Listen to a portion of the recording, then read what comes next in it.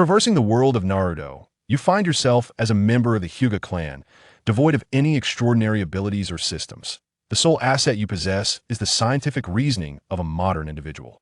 To survive in this dark world of ninjas, and to transform the Byakugan into the Rinnegan, you choose to ally yourself with Orochimaru, another scientist. With the foundation of your prior scientific knowledge, you swiftly become Orochimaru's most vital experimental assistant, acquiring an extensive understanding of genetic technology from him.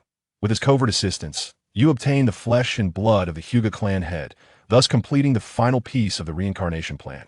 Just before Orochimaru's betrayal, you discreetly create the gene solution necessary to complete the genetic sequence. With the hope of defying fate, you extract the sealed gene fluid from the scroll, stealing your resolve as you inject it into your own body. Almost instantaneously, a scream of agony escapes your lips. A piercing pain envelopes you. As chakra begins to disperse, your body fractures, and your flesh begins to dissolve. Is this the terror of genetic fusion and recombination? Amidst the overwhelming despair, darkness engulfs you, and you lose consciousness. Upon awakening, your first instinct is to assess your body. Although precise data eludes you, you can distinctly sense a transformation within. You rush to a mirror, removing your protective goggles, revealing a pair of ethereal blue eyes, reminiscent of the stars. Such beauty, akin to the vast ocean of stars, captivates you. Just as you lean in for a closer examination, a sudden wave of dizziness sweeps over you, accompanied by a sharp, stabbing pain in your eyes. After what feels like an eternity, the dizziness and pain gradually subside. Steadying yourself against the wall, you realize the necessity of refraining from using your eyes during this adaptation period, even for the simplest observations. Thus, you close your eyes, don your goggles once more, and return to your bed, deep in contemplation. Now, as the Rinnegan evolves, the future remains uncertain. However, in the present, you find yourself weaker than before, and it is not yet time for celebration. You must devise a strategy to endure this challenging adaptation phase. 3 days pass in the blink of an eye. You remain confined to this adaptation period, periodically besieged by dizziness and pain. Yet, this torment is not bitter. Each wave of suffering brings with it a surge of strength.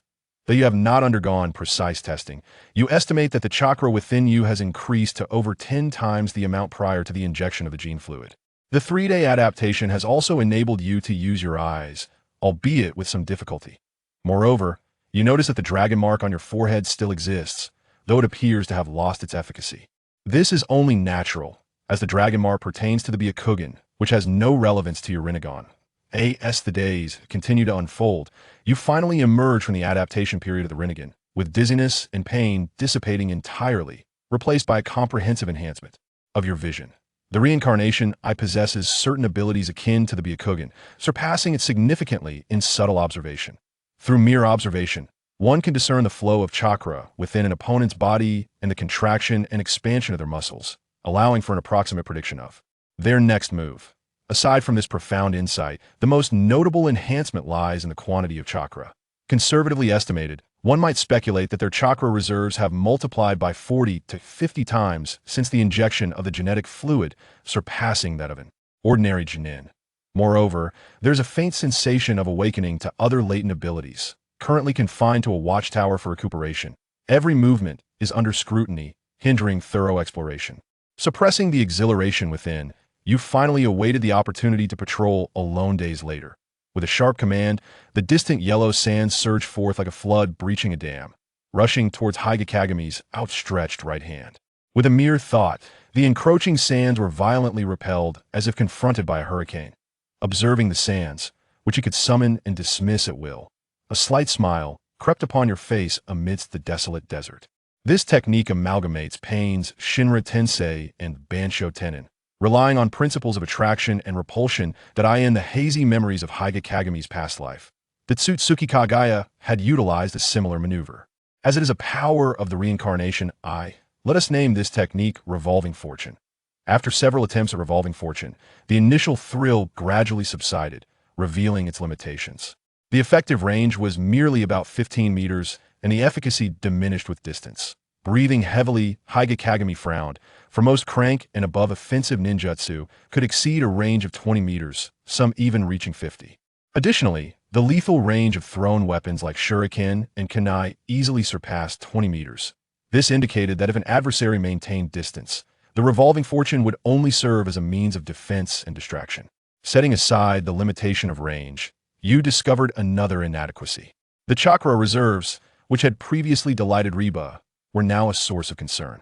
Although the increase by 40 to 50 times had sparked immense excitement, repeated applications of revolving fortune revealed a shocking depletion of chakra.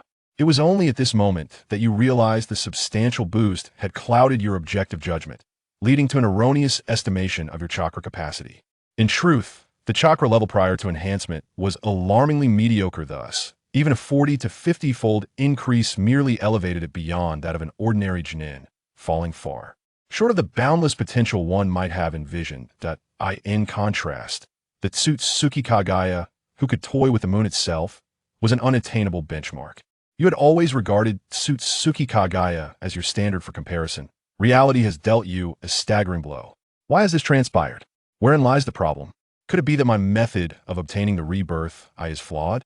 A torrent of questions surged to your mind. After grappling with confusion, anxiety, and even panic for quite some time, you finally regained your composure. Upon shifting your perspective and reflecting, all previous perplexities unraveled effortlessly. In the recollections of your past life. Only Tsutsuki Shurin possessed the Rebirth Eye. Thus, you instinctively believed that by acquiring the Rebirth Eye, you would attain the same prowess as Tsutsuki Shurin. Yet, upon further contemplation, the nature of bloodlines and abilities varies from individual to individual. Among your peers of the Hyuga clan, many surpass you in strength, despite sharing the Byakugan.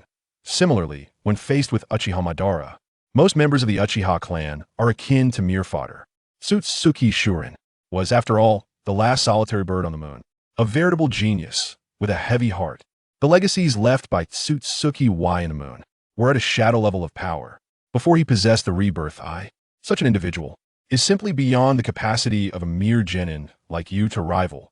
Upon acquiring the Rebirth Eye, it was entirely expected that Tsutsuki Shurin would ascend to a level beyond shadows. For you, who are not even at the same starting line, to believe that you could match Tsutsuki Shurin's extraordinary level solely with a pair of Rebirth Eyes seems rather unrealistic. Having come to this realization, you attempted to recall the techniques Tsutsuki Shurin had employed with the Rebirth Eye, only to discover that indeed you were unable to enter the Rebirth Eye chakra mode, that as for the technique in which Tsutsuki Shurin cleaved the moon, and the all-encompassing truth-seeking orbs. Such matters are even further beyond your reach. Could it be that entering the Rebirth Eye chakra mode requires hand seals? The years spent in this new life have rendered the memories of your past life distant and hazy. Thus, you cannot clearly recall whether Tsutsuki Shurin needed to perform hand seals to enter the Rebirth Eye chakra mode, that if seals are indeed necessary, which seals should one perform? What is the mode of chakra circulation within? In the midst of such perplexity, you have come to experience the awkwardness of lacking a legacy. It is akin to possessing a treasure mountain, yet being unable to access it. Reflecting on figures such as Obito, Nagato, and the fourth Hokage, you realize they have all, in varying degrees, received meticulous guidance from shadow-level powerhouses, inheriting diverse legacies. While you possess none, you are not a person given to self-pity. Having identified the issue, you are resolved to seek a solution. When it comes to the most suitable legacy, it is undoubtedly that of Tsutsuki Y on the moon. However, at present, you have no knowledge of how to reach the moon. Moreover, the presence of Tsutsuki Shurin's lineage there, alongside the colossal Rebirth Eye, which is a fusion of numerous Byakugan guarding it, means that this legacy must be set aside for now. The Suki clan may harbor some secrets, and the aspect of inheritance is indeed worthy of your consideration. Orochimaru's research capabilities, globally, it ranks among the very best. Therefore, to elevate one's strength further, it is imperative to maintain a connection with Orochimaru. However, the nature of this collaboration must undergo a transformation. Remaining merely a spy for Orochimaru, akin to a marionette devoid of autonomy, holds no promise for the future. It is essential to shift one's identity from a subordinate to a collaborator in order to reap the benefits. This, in turn, raises the issue of strength. In the world of ninjas, the weak are unqualified to negotiate with the strong. After thoroughly adjusting your mindset, you began to assess your current combat abilities. In terms of chakra, you undoubtedly reached the level of a Jonin. Coupled with the unparalleled insight of the Rinnegan, as well as the gentle fist and the enigmatic, seamless rotation of techniques that require no hand seals, you believe that, barring unforeseen circumstances, you have a significant chance of defeating a special Jonin. However, when confronted with a true Jonin, the odds are that he would likely meet his demise. Of course, this assessment reflects the present moment that AS experience accumulates, and you further develop the Rinnegan. You are confident that it will not be long before your strength reaches the level of a Jonin, or even an elite Jonin, at which point you would possess the credentials to engage in meaningful dialogue with Orochimaru. After contemplating the future, you returned your thoughts to the present. Currently, you remain embroiled in the village's cleansing plan, and your strength has yet to reach a level where you could contend with the village. Thus, preserving your safety without revealing the Rinnegan is of utmost urgency. Upon returning to the outpost, Mitsui Chuichi summoned you forth, coldly informing you to prepare for a mission tomorrow. The specifics will be discussed en route. Initially, you contemplated refusal, but after a moment's deliberation, you ultimately nodded in agreement. You understood that due to your illness, you had already evaded one round of the cleansing. Now that you had recovered, evasion was no longer an option. The following day, fully armed, Hyuga Kagami and Mitsui Chuichi set out. During the journey, Mitsui Chuichi briefly outlined the mission: to provide support to a Konoha spy embedded in Sunagakure and to collect intelligence obtained by the spy. Upon hearing the mission details, you were 100% certain that this task was a trap set for you. Yet, your expression remained unchanged as you pondered silently what role Mitsui Chuichi would play. Would he merely lead you into an ambush, or would he also participate in the assault against you?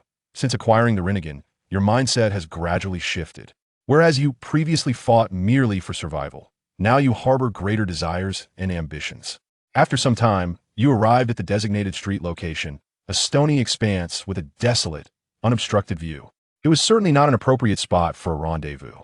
In the distance stood a solitary figure, somewhat blurred by the swirling sands. You focused intently and immediately discerned that this individual contained a vast reservoir of chakra, far exceeding the level of a Chunin. Additionally, you noticed that several lifeless bodies lay scattered nearby, appearing to have met violent ends. This eerie scene instilled a sense of peril within you. You immediately halted your steps and solemnly addressed the captain, sensing an unsettling disquiet. Mitsui Chuichi also furrowed his brow tightly, clearly perceiving that the current situation diverged from his expectations. Yet, lacking your acute insight, he was unable to discern the strength of the stranger through the swirling sands, nor could he observe the few corpses barely visible beneath the dunes of the stranger's feet. After a moment of hesitation, Mitsui Chuichi commanded, "Let us proceed," asked the captain. His order was absolute, and you had no choice but to follow him slowly toward the enigmatic figure. Moments later, the two of you stood face to face with the stranger, who was enveloped in a brownish-gray cloak, his face obscured by a cloth mask that revealed only his piercing, bright eyes. However, the gaze emanating from those eyes was profoundly unsettling, reminiscent of a predator fixating on its prey. I could see that moment. Mitsui Chuichi noticed the bodies dressed in the garb of the sand shadow lying near the stranger, and his expression darkened. "Who on earth are you?" he demanded. The stranger slowly pulled back his hood and removed the mask, tilting his head with a mocking expression as he replied, "Ah, so it is you that they have been waiting for." The name Sasori of the Red Sand escaped from your lips in unison with Mitsui Chuichi's astonished exclamation. The identity of the individual was not unfamiliar to the two of you, having recently emerged from the ravages of war. Sasori, a genius puppeteer and one of the most formidable ninjas among the ranks of the Sand Shadow, had vanished alongside the third Kazekage, only to be labeled as in rank rogue ninja. He had frequently appeared on battlefields, collecting the corpses of fallen ninjas, and had recorded multiple kills of elite Jonin. His strength was such that the Sand Village had once abandoned the pursuit of him, rendering him a troublesome entity that none of the 5 great ninja villages wished to provoke. With a playful smile, Sasori remarked, "Have you recognized me? Very well, Leaf Ninjas. Since we have crossed paths, do indulge me by testing this newly crafted masterpiece." With that, he produced a scroll inscribed with the number 3. In a puff of white smoke, a colossal puppet materialized before you and Mitsui Chuichi. Gazing at the swirling black iron sand encircling the puppet, a trembling Mitsui Chuichi stammered, "This is the magnetic shield of the third Kazekage." You two were taken aback, not by the existence of the Kazakage's puppet, but by the realization that you had encountered a being of Sasori's caliber in this forsaken place. It was challenging to accurately gauge Sasori's current strength, but it was evident that he was an adversary far beyond the elite Jonin level, one you could not hope to confront. Thus, upon laying eyes on him, a singular thought consumed your mind. How to preserve your life. The Kazakage's puppet began to rise slowly. Sasori chuckled. This is my most satisfactory creation to date. Leaf ninjas, do take the time to appreciate my artistry. No sooner had he finished speaking than the iron sand surrounding the puppet transformed into a storm of fine needles, raining down upon you and Mitsui Chuichi. As Mitsui Chuichi retreated in haste, with both hands clutching 3 explosive tags, the bitter anguish was directed towards a sky filled with iron needles. Behind you, you swiftly took refuge behind the back of Mitsui Chuichi, who was also retreating hastily. The thunderous explosions of 6 explosive tags stirred up a thick cloud of smoke upon the Gobi Desert. The tags barely obstructed the rain of iron needles. Mitsui Chuichi cast a cold glance your way, then, without uttering a word, made a silent escape towards the outpost, abandoning you without a farewell. It was evident that Mitsui Chuichi had torn the veil of pretense, revealing his animosity towards you. Naturally, you no longer held back, fleeing in the opposite direction. Observing the two of them retreating after a brief resistance, Xie smiled as he leaped onto the back of the third Wind Shadow's puppet. Subsequently, the puppet, utilizing his magnetic shield, transformed the swirling iron sand into 2 colossal iron sand wings, soaring in the direction where Mitsui Chuichi had fled. It was clear that Xie was prioritizing this squad leader as his target. With a fleeting glance, the corner of his eye caught the blood of those flying with the third Wind Shadow's puppet, causing Hatake to feel a heavy weight in his heart. Within the ninja world, the ability to fly is an immense advantage on the battlefield. Encountering a flying ninja often leads to a severely disadvantaged position. Given the current circumstances, you, running on the ground, could not possibly match the speed of one soaring through the skies. Suppressing the chaotic thoughts, you calmly observed Xie's movements while secretly analyzing your predicament. You realized that Xie would not let you escape unscathed, knowing the secret of the third Wind Shadow being transformed into a puppet to avoid complications. Xie would certainly not spare anyone aware of the secret. In other words, the moment Xie revealed the third Wind Shadow's puppet, both Mitsui Chuichi and yourself had already been marked for elimination. The nearest outpost was nearly 2.5 hours away, and even upon reaching it, the ninjas there would not withstand an enemy of such caliber as Xie. You could not merely focus on fleeing. A strategy to repel Xie was imperative. As you pondered your countermeasures, you suddenly noticed Mitsui Chuichi, who was also fleeing at great speed, abruptly collapsing to the ground. What was happening? Slightly taken aback, you quickly realized that the iron needles were poisoned. Although Mitsui Chuichi had successfully blocked a significant number of needles with his explosive tags, a few had slipped through the blasts, grazing his arm. Since the vital points were untouched, neither of you had paid it much heed. However, witnessing Mitsui Chuichi suddenly fall, you quickly understood the gravity of the situation.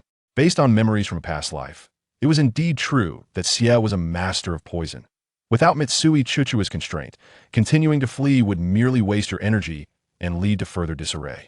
Thus, you decisively halted your steps, approached, and delivered a fatal blow to the poisoned and incapacitated Mitsui Chuichi. Calmly, Xie sauntered over to you, a mocking smile gracing his lips as he said, "Have you given up on escaping?" You gazed intently at Xie. "I have long been intrigued by your motives for defection. Given your strength and status, one would think that even aspiring to become the Wind Shadow would not be entirely out of reach for you. Your calm demeanor surprises me." Scorpion scrutinized you with a discerning gaze and remarked that there was no need to delay. No one could rescue you. As you approached Scorpion, you spoke to yourself, pondering how even the revered third Wind Shadow, known for his unmatched prowess, fell victim to your schemes. How could the mere village of sand be of any concern to you? Scorpion remained silent, his eyes narrowing slightly, a glint of amusement illuminating his expression. He was genuinely curious about the intentions of the individual drawing closer to him. Take a distance of 19 meters, then 17, and finally 14, you maintained an exterior of calmness while your heart raced with anxiety.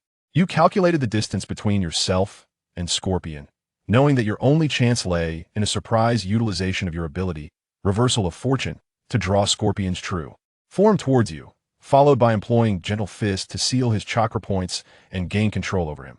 However, the effective range of Reversal of Fortune was limited to approximately 15 meters. necessitating that you close the gap as much as possible. As you neared within about 11 meters, you gradually raise your hands. The third wind shadow puppet, connected by shimmering azure chakra threads, swiftly levitated into the air, while the iron sand surrounding it transformed into iron spears.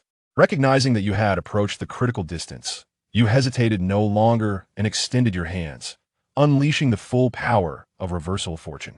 At the very moment you lifted your hands, Scorpion, seasoned by countless battles, curled the corner of his mouth into a mocking smile. He simultaneously maneuvered the third wind shadow puppet to shield his front while retreating. To Scorpion, your actions were merely indicative of an impending self-destructive jutsu, a scenario he had encountered numerous times before with little consequence. He was fully aware of the defensive capabilities of the third wind shadow puppet, and even a basic jutsu would struggle to penetrate the iron sand's magnetic defense. Therefore, those who attempted to perish alongside him had ultimately become mere statistics in his illustrious record. However, the corners of his mouth, which had not yet fully curled, suddenly became rigid. Accompanied by a tremendous howling sound, the third wind shadow puppet that stood before him was forcefully drawn away by an overwhelming suction, so powerful that it instantaneously severed the chakra thread connecting it to Scorpion's hand.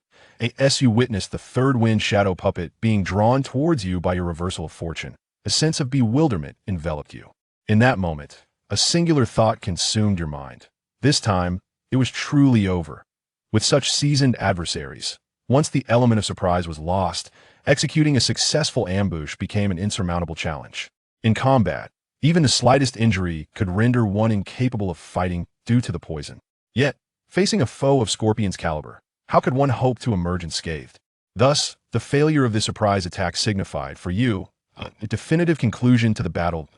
In the blink of an eye, the third wind shadow puppet, now drawn towards you by reversal of fortune, was seized by your grip around its neck, as control over the magnetic shield slipped away.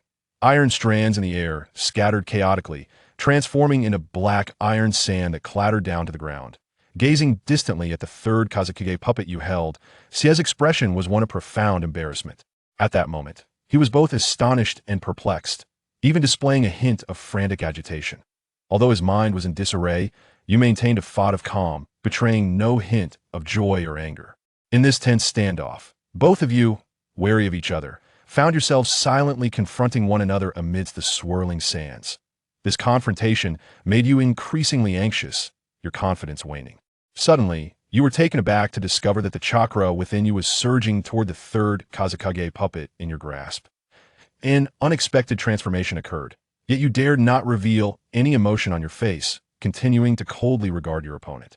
As more and more chakra flowed into the puppet, your courage diminished. The thought of having finally acquired the Rebirth Eye only to lose your life at the very first juncture filled your heart with bitterness and reluctance.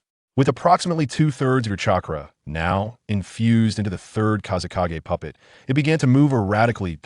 As the puppet twitched, the iron sand previously scattered around it began to levitate. Scorpion, witnessing this, was taken aback and exclaimed, "Damn it! You can manipulate puppets. Who are you, and why are you meeting here with the assassination squad from the village?" The members of Sunegaku's assassination squad, overhearing Scorpion's inquiry, felt a chill run down their spines. The corpses that had previously fallen near Scorpion were indeed members of the Sunegaku assassination team, which unequivocally indicated their involvement in Konoha's purging actions. This also suggested that the upper echelons of the village had tacitly approved of this cleansing. Suppressing the resentment boiling within, you redirected your focus back to the immediate situation. After the initial confusion, you now understood why the third Kazekage puppet had been activated so suddenly. Drawing from vague memories of a past life, you recalled that the Rebirth Eye, much like the Rinnegan, possessed a significant ability, the manipulation of puppets. The Rinnegan controlled puppets through black rods wielded by Pain, while the Rebirth Eye's method involved infusing chakra into the puppets. Once a sufficient amount of chakra was injected, it could even awaken the puppet's soul, granting it a degree of intelligence and autonomy. In your recollection, Otsutsuki Kinshiki had effortlessly defeated the near-shadow-level Hyuga clan leader, Hyuga Hizashi, employing a puppet without ever revealing his true form, before brazenly abducting Hinata Hanabi from the village. Realizing this, you focused your thoughts without the need for chakra threads to manipulate. The third Kazekage puppet began to float gracefully before you, positioning itself defensively while assuming an aggressive stance towards Scorpion. That moment, Hyuga Kagami spoke calmly. I have no interest in eliminating the rogue ninjas of Sunagakure. It is unnecessary for us to continue this fight. Scorpion, with a grim expression, retorted, you believe I would let you off after you have taken my beloved collection. Even when confronted by a scorpion, it reveals an unprecedented display before you.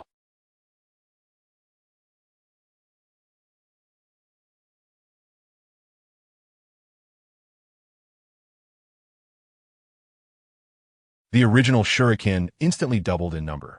The Chunin, caught off guard, thought he could handle a few shuriken, but with more than a dozen, he was at a loss. The shadow clone used the substitution technique to swap positions with the other person. The Chunin could only watch helplessly as the clone was blown up. Mastering the shadow clone technique, truly a genius. The observing ninjas and the old man praised, knowing that many ninjas had not mastered this ninjutsu. After using the ninjutsu, Kakashi's body became unstable and he knelt on the ground, and the Chunin saw his opportunity. You lost. A voice rang in Kakashi's ear, a kunai pressed against his neck. What a pity, there is still one round left. You almost succeeded. Really? As soon as the words fell, Kakashi transformed into a puff of white smoke and disappeared. Substitution technique. When did that happen? The sudden change on the field surprised everyone present, as they hadn't noticed when Kakashi used the substitution technique. Where would the real body be? The Chunin looked around, searching for Kakashi's trace. Earth-style decapitation technique. Hearing Kakashi's voice coming from below, the Chunin already knew what Kakashi was about to do, but it was too late. His foot was grabbed by Kakashi, and a tremendous force pulled him down. By the time he realized it, only his head was left above ground. You lost. This time, it was Kakashi's kunai pressing against the opponent. The Chunin smiled bitterly. He lost, and he lost convincingly. Kakashi won, passing the assessment. As Asakawa announced the results, the entire school was filled with cheers. Congratulations, Kakashi. Rin stepped forward to congratulate Kakashi. Thank you. Kakashi replied coldly. Don't get too proud. I'll surpass you soon. Obito pointed at Kakashi and said loudly, you don't even know if you can graduate. Last place. Kakashi mocked, his talent fully displayed. Damn it.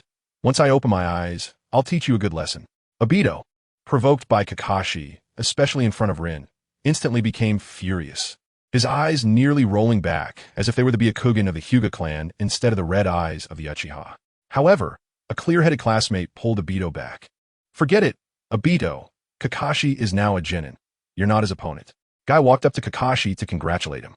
Congratulations, Kakashi. I'll definitely catch up to you. Then good luck. Kakashi had an indescribable feeling towards this boy, who was viewed differently by both his father and brother. As if what the other said would surely come true. Everyone quiet down. Everyone quiet down. Teacher Asakawa's voice rang out again. The graduation assessment is not over yet. There's still one application for early graduation. What? There is someone else. The venue erupted in an uproar. In this cohort, there was only Kakashi, this genius. And yet someone was applying for early graduation, leaving everyone puzzled. Who is this person, teacher? Obito asked loudly, voicing the curiosity of everyone present, thinking that having someone graduate early could dampen Kakashi's spirit. Kiki Kero, the next assessment target. As soon as this was said, some looked confused while others immediately turned their gaze towards Kero. The confusion was because they hadn't heard of the name Kero in school. After all, he had only attended for a week before taking a half-year leave. Those looking at Kero were all classmates, who knew because of Kakashi that his brother had been ill and taking leave. Not only was Kakashi stunned, but Kero was also bewildered. Is it me? Kero pointed at himself and asked. Chapter 8. Kuroti's opponent. Yes, your graduation application was submitted by Lord Shoma. Asakawa provided an answer to Kuroti's doubts. His father replied, but he had never mentioned it to him. Kuroti felt puzzled. His father would usually discuss matters concerning him. Yet this time, there was no prior communication. Of course. You can refuse, Asakawa said. Since it's my father's decision, I'll participate. It's not bad to become a genin with Kakashi. If his father wanted him to become a genin, then he would become one. After all, his father wouldn't harm him. Kuroti appeared indifferent, as if becoming a genin was an easy task. Hey, Kuroti, think it through. This isn't a simple matter, Asuma warned. With a Hokage for a father. Asuma understood the unusual strength of the Hatake clan's leader, but he was also worried that Kuroti might underestimate his opponent. Kuroti, are you participating in the graduation assessment too? That's awesome. I'm sure big brother Kuroti can become a genin, Mato Guy exclaimed excitedly, expressing his confidence in Kuroti. There was no particular reason. It was just that Kuroti was the first person to acknowledge him besides his father. Damn it, Kuroti is also taking the assessment, Obito thought. He knew very well how strong the man before him was, having been knocked down by him with a single punch. After half a year, he must be even stronger. Don't worry, it'll be over soon, Kuroti said confidently to Asuma. Kakashi didn't say much. Among those present, he understood Kuroti's strength the best. With that, Kuroti stepped into the center of the training ground. Your assessment is the same as Kakashi's. You need to withstand 10 strikes from a Chunin to pass. Understood? Understood, Kuroti replied. As your homeroom teacher, I'd like to remind you that your opponent is not ordinary. Oh, really? Kuroti became interested. If the opponent was the same as Kakashi's, it would be too boring. Let us start quickly. Teacher, it's almost noon, and I don't want to miss lunch. Asakawa never expected his student to be so bold. All right. Just then, a figure slowly walked in front of Kuroti, and surprised voices filled the air upon the opponent's appearance. Although the students didn't recognize the name of this Chunin, everyone recognized the Uchiha clan symbol behind him. Konoha's current top clan. Obito, is this someone from your family? Do you know him? Asuma nudged Obito beside him and asked. I don't know him. There were many ninjas from the Uchiha clan. Unless they were famous Jonin or elders, Obito wouldn't recognize them. Wow, it's actually Uchiha. I'm really lucky, Kuroti said. Standing beside him, Asakawa sensed no hint of tension in Kuroti's words. Instead, there was a strong confidence. What exactly does this student of his rely on? Asakawa was puzzled. Give up.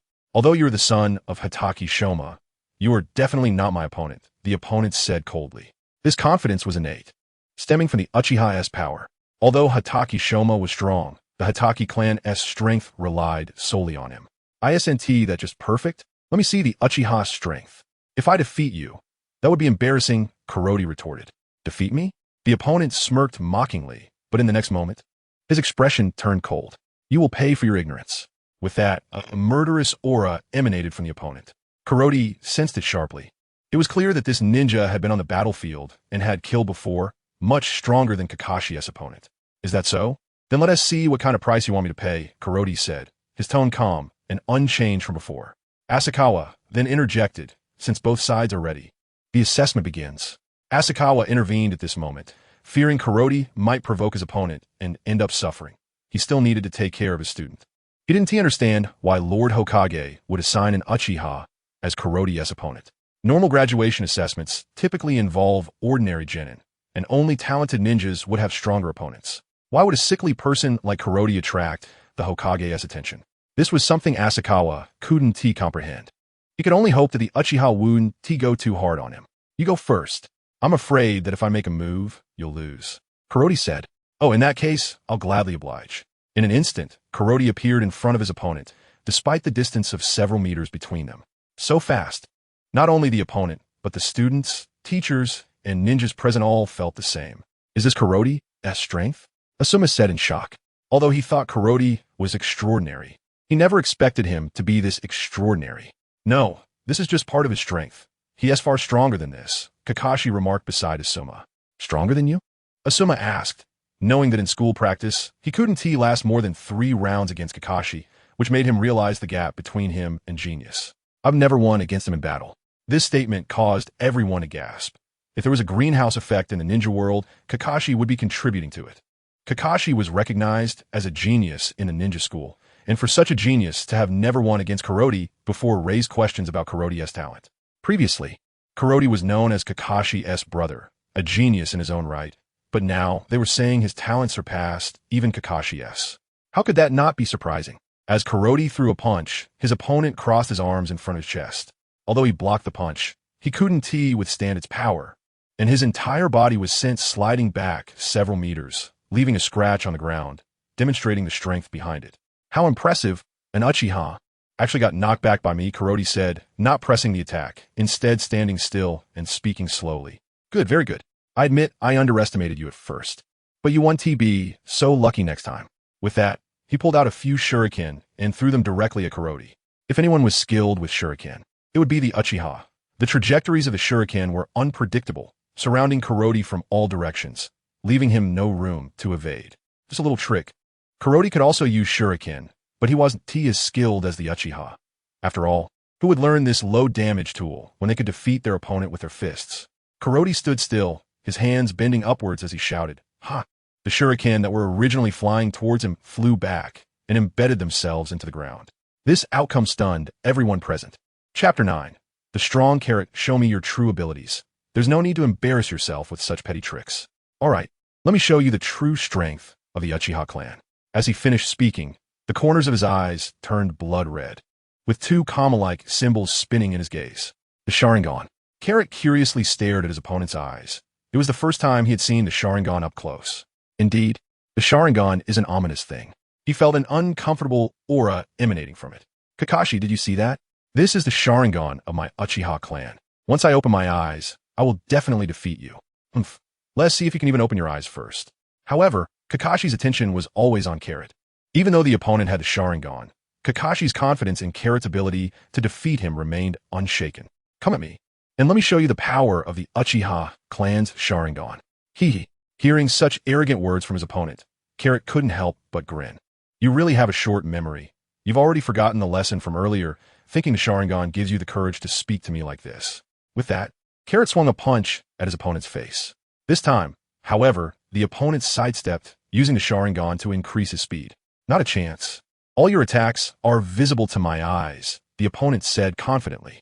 Well, your speed has increased a bit. That is somewhat troublesome. Carrot seemed to acknowledge his opponent's words, nodding his head. As long as I can make an attack faster than your reaction speed, then you won't be able to see it coming, right?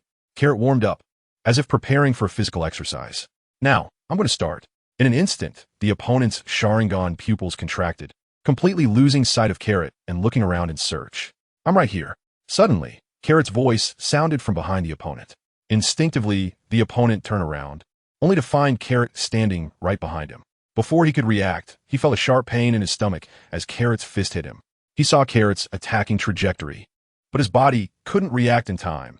Even if his eyes saw it, there was no way to evade. If I had wanted to kill you just now, you would already be dead. Is this what you call the powerful Uchiha?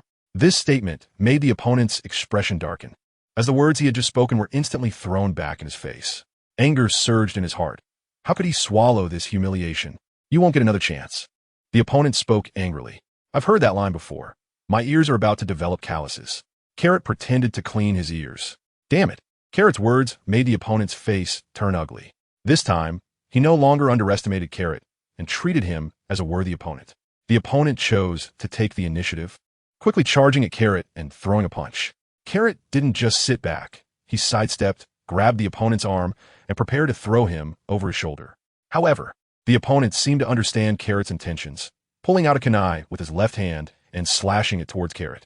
Seeing this, Carrot had no choice but to release his grip and jump back a few steps.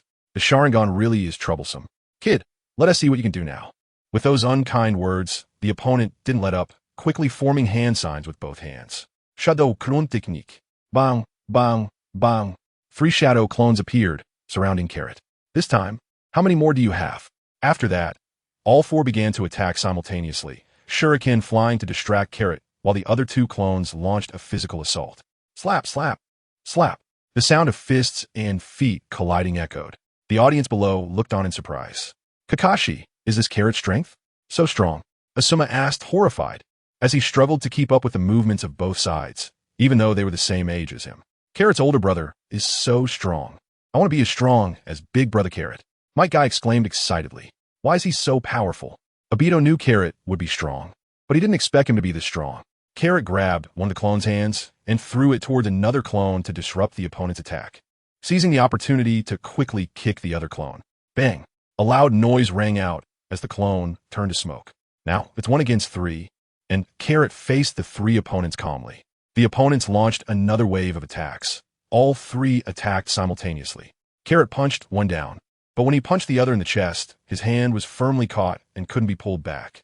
The clone that fell to the ground used the body replacement technique to switch places with the original, and the original thrust a kunai upwards.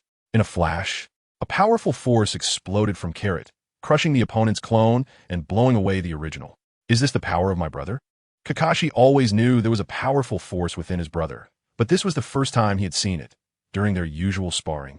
Kakashi had already lost before Carrot even used it. Standing still, Carrot looked at the hole in the opponent's clothing and sighed. No wonder it's the Uchiha. Their offensive methods are endless. What other power are you hiding, Carrot? The opponent thought to himself, harboring such strength, yet remaining inconspicuous. What an exciting duel. I never expected the quiet Carrot to be this strong. In my coaching career, I've been able to train such a genius. Akatsuki was very pleased. Carrot's talent far exceeded that of his brother Kakashi, which was something Akatsuki had not anticipated. Both sides returned to their previous standoff. I can't believe you're only 5 years old. The opponent spoke the words that were on everyone's mind. The strength Carrot displayed was completely unlike that of an average 5-year-old. Thank you for the compliment, Carrot said with a smile, as if it were a matter of course. You're strong too, Uchiha. But you still won't pass this test. Shadow clone technique. With that, the opponent formed hand signs. Bang! The shadow clones charged at Carrot, while the remaining 2 blocked the original, obscuring Carrot's view as the original quickly formed more hand signs. Fire release. Great fireball technique. The Uchiha clan's signature ninjutsu. Seeing this, everyone present showed a look of disbelief. Not good, get out of the way. Akatsuki shouted anxiously. Carrot and the opponent's shadow clones were simultaneously engulfed by the massive fireball. No one expected the opponent to be so ruthless, even destroying his own shadow clones in the process. Chapter 10. Carrot's strength. Kakashi, with wide eyes and clenched fists, was unable to accept the reality before him. You're going too far, Uchiha brat, he said, his veins bulging. Akikawa, the referee, angrily stated that it was his dereliction of duty for not being able to protect the safety of the contestants. He didn't know if Carrot could withstand the fireball. Even if he could, it would cause severe burns. Accidents in battles are inevitable, and you should know that well. The opponent didn't care at all and retorted directly to Akikawa. You're making me very angry, Uchiha. My clothes almost got ruined because of you. The smoke and damage from Dragon Ball made its first appearance in the Naruto world, accompanied by Carrot's fury. Just then, the flames dissipated and Carrot's figure appeared before everyone. Carrot, are you okay? Akikawa asked with concern upon seeing Carrot unharmed, as this student had given him too many surprises. Teacher, please continue with the assessment. It's not over yet, Carrot said flatly, suppressing himself like the calm before a volcanic eruption. You've endured 10 moves. You've passed the assessment. Akikawa didn't want Carrot to duel with the dangerous Uchiha any longer. It was too dangerous. Can I apply to continue the assessment? Carrot asked. What do you want to do? You should know when to stop. I just haven't had enough of a fight. I want to vent.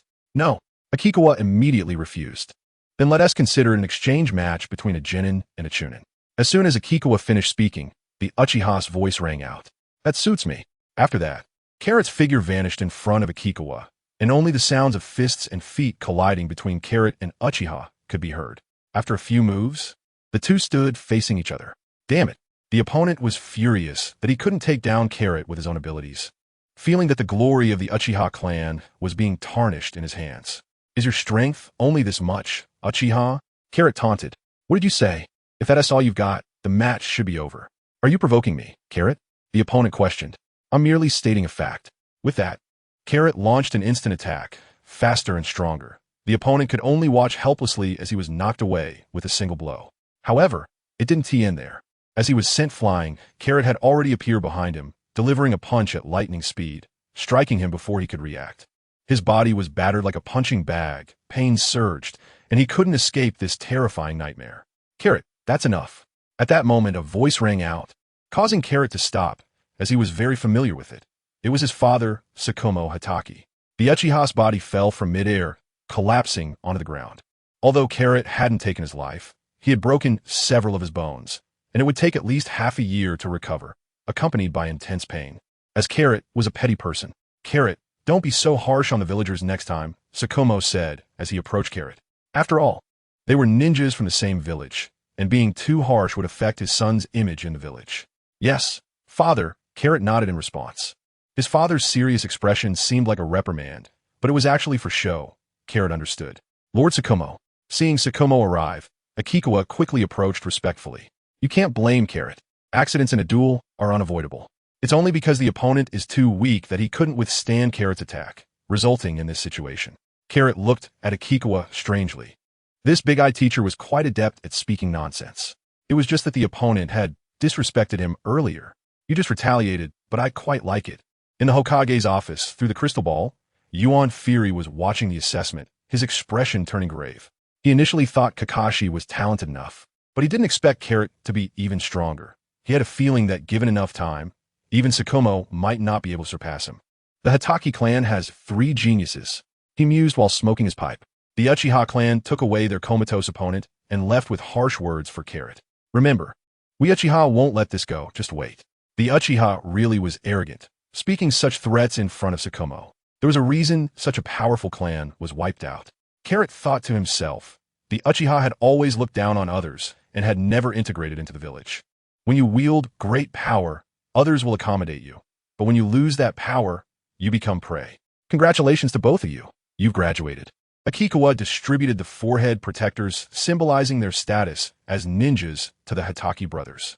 I hope you become ninjas like Lord Sakumo and protect the village. Akikawa's words were filled with deep expectations for the 2 brothers. Don't you want to thank the teacher for your guidance? Sakumo patted the brothers on the back, saying that the Hatake family had good upbringing. No need, no need. Their achievements today are all due to their own efforts. I haven't taught them anything. This was also Akikawa speaking honestly. Facing such talented brothers, he didn't need to teach them anything. They could grow on their own without any sense of achievement as a teacher. Kakashi, just wait for me. I will defeat you once I become a Jonin. Just as they were leaving, Obito called out to Kakashi and the others. Talk to me again when you become a Jonin, loser. Kakashi replied coldly. Damn it, brother Carrot. I want to let you down. I will definitely become a ninja. My guy said behind Carrot. You can definitely do it, guy. You're stronger than you think. Carrot responded, his voice making people believe it without a doubt. Upon hearing Carrot's reply, my guy felt he had found his direction to move forward, and the future looked bright. Other classmates were inspired, and in this generally precocious world, they worked even harder to train, thinking, if the Hatake brothers can do it, why can't I? A wave of training frenzy swept through the ninja school. Back at home, the 3 male members of the Hatake family sat together. Tomorrow, you 2 will be assigned to a Jonin and start carrying out missions. Are we a team, father? Kakashi asked. Not exactly. Initially, I considered having you both in one team, but upon further thought, I believe it's better to separate you. I think so too, Kakashi nodded. He really didn't want to be on the same team as Carrot. Although Carrot was strong, making missions easier, it wasn't pleasant to have a mountain stronger than himself looming over him. How unfair. My younger brother doesn't want to be on a team with his older brother. Isn't the Naruto world supposed to favor older brothers? Did I wear fake Naruto? Suddenly, Sakumo said, Carrot, come out with me. I want to see your true strength. He had been observing Carrot's battle with the Uchiha and couldn't gauge Carrot's strength, so he had to investigate personally. Chapter 11, Karo vs. Kakashi in the training ground of the Hatake family. Karo and Kakashi stand facing each other. Now you can use all your abilities. I've set up a barrier around the training ground, so no one can spy on us. Okay, father. With that, Karo takes off his shirt and throws his black undershirt onto the ground. With a bang, dust rises. Kakashi is very surprised and walks over to pick up the clothes. When he lifts them, the weight is beyond his expectations. Bro, do you wear clothes like this every day? Yeah, I'm still not quite used to it now. Karo said while moving his shoulders. It turns out I underestimated my brother's strength. Kakashi thought, go for it. Carrot, once I make my move, you won't have a chance. This isn't Kakashi's arrogance, but rather an unimaginable confidence in himself. Then I must offend you, father.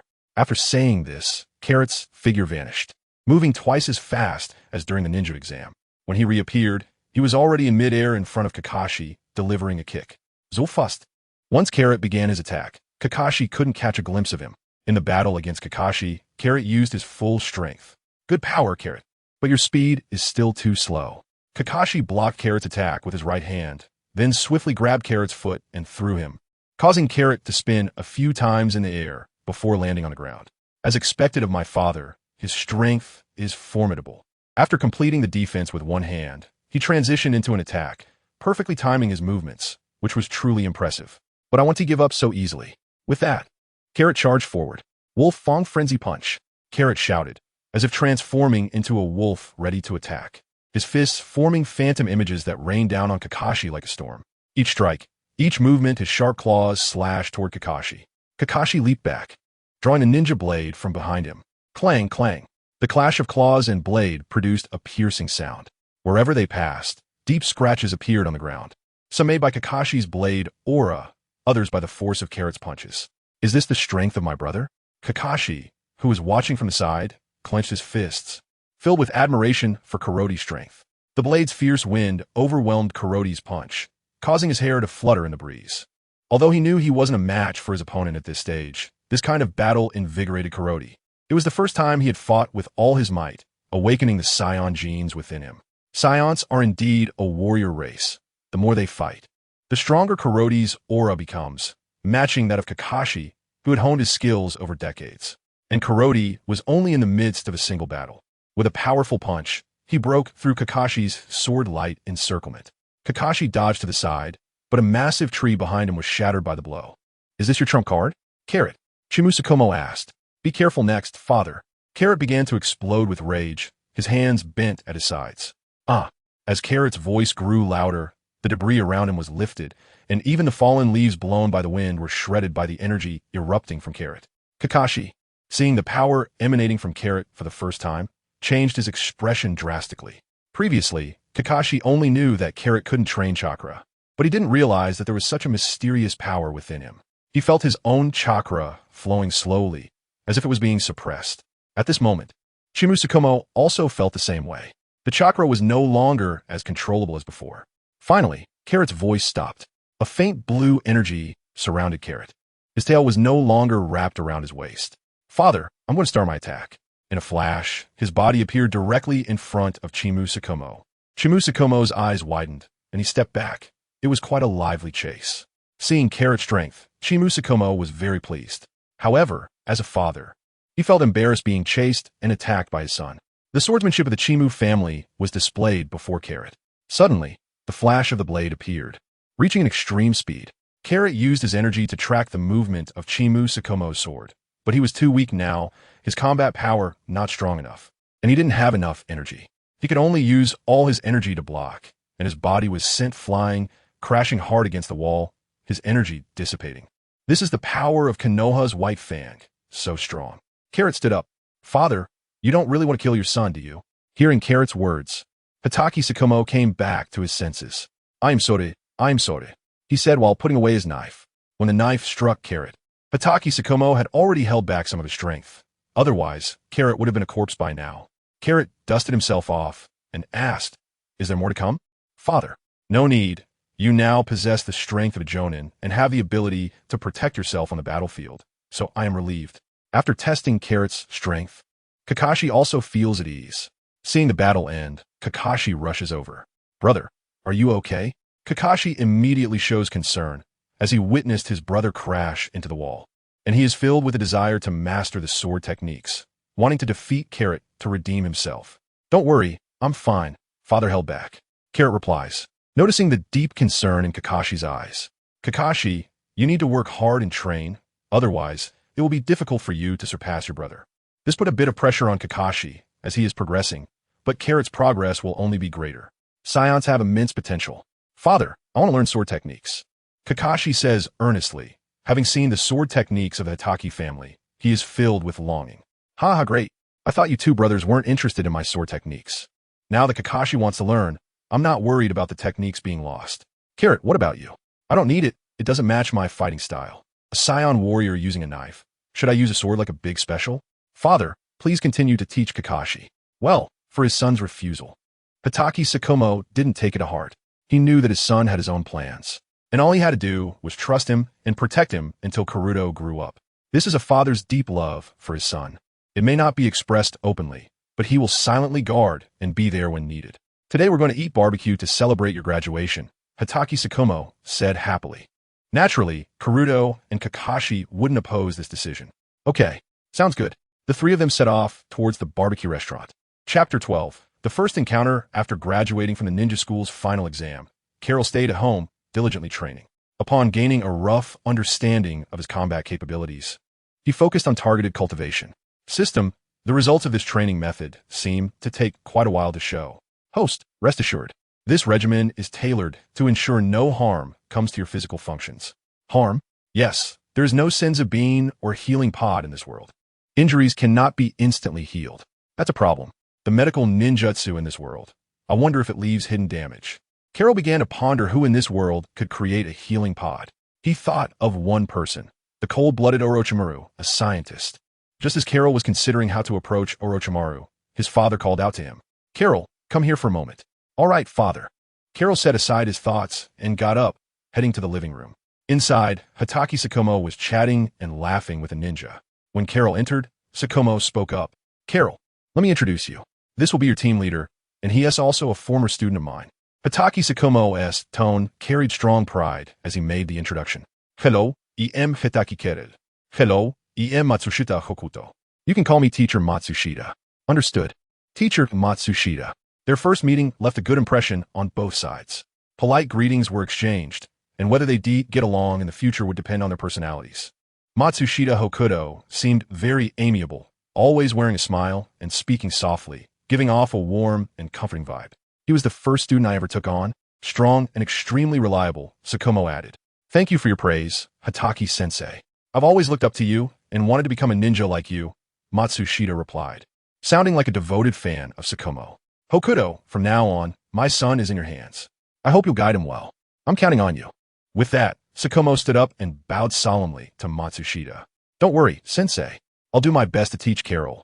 Matsushita replied earnestly, making a promise to his teacher as a parent. Thank you. After that, their conversation shifted to reminiscing about the old days as ninjas. Well, if there's nothing else, I'll take my leave now, sensei. All right, Carol, tomorrow at 8 a.m. We'll meet at the Hokage building to receive your first ninja mission and introduce you to the other two members of our team. Yes, Hokuto-sensei. With that, Matsushita left, leaving only the Hatake father and son behind. Carol, no matter what happens outside, make sure to protect yourself. It's fine if you can't complete the mission, just survive. Sakumo's words went against the ninja code, but they were the deep love of a father for his son, even if it meant betraying his own ninja way. And Sakumo didn't just say this to his son. He said the same to his students. No wonder, in the original story, he abandoned a mission he could have completed to save his comrades, only to end up taking his own life. But in this life with me here, I want to let that happen. I understand, father. The next morning, after finishing his training, Carol stood in front of a mirror, wearing his turtle shell training GI and examining his appearance. He fiddled with his forehead protector, switching between wearing it on his head and tying it around his arm, fulfilling a childhood dream. Before Carol could indulge in the moment any longer, Sakumo dragged him to the Hokage building, where they saw Matsushita Hokuto and two kids standing beside him. Carol, I didn't expect you to be late for our first meeting, Matsushita said sternly, his usual smile gone. Sorry. I got lost on the path of life. Carol blurted out Kakashi's classic excuse for being late. Since Kakashi hadn't developed that habit yet, Carol could claim it as his own original line. He delivered the excuse without a hint of embarrassment. The three people across from him clearly didn't buy it, silently labeling him as unreliable. All right, just this once. Don't let it happen again, Matsushita said, stepping in to smooth things over. After all, the White Fang of Konoha was still standing right there. I have no choice but to believe it. Let me introduce you to our two teammates. This is Hinata Sanada. Hi, nice to meet you. Carlot greeted warmly, very much at ease. Just a little brat like this actually got to join our team? DLL only hold us back. The Hinata clan, His abilities are quite impressive. Being able to glare at people with those white eyes every day without getting beaten up, that's a skill in itself. This is Mawako. You two should get along well. So, you must be Kakarote. I've heard of your name. Like Kakashi, you graduated from the Ninja Academy at the age of 5. Now, people at the school call you and your brother the Hatake twins. Oh, really? So I'm actually quite famous, huh? It's all thanks to everyone's kindness. Carol happily accepted the compliment. After all, it was the truth, so why be shy about it? He was never one to shy away from praise. Looking forward to working with you in the future, he said. Who knows?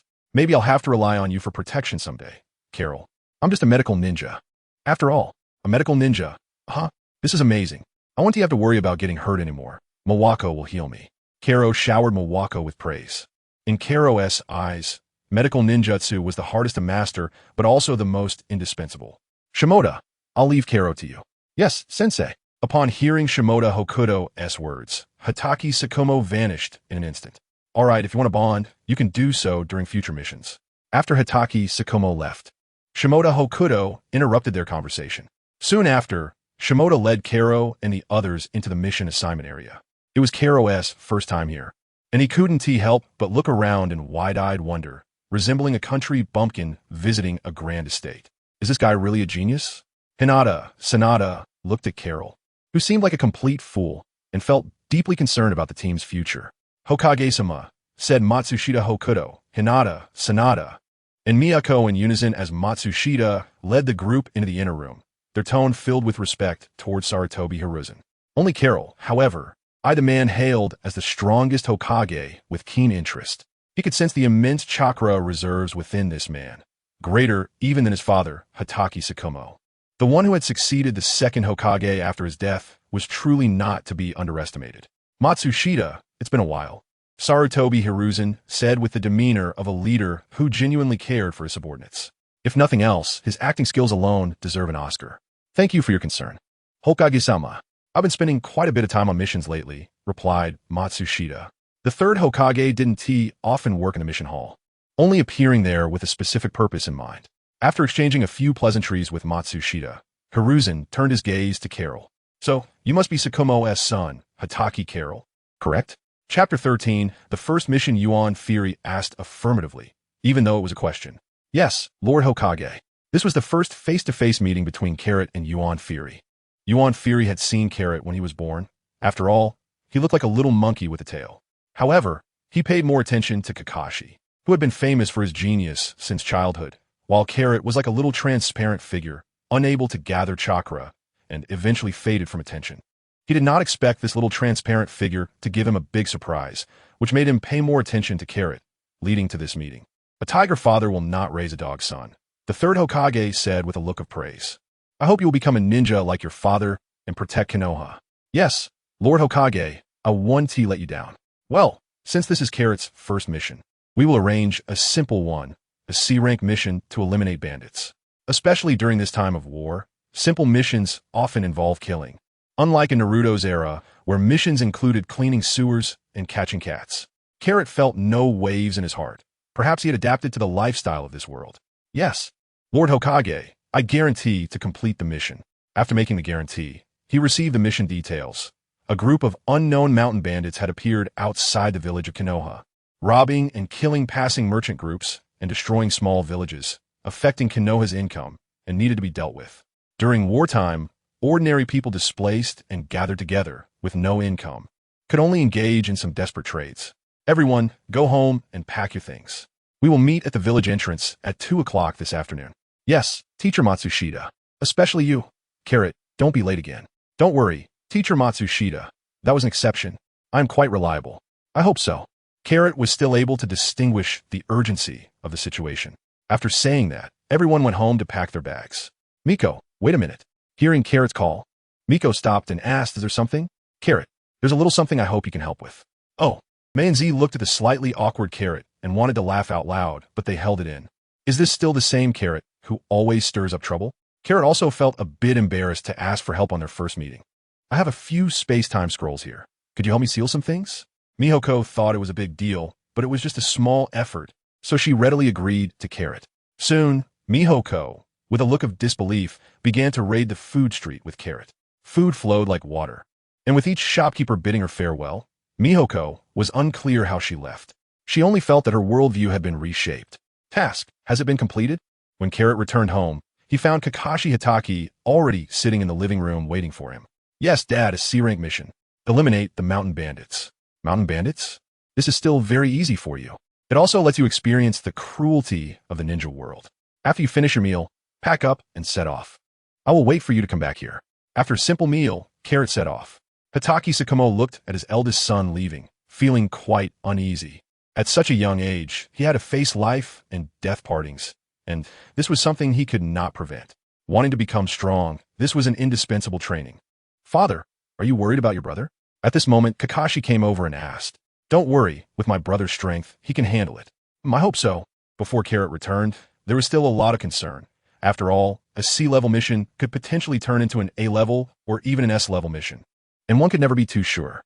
At 2 o'clock in the afternoon, Carrot arrived at the meeting point on time, without being late, which relieved Matsushita. As Matsushita gave the order, the 3 members of the team exited the gate and dashed into the forest. During the journey, Carrot curiously observed how the 3 were making their way, leaning forward with hands stretched back, maintaining such speed that even Newton wouldn't intervene. The other 3 were also watching Carrot, noting the different attire, such as changing the color of the martial arts uniform to green. Despite not being invincible yet, Carrot remained cautious. Especially noteworthy was Carrot's running style, which was the same as the normal running method in our world, surprisingly keeping up with the group's speed. Throughout the journey, Matsushita kept an eye on Carrot's condition, noticing that Carrot could match his speed, even as he continued to accelerate. No wonder he is the son of teacher Kiki, Matsushita thought to himself.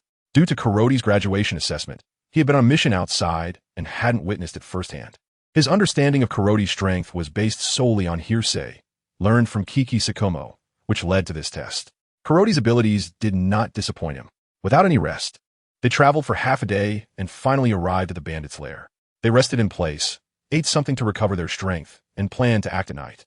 Matsushita ordered, "Everyone, rest here." Kuroti went to Miyako's side and handed her a scroll. "Sorry for the trouble, Miyako." Miyako then activated the scroll, forming hand seals and shouting, "Release." Boom!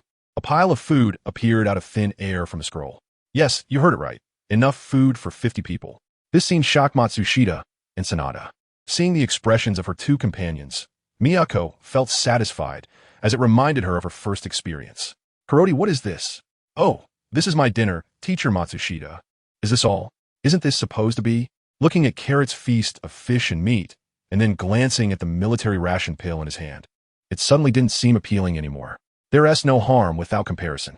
Carrot picked up a portion and gave it to Miwako, another to Matsushita, and then got up to bring a portion to Hinata. Hinata didn't expect Carrot to give him a portion, especially since he had scolded Carrot when he first joined. Hinata accepted it and said, "Thank you." After all, no one can resist the temptation of delicious food.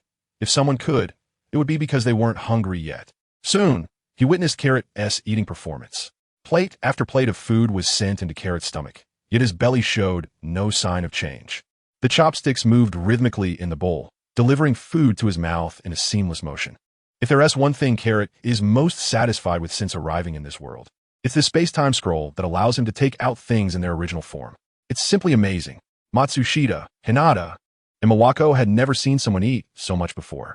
Before long, Carrot finished all the food on the ground, patted his belly, and said, "I'm about 70% full. That's enough. I'll save room for a midnight snack." Upon hearing Carrot's words, the three companions simultaneously thought of one term: glutton. Chapter 14. Successfully completed. All right, let's get started.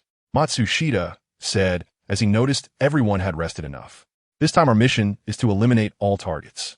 As he spoke the last two words, a slight killing intent emanated from teacher Matsushita. Before coming here, Matsushita had thoroughly investigated this group of mountain bandits, who had committed numerous crimes that could not be recorded. There was no need to keep them imprisoned. A strong strike was needed to eradicate evil. The few of them cleaned up the traces they left behind and stealthily entered the dense forest like ghosts. Before long, a mountain stronghold appeared before them, with the sounds of bandits laughing inside. Clearly, the bandits were celebrating. The guards at the entrance of the stronghold were lax and showed no vigilance, while inside, there was singing and dancing, and at the entrance, people were drinking and having fun, completely unaware that death had quietly arrived. The mission began. Remember, leave no survivors. If there are hostages, try to rescue them, but only under the premise of protecting yourselves. Teacher Matsushita reiterated the mission details. Yes, the three responded in unison. The brutality of the ninja world was vividly reflected at this moment, regardless of whether one was an ordinary person or not. Anyone who posed a threat to oneself would be destroyed. Carrot, it's best not to hold us back. Perhaps due to a bond from sharing meals. Yueying reminded Carrot as they acted. After speaking, he was the first to charge in. Who goes there? The bandit at the entrance hadn't reacted in time before mysterious wounds appeared on his body, blood spraying out, and he soon fell into darkness. Someone is attacking the stronghold. Quick! The bandits at the entrance quickly noticed the commotion and began to shout loudly. The people inside the stronghold started to gather at the entrance where the incident occurred, preparing to repel the invading enemy. They had no idea that the one coming was the harbinger of death. Fight individually, spare no one. Teacher Matsushita ordered, as the bandits were numerous, to avoid getting lost while adopting this tactic. The three dispersed in different directions, with only Carrot remaining in place. Despite being a medical ninja, Yueying could handle ordinary people with ease. Hinata opened his Byakugan, and with simple techniques, he could often defeat opponents, making him the most time-efficient and labor-saving. Ordinary people facing ninjas were like ants facing an elephant. This was also the source of the ninja's high status in the world of Naruto. Carrot understood that this was his first step, watching his teammates harvest the lives of enemies without mercy. At this moment, Carrot moved, darting forward, breaking an enemy's spine with a punch and crushing innards with a kick, like a human bulldozer, leaving chaos in his wake. Seeing Carrot's performance on the battlefield, Matsushida's expression was somewhat dazed.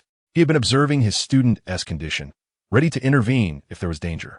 But sometimes he couldn't even catch a glimpse of Carrot in action.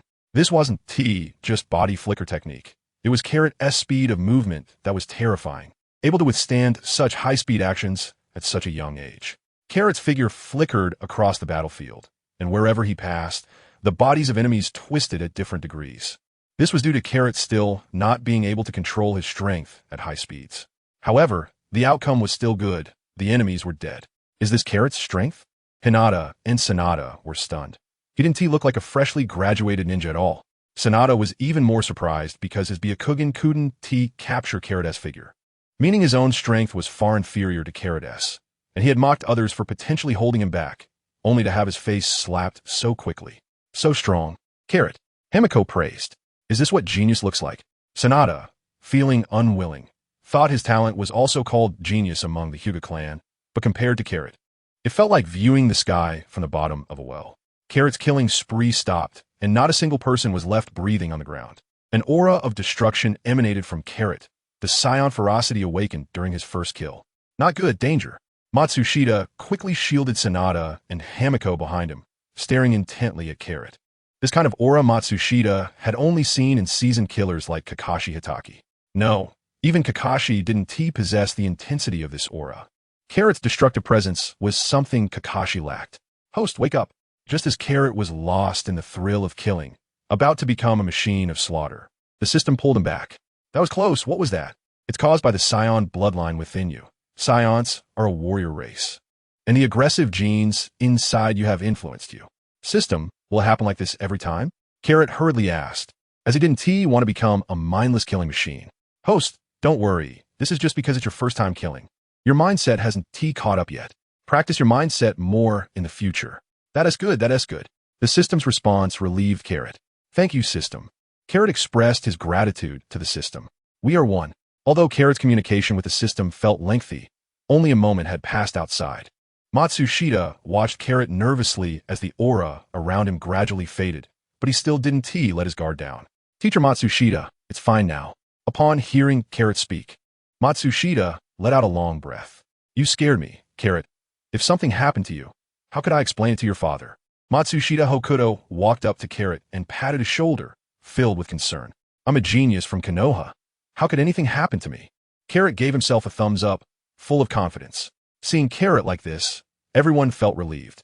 Although it was his first mission, Carrot's strength had gained the recognition of the entire team.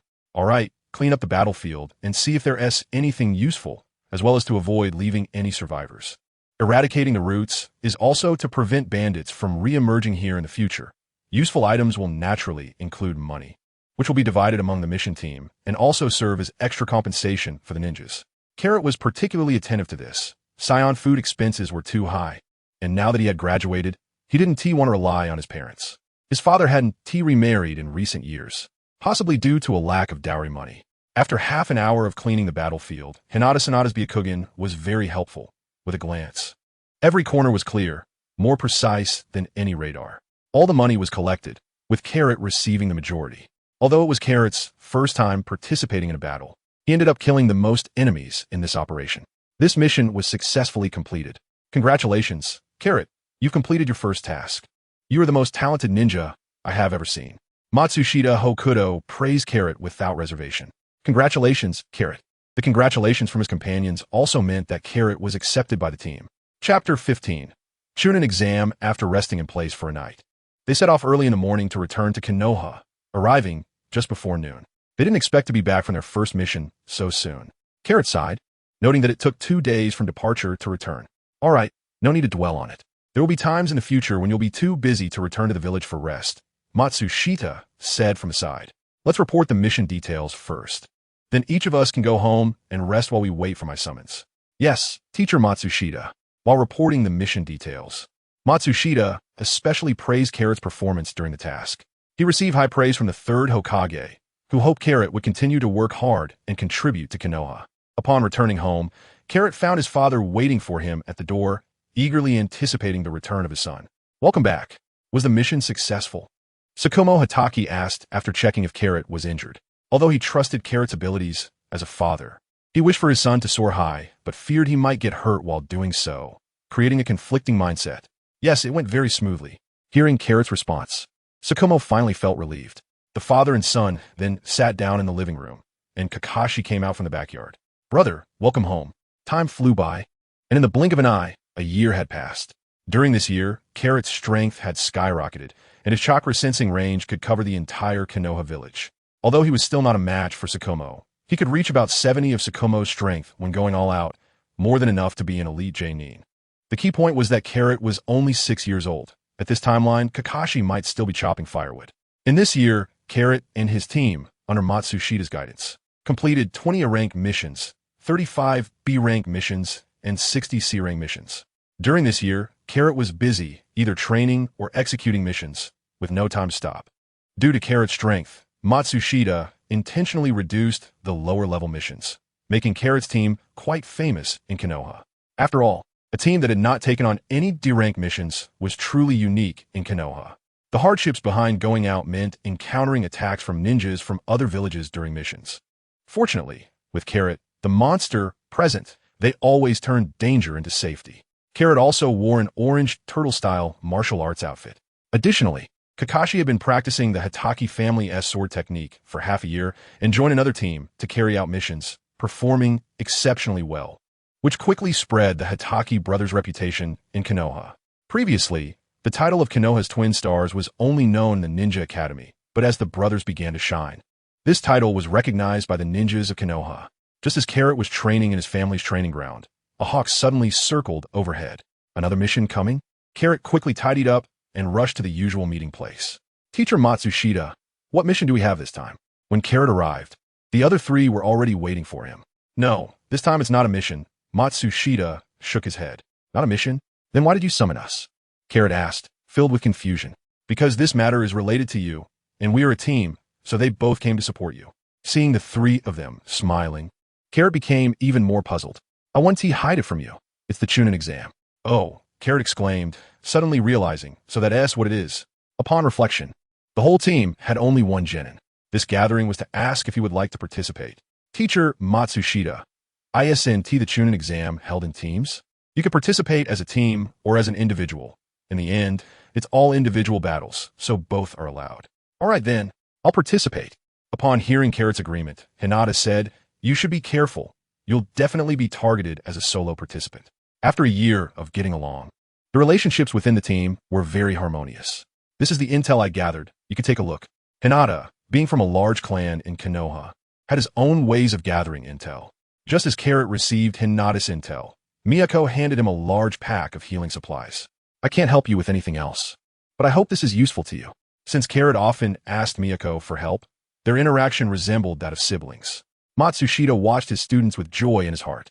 Upon returning home, Carrot saw the mission-crazy Kakashi. Due to Carrot, Kakashi was working hard to keep up with Carrot's pace, hoping not to fall too far behind. This time, Kakashi was actually at home, and Carrot understood it was for the Chunin exam. Kakashi looked at the large bags Carrot was carrying, realizing Carrot had gone shopping. "This is for the healing supplies for the Chunin exam participants, and this is the medicine for injuries." Carrot unhesitatingly shared what he had obtained with Kakashi. "How did you get these things?" Kakashi asked. "It's because of my good character. My teammates gave them to me." "Didn't your teammates give you anything?" Carrot said proudly, not forgetting to mock Kakashi. If I don't need it." "Oh, you don't need it, huh? Then should I give you some water to make you the youngest Chunin in Konoha?" Carrot teased, ruffling Kakashi's hair. For some reason, Carrot really enjoyed seeing Kakashi in a flustered state. He found it very amusing. Perhaps this was the rule of the Naruto world, brotherly love. "I don't need it." Kakashi brushed off Carrot's hand, speaking in a flat tone. "I will defeat you in the ninja exam and prove my strength to become the youngest Chunin." Perhaps a year of training had inflated Kakashi's confidence, making him believe he had surpassed his older brother. "Really? I hope you don't run into me during the matches. Otherwise, it'll just be a one-day Chunin experience." As an older brother, it was his responsibility to help his younger brother see reality. TCH. Kakashi felt a bit heavy-hearted at Carrot's words. After a year of learning the Hatake sword technique, he thought he had the strength to fight Carrot. However, what he didn't know was that the Hatake sword technique was entirely different in Sakumo's hands and in Kakashi's. Early the next morning, The two brothers arrived at the exam venue. It was not much different from Carrot's impression of the Chunin exam. They started with a written test. However, there were no participants from other ninja villages. All were from their own village. Perhaps considering the ongoing ninja world wars, they feared that if they were to fight, they might end up in a mess. After all, the ninjas eligible to participate in the Chunin exam were the treasures of their village. Losing any of them would be a deep sorrow. Chapter 16 Different Rules in the First Exam. Carrot looked at the test paper in his hand. He recognized every word, but he had no idea how to answer the questions. As someone who had only attended classes for a week and spent most of that time sleeping, this was undoubtedly a difficult task for him. He thought about turning in a blank paper like Naruto, but he wasn't the child of destiny, so he didn't dare to. It would be embarrassing to score a 0. Kakashi would laugh at him for the rest of his life. Host, do you need help? Look, this is a timely rain. There's light at the end of the tunnel. Yes. With the theoretical support from the system, Carrot wrote furiously, just aiming to pass. Otherwise, it would be too easy to get arrogant, and the key was that he would feel embarrassed holding a bad score. As expected, everyone would pass this written exam because not every ninja had taken a leave of absence. While everyone was celebrating passing the first exam, the classroom door was pulled open from the outside. Then, a man with long hair and a pale complexion, giving off a standoffish vibe, walked in. Upon seeing this person, the entire classroom fell silent because everyone recognized him. He was Orochimaru, one of the 3 legendary disciples of the Hokage. Anyone targeted by him felt as if they were being eyed by a venomous snake. Lord Orochimaru, I will trouble you with the second exam. The Jonin in charge of the first exam bowed respectfully to Orochimaru. At this time, Orochimaru was a hero in Konoha, having saved many fellow villagers' lives on the battlefield, and was greatly respected. Carrot thought to himself, it seems the third Hokage places great importance on Orochimaru, paving the way for him. Orochimaru seemed to sense Carrot's gaze and glanced in his direction. What keen perception, Orochimaru. Since there are no eliminated candidates, it seems the exam content was too easy. But it doesn't matter, by the time my assessment ends, there won't be more than 10 left. Orochimaru's words brought immense pressure to the candidates on the field. After all, no ninja wanted to be eliminated from the assessment. Besides his reputation, Orochimaru was also known for his ruthless methods and cold-blooded nature. His statements filled the lower-ranked ninjas with anxiety about the upcoming exam. All those heading to the second exam location had to arrive within 10 minutes. Otherwise, they would be deemed to have forfeited. After speaking, Orochimaru suddenly vanished in a puff of white mist before everyone. The lower-ranked ninjas rushed toward the Forest of Death, the location of the second exam. Carrot, however, did not rush, and even bought a few skewers of meatballs along the way. After tasting them, he found them too sweet and couldn't understand why the Hokage characters liked them so much. When Carrot arrived at the Forest of Death, he was not the last one there. About a third of the people had not arrived on time. Boom! Orochimaru made his entrance without wasting words. Now, I announce the rules of the second exam. The first 10 to reach the central tower will pass the assessment. The simple rules left everyone puzzled, as previous assessments had involved searching for the Book of Earth and Sky. This time, the rules were straightforward and brutal. It was just a race to the central tower. This seemingly simple rule meant only the first 10 could pass, while the remaining 50 or so ninjas would be eliminated. Who would be willing to accept that? One could imagine that the ensuing battles would be particularly intense. Anyone could be your opponent, and teammates were no longer a reliable support. Summoning technique. Orochimaru bit his thumb, formed hand seals, and slapped the ground. Boom! 3 giant snakes appeared on the ground, towering as high as 3-story buildings. The ninjas on the ground seemed like lambs to the slaughter. I put a lot of effort into making this assessment more interesting. You might get hurt, so don't let my efforts go to waste. Orochimaru said with a playful expression. Some lower-ranked ninjas trembled, their expressions tense and showing fear. Lord Orochimaru, this could really be deadly. A bolder lower-ranked ninja spoke up. Once you step onto the path of a ninja, no one knows when death will come. Now, I give you a chance.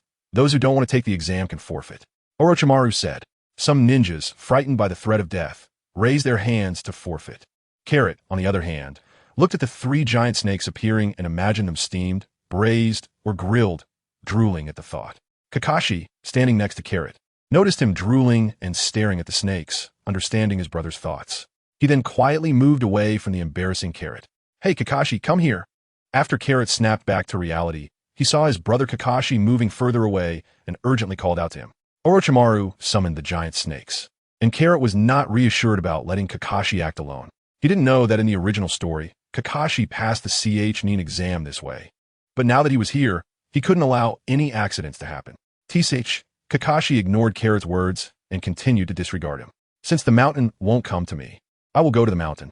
Meanwhile, at the Hokage building, the strongest Hokage in the ninja world, Yuan Fury, was watching the second exam through a crystal ball. Standing beside him were Jiraiya, one of the legendary Sannin, his disciple, the future fourth Hokage Minato Namikaze, and the protagonist's father, Konoha's White Fang, Sakumo Hatake. Along with the dark figure of the ninja world, Danzo, the five of them surrounded the crystal ball, creating quite a lively scene. Orochimaru, isn't this a bit excessive? As a disciple of Yuan Fury, the usually carefree Jiraiya spoke up. I think this is a very good method. The strong should rise, and the weak should be eliminated. Exiting now means they can live. Danzo expressed a different opinion from Jiraiya, stating that he came here to observe for potential talents to recruit into the route. He wanted to have strong opponents against his old rival, Yuan Fury, who had the three Sannin. I also agree with Lord Danzo's words. Sakumo Hatake surprisingly aligned with Danzo's viewpoint, catching Yuan Fury's attention. Seeing Yuan Fury's gaze, Sakumo expressed his thoughts. The current situation in the ninja world is unstable, and war could start again at any moment. If we let these unprepared ninjas go to the battlefield, it would be sending them to their deaths. Although both of his sons were in this exam, he believed the assessment was justified. Minato, what do you think? Minato was surprised that Yuan Fury would ask him. He had only come to this meeting because of Jiraiya's influence. The four people present waited for Minato's answer. This was a test. Minato had great potential and had learned the Flying Thunder God technique developed by the second Hokage. His future achievements were limitless. So the other three were willing to hear the young man's opinion. Chapter 17 Encounter Battle Watergate thought for a moment and said, although Lord Orochimaru's actions are somewhat excessive, they are not without reason. Compared to the dangers lurking on the battlefield, now we only need to guard against 3 large snakes, which is already a reduced difficulty. Not bad. Yuan Fury nodded in agreement. Overall, he was satisfied with the methods of his beloved disciple. Being a ninja is not about dining together. It's a matter of life and death. Lord Shumo, aren't you worried about your son? Jiraiya asked curiously, as Orochimaru's strength was well known. I believe in their strength. Hatake Shumo replied confidently. Especially Kakarote. His strength is such that even I must take him seriously. When it came to his son, Hatake Shumo turned into a chatterbox, always bragging about his child. What? Lord Shumo, you're not joking, are you? Jiraiya asked in disbelief.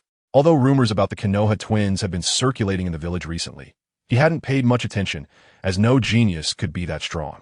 But now Shumo was saying that one of them required his serious attention, which felt like a bomb exploding in still water.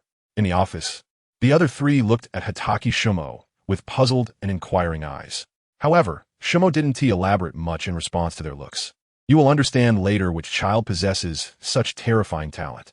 His future achievements will far surpass mine, becoming someone like the first Hokage. Ha ha ha, Lord Shumo, you are exaggerating too much.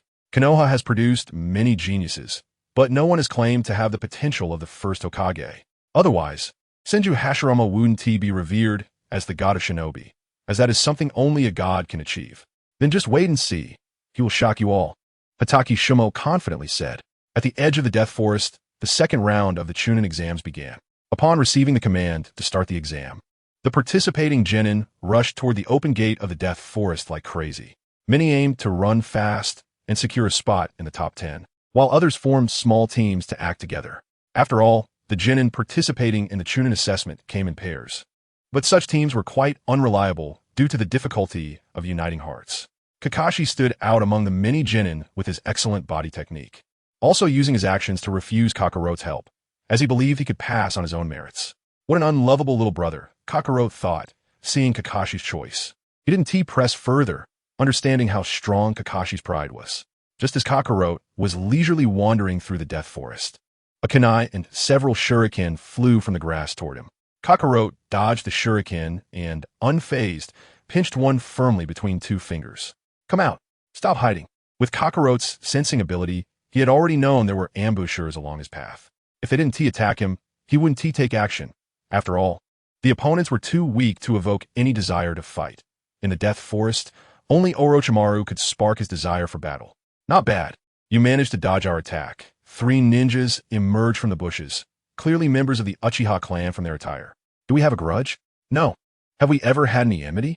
Not at all, the leader of the Uchiha replied. Then why are you blocking my path? Do you really not remember? How about you help me jog your memory? Kakarote asked with a puzzled expression. The leader of the Uchiha, seeing Kakarote's confused face, became furious. Gritting his teeth, he said, You remember the graduation exam, right? The person you defeated was my brother. Oh, I forgot. A defeated opponent isn't worth my memory. Damn it. I will defeat you to avenge my brother's shame. Is that so? Your brother wasn't my opponent. What makes you think you could defeat me?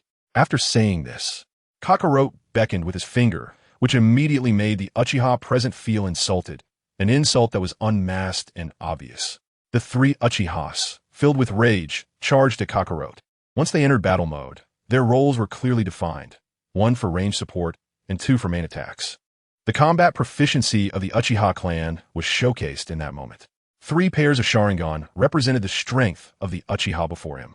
The ranged attacker launched shuriken to divert Kakarote's attention, while another Uchiha aimed a punch at Kakarote, who sidestepped to evade it.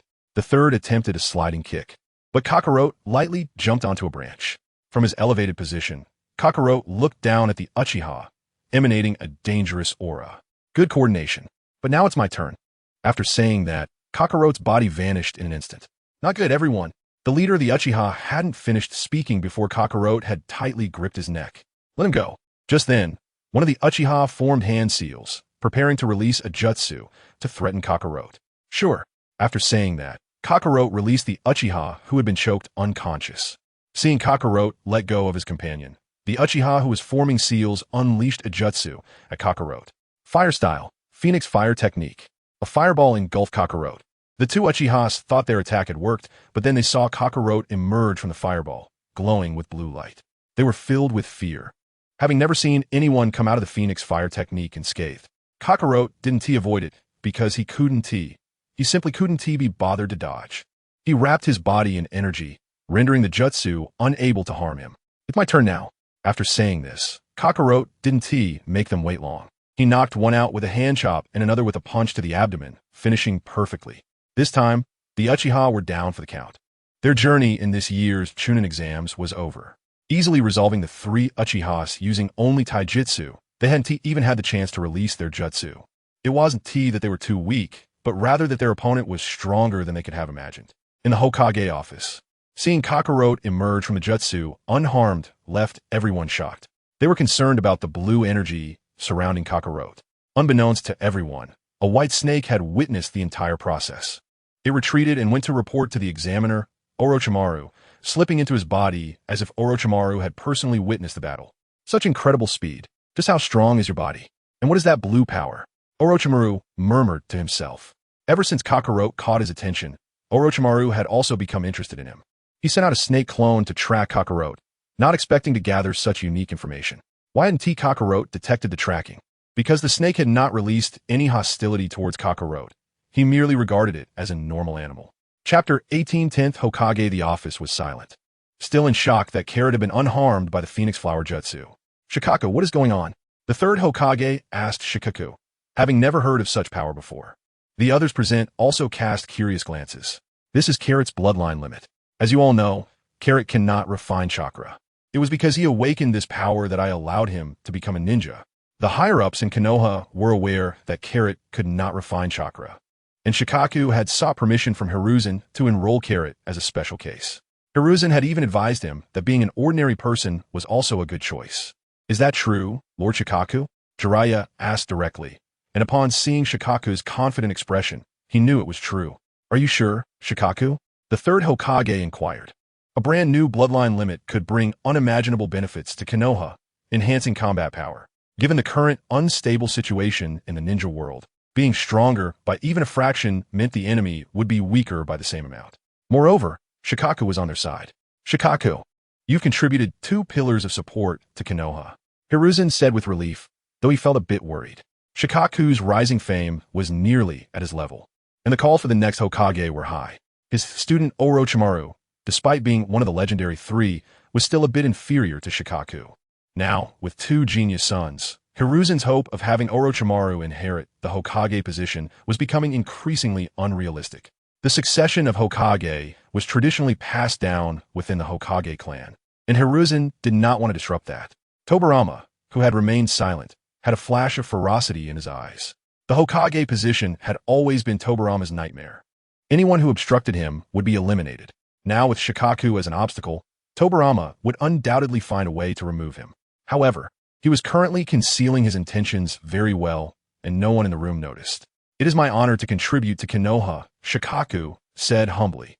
"Lord Hokage, Lord Shikaku, I hope to take Kakashi as my disciple." Minato spoke up at this moment. "Huh?" Everyone present looked at Minato with questioning eyes. "Why? Carrot's talent is even stronger than Kakashi's. Why choose Kakashi?" Jiraiya, as Minato's teacher, asked. They had just seen Kakashi easily defeat a team that tried to ambush him in the crystal ball, and then, after encountering a giant snake attack, he had used the family technique of the Hatake clan and his superior strategy to injure and defeat the giant snake. His genius was well-deserved. But compared to Carrot's bloodline limit, choosing Carrot would have been the preferred option. Indeed, Carrot's talent may surpass Kakashi's, but I can't teach him anything. I don't understand bloodline limits, and I can't teach him how to use chakra. His taijutsu is already unique. I might not even be his match. So Kakashi is the best option for me, Minato said wisely. He was already beginning to build his own influence. If he took Kakashi as a disciple, then Carrot and Shikaku would also passively become his assets in competing for the Hokage position. As fellow geniuses, teaching Kakashi might be the most suitable choice. Hiruzen thought as well, knowing that Kakashi becoming Minato's disciple would greatly aid Minato in becoming Hokage, especially since the Hatake family had 3 geniuses. "Shikaku, what do you think?" Hiruzen asked again. After all, Kakashi stood behind the Hatake clan, not as an ordinary ninja, and if Shikaku disagreed, he could not force it. "That's fine. I trust Minato's abilities."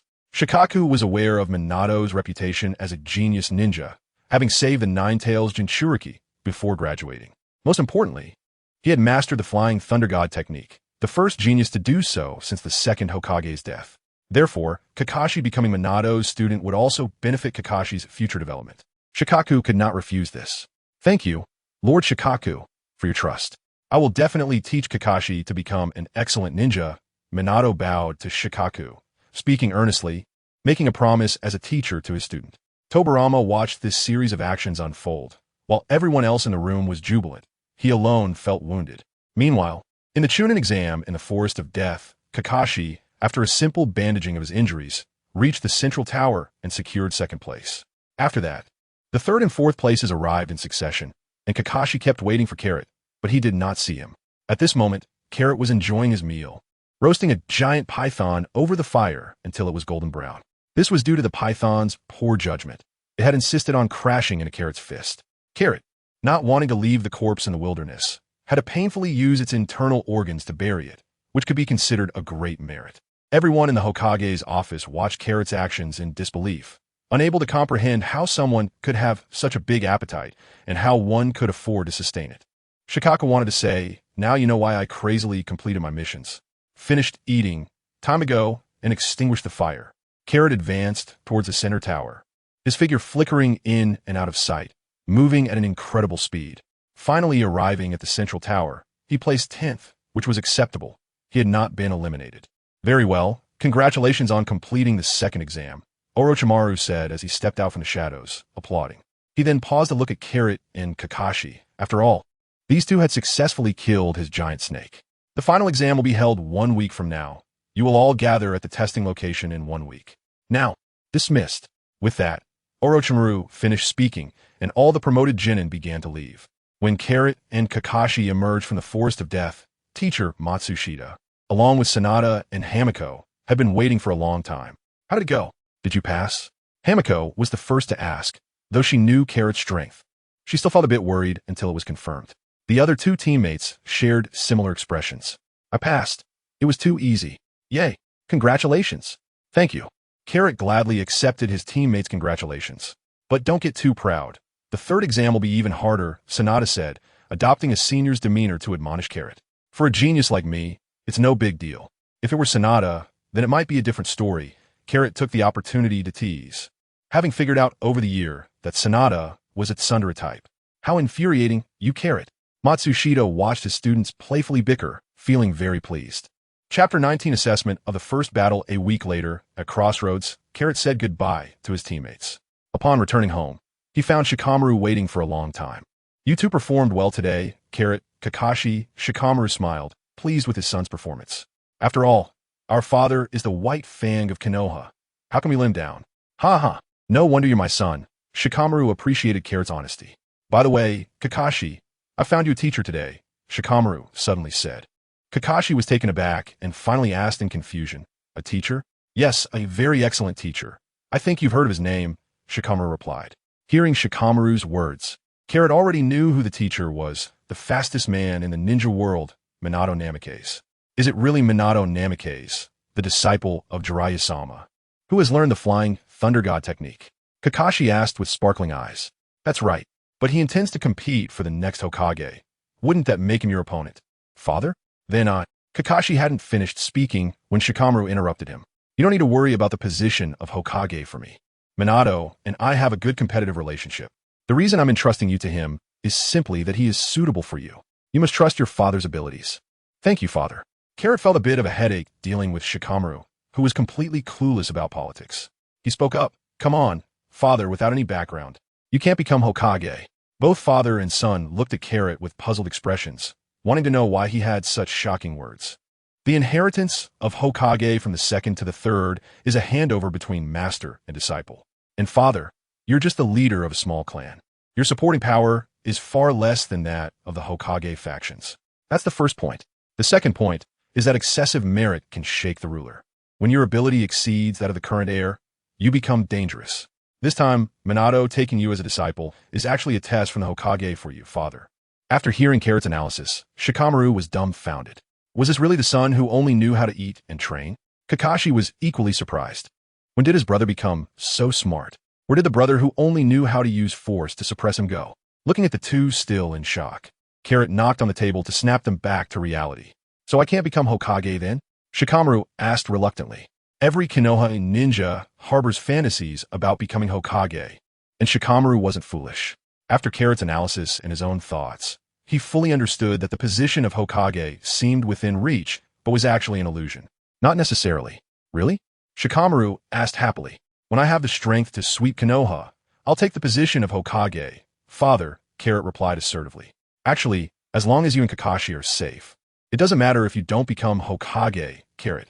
In the end, a father's love for his child triumphed over the desire for power. Everyone faces countless choices. However, not everyone can accept the consequences of those choices. If we don't eat, the food will get cold. This is specially made for your success in the exam. Then I'll dig in. A week passed quietly, and Carrot and Kakashi arrived at the venue for the third match. The exam site was surrounded by spectators. Some civilians and some ninjas, all drawn to this Chunin exam. Due to Carrot's morning training, they arrived late. You're the last two. Hurry up. The proctor, Jonin, urged the brothers. Yes. Aware of their lateness, the two replied quickly but walked at a leisurely pace. Once everyone was gathered, they drew lots to determine their opponents. After saying this, the Jonin brought out a box, and the candidates took turns drawing lots. There were 10 slips of paper in the box. Those who drew the same pattern would face off, with the winners advancing to the next round. After the Jonin's expressionless explanation, aside from the Hatake brothers and several ninjas from prominent clans, the remaining 3 civilian ninjas displayed nervous expressions, praying to draw opponents who were also civilians for a chance at victory. After all, ninjas from prominent clans began training and learning ninjutsu from a young age. With solid foundations, the generational inheritance of their families allowed them to grow faster and stronger. Not every civilian was like Minato Namikaze. This was merely an exception, not the rule. However, it was clear that Lady Luck was on vacation today and did not hear their prayers. Soon, everyone had drawn their opponents. Kakashi drew a member of the Inuzuka clan, and both displayed confident smiles, believing they would win the match. Carrot's opponent was a member of the Hyuga clan, known for their Byakugan. It seemed that Carrot and the eye-related clans were at odds. In the previous match, he faced the Sharingan, and now he was up against the Byakugan. The exam quickly began, with Kakashi, the first-place winner from the last round, taking the stage first. Hey, little brat from the Hatake family, I advise you to surrender early.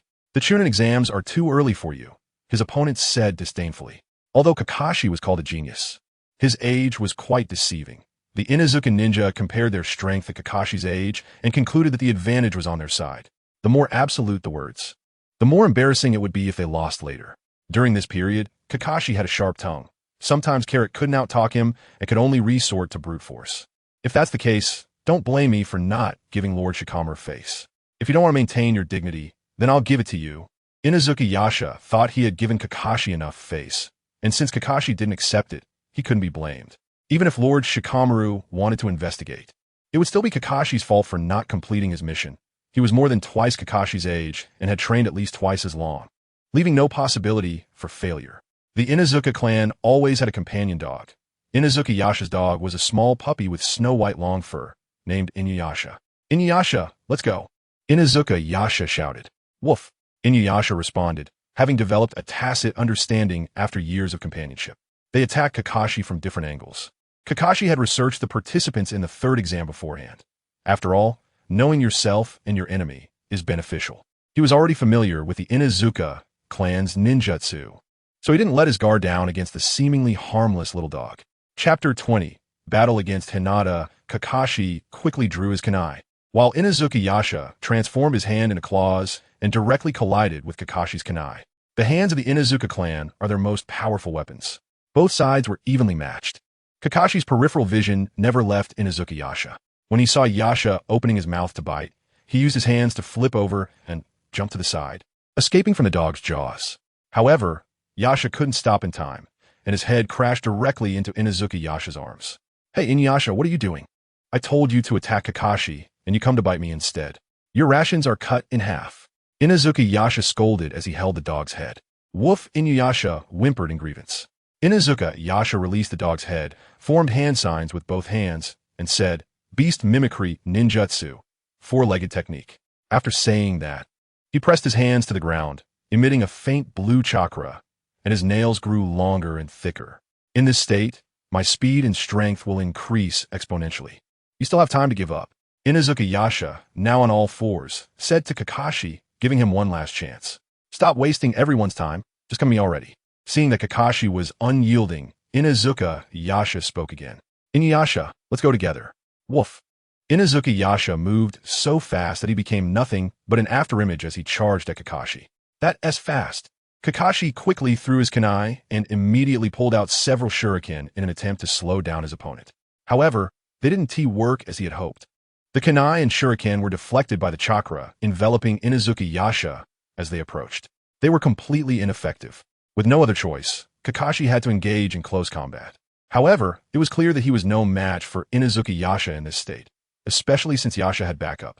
After a few exchanges, Kakashi was hit and sent flying by a claw strike. On the stands, Kakashi's friend, Hatake Sakumo, felt a pang of worry in his heart. Although he believed in Kakashi's strength, seeing him injured still made him anxious. Surrender, Kakashi. It's already impressive that you've lasted this long. The Chunin exams are too early for you. Inazuka Yasha proudly declared his strength, hoping to see Kakashi realize his mistake. The only response was Kakashi's calm and indifferent voice. Come at me then. You're refusing my kindness. It seems I've been too lenient with you. I'll finish you off in the next round. Inuyasha. Inazuka Yasha shouted, and with a bang, two Inazuka Yashas appeared on the field, a unique transformation technique of the Inazuka clan. The two quickly charged towards Kakashi. As Kakashi retreated, he formed hand signs, moving his hands so quickly that they seemed to leave afterimages. Lightning release, body flicker technique. Kakashi shouted, as lightning erupted from his hands. With a wave towards the ground, strands of electricity spread out from Kakashi's center. The two Inazuka Yashas tried to react, but it was too late. No one could move faster than lightning. They were directly struck by the electric current, leaving their bodies numb and their movements sluggish. Kakashi seized the opportunity for a quick close combat, delivering a kick to Inazuka Yasha's abdomen, sending him flying into the air. Taking advantage of Yasha's inability to gain leverage while airborne, Kakashi leaped up and delivered another kick to Inazuka Yasha. With a loud bang, Inazuka Yasha crashed to the ground. Just as Kakashi was about to pursue his advantage, Inuyasha stood in front of Inazuka Yasha, blocking Kakashi's attack. The tide of battle shifted. Inazuka Yasha took the chance to regain his composure and stood up, this time without the arrogance he had before, now treating Kakashi as an equal opponent. Kakashi knew he had to take a risky move now. He threw several smoke bombs and then drew his ninja blade, charging straight at Inazuka Yasha, using the mist to obstruct visibility. The scent in the mist was a deadly weapon against the Inazuka clan. Inazuka Yasha quickly covered his mouth and nose upon smelling it, But it was too late. He could only cough repeatedly, giving Kakashi an opening. Kakashi moved with lightning speed, throwing punches and kicks at Inuyasha. As a dog, Inuyasha was affected by the scent even more severely than Inuzuka Yasha, leaving him with no room to fight back. Inuzuka Yasha couldn't rush to help, and Inuyasha was kicked away by Kakashi, crashing into a wall and losing consciousness. Now it was a one-on-one battle between Kakashi and Inuzuka Yasha. Seeing his companion treated this way by Kakashi made Inuzuka Yasha furious, and he moved faster than before. Kakashi struggled to defend himself, wounds multiplying on his body. He knew it was a battle of endurance. Whoever couldn't hold on would lose. Inuzuka Yasha's speed gradually slowed, and his strength began to wane. Kakashi sensed that an opportunity had arrived. The sword techniques of the Hatake clan were becoming faster in his hands. He slashed through Inuzuka Yasha's clothing, blood gushing out. Kakashi, taking advantage of his momentum, pressed his attack. Inuzuka Yasha's wounds increased, and he could no longer maintain the four-legged technique, reverting to his original state. The prolonged use of the technique took its toll on Inuzuka Yasha's body, and Kakashi's final strike was unavoidable. Kakashi's blade steadied against Inuzuka Yasha's neck. I lost. Inuzuka Yasha paid the price for his arrogance and fell to the ground. Kakashi, exhausted, half-kneeled on the battlefield. The examiner, a Jonin, announced, "The winner is Hatake Kakashi." After he finished speaking, the arena erupted in cheers, sending perfect blessings for this match. Kakashi was carried off for treatment, with no serious issues, just extreme exhaustion. Soon after, 3 matches concluded, leading to the final match. This one was between Hatake Karo and Hinata Koji. Please welcome both sides to the arena. Karo and Hinata Koji jumped into the arena simultaneously. Hinata Koji wore a very serious expression, which was typical of the Hyuga clan, while his teammate Hinata Sanada was entirely different, being an arrogant oddball. The battle began. As the examiner spoke, the final Chunin exam commenced. I want to hold back. Hinata Koji's eyes bulged with veins, activating his Byakugan. That's just what I wanted. Hinata Koji observed Karo's entire body with his Byakugan, surprised to find no trace of chakra within Karo's body. This astonished him greatly. Your body? Hinata Koji asked in shock. You discovered it. As expected of the Hyuga clan's Byakugan, using it for X-ray vision is a guaranteed profit. Chapter 21. Chunin you, who can become a ninja, must have potential. Hyuga Koji said solemnly. Nothing is impossible. It's just that the direction of choice is wrong. Do I need to tell you that I am different from you in my cultivation? With that, Carrot retorted with a quip. After that, Hyuga Koji didn't say any more nonsense. He raised his hand and struck at Carrot, who also responded with a palm strike. The 2 palms collided, creating a shockwave that spread outwards. Someone without chakra could actually catch my Hyuga Gentle Fist? Koji thought, surprised. It was generally impossible for an average person to do so with such ease. But the surprises didn't end there. Your Gentle Fist techniques are too convoluted. They are useless in my eyes. What nonsense! Hyuga Koji's veins bulged, clearly angered by Carrot's words. Then let me show you the power of the Hyuga clan. You will pay for what you said. A Bagua ray appeared around Hyuga Koji. Gentle Fist, 8 trigrams, 64 palms. He struck out, hitting Carrot with the first palm, then the second, the third, pushing Carrot back step by step, delivering a total of 64 strikes. In this battle, Koji emerged victorious. In the stands, Hyuga Koji's father spoke to other Hyuga clan ninjas, saying that he came to cheer for his son. When he saw his son's 8 trigrams strikes all land on Carrot, he concluded that his son would win. After all, the Hyuga 8 trigrams was renowned in the ninja world, specifically targeting a ninja's chakra points. Once struck, the chakra would be sealed and unusable. Unfortunately, they encountered someone like Carrot, who was an anomaly. After delivering the 64 strikes, Koji let out a long breath.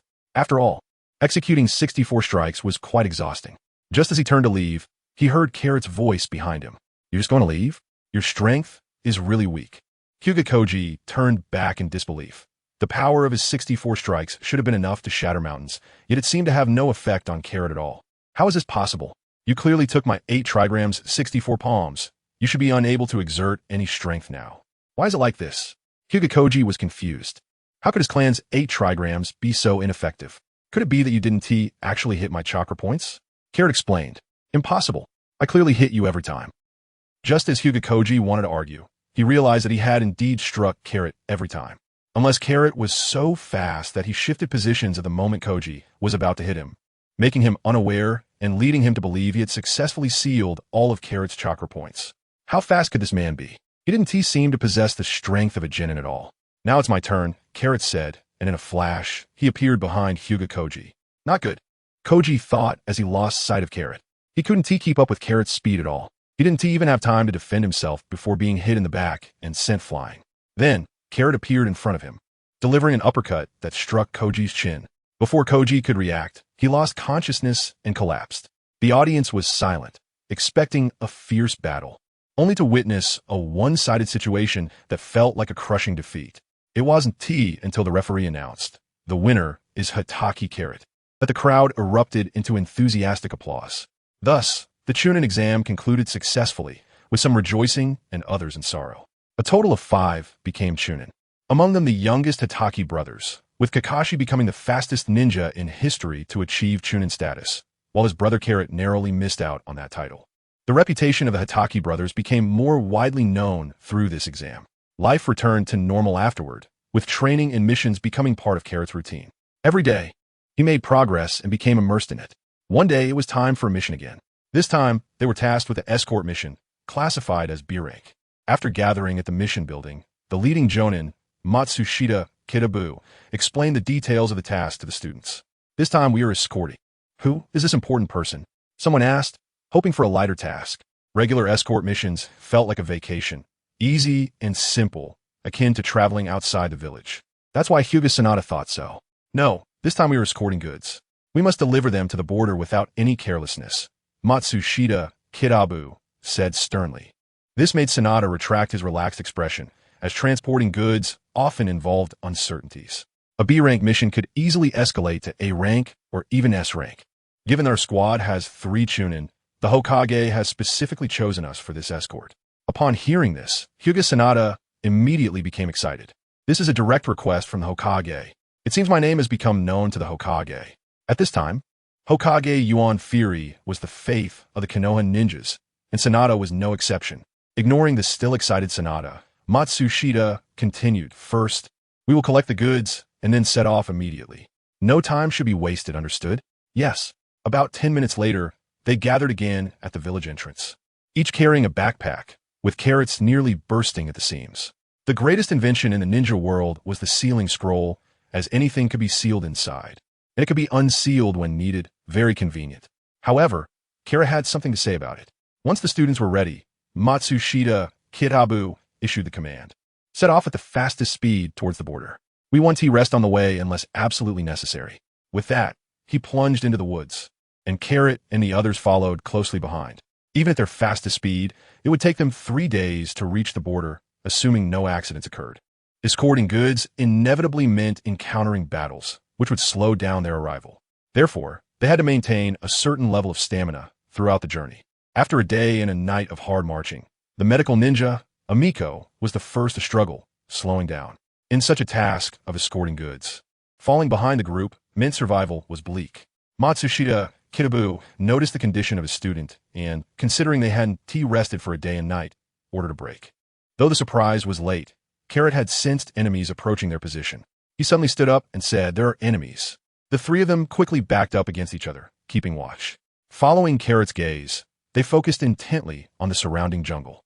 Matsushita Kitabu couldn't sense the enemies, but Carrot's perception was broader than his own, making him realize that Carrot had already surpassed him significantly. Matsushita Kitabu formed hand seals. Fire release, great fireball technique.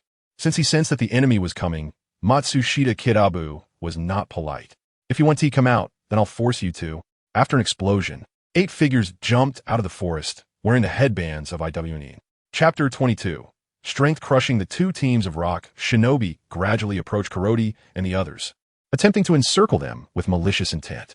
"Rock shinobi, what is your intention in our fire country?" Matsushita Beidou asked with a wary expression. "How foolish of you, Leaf Ninja. Isn't it obvious? We are here to send you on your way," said the leading rock ninja, his last words filled with intense killing intent. "How could you have known our route in advance? This transportation route is highly confidential, and it seems the rock ninja had already anticipated that we would appear here and laid an ambush. If it weren't for Karoti's warning, the losses would have been immeasurable. You haven't completely lost your mind yet.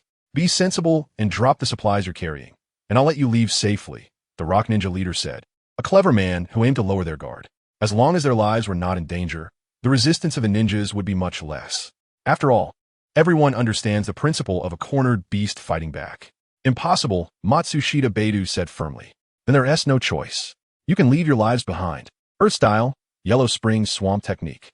After unleashing the ninjutsu, the ground where Kuroti and the others stood quickly transformed into a swamp. Damn it. Matsushita Beidou felt his body slowly sinking, anxiety building within him. Kuroti used the sky dance technique to suspend himself in the air, preventing the swamp from engulfing him, hiding his ability to fly, so it appeared as if he was running above the swamp.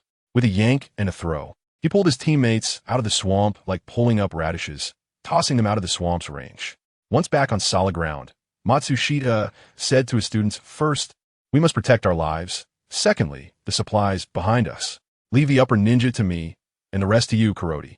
As expected from a ninja trained by Hatake Sakumo, the lives of his comrades always came first. Yes, Nakajima-sensei, I will protect Sanada and Hamiko. Kuroti flashed a confident smile. TCH, I can handle myself. You should be careful. With that, Hyuga Sanada activated his Byakugan and charged at the two rock shinobi. Each of them faced two opponents, and Sanada's strength was still quite formidable among Chunin, more than enough to handle two rock shinobi. However, the time needed to defeat them would be significant, and time was precisely what they lacked. The key to victory was to eliminate the two upper ninjas of the rock shinobi.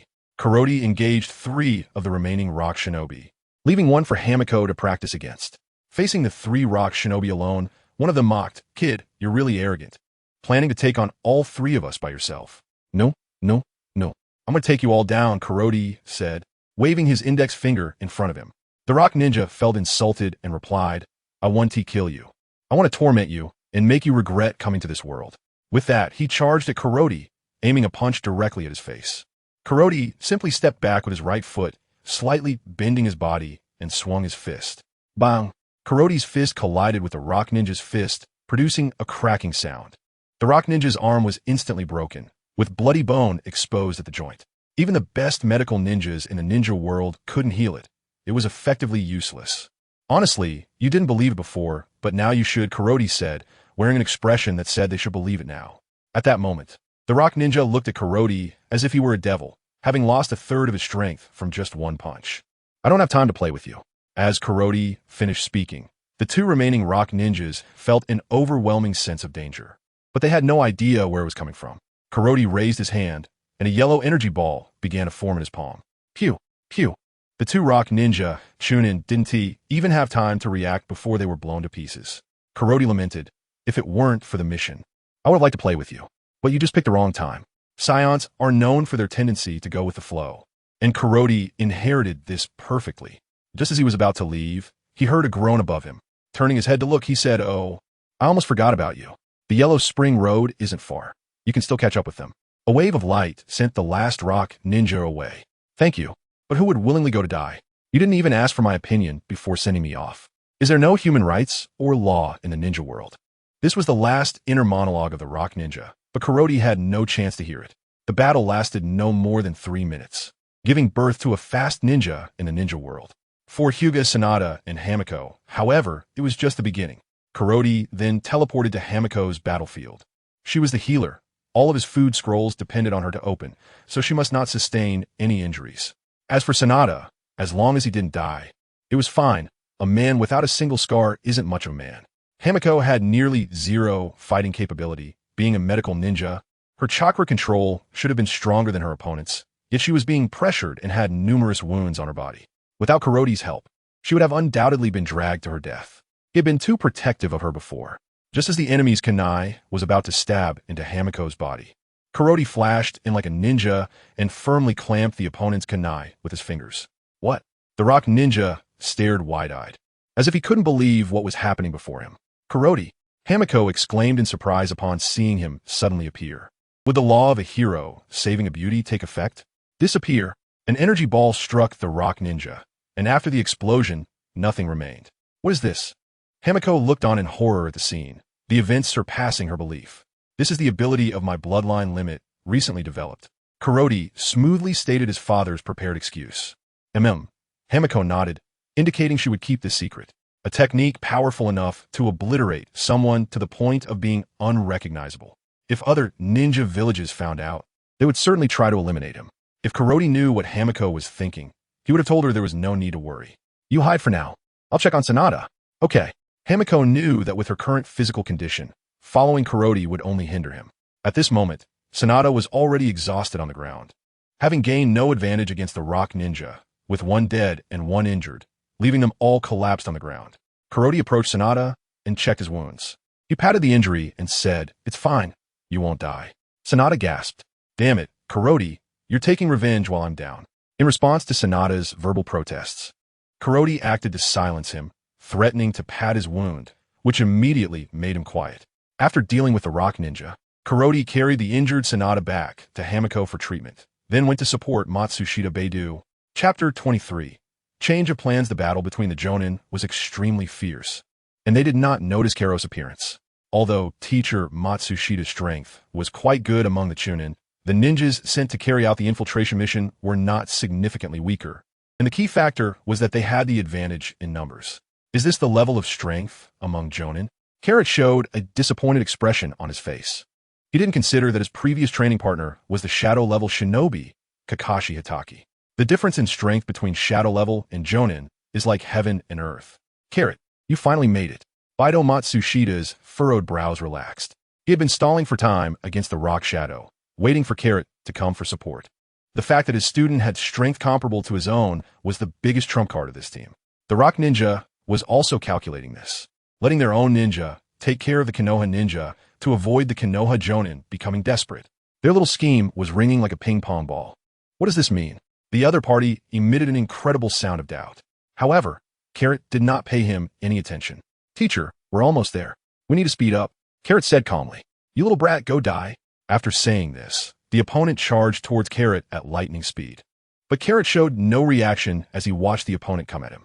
Just when the opponent thought he was about to stab Carrot with a shuriken, Carrot grabbed his wrist and kicked him in the chin, shattering it with a crack. The rock ninja collapsed to the ground, eyes closed. Carrot released the grip on his hand and quickly searched the rock ninja's body, finding it rich with resources typical of ninjas involved in infiltration and assassination tasks. The events unfolded so quickly that Matsushita and another rock ninja didn't even react before the battle was resolved. When did Jounin become so worthless? It's important to know that a Jounin is considered a high-ranking member in a ninja village. "Hey, do you need help, teacher?" After Karo finished examining the corpse, he said to the dazed Matsushita, "This is a battlefield, not a place for you to watch a show. Sigh, being looked down upon by my own student. I have to regain my face." Matsushita Beidou's strength can suppress the opponent, which is why Karo allowed Matsushita to handle alone. "Damn, Konoha's ninja, don't underestimate me," the rock ninja said angrily, quickly forming hand seals, and under Matsushita's vigilant gaze, turned and fled. This scene left Karo and Matsushita Beidou in shock. What happened to your will of stone? He chased, he fled, and he had nowhere to escape. Originally, Karo didn't want to take action, but since you ran away, it showed you looked down on me. I'll let you run 39 meters first, and my little flying knife is already eager to strike. Karo took out a shuriken, infused it with chakra, and a light yellow aura enveloped the shuriken before he threw it in the direction of the escaping rock shadow. Whoosh. The escaping rock ninja only felt something fly out from his chest, looked down, and saw a shuriken. Then he fell from the tree. Matsushita watched the scene in shock. Before he had the chance to chase, it was already over. Was it really that simple to kill a Jonin? How strong is your power, Kakarot? Matsushita thought to himself. After resting for an hour, the team set off again. Due to Sanada's injury, the team's speed was affected. What should have taken only a day to reach their destination took 2. When they arrived at the border, the atmosphere was somewhat oppressive. Everyone here had a very serious expression, like a powder keg that could explode with the slightest spark. The entrance and exit were very strict, and even Matsushita and the others had to go through multiple checks to enter the camp. "Thank you for your hard work, Matsushita." The Jonin in charge of handing over the mission greeted Matsushita with a cheerful hug. They were friends, and seeing a friend in this place always brought joy. "Not all, the ones working hard are you. Without your defense at the border, there wouldn't be peace in the village. By the way, let me introduce you. This is Karo from the Hatake clan. Karo, my good friend, this is in no way also a disciple of Master Hatake." "Hatake, could it be?" The welcoming Jonin looked at Matsushita and saw him nodding. confirming his suspicion. It turns out that Kakashi's son is indeed a talented individual. Even the reputation from the Chunin exam has reached here, the genius of the Hatake family. Oh, is that so? Kuroti shyly scratched the back of his head. After all, he was thin-skinned, and being called a genius to his face made him feel embarrassed. After exchanging pleasantries for a while, Inoue left. Who would have thought that our mission would be classified as A-level? The team was very happy. An upgrade meant an increase in commission, and no one would be unhappy about a raise. This was just the beginning, and they mustn't become arrogant. Every A-level mission was extremely dangerous, and a moment's inattention could lead to death. Matsushita earnestly reminded them, not wanting to see his team members suffer losses, especially when Kuroti was about to leave the team. He wanted to alert the team members. He had reported the details of the mission, and someone as formidable as Kuroti would definitely have other arrangements in the ninja village. Don't worry, teacher, we didn't listen to you that time. We dealt with Kuroti. The last sentence was something he couldn't pretend not to hear. Kuroti had appeared behind Sanada at some point and said softly, even if you heard it, so what? I'm just speaking the truth. The hardest part of Sanada was his mouth. Kuroti poked Sanada's wound with his hand. Sanada jumped up in pain. Kuroti, look at the good you've done. Doing good, being civilized. Thank you for your praise. Kuroti's expression was like that of a dead pig not afraid of boiling water, which made Sanada's face turn red with anger. These two were truly a pair of live treasures. Matsushita felt a bit of a headache. They would bicker at every opportunity, and Kuroti always bullied Sanada, but they could make up in an instant. Perhaps this was youth. Due to the end of the mission, they weren't in a hurry to travel and took their time returning. Caw-caw. The sound of an eagle's call came from above. Upon seeing the messenger eagle, Matsushita's expression changed instantly. He blew a whistle for communication, and the eagle, circling above, descended smoothly onto Matsushita's shoulder. Matsushita took out the note delivered by the eagle. After reading it, his expression turned serious. He spoke, "The situation has changed. We don't need to return to the village. It's an emergency mission. A Jonin has defected. Our task is to capture him alive or kill him." A Jonin actually defected? Sanada had an incredulous expression. One must know that those who could become Jonin were all geniuses and possessed considerable power. The defection of a Jonin could lead to immeasurable losses, such as troop deployments and personnel intelligence. Chapter 24. The end of the betraying ninja. What an incredible piece of news. Betraying Konoha during its most prosperous period. Kuroti couldn't understand. His mind was rusty. The reason for the betrayal was unclear, but it was possible that the traitor carried important intelligence and could not be allowed to leave the Land of Fire, ordered Matsushita Beidou. Understood. According to the intelligence, the traitor was moving towards the border of the Land of Earth, so he might have defected to the IWA ninja. We not only need to be cautious of the traitorous Jonin, but also wary of any potential support from the IWA Kage. The group's pace slowed down, or rather became more cautious. After all, it wasn't easy for a Jonin to hide themselves from detection. The enemy was hidden while we were exposed. The identities of prey and hunter could change at any moment. It was prudent to exercise caution. After nearly 4 hours of searching with nothing to show for it, the team's vigilance began to wane. Just then, Kuroti stopped in his tracks, sensing a strong presence rushing towards them. "What's wrong, Kuroti?" Matsushita Beidou asked, noticing Kuroti had halted. He was aware of his student's abilities. Kuroti informed Matsushita of what he had sensed. "No need to search anymore. The target is likely coming our way." "Are you sure?" "Yes, I'm sure."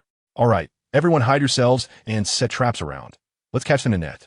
Matsushita then instructed Kuroti to protect Sanada and Yoshiko while he dealt with the traitor. Explosive tags, kunai traps, these were essential skills for a ninja. Unfortunately, our Kuroti couldn't do any of them. About 10 minutes later, a figure appeared in their line of sight. Due to the urgency, the traitor charged straight into the trap. And in an instant, sparks flew as the previously flat ground erupted into a 50-meter wide, 5-meter deep pit. As expected of a Jonin, their reflexes were quick. Upon realizing it was a trap, they used the versatile body replacement technique to escape outside the pit.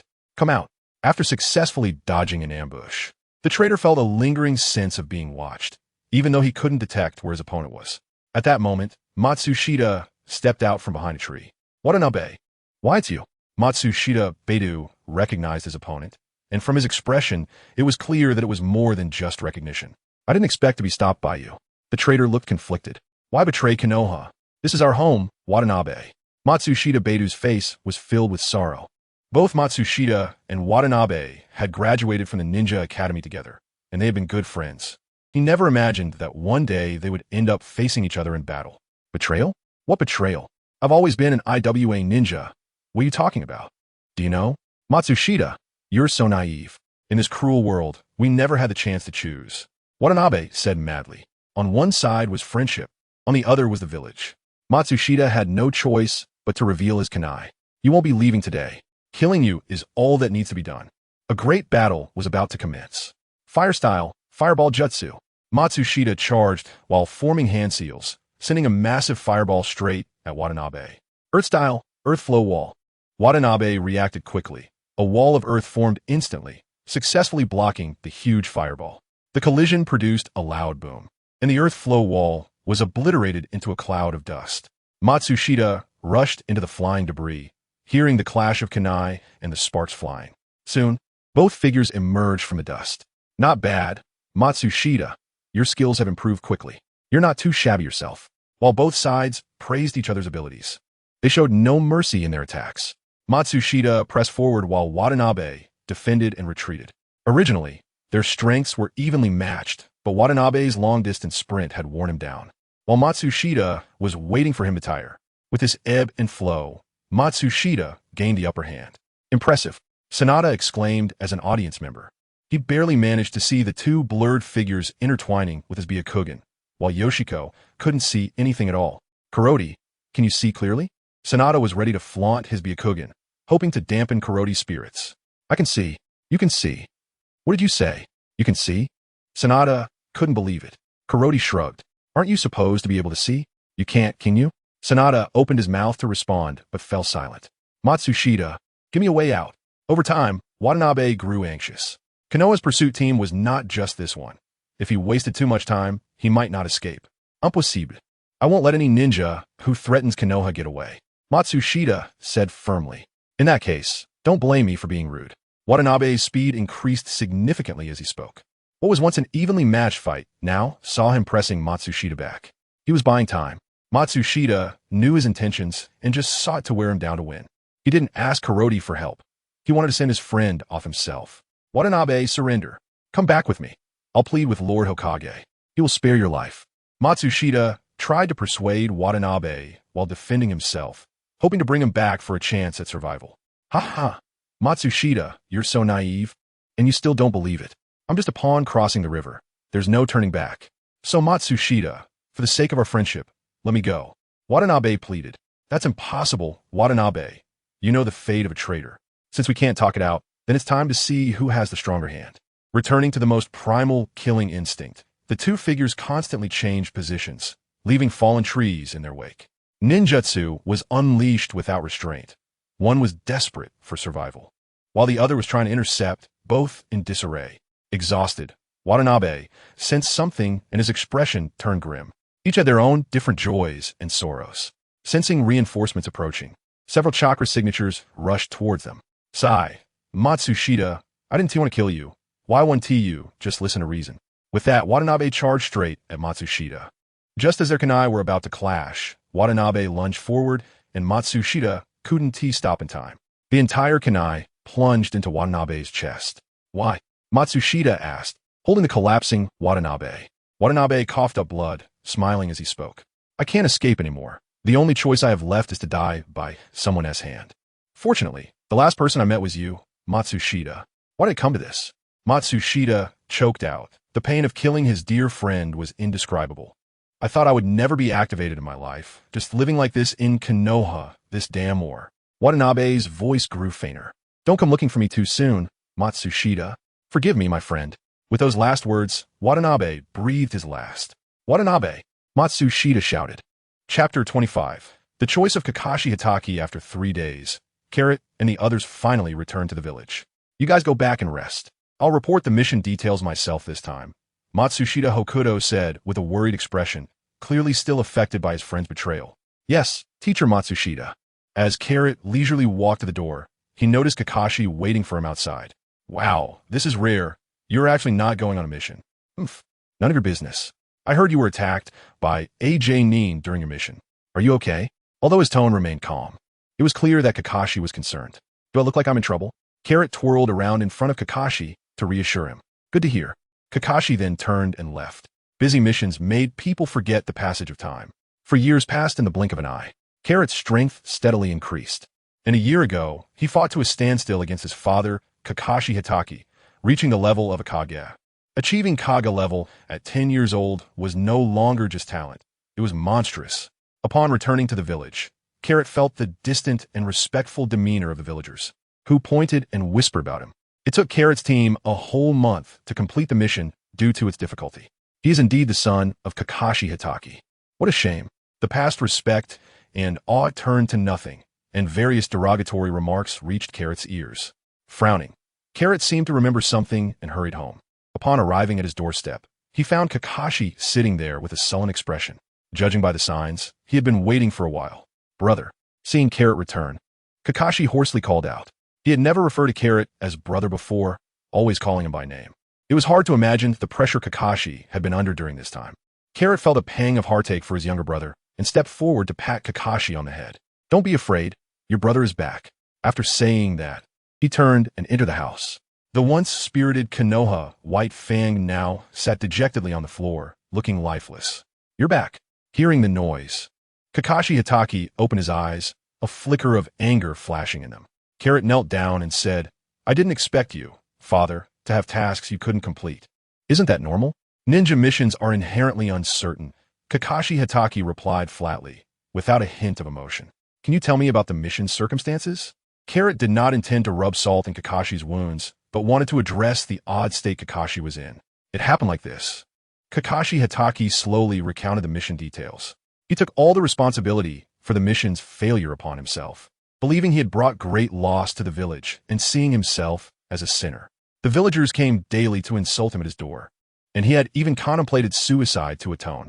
Father, I once asked you whether the mission or my comrades were more important, and you told me without hesitation that comrades are important. You are a role model for me and Kakashi. So, you chose to abandon the mission to rescue your comrades. You are following your ninja way. What is wrong with that? But, there is no but. Will the rumors in the village affect you as an excellent ninja? Are you living by their standards? Are you willing to abandon me and Kakashi? Under the barrage of questions, Kakashi Hatake opened his mouth slightly, unable to respond. This is a conspiracy against you, Kakashi Hatake.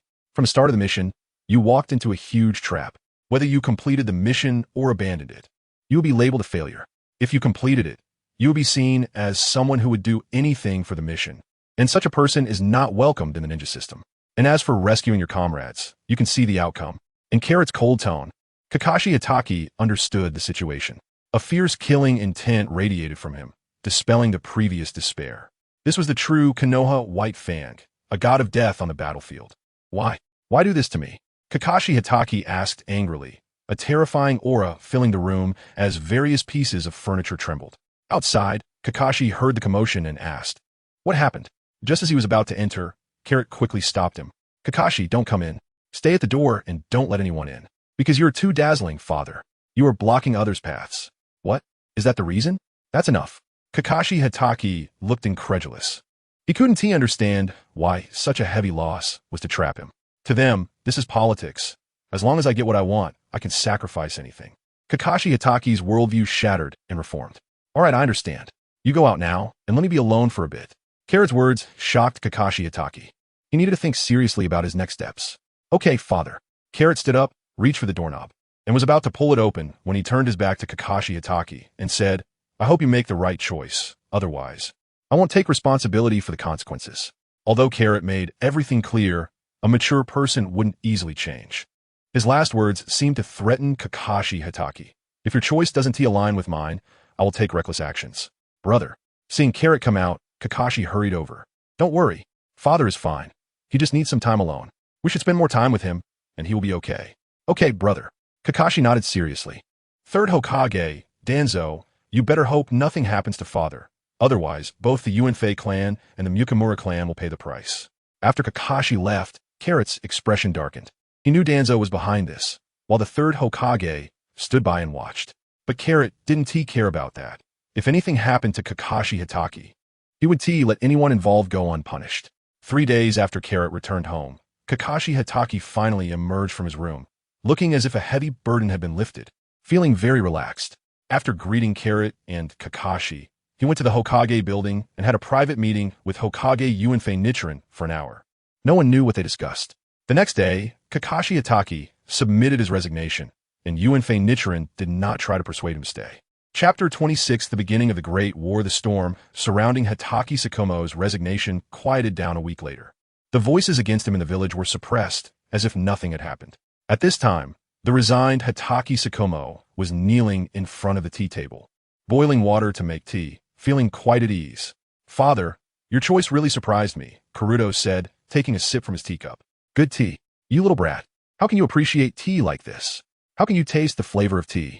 You take after father. Everyone has their own methods. How do you know mine is wrong?"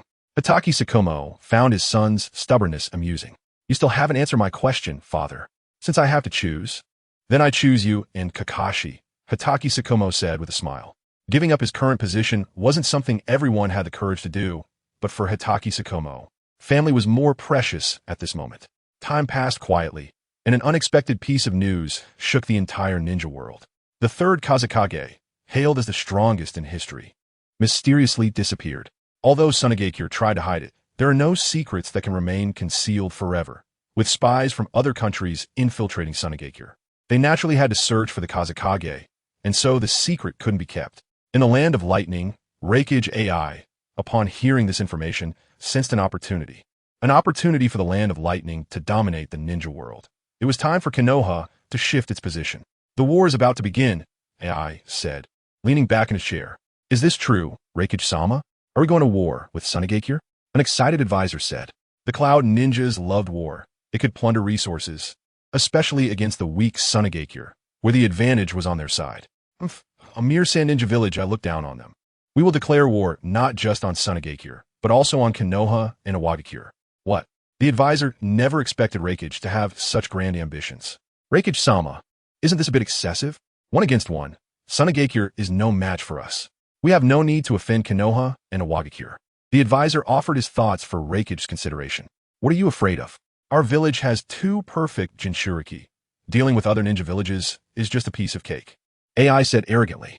The Cloud Ninja Village was a one-man show under the Reikage, and soon the order was issued. The war machine of the Cloud Ninja Village began to mobilize. The disappearance of the third Kazekage stirred restlessness throughout the ninja world.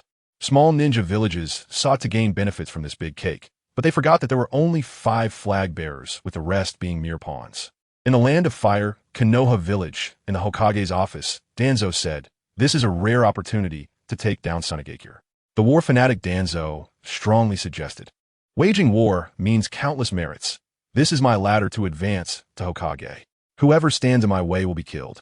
This time, he was well prepared and brought along 2 other advisors to play the emotional card, hoping to persuade Hiruzen Sarutobi. "Yes, Hiruzen, the war reparation from a ninja village would be enough for us to benefit." Narashikaku chimed in. "Konoha has no problem dealing with Sunagakure. We don't even have to step on the battlefield ourselves. Just talking will bring benefits. Only a fool would refuse." Mito, Kaien didn't speak, but being invited by Danzo to stand on his side today made his thoughts clear. "Do you know how many ninjas will sacrifice themselves for this war? How many families will lose their pillars? Do you understand?" Hiruzen Sarutobi, still the bear of the ninja world, had not yet become the political ruler. "For the future of Konoha, some sacrifices are unavoidable," Danzo said resolutely. "Rather than saying it's for the village, it's more about my future." Just as Hiruzen was about to persuade them further, a member of the Umbu suddenly appeared in the Hokage's office and whispered a few words in Hiruzen's ear. Hiruzen's expression instantly turned incredulous. "Hiruzen, what happened?" A few words could change Hiruzen's face and piqued Danzo's interest. "The third great ninja war has begun. The Cloud Ninja Village has declared war on us, Sunagakure and Iwagakure." "What? Which madman in the cloud would dare do this?" Mito Kaien said incredulously. "To declare war on 3 countries at once. Has his brain been kicked by a donkey?" The faces of everyone present were filled with worry, except for Danzo, who couldn't hide his excitement. The Ninja World War. The last time a ninja war produced a Hokage, Hiruzen Sarutobi. This time, it will undoubtedly be my turn. Danzo was already imagining himself ascending to the Hokage position. Since he dares to come, I dare to kill." A murderous aura emanated from Danzo. Recall Jiraiya, Tsunade, Orochimaru, and Minato Namikaze convene a war meeting. All missions are temporarily halted, and all ninjas are to be recalled. Since war could not be avoided, Hiruzen Sarutobi's resolve was revealed at this moment as he ordered all measures to be taken for the war. It's truly strange. They actually gathered us all together. Orochimaru looked around and spoke. The meeting room was filled with Konoha's high-ranking officials. I have bad news for everyone. The third great ninja war has begun. After all the high-ranking officials arrived, Hiruzen announced this shocking news. The scene was in chaos. The ninjas below whispered to each other, shocked by this sudden news. What now? What do we need to do? While everyone was at a loss, Orochimaru had already accepted the information and began seeking corresponding methods. No wonder he was someone who could compete for the Hokage position. His thoughts always seemed a step ahead. I can't even do my experiments in peace. You have to force me to take action. Deploy the following measures for different boundaries in the ninja world. I hope everyone can unite sincerely. Jiraiya, go find Tsunade. We need her. Okay, old man. The situation in the ninja world was changing rapidly, from the disappearance of the Kazekage to the Cloud Ninja provoking the Great Ninja War, leaving everyone breathless. None of them expected the Cloud Ninja to think this way, actually challenging three at once. They just thought the Cloud Ninja had gone mad. What do we do? With the Kazekage missing, can we still withstand the Cloud Ninja's attack? The third Kazekage, known as the strongest, was like a stabilizing anchor in the minds of the Sand Ninjas. Now that he was missing, there were already thoughts of retreat and surrender among the Sand Ninjas. Yes, we only have one-tailed beast, while the Cloud has 2 and 8 tails. How can we resist? The Elder Council debated, but none could come up with a viable plan. At that moment, Chiyo stood up. We are not without opportunities. Raza is our chance. Raza was a ninja who could manipulate gold dust and could completely replace the third Kazekage, becoming our Kazekage. But can one Raza alone withstand the Cloud Ninja? Someone from the Elder Council asked in confusion. Yes, one Raza alone is not enough, but we are a whole. The power of the whole is strong. We have 2 advantages over the Cloud. The Elder Council looked at Chiyo with anticipation for her to reveal the advantages of Tsunade. First, we are on the defense, protecting our homeland, and our morale is intact. Second, the Cloud is arrogant, dividing their forces into 3, looking down on us Sand Ninjas. Their strength must not be strong, which means we can protect ourselves. Chapter 27. Konoha Mobilization Madman. Madman. That Reikage is just an arrogant madman. In the office of the Tsuchikage, Onoki slammed the table and shouted loudly after reading the intelligence report. Since that bastard Reikage dares to declare war on us IWA shinobi, we cannot sit idly by. Send a team to resist the Cloud Shinobi, and at the same time, we must set our sights on Konoha. After hearing Onoki's words, the Elder Council was somewhat taken aback. Onoki wants to have his cake and eat it too. He wants to counter the Cloud Shinobi while also biting off a piece from Konoha. Such bold ideas can be quite reckless. Is this decision too dangerous? Just the war with the Cloud Shinobi alone will surely lead to enormous sacrifices. Moreover, do we even have a chance of victory against Konoha? Yes. Konoha is filled with talented individuals. White Fang, the legendary 3 ninjas, they are formidable opponents, one elder questioned. There will definitely be sacrifices in war. It's precisely because Konoha is too strong and has too many talents that the Cloud Shinobi is playing a grand game. The third great ninja war was specifically prepared for Konoha, Onoki responded, causing the elders to look astonished. The Cloud Shinobi is dragging us down, hoping to prevent Konoha from fighting at full strength, diverting their forces to guard against us. They know I won't give up this rare opportunity. They will inevitably join in on the war to devour Konoha. This is an open conspiracy. Onoki confidently laid out the Cloud Shinobi's plan. The Elder Council finally understood. I will personally oversee the rear and appoint Loam as the commander for the offensive. Yes, Tsuchikage-sama. The land of lightning, the land of earth, the land of wind, and Konoha all began mobilizing their forces, and the atmosphere in the ninja world grew tense. Jiraiya, you will lead a team of ninjas to guard the border of the land of wind. Not a single Sand Ninja must step into the land of fire. Understood. Jiraiya accepted the order from his teacher with a serious expression and firm tone. Originally, the most suitable commander for the border of the land of wind was Kakashi Hatake. But since Kakashi had stepped away from his ninja identity, it fell to Jiraiya. Orochimaru, you are responsible for leading the team to block the Cloud Shinobi's attack. We do not require annihilation. Just keep the enemy outside our borders. Understood. The border of the land of earth is entrusted to you, Minato. Onoki knew that the old man would not miss this opportunity to gain benefits from Konoha. I will guard the border well, Hokage-sama. What about the Mist Village? Who should we send? Yuan Fei asked. Once the war starts, no ninja village can remain uninvolved. Whether passively or actively, they will be dragged into the vortex of war. Let the Uchiha and Hyuga handle it, Danzo suggested, seeking to suppress the Uchiha while also seeking promotion. The environment of the Mist Village was not suitable for the fire-affiliated Uchiha, which he chose to ignore. In his eyes, only the deceased Uchiha were good Uchiha. Yuan Fei thought for a moment and agreed with his partner's opinion. Danzo, your route must ensure the transmission of intelligence. Do not let our forces become blind on the battlefield. I understand. Well then, I wish everyone a victorious start. Under the Hokage's orders, Konoha's war machine revealed its fangs, as team after team of ninjas neatly carried supplies to the borders.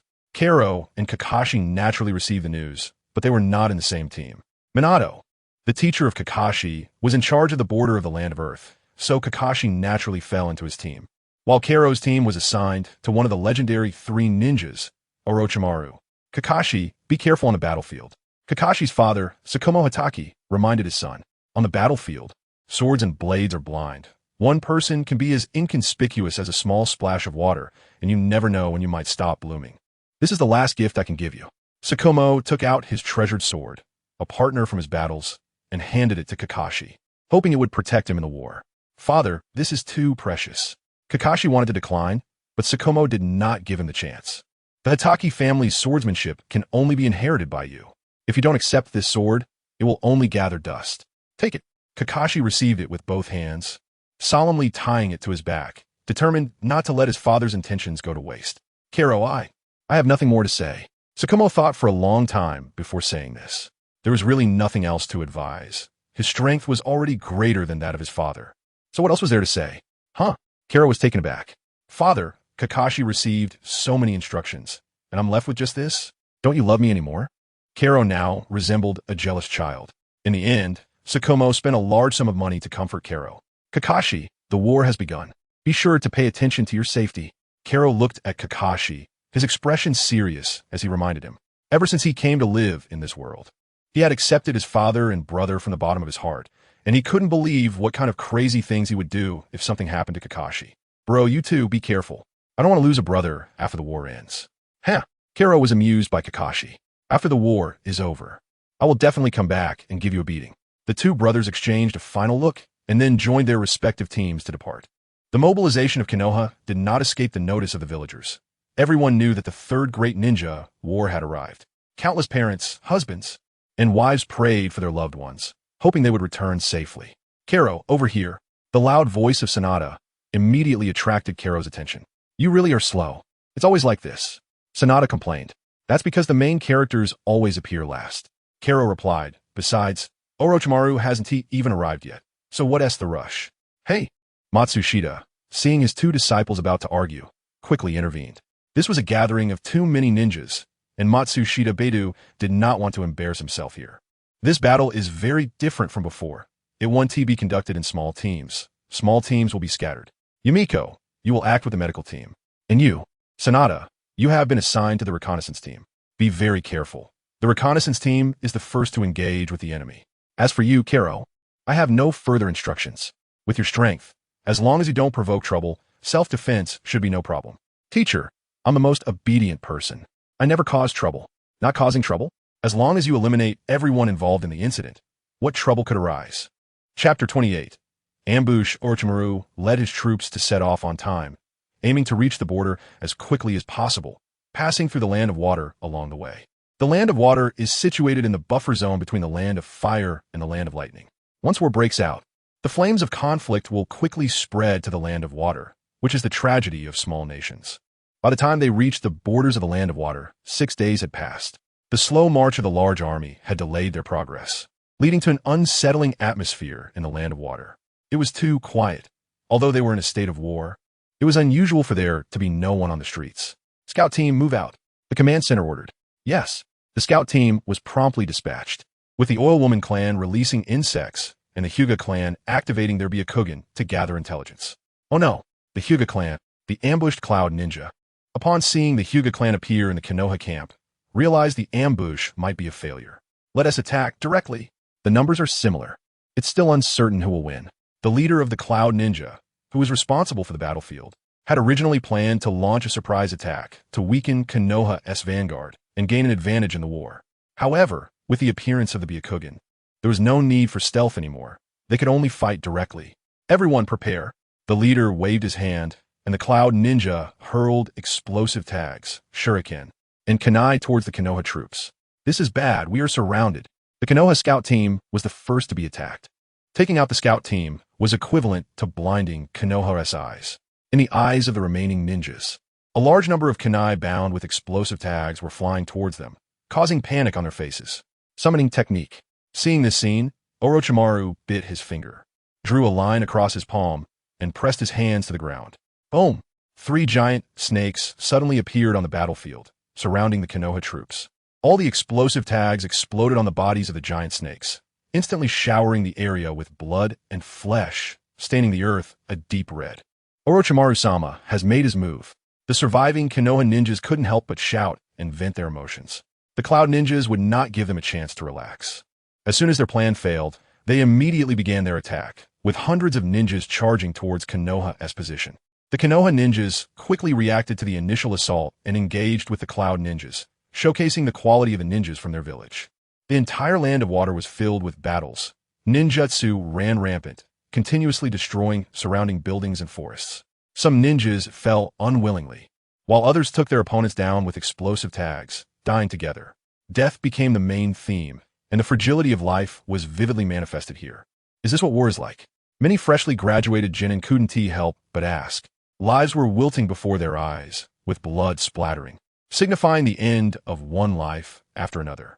Unable to bear the stench of blood on the battlefield, they bent over and vomited. As the commander of the ninja forces, Orochimaru was a key target for the Cloud Ninjas. For Cloud J, Nin surrounded Orochimaru from all sides. As one of the 3 legendary ninjas, Orochimaru was indeed someone they wanted to capture. After all, this was an opportunity to gain fame. The pursuit of fame and fortune is now within reach. How can it not drive them mad?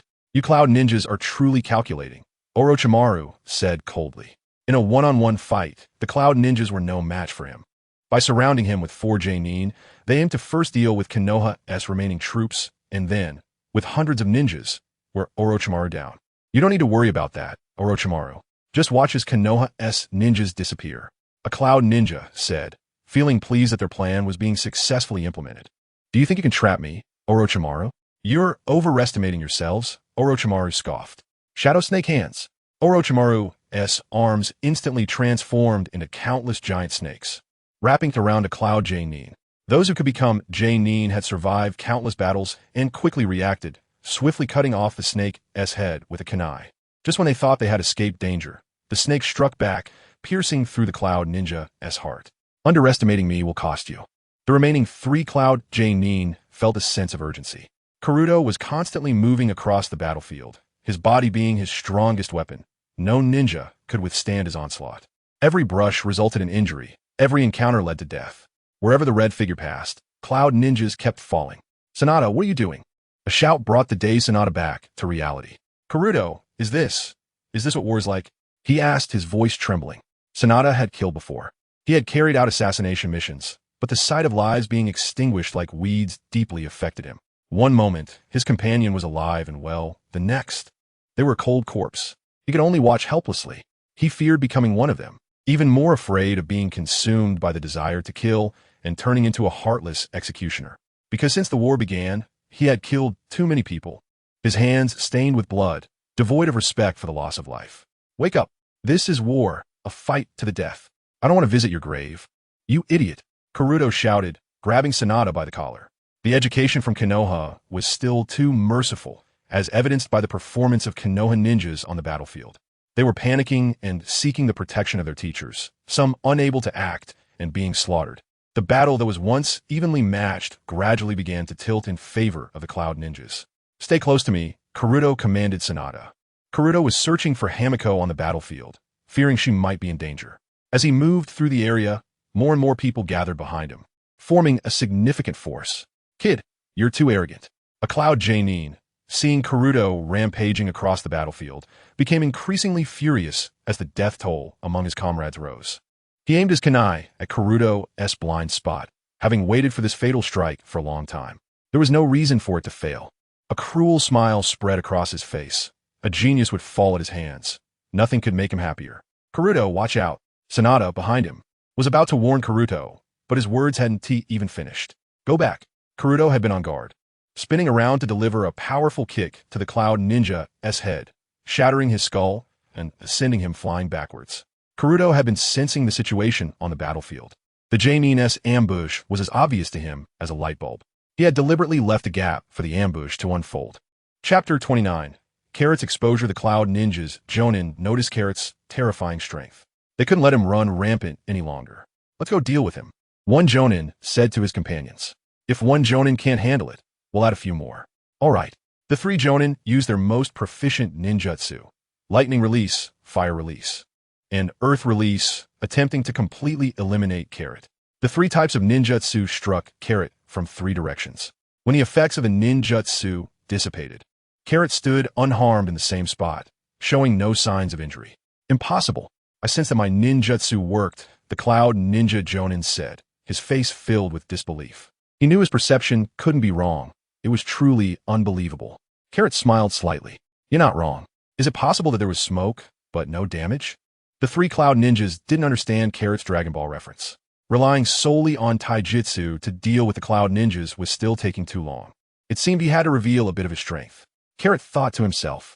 He extended his right hand, palm facing the sky, and a circular slice of energy hovered above his palm. As Carrot made the gesture, the opponents immediately felt a wave of deathly fear wash over them, causing their hair to stand on end. If they couldn't stop it, there would be dire consequences. "Quick, stop him," the leading Jonin shouted. "Air circle slash," Carrot called out, waving his hand, and the energy slice shot out from his palm.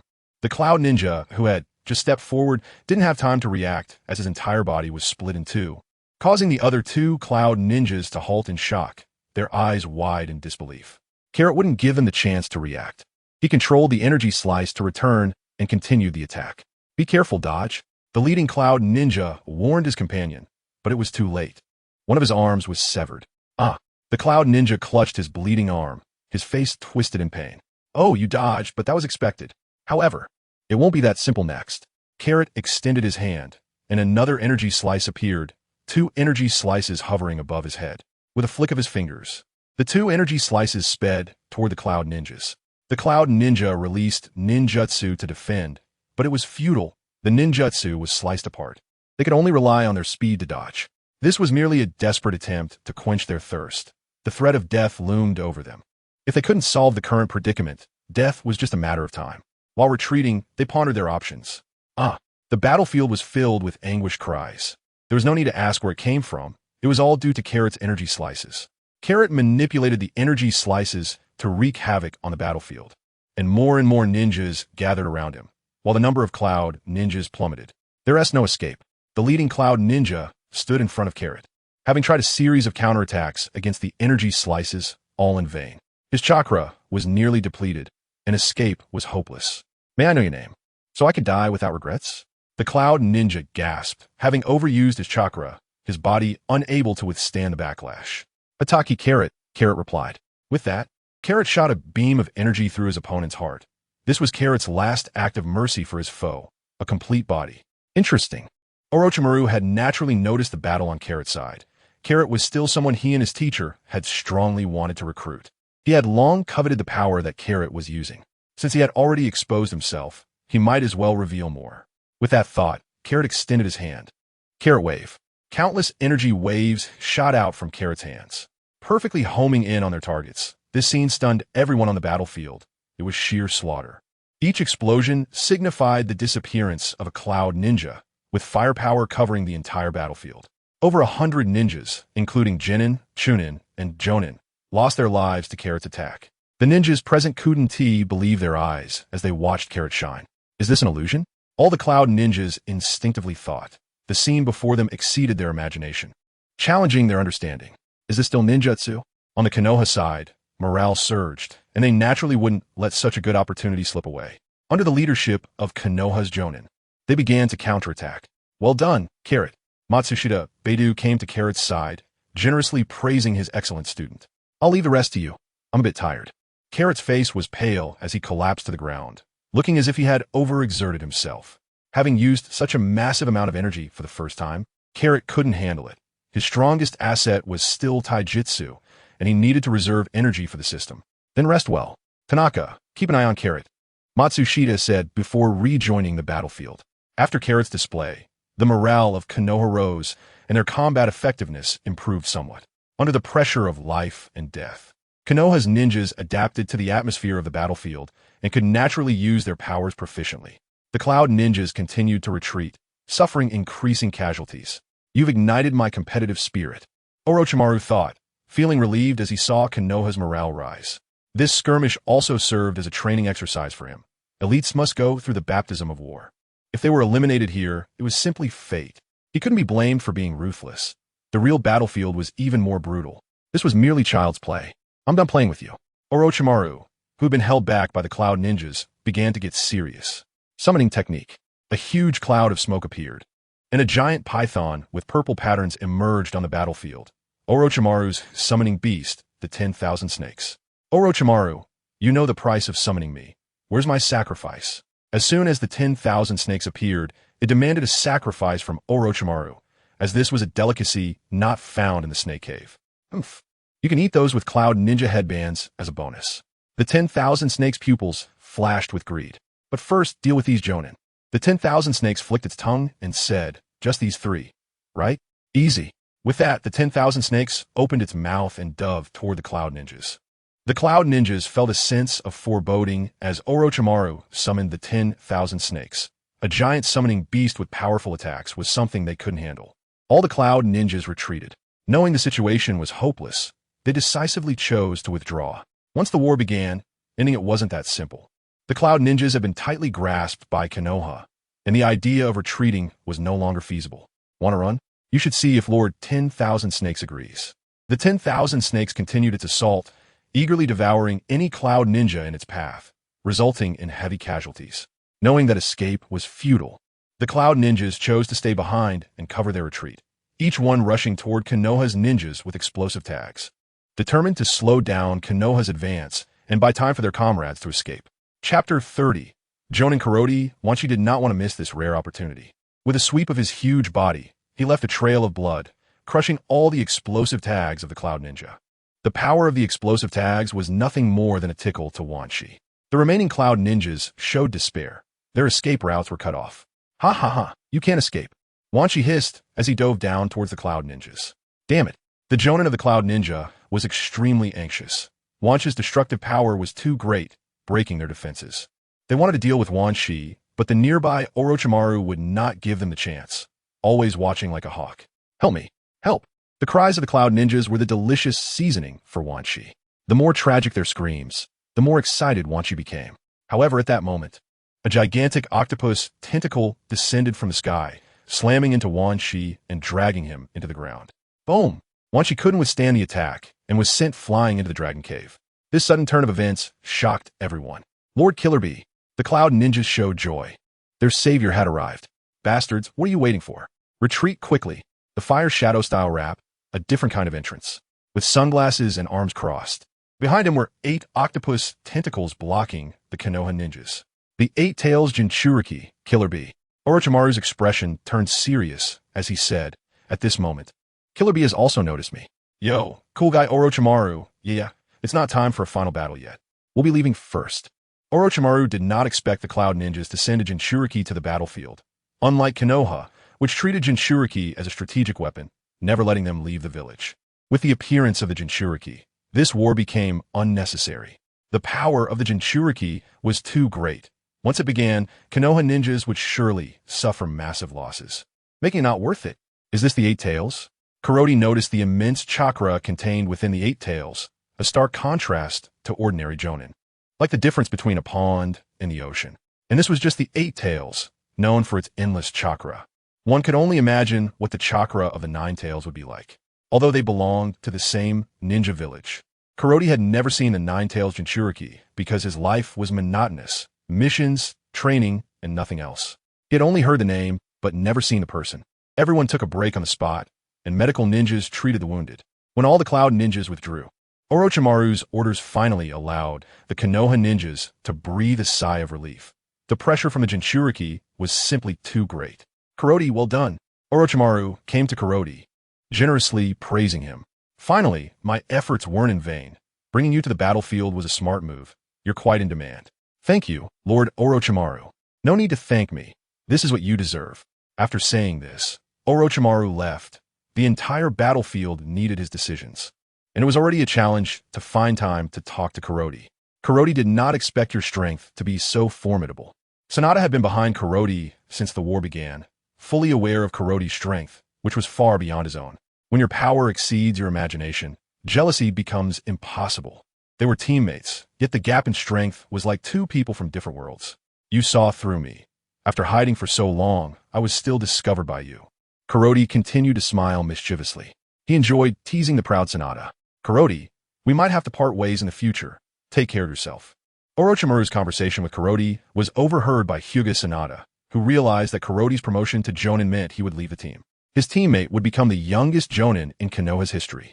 Reflecting on the past when Kuroti first joined the team, Sanada had looked down on him, and in the blink of an eye, Kuroti had left him far behind. Haha, does a temporary parting have to feel like a life-and-death separation? I still prefer that lively Sanada. Damn it, go die, Kuroti. This was the lifelong pain of Hyuga Sanada, having been tricked by Kuroti into dancing publicly while drunk during a gathering. Normally, once he sobered up, he wouldn't remember. But the key was an old acquaintance who helped him recall every embarrassing moment, making Sanada unable to hold his head high at the time. Other ninjas looked at Sanada with a hint of envy. Kuroti's strength earned him the respect of other ninjas in this battle, and many became his fans. The details of the battle were transmitted back to Konoha through secret techniques. Yuan Firijan opened the scroll spat out by the white snake, his face twitching slightly. The thick substance on the scroll made it difficult for him to handle. Every time he saw Orochimaru's secret techniques, he felt a psychological discomfort. Opening the scroll, he was shocked to see the content. A light orb emitted from his hand caused the deaths of over 100 ninjas. Yuan Firijan gasped. "Is this what you call bloodline limit?" Shuomo Yuan Firijan fell into deep thought. Kuroti's performance sparked different thoughts in him about recruiting Kuroti to enhance the power of the Hokage faction. However, the answer to the question quickly emerged. Orochimaru proposed promoting Kuroti to Jonin, and after a moment of contemplation, Yuan Firijan agreed. Promoting Kuroti to Jonin would grant him the qualification to lead a ninja team. Soon, Yuan Firijan stuffed Kuroti's appointment into the mouth of the white snake, and with a bang, the white snake turned into smoke and vanished. The Cloud Ninja's Jinchuriki had already taken to the battlefield. It seemed that the old guy from the Lightning Village was serious. Unfortunately, our Jinchuriki still could not perfectly control the power of the Nine Tails. Once on the battlefield, there would be no distinction between friend and foe, leading to heavy losses. Whether Orochimaru could withstand the pressure from the Cloud Ninja was something Yuan Firijan could only choose to believe. If he couldn't, Yuan Firijan would have to go to the battlefield himself.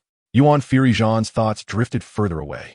He decided to use a glass ball to observe the lives of the people in Konoha. He wondered if it was true that spies liked to frequent the bathhouse. Anyway, the third Hokage was known for being stern and selfless. Not long after, Orochimaru received a reply from the Hokage, confirming his achievements in commanding the battle and approving his suggestions. "Kiki Kuroti, in light of your outstanding performance in the last battle, the Hokage commands your exceptional promotion to Jonin, granting you the qualification to lead a team independently.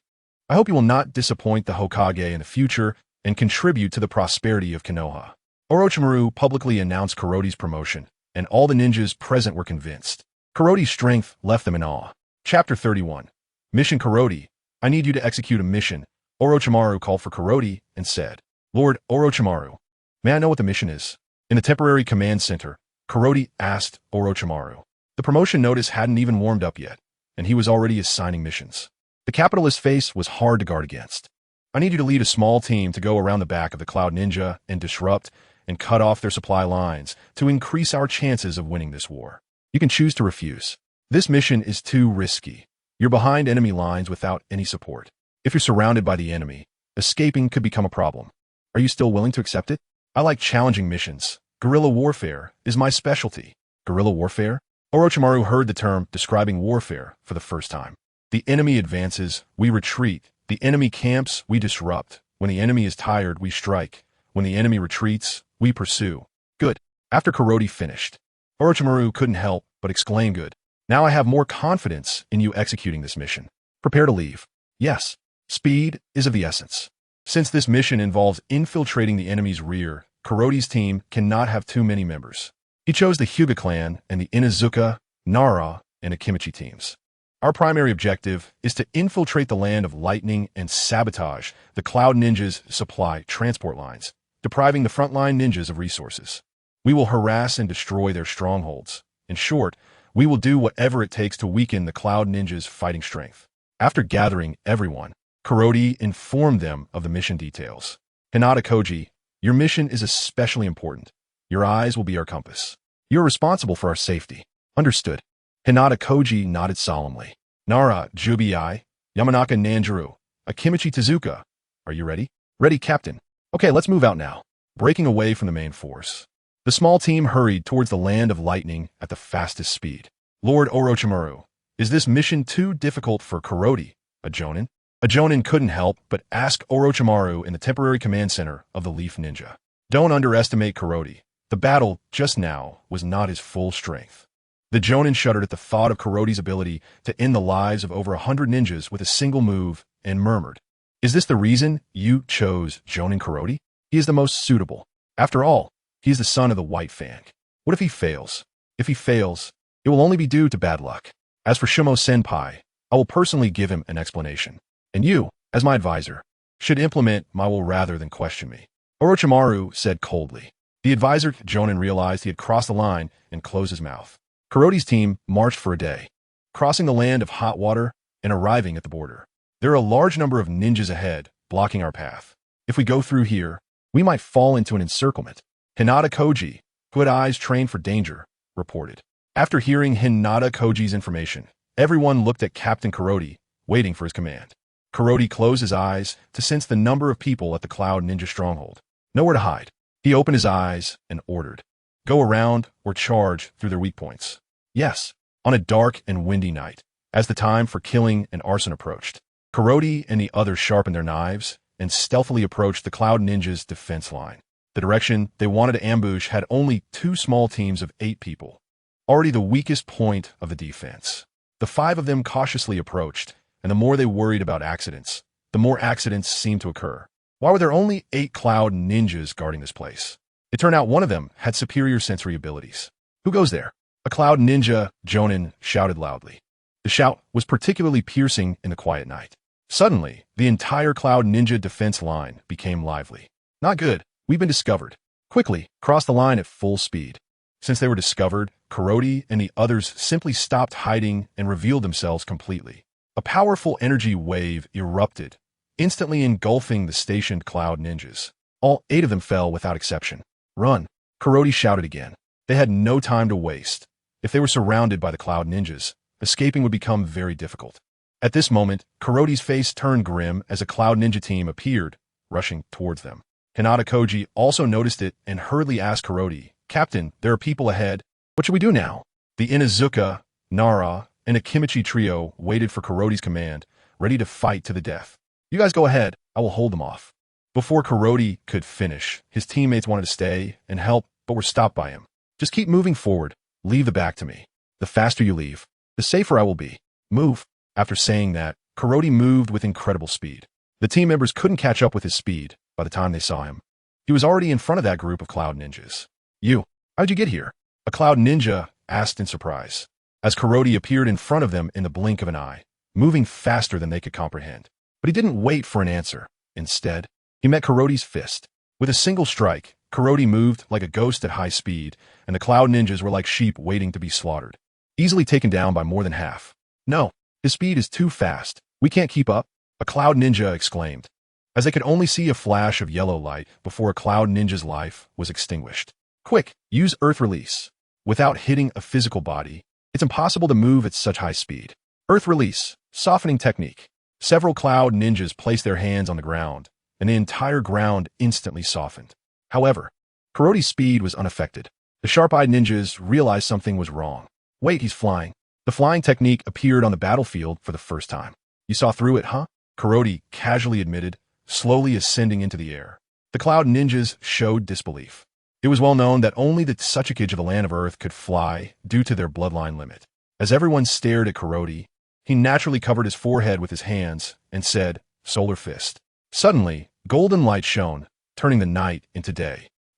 The cloud ninjas on the scene rolled on the ground, covering their eyes in agony.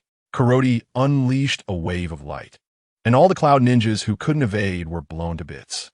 Finally, the teammates arrived, seeing Kuroti suspended in midair in the large pit before them. They were filled with shock.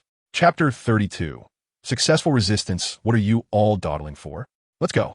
Karo's voice came from the front. Following that, the group plunged into the darkness without looking back. After nearly 3 hours of continuous escape, they finally shook off their pursuers and found a relatively hidden cave to rest for a while. That was really close tonight. We almost suffered total annihilation, said Akiato Tezuka while eating, not knowing where he had pulled out a pile of food to devour. The Akiato clan truly lives up to its name. Yeah. Luckily we have Captain Karo. Otherwise we wouldn't even make it past the border, Nara Shurbe said, leaning in. The strength displayed by Karo gave the team members much more confidence in this mission. Captain, after we complete the mission, we have to celebrate with a drink. I may not match your strength, but I can definitely keep up with you in drinking. Yamasha and Nanjaru took the opportunity to get closer to Karo. In their eyes, Karo's rise was inevitable, and building a connection would benefit both himself and his family. All right, after the mission, I'll treat everyone to a meal to celebrate our success. Then, Karo arranged the night watch duties. Everyone had worked hard all day and was exhausted, needing to rest and recover their energy. Before long, only the sound of light breathing could be heard in the cave. After sleeping until dawn, Karo stretched and felt refreshed. Captain Karo, you're awake? Yes. What's the situation outside? Occasionally, some cloud shinobi pass by. I guess they are here searching for us, said Hinata Kuji, who was on watch. Karo stroked his chin and thought for a moment before saying, "This cave is not a place to stay for long. It will be discovered sooner or later. Let's rest a bit, then we'll set off." Okay. Now that Karo was awake, the responsibility for vigilance naturally fell to him, allowing Hinata Kuji to finally rest, as using the Byakugan too much could strain his eyes. To the left front, there was a squad. To the right front, another squad. The Cloud Shinobi really showed no signs of giving up, repeating their search over and over. "Since you're coming right to us, not taking you down would be disrespectful to the Cloud Shinobi." Karo had no intention of letting them go. As everyone gradually recovered, Karo explained the current enemy and ally situation to them. "We are now surrounded by the enemy. There are teams on both the left and right fronts, and more behind us. What we need to do now is to quietly deal with these two teams. If we let them call for backup, our situation will become even more difficult." Karo drew a simple map on the ground with a branch, marking the positions of the Cloud Shinobi teams. "So, we need to split up. I will handle one team, and you all will take care of the other. Is that all right?" The four of them all possessed bloodline limits, and the trio of Inuzuka, Nara, and Akimichi was not just a simple addition. Their combined fighting strength increased exponentially, which was also the reason Karo had chosen them to join the team. Plus, with Hinata's Byakugan, losing was nearly impossible. We have no problem trusting Karo's strength. Facing off against the Cloud Shinobi team one-on-one was not a challenge. "That's good, let's get started," Karo ordered. The four of them disappeared right before him. Next, it was time to have some fun with the Cloud Shinobi. From this moment on, the roles of hunter and prey began to swap. Karo used his body flicker technique and quickly reached the location of the Cloud Shinobi, unnoticed by anyone. Meanwhile, the members of the Cloud Shinobi team were complaining. "Why are we here on a search mission? We should be on the battlefield making achievements and killing enemies." One of the lower-ranked Cloud Shinobi grumbled, possibly filled with thoughts of glory and promotion since it was his first time in war. "What do you know? The battlefield is incredibly brutal. Life is so fragile, and death can come an instant. We are so lucky to be able to carry out such a task," scolded the older Cloud Shinobi Jonin. Judging by his age, he must have experienced the Second Shinobi World War, and for such a ninja, the focus was no longer on achievements but on how to survive the war. "TCH, speaking so grandly, aren't you just afraid of death?" The lower-ranked Shinobi scoffed. The Jonin paid him no mind, believing that he had fulfilled his duty as a senior. So he ignored him. He pulled out a photo from his pocket, a family picture with his kind wife and lovely daughter. Every time he looked at this photo, a happy expression would appear on his face. He had made a mistake, a classic mistake that would lead to his demise. Like looking at a photo on the battlefield or saying he'd return after the war. "Sorry to interrupt your happy moment. Karo's voice suddenly rang in the Cloud Shinobi's ear as he wrapped his arm around the Shinobi's neck. The Cloud Shinobi struggled desperately, trying to make a sound to alert his comrades, his hands flailing around. As time passed, the strength of his struggles weakened until he couldn't even hold onto the photo, which fell to the ground as he gasped for breath, his eyes rolling back. Karo released his grip, and the Cloud Shinobi collapsed to the ground. "Take it away," Karo said, placing the photo into the Cloud Shinobi's pocket before vanishing from the spot. The Cloud Shinobi in front remained oblivious, continuing to search on his own. After a flurry of blades, 1 Chunin and 2 Jonin collapsed on the ground, showcasing the brutality of war. Karo showed no mercy. Their hands were stained with the blood of Leaf Village ninjas, and besides, it was the Cloud Shinobi who instigated the war. When Karo returned to the resting place, Hinata and the others had not yet returned, but Karo was not overly worried. With the strength of Inuzuka, Nara, and Akimichi, they could handle themselves. He just needed to wait. Although the waiting process was tough, the outcome was ultimately good. The 3 returned with minor injuries, but it did not affect their ability to continue on their journey. After resting for half an hour, the team set off again. At this time, Orochimaru also received information that Karo and the others had successfully crossed the Cloud Shinobi's defense line. Indeed, he is the son of the White Fang. It only took 1 day to break through the Cloud Shinobi's defenses and successfully enter their rear. Truly impressive, a Leaf Jonin marveled, his tone filled with admiration for Karo. If their mission is successful, our front line will be much easier. The thought of this brought smiles to the faces of the ninjas in the command center, as the front line would thus see fewer casualties. Orochimaru did not pay them any mind, focusing intently on the map on the table, speculating about the area where Karo and his team were currently located.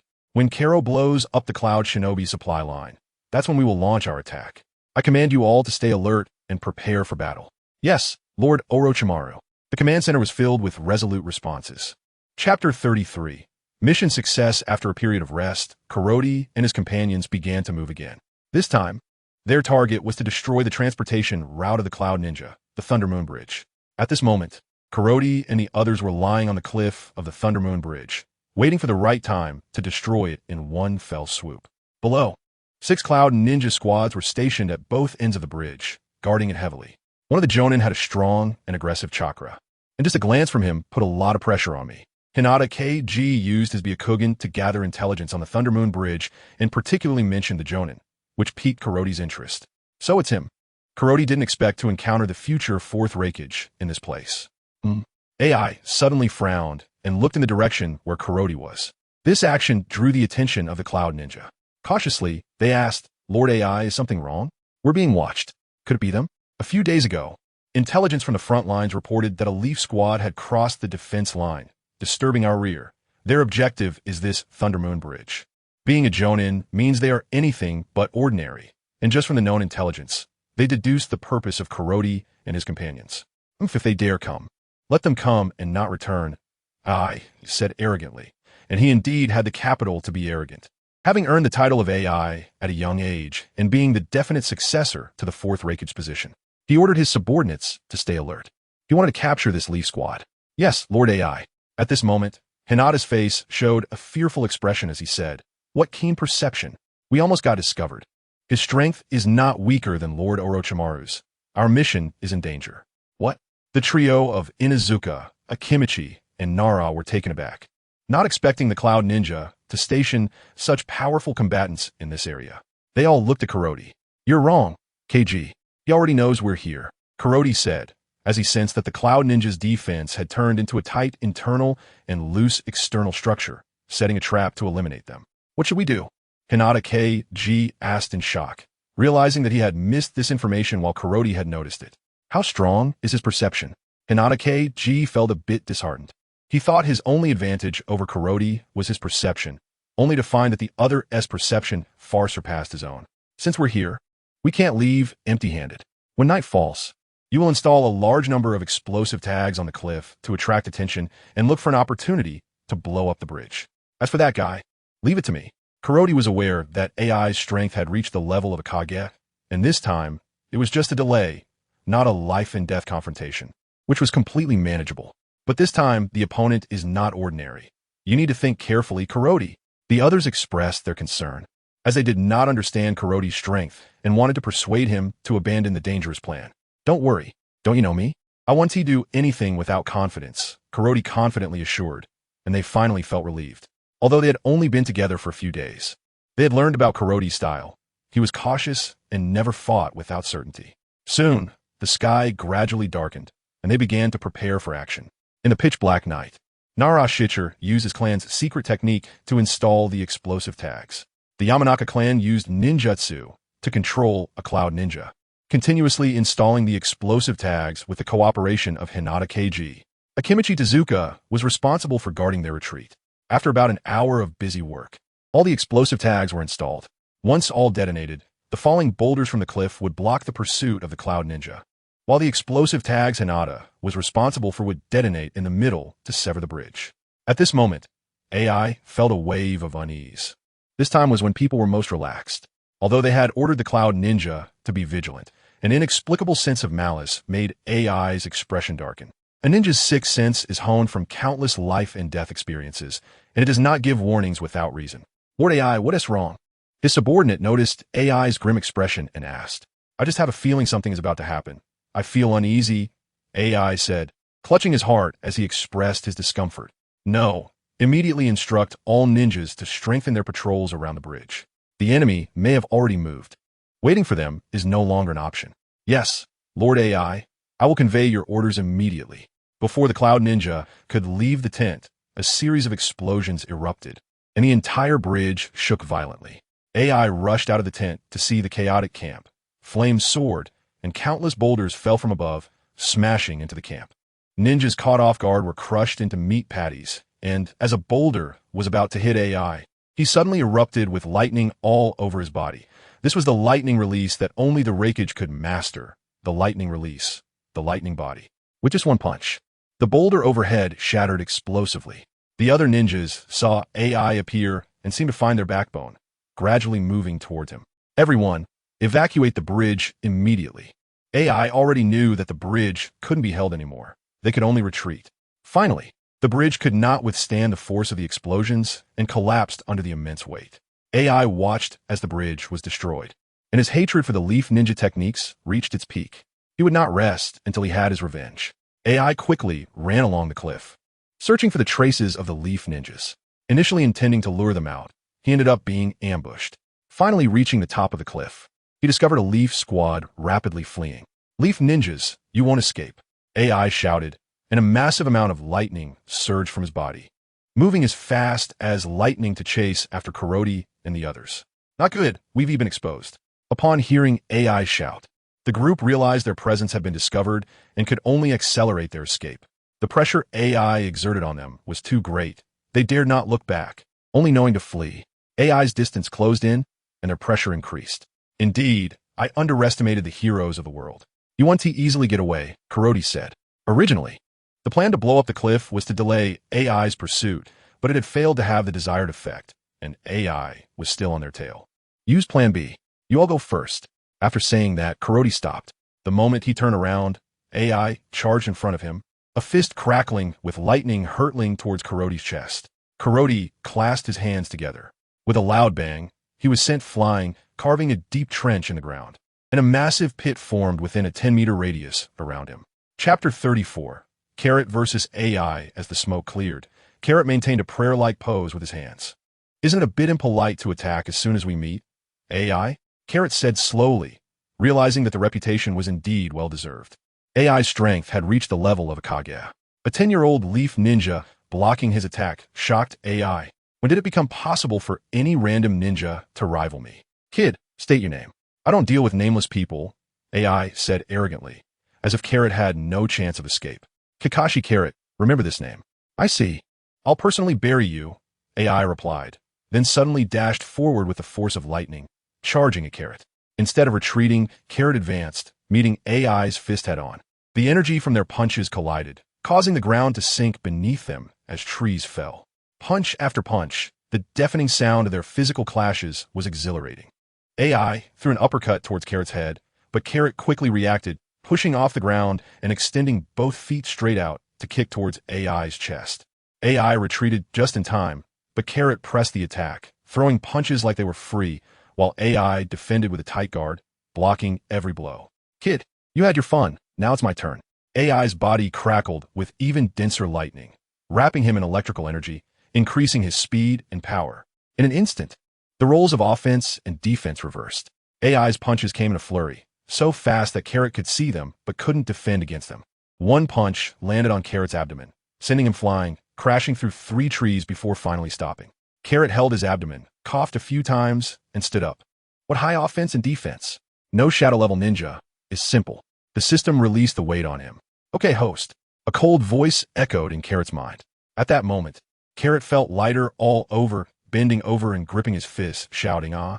His aura surged stronger, and the stones on the ground began to bounce. When Carrot radiated a yellow light, he stopped. He stared directly at AI, beckoning him to attack with a gesture of his right hand. AI, having never been so provoked, immediately launched a frenzied assault on Carrot, attacking from the front, right, left, back, and above, each strike aimed at Carrot's vital points. Yet, miraculously, Carrot dodged each one just in time. It's my turn now. Although AI couldn't hear Carrot's voice, he could tell from his lip movements that it wasn't anything good. Carrot grabbed AI's fist and yanked upward, sending AI flying. He then stepped forward, catching up with AI mid-flight and punching him again, treating AI like a punching bag, repeatedly striking him. AI used ninja techniques to stimulate his body for faster speed, finally breaking free from Carrot's relentless onslaught. The two stood opposing each other, one surrounded by lightning, the other glowing with yellow light, complementing each other. AI was greatly astonished. The power of his opponent was not chakra, but a completely new force. Could it be a bloodline limit? However, using a bloodline limit would consume chakra, yet he sensed no trace of chakra from Carrot. AI was certain of this. At the same time, he made up his mind to capture Carrot. He could not let such a genius live. It was too dangerous for him to grow stronger. He had to be eliminated before he fully spread his wings. Hey AI, it's getting late. Let's call it day, Carrot said. His mission was only to hinder the enemy. Once that was accomplished, he could retreat. Besides, he wasn't completely confident he could kill the man before him. If they both got hurt, he wouldn't have any backup. AI hadn't finished speaking when Carrot suddenly vanished. Just as Carrot had thought, AI also lacked the confidence to kill him and merely wanted to stall for reinforcements to eliminate Carrot. Soon after Carrot disappeared, reinforcement from the Cloud Village arrived late. Lord AI, has the enemy been eliminated? The arriving Cloud Ninja asked, scanning for the enemy's corpses. No, they escaped. Hiss, to escape from Lord AI's grasp. The enemy is not ordinary. As the successor of the Cloud Ninja, AI's strength was evident. That the enemy could retreat so easily indicated their formidable power. Send out a bounty. Anyone who kills Kakashi Carrot will receive 30 million. The subordinates were stunned. 30 million was no small sum, equivalent to 3 S-rank mission rewards. However, they were also quite perceptive and immediately agreed, knowing that as subordinates, they just had to follow orders, especially since their superior was currently in a foul mood. Disobeying him could get them sent to the front lines, leaving them with nowhere to cry. They had finally escaped a disaster. The group waited at the rendezvous point for Carrot to return safely, letting out a sigh of relief. Captain, your strength is truly impressive. You managed to escape from that monster. Just watching him made my legs tremble, Akimichi said, his body the most robust, speaking timidly. He was filled with envy for Carrot's strength. Captain Carrot, can we now report the mission details to Lord Orochimaru? Nara asked. Yes. Nara summoned a white snake, which swallowed the mission report and vanished in a puff of white smoke. As the white snake disappeared, Carrot spoke. Now we should consider how to retreat. Nara, do you have any plans? For matters requiring thought, one should consult the most intelligent person. In the Leaf Village, no one was smarter than the Nara clan. We destroyed the Reijetsu Bridge, so the enemy will surely search for us frantically. The only way we can escape is to outrun them, with more enemies than us. We must break out of their encirclement to be safe. Nara's analysis was sound, and in the end, Carrot agreed with Nara's decision, quickly heading towards the Land of Fire. Meanwhile, AI was seething with rage, his reputation stained. Send the order for a carpet search, especially for a boy with white hair. If you find him, don't act recklessly. Immediately send word. Understood? Yes. A Cloud Ninja knelt and vanished. AI rested his chin on one hand, contemplating how to deal with Carrot. AI's image was that of someone who would rather take action than waste time talking. After all, fighting was quick and efficient. Carrot and his team broke through the enemy's blockade and returned, weary, to the Leaf Village's camp in the Land of Water. Carrot, well done. I saw your deeds in the report. Holding off the enemy single-handedly and covering for your teammates while managing to escape. Your strength exceeds my expectations. Orochimaru praised Carrot wholeheartedly. The successful mission was due to Orochimaru's keen eye for talent, and the morale on the front line would rise because of it. Chapter 35. Turtle School Energy Wave. A storm is brewing. Kakarot. Since you completed your mission, the forces on the front lines of the Cloud Ninja have been increasing. War is imminent. In the tent, Orochimaru shared the recent changes with Kakarot. This also showcased Kakarot's strength in the rear of the Cloud Ninja, catching Orochimaru's attention. After all, in the world of ninjas, strength is what matters. If you are powerful, you hold a corresponding status. Kakarot's strength is the cornerstone of Orochimaru's front line. What I need to do, Lord Orochimaru? Kakarot asked calmly. There's no free lunch in this world, and leaving Kakarot alone must have a purpose. I need you to stop once the war starts. Reliable sources say the Eight-Tails Jinchuriki has also arrived on the battlefield. I am running out of clones. Orochimaru revealed his intention. Okay, that's what I should do. If there are no further orders, I would like to take my leave. After Kakarot exited the tent, he found Hinata, Sanada, and Hamiko waiting for him. Kakarot, you guy, it's so great that you came back safely. Hamiko hugged Kakarot with a choked voice. When she learned Kakarot was going to undertake such a dangerous mission, she was filled with unease, fearing she might lose her brother. Now that Kakarot has returned safely, she finally felt relieved. Sanada watched as Hamiko rushed to hug Kakarot before him, raising his hands awkwardly. Come on, what are we waiting for? Kakarot opened his arms and waited for Sanada, and the two embraced tightly. Nothing compares to a brotherly hug. Matsushita looked at his student, wishing the scene could freeze at this moment. No war, no death, just sincere friendship. Kakarot, congratulations on completing the S-rank mission. Matsushita was genuinely happy for Kakarot. Unknowingly, Kakarot's growth had far exceeded his expectations. Thank you, Matsushita-sensei. I will continue to work hard. The war did not pause. It came swiftly. The entire land of water had turned into a massive battlefield. On the Cloud Ninja's side, it led 2,000 ninjas with great momentum, while Orochimaru commanded 1,500 ninjas from Konoha to resist. King against king, soldier against soldier. Kakarot faced his old rival, Kakarot. Last time I let you escape, this time you won't be so lucky. Declared angrily, eager to deal with the man who had tarnished his record. Is that so? Last time you didn't have this strength, do you think you can now? Kakarot spread his hands, indicating a try. Immediately, the two engaged in a rapid battle. The sounds of their clashes resonating across the battlefield, drawing attention from both Cloud and Konoha ninjas. Kakarot transformed his fists into claws, clawing at the ground to lift a massive rock and swung it at surrounded by lightning, smashed the boulder with a punch, sending debris flying. They exchanged blows, trading injuries without holding back. On the other side of the battlefield, Orochimaru summoned the giant snake, Manda. Orochimaru, you know the rules. This time I need 200 people. Knowing Manda's nature, Orochimaru pointed. The front is all yours. How many you can eat depends on your strength. Manda, rarely seeing Orochimaru so generous, opened its massive mouth and dove towards the Cloud Ninja, swallowing one after another, causing significant losses for them. The immense psychic pressure of the summoned beast weighed heavily on the Cloud Ninja. With the Konoha ninja families beginning to exert their strength, the Cloud Ninja started to retreat. Damn, you Konoha bastards! Killer Bee shouted, sprouting 8 tails and sweeping through the Konoha ninjas, causing massive casualties. Originally, everyone was armed with small weapons. And you come in with a Gatling gun. Isn't this bullying? The tail beast. That's the 8 tails. Perfect Jinchuriki Killer Bee arrived, breaking Konoha's advantage in one fell swoop. Strategic weapons are not just talk. They have real strength. The 8 tails rampaged across the battlefield as if it were in no man's land, inflicting heavy losses on the Konoha ninjas. Orochimaru stepped up. It's you bastard who made me miss my meal last time. This time we'll swallow you whole. Manda, filled with vengeance, charged forward, while Orochimaru and the Inoshikacho trio fought back.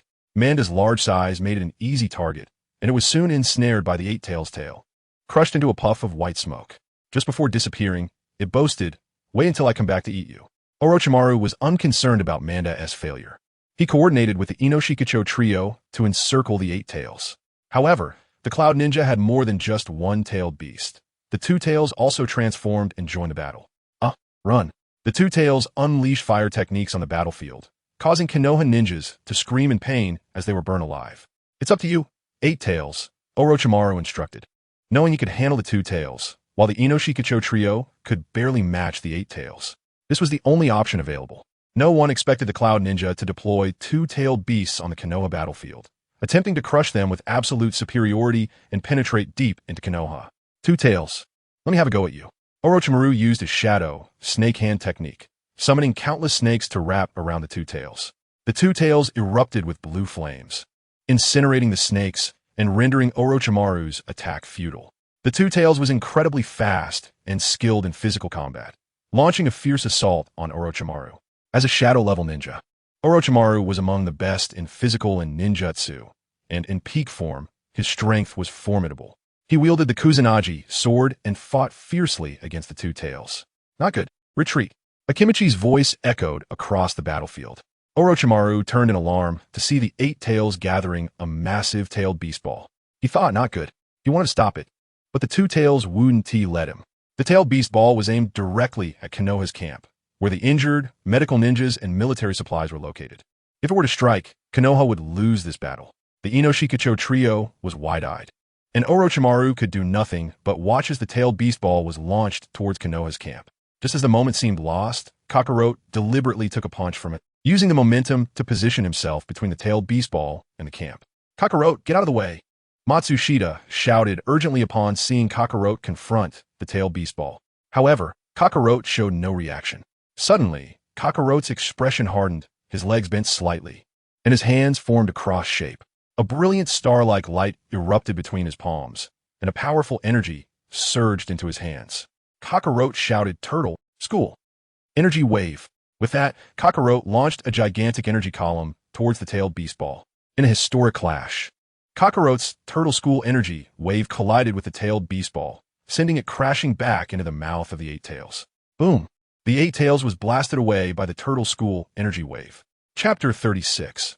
The death of the 8 tails. The commotion on the battlefield left everyone dumbfounded. The ninja's nuclear weapon. The 8 tails had disappeared. AI shouted, his figure flashing as he ran towards Karabi's direction. At that moment, Karabi was lying on the ground, blood spilling from his mouth. If it weren't for the 8 tails blocking the attack from Karabi would have been dead. The current situation was not optimistic either. Karabi was struggling to breathe, like a candle flickering in the wind. Are you okay? Seeing his bloodied younger brother, AI felt a deep anguish. Although their way of interacting was quite violent, it was a unique bond between 2 muscular men. Big brother, the 8 tails is dead. After saying this, Karabi passed out. This statement struck AI like a bolt from the blue. The beast was dead. AI looked in disbelief at Karabi, who was still maintaining the stance of the Kamehameha. Retreat. Everyone retreat. AI ordered. Karabi's move was too shocking. The Cloud Ninja feared being attacked by Karabi, so they completely agreed with AI's command. If even the tailed beast couldn't withstand it, how could they, mere flesh and blood? The retreat was swift. Konoha's commander, Orochimaru, sought to prevent the Cloud Ninja from setting an ambush and to stop Konoha ninjas from pursuing. Although the Cloud Ninja were retreating, it was not the time to kick a man when he was down. The Cloud Ninja's numbers and quality slightly surpassed those of Konoha. It was just that the 8 tails had encountered a problem, which led to their retreat. To understand the situation regarding the 8 tails, they could only ask Karabi. Karabi, how long do you plan to maintain that stance? Orochimaru asked, confused. The surrounding ninjas also looked puzzled. Lord Orochimaru, my body is immobilized. I can't move. This was Karabi's first time using the Kamehameha, and he was completely shocked. No wonder it could blow up the moon. Okay. Orochimaru called for ninjas to carry Karabi back to the Konoha camp. Those who were unaware might think Karabi had suffered multiple injuries. Next was the cleanup of the battlefield and the treatment of the wounded. Konoha ninjas were busy all around. Inside Konoha's tent, Orochimaru and several Jonin were discussing the next steps for the operation. As the head of the war zone, Orochimaru spoke first. Everyone, this battle came unexpectedly, and we suffered significant losses. After counting, we lost nearly 1/3 of our forces, not including the injured. What should we do next? Feel free to speak your mind. Everyone in the tent was a Jonin or elite Jonin, representing various families, so even Orochimaru had to give some face. All the Jonin were skilled at killing and arson, but strategy wasn't something you could just do with brains. They fell silent. It was still necessary to rely on Naruto, the strategist. Karabi, I want to ask you something. Please go ahead. Karabi glanced at Naruto. What did your move do to the Eight Tails Jinchuriki? The Eight Tails is dead. Kuroti replied succinctly. Huh? What did you say? The usually calm Naruto looked as if he had seen a ghost. Although he suspected the Eight Tails would be harmed, he never imagined Kuroti would kill it. That was a tailed beast. It was well known that tailed beasts could only be sealed. And now you were telling me they could be killed? There was no more shocking news than this. Are you sure? Naruto asked again. I think what Kuroti said is true. After the Eight Tails was knocked away, I completely lost the sense of its chakra. And there's only one explanation. The Eight Tails is dead, which is why the Cloud Ninja chose to retreat. Orochimaru interjected. Hiss. The ninjas present gasped. Orochimaru's perception wouldn't be wrong. That meant Kuroti really had killed the Jonin. This was a living legend. Fortunately, he was a Konoha ninja. This was the sentiment of all the Jonin present. I have requested reinforcements from the village. Soon, backup will arrive. During this time, all departments must remain vigilant and cannot be careless. Yes, Kuroti stayed behind while the others dispersed. Only Orochimaru and Kuroti remained in the tent. Kuroti, that shouldn't be a bloodline limit, right? Orochimaru said confidently. He had investigated all the information on the Hatake clan and found that they didn't have a bloodline limit. Yes, Kuroti knew he couldn't hide it for long, and now that he had some means of self-protection, he decided to stop concealing it. Can you show me? Orochimaru asked. Kuroti extended his right hand, and a sphere of energy formed from chakra floated above his palm. Orochimaru looked at the light sphere with excitement. This was a new kind of power, one that could kill tailed beasts. At this stage, Orochimaru was still focused on learning all the jutsu of the ninja world rather than seeking immortality at any cost. Kuroti's power represented a new system of abilities. How could he not be fascinated? Kuroti also had ulterior motives. He recognized Orochimaru's genius as the #1 scientist in the ninja world and wanted him to build a gravity chamber for his training. As ordinary training had very little effect on Kuroti. Can you tell me how this ability is formed, Kuroti? Orochimaru asked, licking his tongue. Kuroti shivered. Every time he saw Orochimaru lick his tongue, he felt a bit on edge. Chakra exists in everyone. It depends on whether you can excavate it from your body. The entire night, Kuroti and Orochimaru had a pleasant exchange. Many of Kuroti's viewpoints inspired Orochimaru, creating a storm in his mind. 9 years of compulsory education were not for nothing. Although he didn't understand the specific operations, his half-understood theories provided direction for Orochimaru. Kuroti also achieved his goal. Orochimaru would help him research the gravity chamber. After a sleepless night, Kuroti opened the tent and stretched. Passing ninjas respectfully called out, Lord Kuroti. This made Kuroti feel immensely satisfied. He had been elevated to the level of Lord. Life on the front lines was very monotonous. Minor skirmishes happened from time to time, but overall, there were victories and defeats on both sides. Kuroti's life revolved around completing missions and training. However, whenever Cloud Ninjas saw him, they would turn and flee, which left Kuroti speechless. You say you see other ninjas fighting for their lives, but when you see me, you turn around and run. Is this not discrimination? If the Cloud Ninja heard this, they might feel even more frustrated. Boss, you can even kill tailed beasts. We mere Cloud Ninjas just want to earn a living. Not be fools. A rule of thumb formed among the Cloud Ninja. If they encountered Kuroti, they would run, and the higher-ups wouldn't blame them. Chapter 37 Reinforcements on this sunny day. The reinforcement ninja from Konoha finally arrived. Father, Kuroti thought to himself as he saw the newcomers. It's indeed Hatake Sakumo. I didn't expect him to return to the battlefield. Sakumo didn't have time to catch up with Kuroti and immediately called for a meeting. Today, I would like to say on behalf of Lord Hokage, thank you for your hard work serving Konoha.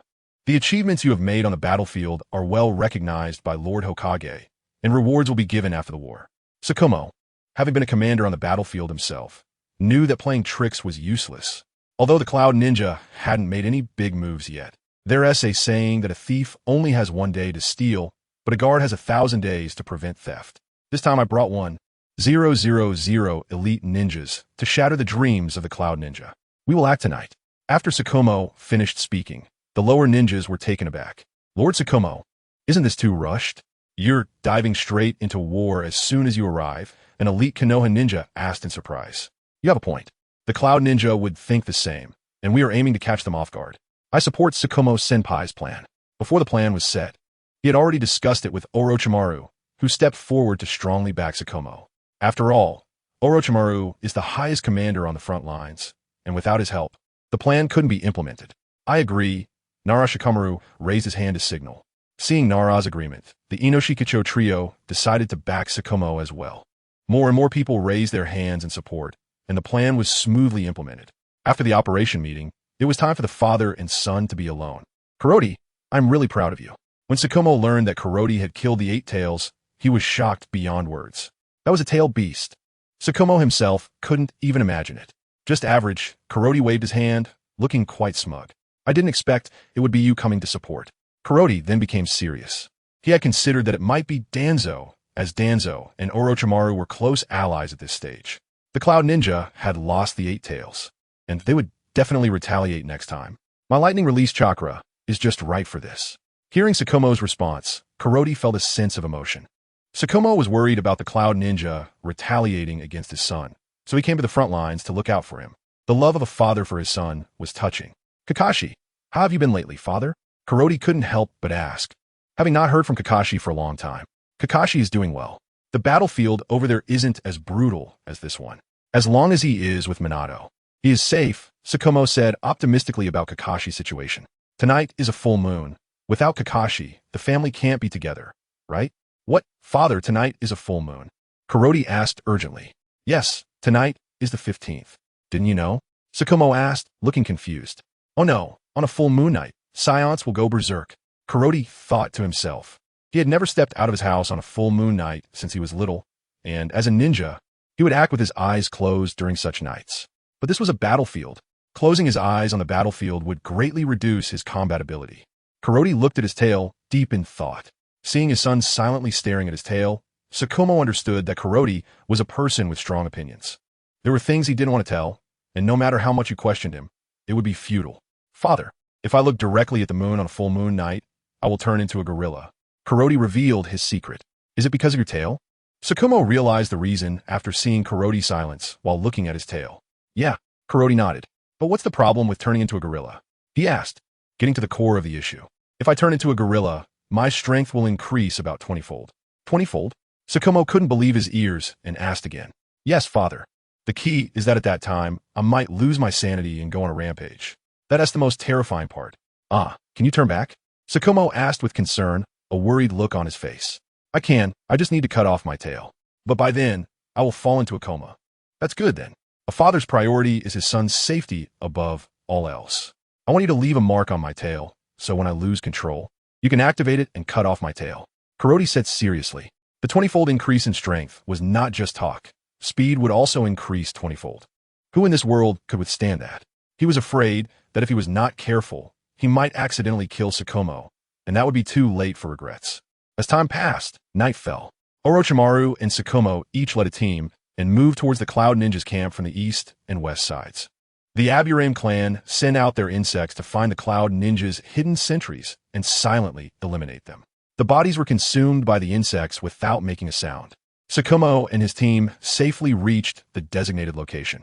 As long as they waited for the attack time, they could launch a full-scale assault. Attack! Sakumo waved his hand, and a large number of explosive tags were thrown into the Cloud Ninja's camp.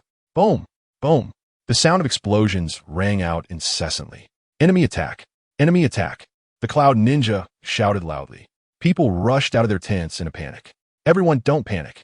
Team leaders, organize your teams to fight. A figure covered in lightning shouted.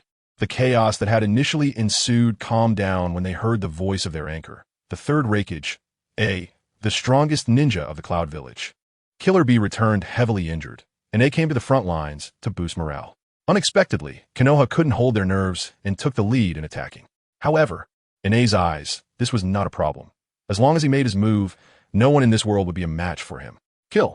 The Cloud Ninja and Konoha clashed, various ninjutsu being unleashed, creating brilliant lights in the dark night, each flash signifying a life lost. Konoha came prepared and had the upper hand as the Cloud Ninja scrambled to respond. Damn Konoha! The two tails Jinchuriki entered tailed beast mode, moving at high speed and continuously unleashing fire release. The entire battlefield was engulfed in flames. Water release, water dragon bullet technique. Konoha's water-type ninjas continuously used water release to extinguish the fire, but the damage to Konoha was too great. Sakumo and Orochimaru faced off against the Raikage, but unfortunately, the Raikage was too strong, and the two could barely protect themselves without being able to focus on anything else. Summoning technique, ten tuzon snack. Go deal with the Cloud Ninja, and eat as you please. Orochimaru ordered without giving the snakes a chance to speak. Sakumo's blade technique, shallow shadow, snake hand. All attacks were unable to break through the Raikage's lightning armor. The power of the strongest Raikage was evident. Chapter 38. Carrot transforms now that you finish your attack. It's my turn. The Raikage rushed forward with lightning speed, striking a powerful punch toward Shikaka Nara, aiming to capture the king first. Shikaka Nara raised his sword to block, but the impact caused his weapon to tremble violently. It was clear that Shikaka Nara was outmatched in strength. The Raikage, sensing his advantage, relentlessly attacked Shikaka Nara with punch after punch, forcing him to retreat while continuously swinging his sword. Nara Shikaku unleashed his family's secret technique, shadow imitation jutsu. A dark shadow shot out from Nara Shikaku's feet toward the Raikage, instantly connecting with the shadow. Got it! Nara Shikaku exclaimed with joy. The Raikage's assault paused, allowing Shikaka Nara to switch from defense to offense. His sword gleamed with blinding lightning as he struck rapidly at the Raikage's vital points. Aikido Dingju curled into a ball, rolling toward the Raikage with incredible speed and destructive force, slamming into him. Orochimaru, not to be outdone, transformed into the eight-headed serpent, fiercely swinging its tail at the Raikage, shattering his defense. With the Raikage's strongest escape technique broken, he was now vulnerable to Shikaka Nara's sword skills, leaving him with injuries. The trio had effectively trapped the Raikage, their triangular formation proving to be the most stable. Carrot, with his superhuman perception, navigated the battlefield with ease, even with his eyes closed. Just as Carrot eliminated the last obstacle, the Cloud Ninja, AI, appeared. Carrot, I accept your life, AI said, his familiar arrogance evident. Then come and try, Carrot replied, both having faced each other multiple times and understanding each other's capabilities. AI launched a powerful punch, crackling with lightning and thunder, aimed straight for Carrot's chest. Carrot stepped forward, countering with a punch of his own. The two fists collided, creating a storm that uprooted trees and caused the ground to collapse. After the initial clash, the two quickly exchanged blows, each landing punches with precision. AI's fists were fierce, each one more powerful than the last, targeting Carrot's vital points. In contrast, Carrot maintained a calm demeanor while delivering equally strong strikes. The two were evenly matched in physical skills. From the shadows, a venomous snake lurked, waiting for the perfect moment to strike. With great skill, a sword suddenly lunged out of the darkness, hitting Shikaka Nara, who could not evade it, causing him to cough up blood as the blade protruded from his abdomen. The Konoha ninjas were stunned, witnessing the arrival of an impossible figure on the battlefield, Killer Bee. Wrapped in bandages, his wounds still fresh and bleeding, he had delivered the decisive blow. Oh no, Orochimaru and the others thought in unison, realizing that the triangle defense had been compromised, releasing the furious Raikage. With rage, he launched a powerful punch at Shikaka Nara, breaking free from Nara Shikaku's shadow imitation technique. Caught off guard, Shikaka Nara was sent flying, crashing through several trees before collapsing to the ground. The situation on the battlefield shifted rapidly. Lord Shikaku, Senior Shikaku, Orochimaru, and others rushed to check on him, but were blocked by the Raikage's electricity. Don't rush. It's your turn next, the Raikage threatened, putting immense pressure on Orochimaru and the others. Carrot clearly sensed Shikaka Nara's injury from the battlefield, as the situation depended on restraining the Raikage, keeping a close watch on that side until Killer Bee's ambush occurred. Shikaka Nara's fate was uncertain. Father, Carrot cried out, revealing a vulnerability that AI would not miss. With a series of deadly kicks landing on Carrot's chest, each blow caused him to spit blood. Carrot was sent flying onto his back. Oh no! As Carrot flew back, he instinctively opened his eyes, staring up at the full moon, his body shaking uncontrollably. Witnessing Carrot's trembling form, felt a chilling warning from deep within his soul to stay away. Carrot's body began to swell, bursting his clothes as he transformed. His appearance changed drastically as hair sprouted all over him. AI watched in shock as Carrot morphed from a human into a gigantic gorilla. Roar! The transformed Carrot beat his chest and roared. Each thump echoed louder than the last, leaving all the ninjas on the battlefield stunned as silence enveloped the area. Roar! The gorilla Carrot faced off against the equally massive Jinchuriki. Sensing the enormous chakra within him, Carrot viewed him as a threat. Jinchuriki, unwilling to back down, let out a roar of his own, and the battle was imminent. Carrot charged forward, each step causing the ground to tremble. He uprooted a large tree to use as a club. After all, aren't monkeys known for using sticks? With incredible speed, he leaped and slammed the tree down onto Jinchuriki's head, causing a thunderous impact. The tree shattered, not due to the hardness of Jinchuriki's head, but because Carrot's strength was too great to be contained. Jinchuriki staggered, swaying side to side. Roar! Enraged, he couldn't believe he was being treated this way. Wasn't he the strong one? Should he be struck for being powerful? In a fit of rage, Jinchuriki unleashed a torrent of flames, attempting to incinerate Carrot. However, he underestimated Carrot, who reached out from the flames and grabbed Jinchuriki's mouth, forcing him to stop his fire technique. Carrot rubbed his eyes, as the flames had caused him discomfort. Jinchuriki clawed at Carrot's hand, trying to break free. But Carrot tightened his grip around Jinchuriki's neck, lifting him off the ground and slamming him down hard, creating a deafening roar that shook the earth. Carrot was not satisfied with just one slam. He continued to pummel Jinchuriki into the ground, left and right, enjoying himself immensely. This spectacle left all the ninjas in attendance dumbfounded. After all, that was a tailed beast. Jinchuriki, thick-skinned and muscular, hung limply from Carrot's grip, forcing him to stop the onslaught. Suddenly, Jinchuriki bit down, causing Carrot to release him, and he turned to glare at Carrot, his back legs digging into the ground as he sought revenge. Chapter 39. The Defeat of the Cloud. Shinobi. Carrot shook off his bitten hand, as if he were disgusted by the drool. Whether it was the Cloud Shinobi present or the ninjas from Konoha, they all instinctively chose to stop fighting because an unexpected guest had appeared on the battlefield, and neither side was clear about its stance. Roar! Bang! Bang! Bang! Carrot shouted while pounding his chest with both hands, venting his emotions. Wairi, seeing this, thought it was a provocation directed at him. Thus, a misunderstanding was formed. Roar! After a loud shout to gather his strength, Wairi charged towards Carrot, moving quickly and agilely on all fours. Carrot stomped the ground hard, causing huge rocks to rise from the ground. He punched each one, creating a Ninja World version of a submachine gun, which made it difficult for the watching ninjas. If they were slow, they wouldn't even have time to dig a pit and would be directly smashed into the ground. Wairi tore apart a giant rock and dashed through it, his sharp claws slashing towards Carrot's face. Carrot didn't give Wairi a chance to inflict damage and charged with a punch bang. A solid punch hit Wairi's chin. Immediately after, Carrot's figure vanished and appeared above Wairi, slapping down, sending Wairi crashing down again, embedding him into the ground. Carrot landed from the air, celebrating his victory by pounding his chest. Hiss! The ninjas present all gasped, watching Carrot warily, waiting for his next move. Carrot didn't make them wait long. He aimed to destroy and eliminate all living beings in front of him. Roar! With a roar, the horn of attack sounded. Carrot instantly moved, and a Cloud Shinobi, caught off guard by the monster suddenly appearing in front of him, was swatted away. The Cloud Shinobi hurriedly fled. After all, no one wanted to die in such a manner. They ran fast, but Carrot was faster, tossing logs to smash into the Cloud Shinobi, causing significant losses among the ninjas. Dodge, split up and run. Upon witnessing Carrot's attack methods, the Cloud Shinobi quickly informed their comrades. The casualties among the Cloud Shinobi immediately decreased. Father, which monster is Kiki? Carrot? AI, having arrived beside his father, informed him of the monster's identity. What? The Hokage asked in disbelief. I don't know the details. I just saw him transform in front of me. What should we do now, father? AI asked anxiously, knowing that every minute they wasted meant more casualties.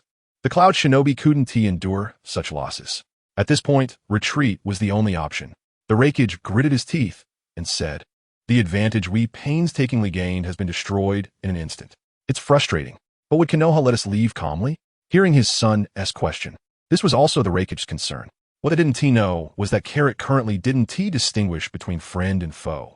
He prioritized attacking the Cloud Shinobi because Wairi still had the chakra of a Cloud Shinobi on him.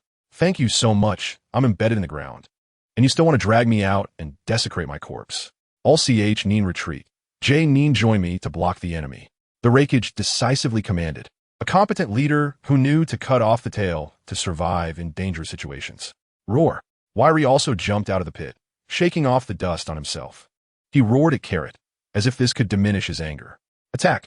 With the Hokage's command, the Cloud Shinobi Nin unleashed their ninjutsu, as if it were free. Lightning release, thunder step technique. Fire release, fireball technique. Earth release, earth dragon bullet technique. Wairi also joined in. Fire release, Dragon Fire Technique. Carrot opened his mouth, shooting an energy cannon from it. Unlike the tailed beast that required time to charge, he twisted his neck and swept the Cloud Shinobi's ninjutsu away as if sweeping the floor, causing all the slower Cloud Shinobi to disappear. Wairi was directly knocked back to his original form, embedding the Jinchuriki back inside himself. The Jinchuriki lay on the ground, unconscious. The wailing echoed across the battlefield. Monster, you monster! The affected Cloud Shinobi couldn't help but shout angrily. Their beloved had died, and their close friend had died trying to save him. In that moment, love and friendship were lost, and their spirit was completely shattered. With lifeless eyes, they clutched a kunai numbly and charged at Carrot, seeking only relief. Don't think. The ninjas called out to their comrades. The outcome didn't change. Carrot's fist came down, blood splattered, and he was left forever. Everyone leave. The Raikage stood up at this moment, knowing that if he didn't step in, the elite forces of the Cloud Shinobi would be decimated. Father. AI wanted to say something to dissuade him, but the words caught in his throat. This was a responsibility that a Kage must bear. If I don't come back, let AI inherit the Raikage. Yes, Lord Raikage. The Raikage leaped up, standing in front of Carrot. Raikage. Hell Spike. 4 books piercing hands. The strongest spear and the strongest ninjutsu of the third Raikage appeared on the battlefield. Fast. Faster than could be described. The Raikage charged towards Carrot with the speed he was proud of. Carrot raised his hand and slapped down bang. The Raikage turned into a puff of white mist, appearing in front of Carrot. Substitution technique. Even someone as strong as the Raikage was forced to use one of the 3 body techniques against Carrot. Hell Spike. 4 books piercing hands. The Raikage shouted, landing a hit on Carrot's nose. Roar. Carrot staggered back, covering his nose as if afraid the Raikage would hit him there again, which was rather cute. Having landed a hit, the Raikage was unwilling to let the opportunity slip away and charged again at Carrot's face. Although Carrot covered his nose with both hands, he still had a tail. Just as the Raikage flew towards Carrot, Carrot swept his tail, and the Raikage felt a massive force slam into his waist, sending him flying across the battlefield, doing several flips before finally stopping. Thankfully, he had Raikage protection, otherwise his waist wouldn't have survived. The pain in Carrot's nose faded, and he fixated on the Raikage, remembering the little guy who made him feel pain. He was very vengeful. At this moment, Orochimaru ordered the Konoha ninjas to pursue the Cloud Shinobi, with Konoha ninjas continuously passing by Carrot. Roar. Carrot turned and roared at the Konoha ninjas. It's over. Orochimaru's misjudgment led the Konoha ninjas to face impending disaster. He thought Carrot was eliminating the Cloud Shinobi due to a grudge, believing that the enemy of my enemy is my friend. Therefore, he ordered the pursuit of the Cloud Shinobi. The Konoha ninjas involuntarily took a few steps back. They had witnessed the previous battle firsthand, which was like a dimensional attack. Even with courage, they didn't want to face such an opponent. Seeing that Carrot had shifted his attention, the Raikage decisively chose to escape. Better to let a friend die than to die myself. Chapter 40. After the war, Karo. Stop. Hatake Sakumo was supported by Narashikaku as he walked towards Karo. While Karo was recklessly eliminating the Cloud Ninjas, Narashikaku immediately provided medical aid to Hatake Sakumo, finally pulling him back from the brink of death. It was the first time Hatake Sakumo had seen Karo's transformation, and he was taken aback. If it weren't for his technique sensing, he wouldn't dare to believe that the creature before him was his obedient son. Yes, you heard it right, obedient. Every son has a filter in the eyes of their parents. Karo ignored him and directly launched an attack, which startled the Leaf Ninjas, as the fate of the Cloud Ninjas was still fresh in their minds. I'm sorry, Karo. Hatake Sakumo quickly formed hand seals and said slash. A loud sound echoed as Karo's tail was severed. Roar. Karo bent his hands and clutched his head, his body slowly shrinking and collapsing to the ground. Karo woke up with a shout, his last memory being his father getting injured by the Raikage. Karo, are you okay? Seeing his son awake, Hatake Sakumo hurriedly asked, forcing himself to stay conscious to take care of him. Now that he saw his son awake, he finally felt relieved and fainted. Father! Father! Medical ninjas, hurry! One was awake, and the other had fainted. The father and son indeed had a tacit understanding. After diagnosis, it was determined that it was just excessive blood loss, and he would recover with rest. Why did Hatake Sakumo insist on taking care of his unconscious son despite his injuries? Because the ninja world was too dark. Assassinations and covert attacks were ceaseless. Even the god of ninja, Senju Hashirama, couldn't escape misfortune, let alone the unconscious Karo. Sometimes, internal injuries were even worse, with hidden dangers lurking beneath the surface, making it hard for others to thrive. In the Hokage office of Konoha Corps, Yuan Fei Raizen looked at the intelligence in his hand, filled with disbelief. What? Killing the 8 tails and beating the 2 tails Jinchuriki? The most crucial part is that he transformed into a giant gorilla and wreaked havoc. If it weren't for the fact that the information was brought by my disciple, I wouldn't believe such nonsense. This wasn't the Warring States period anymore. How could we survive if you were so bold, big shot? Raizen, leave Kero to me. I will train him to be the sharpest blade of Konoha. The diligent Danzo earnestly said. When he received the information, if it weren't for the fact that root ninjas would never betray him, he wouldn't have believed it either. How powerful could a 10-year-old ninja really be? Back then, Danzo was still dealing with urine and mud. As long as he could grasp Kero, becoming Hokage was no longer a dream. Unfortunately, Hatake Sakumo was always taking care of Kero, preventing Danzo from making a move. Otherwise, Kero would have been cursed long ago. This time, he brought 2 other advisors to pressure Yuan Fei. As an old friend, how could Yuan Fei Raizen not understand Danzo's ulterior motives? Without a second thought, he rejected his proposal. Danzo, can we still be his master now? Raizen said. The strength Kero displayed caught Yuan Fei Raizen's attention. He was too strong. As long as Kero didn't betray Konoha, Raizen could let him be. He still had Kakashi in hand. After all, Kakashi was part of his Hokage lineage. Even if Kero didn't care about him, he should at least show some basic courtesy. At this moment, Yuan Fei Raizen was truly grateful that Minato had taken Kakashi as a disciple. Danzo was left speechless. Indeed, now Kero was someone who could be manipulated by anyone. The Cloud Ninja Front would enter a brief period of peace, bringing back the injured ninjas to Konoha to recuperate, leaving 500 ninjas to guard, while the rest returned to Konoha to recover. Yes, Hokage-sama. The Umbu ninja completed their tasks and vanished. Danzo, what's the situation with Hanzo? Everything is safe. I will personally ensure that Hanzo won't cause any trouble. Danzo was confident that Hanzo wouldn't act up, but he himself would. Mito, Koharu.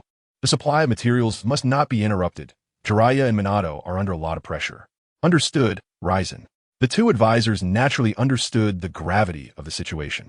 The frontline command was all under their Hokage's faction, so they wouldn't cut off supplies. As for the Uchiha and Hyuga on the Mist Front, sorry, they weren't familiar. The Hokage hadn't mentioned them, so they would follow the procedures. As Kero walked around the camp, the passing ninjas looked at him with fear. Ignorant people do not explore the unknown, but fear it. Hey, Kero. Sanada waved at him as he roamed around the camp. I didn't expect you to almost wipe out all the Cloud Ninjas by yourself. So cool, Sanada said with admiration. The more powerful his brother became, the happier he was, because only the strong could survive in war. He never wanted to see his comrades fall in his arms again. Yesterday, my teacher and I wanted to see you, but we were stopped by Lord Sakumo. Thankfully, you're okay. Sanada chattered on, feeling like he would never stop. Kero just quietly listened. As long as he protected the people he cared about, what did it matter to him what others thought? Today, as he walked around the camp, Kero noticed the distance others kept from him. He thought to himself, I protected you all. Shouldn't you at least show some basic courtesy and come greet me? But none of that happened, making Kero feel increasingly frustrated, until he saw Sanada, which brought him back to reality. Amiko is too busy taking care of things. And Matsushita-sensei went on a mission again. I just got back from overtime. Sanada continued to complain to Kero about the frequent missions, expressing his dissatisfaction about wanting to return to the village. At night, Orochimaru gathered all the Jonin for a meeting. Orochimaru's face was even paler due to the overnight work. Anyone would struggle under such circumstances. He announced the Hokage's orders, which delighted the ninjas present, as they could finally leave the cursed battlefield and not live in fear every day. Hatake Sakumo would lead the injured and resting ninjas back to the village while Orochimaru stayed behind to guard the borders. Kero was unable to return to the village, which made him a bit gloomy. However, on the announced list was Sanada, and he knew how happy that kid would be. As dawn broke, Kero stood at the camp gate, bidding farewell to his father and friends. His father's earnest teachings and his friends' wishes weighed heavily on his heart. After transforming once, Kero's strength increased again. Now he only needed to use half his power to defeat his former self. He trained every day, learning how to better control the sudden surge of power in his body. Every night, he engaged in scientific discussions with Orochimaru, with both sides gaining insights. This was also a favor Kero owed, or else how could an injured Hatake Sakumo intimidate the hidden hands of Konoha's root? Orochimaru also contributed in this regard. Chapter 41. Fog Shadow Battlefield Karut, if I want to become Hokage, would you support me? Tonight, Orochimaru finally brought up this topic. The Hokage supports you. So, I'm not much of a difference, right? Orochimaru said. Karut glanced around and replied, Teacher, his desire for power is too strong. He fears I might compete with him and has pushed Minato forward to rival me. Orochimaru commented that Yuan Fei's judgment was very accurate. Yuan Fei is an old guy who values power above all. After Minato took office, he held on to power tightly, indirectly leading to Minato's demise on the Night of the Nine Tails. In my opinion, Orochimaru, you are more suitable than Minato-senpai to be Hokage. Karut expressed his viewpoint. Minato's foundation is still too shallow. It's very difficult to implement his policies without holding power. Although Minato inherited Jiraiya's political resources, he is ultimately not Jiraiya himself. As one of the Sannin, Orochimaru has advantages over Minato in terms of connections, resources, and status. If it weren't for Yuan Fei and Danzo's schemes exposing Orochimaru's human experiments, he would have been guaranteed to become Hokage. Oh, what price do I need to pay for you to stand by my side? Karut, it's not about fearing the other party's price, but rather about having something to negotiate for cooperation. The strength Karut has shown is worth Orochimaru's investment to win over. The gravity chamber. As long as you make it, I will completely stand by your side. Karut directly stated his bottom line because he didn't need anything else and wanted to see if Orochimaru becoming Hokage would change the course of the ninja world. One reason is that among the Sannin, Orochimaru is the one Karut admires the most. From a commoner to a powerful ninja that shakes the ninja world. The hardships he endured are beyond what ordinary people can achieve. Diligently studying knowledge, practicing ninjutsu, and mastering various forbidden techniques, along with an insatiable thirst for knowledge, led Orochimaru to his success. In contrast, Jiraiya, in pursuit of peace, spent his days searching for the destined child to bring peace to the ninja world, abandoning lovers, disciples, and even leaving behind the young Naruto, whom he did not adopt. Didn't he know about the darkness in Konoha? Would he be unaware of Naruto's plight? In his eyes, all of these were not as important as the destined child. Why hand over your ideals to others? Can't you achieve peace in the ninja world yourself? Tsunade. Karut looked down upon even more, not seeking revenge for his murdered lover and brother, instead cowardly avoiding it, calling it a case of blood phobia. In the end, it's just fear. Pleasant cooperation, Karut. Orochimaru extended his right hand in invitation. Pleasant cooperation, Orochimaru. Karut shook Orochimaru's right hand. The alliance between the two was established that night, and whether it would bring any impact to the ninja world remained unknown. The war continued, but the battlefield of Cloud Ninja was unusually quiet, with no even small-scale clashes occurring. The ultimate reason was that Karut was stationed at the border of the Cloud Ninja. Thus, 6 months of peaceful days passed. On this day, Karut was exceptionally excited. Under Orochimaru's tireless efforts, the gravity chamber was completed. Karut's request to return to the village for recovery was approved. Karut returned to the village, greeted the Hokage, had dinner with his father, and went straight to Orochimaru's laboratory. Nothing could stop Karut's path to becoming stronger. How is it? Not bad, right? Karut. Orochimaru's shadow clone explained the usage of the gravity chamber to Karut. Not bad. Not bad. Karut nodded eagerly. He directly handed over his savings book to Orochimaru, specifying his daily food intake. Karut was still an honest person and didn't ask Orochimaru to cover his meals. He just activated the gravity training. Another 6 months of peaceful days passed, during which Karut never left Orochimaru's laboratory. During boring breaks, Karut would help Orochimaru with experiments. Even his father, Kakashi Sakumo, had never sought him out. In short, Karut had a very comfortable 6 months. He felt that his strength had already reached the peak of this world. There was no further to rise. The peaceful days were shattered by an order. Karut, just now the Umbu brought the teacher's order commanding you to the front lines. Oh, back to the Cloud Ninja front lines again? Karut wiped the sweat off his body with a towel and asked. No, the Cloud Ninja front lines are very quiet. It would be a waste of your combat power to go there. The village wouldn't issue such a foolish order. Oh, where is it then? Karut became interested. Having stayed in the laboratory for so long, Karut was also a bit restless. Going out to relax wouldn't be bad. Right? It's for relaxation. While others are on the battlefield, anxious and fearful, our Karut is just out for a breather, which is the confidence that comes from being strong. The Mist Shadow. Orochimaru said cryptically. The Mist Shadow is making small moves again. Can the Uchiha and Hyuga clans not stop it? Are they that useless? You are impressive. You are noble. But my Sharingan here will be suppressed. It's easy to talk from a distance. If any Uchiha clan members were here, they would surely curse Karut. The Uchiha at the Mist Shadow front has suffered significant losses and has been seeking assistance. Since it has dragged on for so long, and you're on a break, we decided to send you there. The emphasis on that word made Karut understand immediately. I see. They really want Team miss any opportunity to weaken the Uchiha. Karut thought to himself. When do we depart? Now. My position? Supreme Commander. Appointment letter. Orochimaru spat out the appointment letter and tossed it to Karut, who pinched it between two fingers, shaking off the saliva on it.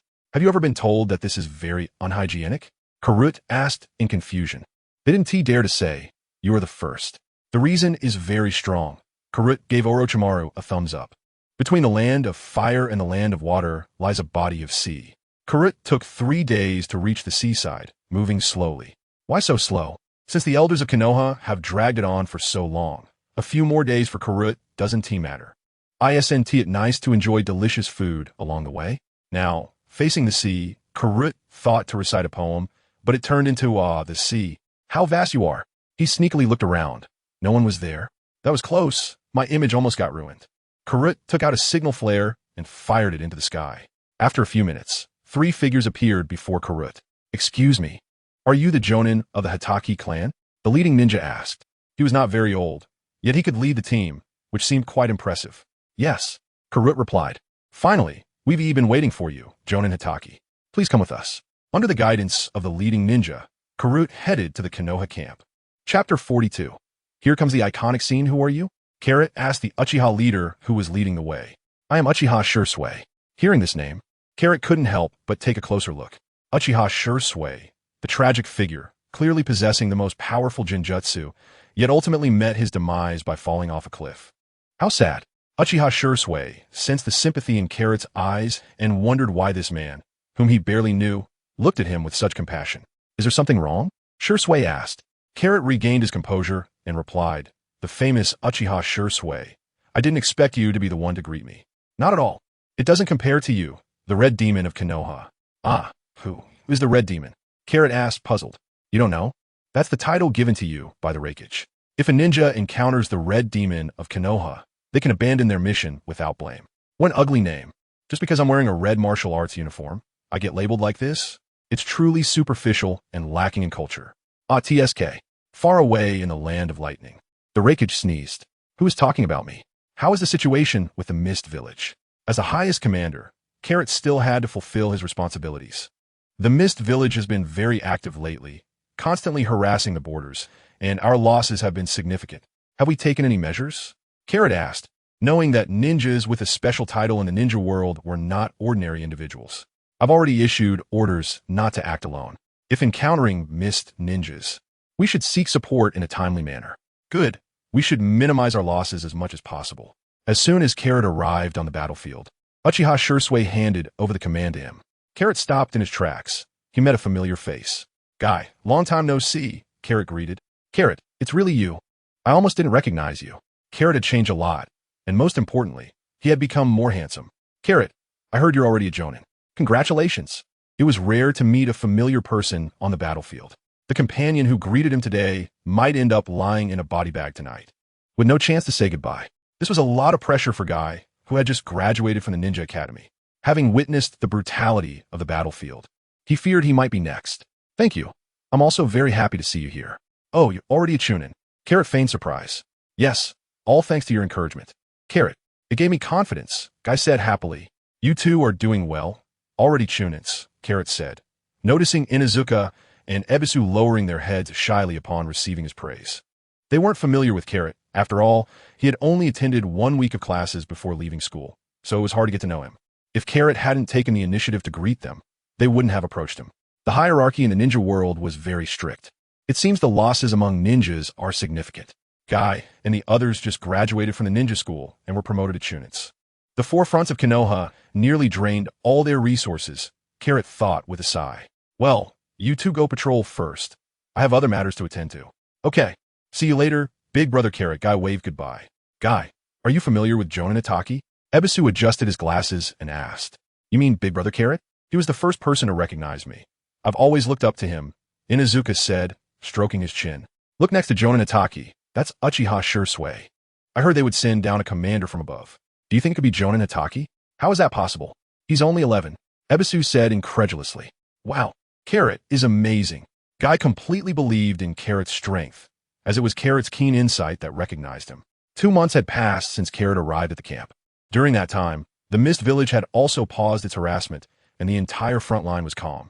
Perhaps the Mist Village had learned of Carrot's performance on the Cloud Ninja front, and had no choice but to give up. After all, Carrot also held the title of Tailed Beast Slayer on the battlefield. As long as the name was not miscalled, all Mist Ninjas were very quiet. This left Carrot with no choice but to fish every day to relieve his boredom. Still no catch. Carrot had gone a whole month without a single fish biting. Wasn't there a beginner's protection? Did it vanish upon entering the world of Naruto? The key was that there was a fishing expert right next to him. It's on. Shursui skillfully reeled in a fish and cast again. Senior Carrot, you can't be anxious when fishing. Otherwise, the fish won't bite, Shursui said, noticing Carrot's irritated expression. Oh, Shursui, if your vision were as accurate as your fishing skills, that would be great, Carrot lamented internally. The key issue was that Shursui kept catching fish while he couldn't. And how could he be in a good mood? It was already a testament to Carrot's high self-restraint that he didn't beat him up. Look at him, not even having the sense to jump into the sea and catch fish for his superior. Such a young man with no future. Just as Carrot was lost in thought, a flash from Konoha's signal flare shot up into the forest. Shursui, keep an eye on the camp. I'm going to provide support. Before Shursui could react, Carrot disappeared in an instant. Carrot didn't want to return empty-handed. Every passing ninja seemed to be looking at him with a scrutinizing gaze, and no one spoke, making Carrot feel as if he were being judged. The Uchiha were all so rigid and inflexible. Did the leaders not care about their reputation? Whenever a distress signal appeared, Carrot rushed ahead to rescue, thinking that he hadn't caught any fish because he was here to save someone, and they should bear witness to that. Carrot moved swiftly and soon reached the distress location. One iconic scene. The 7 ninja swordsmen of the mist were blocking Might Guy, who was opening the 8 gates. Carrot wouldn't miss this rare scene, hiding behind a tree. As long as he didn't want to expose himself, no one would be able to find him. The 7 ninja swordsmen. Ebisu trembled as he spoke the name of the mist ninjas before him. Wow, I didn't expect that the little brat from Konoha actually knows our name. What reward should we give you? After a pause, he added, let's just kill you last. With that, a wave of murderous intent erupted from the 7 ninja swordsmen. The intense killing aura left Guy and the others gasping for breath, causing them to sit down in shock. Scaredy cats. Seeing Guy and the others frightened, the 7 ninja swordsmen laughed heartily. Just then, a green figure appeared in front of the 7 ninja swordsmen. Might Guy made a dazzling entrance. Chapter 43. Intervention. Seeing the person in front of him, Kai couldn't believe his eyes. Dad, why are you here? His companions, hearing Kai address the visitor, deflated like a punctured balloon. This was because Kai's father had a notorious reputation in the Hidden Leaf Village as a forever genin, and now he was no longer reliable. Run quickly. I'll hold them off, the father said. But Dad, they are all Jonin. What can you use to stop them? You shouldn't have come. The 7 ninja swordsmen were special ninjas of the mist. Only elite Jonin could match those 7 blades. Each one was incredibly powerful. Not to mention now, there were 7 of them. Don't worry, I still have the 8 gates, he replied. But I want to shine just once. Might Guy interrupted Kai's words. He also wanted to be a hero, to let his son proudly declare, this is my father. All Might Guy wanted was to showcase his strength to the world. Oh, a prey delivered to my door, I will treat you well, said Kisame Hoshigaki. Brandishing his large sword, the 7th gate opened. Might Guy immediately activated the 7th gate of the 8 gates, as the enemy wouldn't allow him to open them one by one. A slight mistake, and he wouldn't even have the chance to open the gates. Blue steam erupted from Might Guy, creating a shockwave that instantly blew back Kai and the others behind him. Wow, not bad. This is at least half a step to being a Kage level, Kuroto said, hiding behind a tree, analyzing the situation. Dad, this was the first time Kai saw his father open the 7th gate. He had thought the 8 gates technique would be strong, but he never imagined it would have such immense power. Kai, is this really your father? Ebisu asked, his mouth agape. As Might Guy usually looked like a quirky neighbor uncle. Now his transformation was too drastic.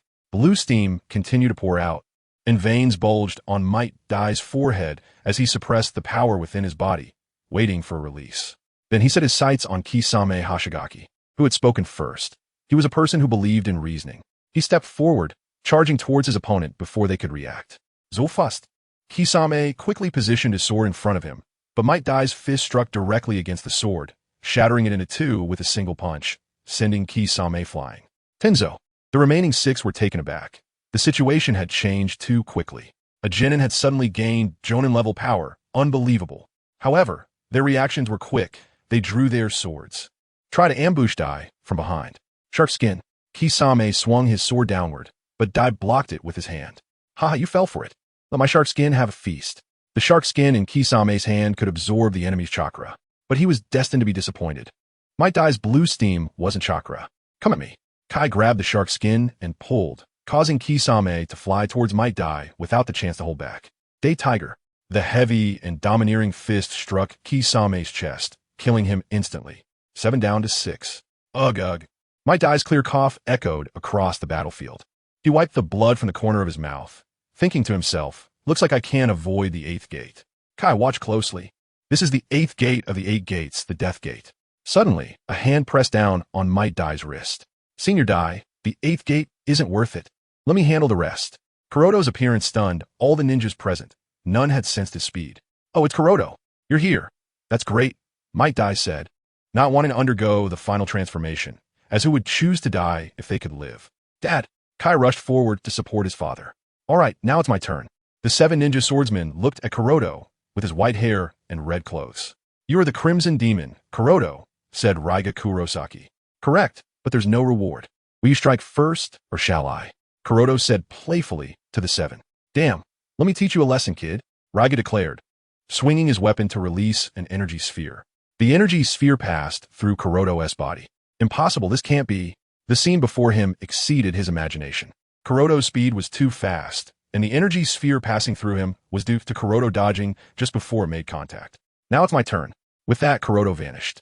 Raiga turned around frantically searching, and suddenly, a hand pressed on his shoulder. I'm right here.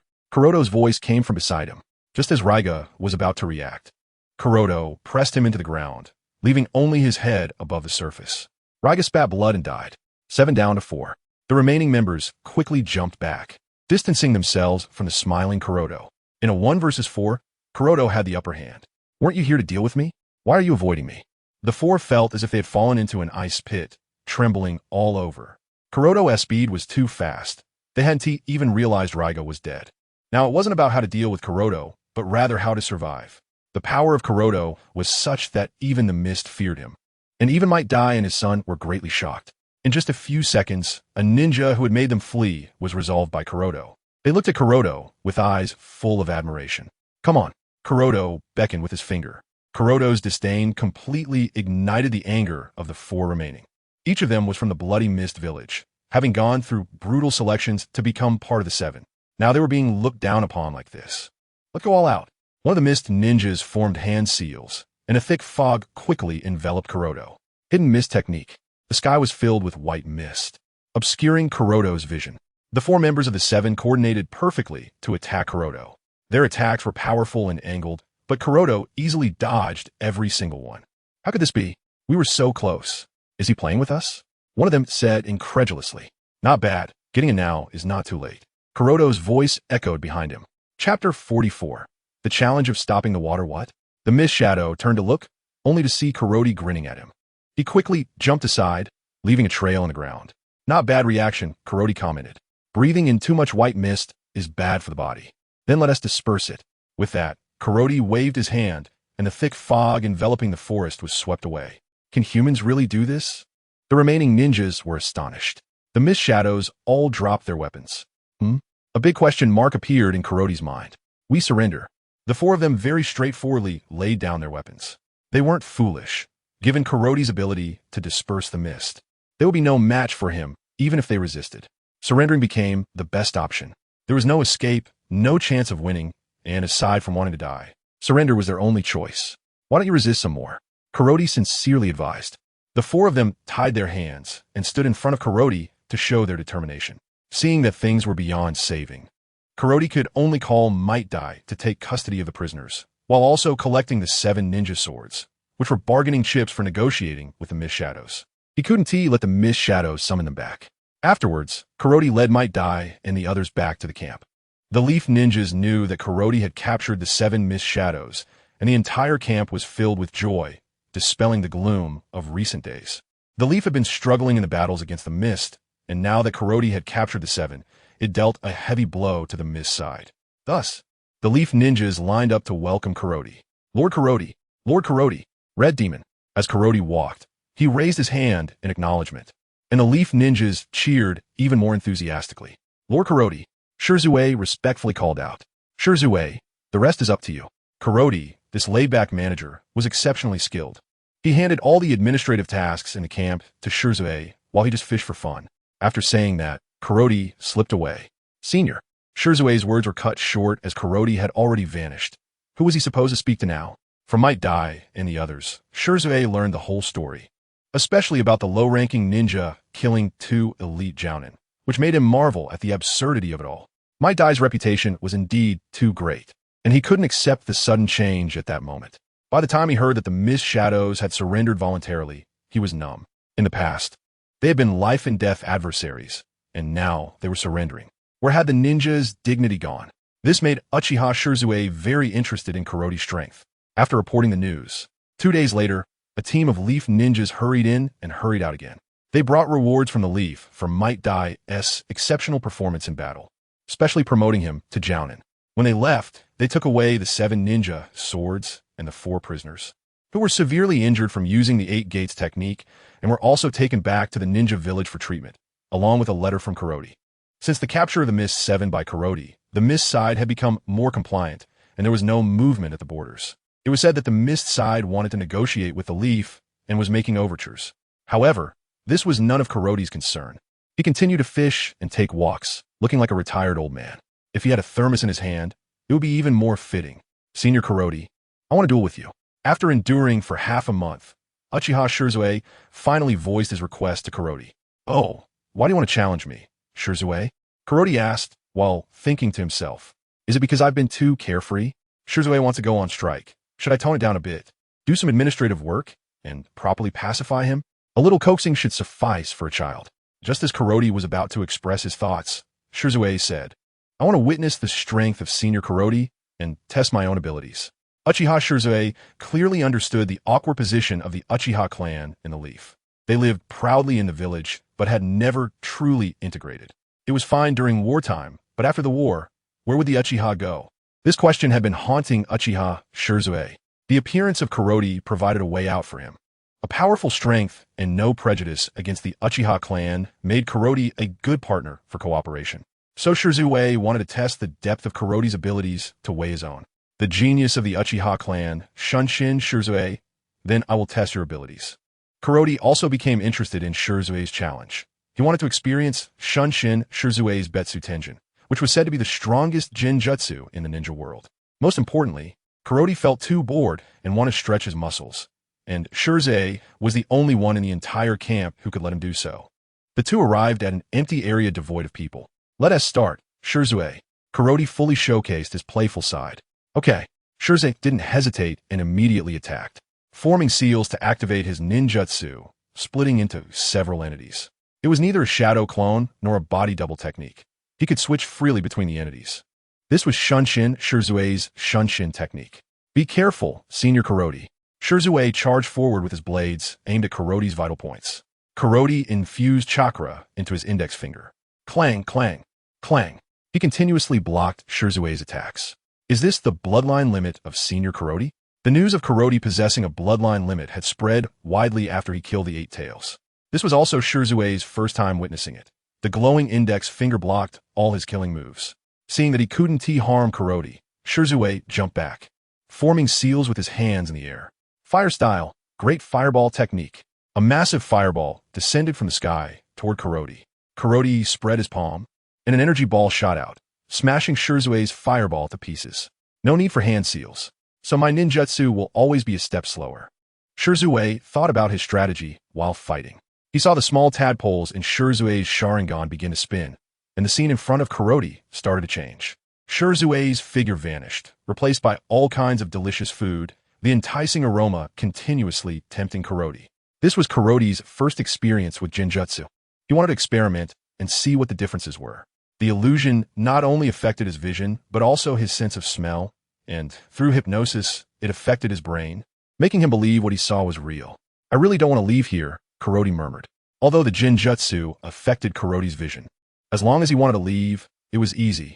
All he had to do was disrupt the caster's chakra flow, and he could easily break the ninjutsu. Finding the caster was simple because everyone's chakra was different, and Kuroti could easily locate him. Chapter 45. The End of War After Speaking. Kuroti stepped forward and placed a hand on Uchiha Shursue's shoulder. Shursue, that's enough. Let's stop here. Uchiha Shursue couldn't believe the change before him. He had clearly been caught in his own Jinjutsu, so why was he suddenly appearing behind him? I lost, Shursue said somewhat dejectedly. Having been called a genius of the Uchiha since childhood, he couldn't help but feel a bit proud, but now that pride was crushed by Kuroti. His pride in his Sharingan proved completely ineffective in front of Kuroti. Senior Kuroti truly lives up to his reputation. His strength is unfathomable. Oh, I didn't expect you, with your thick brows and big eyes, to be so good at flattery, Kuroti said, as if he were meeting Shursue for the first time. Shursue seemed to have made a significant decision and knelt down on one knee. Senior Kuroti, please help the Uchiha clan. Shursue's sudden kneeling left Kuroti greatly puzzled. Shursue, what does this mean? Senior, you should be aware of the Uchiha clan's predicament, Shursue replied. Kuroti nodded. The Uchiha clan was ostracized by all the families in Konoha, particularly by the families of the Konoha Four. They constantly suppressed the interests of the Uchiha clan, and Danzo was especially active, believing he inherited the second Hokage's ideology. He both feared and resented the Uchiha clan, always wanting to destroy them. Understanding the key points, Kuroti spoke up. Then you shouldn't choose me. Your clan leader has a deep relationship with Minato, who is a strong contender for the next Hokage. I suspect Fugaku has placed his bets on Minato. Yes, our clan leader has no other choice but to stake everything on Senior Minato. But Senior Minato's foundation is too shallow. His chances of success are not very high. Shursue's analysis was not wrong. If Kuroti hadn't seen the script, he would have arrived at the same conclusion. If it weren't for Orochimaru's explosive revelation, it was uncertain whether Minato could become Hokage. Then what is your reason for choosing me? Kuroti asked, not showing any desire for the Hokage position, nor holding any official title or power, and was unclear why Shursue chose him. Senior Kuroti, your father is Konoha's White Fang, with countless disciples and a high reputation. You and your brother Kakashi are both geniuses of Konoha. The key point is your strength. You don't have to worry about the Uchiha clan rebelling against you. Just like Senju Hashirama never worried about the Uchiha clan rebelling. He could suppress them with just one hand, Shursue said firmly. This sudden loyalty caught Kuroti off guard. The Uchiha clan would be the best subordinates. As long as he could conquer them, they would be loyal. But the key was that Kuroti had no intention of becoming Hokage. He was currently collaborating with Orochimaru to see what changes Orochimaru would bring to the ninja world if he became Hokage. The unchanging path of the original Hokage world no longer satisfied Kuroti. Are you representing the Uchiha or Shursue? Having one little brother and a whole group of little brothers makes a difference. Supporting Orochimaru's candidacy with the Uchiha would greatly increase the chances of success. Kuroti couldn't help but feel pleased. Uchiha Shursue found it hard to speak. Could he tell Kuroti that this was a spur-of-the-moment decision? Would that give Kuroti an unreliable image? Seeing Shursue's reaction, Kuroti realized that he had miscalculated. He thought that by showing off his power, people would flock to him. But instead, he could only be seen as a child. You know I'm supporting Orochimaru, right? Kuroti asked. I know. Then what does your choice mean? You should understand, right? Yes. It means that Shursue and the Uchiha clan will no longer be related and will betray the family. All right, Hatake Kuroti, accept your loyalty, Kuroti said solemnly. He wanted to try to change Uchiha Shursue's fate, the fate of this tragic character. Thus, Kuroti received his first little brother. On that same day, a piece of news exploded across the ninja world. The third Raikage had been killed in battle. When Kuroti learned this news, he realized that the third great ninja war was about to end. Iwagakure had paid a heavy price, dragging down the third Raikage, and would have to withdraw from the battlefield, licking its wounds in a corner, while Kimogakure lost its strongest combat force and no longer had the strength to continue fighting. Hiragakure had lost the 7 ninja swordsmen, and now their only thought was how to redeem them. In short, it was a complete mess. However, none of this concerned Kuroti. He spent his days playing, leaving everything to his little brothers, and lived a very comfortable life. But Kuroti's good days came to an end when Konoha issued an order for him to return to the village. The truce along the border with the mist had been established, and such a large ninja force was too costly, requiring Karoti to lead his team back to the village. When Karoti announced the order, everyone erupted in strong cheers. They knew the war had ended, and Konoha had finally achieved victory. They no longer had to stay on the border in constant fear and could return to reunite with their families. As they arrived at the village entrance, they were warmly welcomed by the spontaneously organized villagers. When Karoti led them into the village, loud cheers erupted, celebrating the return of the hero. This was the respect every Konoha ninja received, and villagers searched for their children, husbands, and wives in the crowd. Karoti immediately spotted his father. They exchanged glances filled with appreciation. Finally, the child could soar freely in the air. All departments are free to disperse. I will first report to the Hokage Tower. Yes. Lord Hatake, Lord Karoti, let's have a drink together after you've finished your business. It's a pity we couldn't drink together on the battlefield, now that you're back. You can't let us down. Yeah, Lord Karoti. At the mist border, Karoti's strength was recognized, and they respected him greatly. Coupled with Karoti's easygoing personality, relationships were quite good. After all, they had been through gunfire together, one of the three great steals. Hokage-sama, I'm back, Karoti said to the Hokage. Well done, Karoti. You captured 4 out of the 7 ninja swordsmen of the mist and brought back the 7 ninja swords, which is an outstanding achievement. Truly like father, like son. The praise from Yuan Fei Raizen came at him all at once, leaving Karoti somewhat overwhelmed. If he hadn't known what kind of person the Hokage was, he might have been deceived by his kind demeanor. Thank you for the praise, Hokage-sama. This is what I should do. I always remember Hokage-sama's teachings. Learning the will of fire and protecting Konoha. Anyone can act. Karoti has shaped himself into a passionate youth, an image of sacrificing for Konoha, which left Yuan Fei Raizen in awe. Good. Karoti, the will of fire is our principle, and we must always remember it in our hearts. Yes, Hokage-sama. The two looked at each other, both showing expressions of agreement. At the same time, they thought this person's strength is not beneath mine. Chapter 46 Kakashi's Return at Night. Carrot stumbled home, having been relentlessly toasted by a group of old drunks today. It wasn't until the deep of night that he managed to escape in a sorry state. When he returned home, Sakumo Hatake was still waiting in the same spot as when he first awaited Carrot's return from mission. Father! Carrot slumped to the ground and called out. Completely drained of strength, unable to control himself. Sakumo shook his head. He had originally planned to have a father-son talk with Carrot, but seeing his son's condition, he knew the plan had to be scrapped. Humph! Sakumo snorted coldly and returned to his room, leaving Carrot to fall asleep in the hall, without even a blanket added. Achoo! Carrot woke up with a sneeze, rubbing his forehead, his throat dry from the aftereffects of drunkenness. You're awake, Sakumo's voice sounded as he sat properly on the tatami. Siping there. He poured a cup for Carrot. Carrot hurried over, picked up the cup, and gulped it down. That feels great. Carrot couldn't help but exclaim. Seeing Carrot drink like a cow, wasting his good tea, Sakumo's lips twitched. There was no way around it. Even if he talked to Carrot, the boy would argue back with his own theories. What a waste of breath. Carrot, don't you think our home feels empty? Huh? Carrot was confused. Hadn't it always been this way? Seeing that his son didn't understand his words, Sakumo had to speak frankly. Do you want me to arrange a marriage for you, Carrot? Huh? Carrot stared wide-eyed at Sakumo, spitting out his tea. Cough, cough. Carrot patted his chest. He was scared by Sakumo. After all, he was only 13 years old. Still underage. Father, are you sick? I'm still so young, and you want me to get married. What's so young about it? By the time I was your age, your grandfather had already arranged a marriage for me. It couldn't be blamed on Sakumo. Carrot was simply too popular. Last night, a bunch of old friends and comrades invited him to drink and kept introducing their daughters, wanting to become in-laws with Sakumo. He had originally planned to tell Carrot last night, but the boy got drunk. Father, I'm not in a hurry. How about you check on Kakashi? He's been reading those little yellow books all day. I'm afraid he won't be able to handle it. Getting a wife sooner might be better. Dead friends don't die. But Kakashi is doing this for your own good. Sakumo was clearly intrigued by Carrot's suggestion. After all, his son was a genius, and they probably wouldn't have much to say. Carrot, hearing someone shouting outside, Carrot immediately got up to escape, saying as he walked, Father, think about it properly. After saying that, he disappeared. Hinata Sanada still wanted to shout, but Carrot had already covered his mouth and dragged him away. Sakumo was too scary now. They might need to hide for a while. Sanada struggled desperately in Carrot's arms, his eyes rolling back. If it weren't for Sanada's struggles becoming weaker, Carrot wouldn't have realized. He hurriedly let go. Sanada bent over and coughed hard, finally catching his breath. Damn it, Carrot.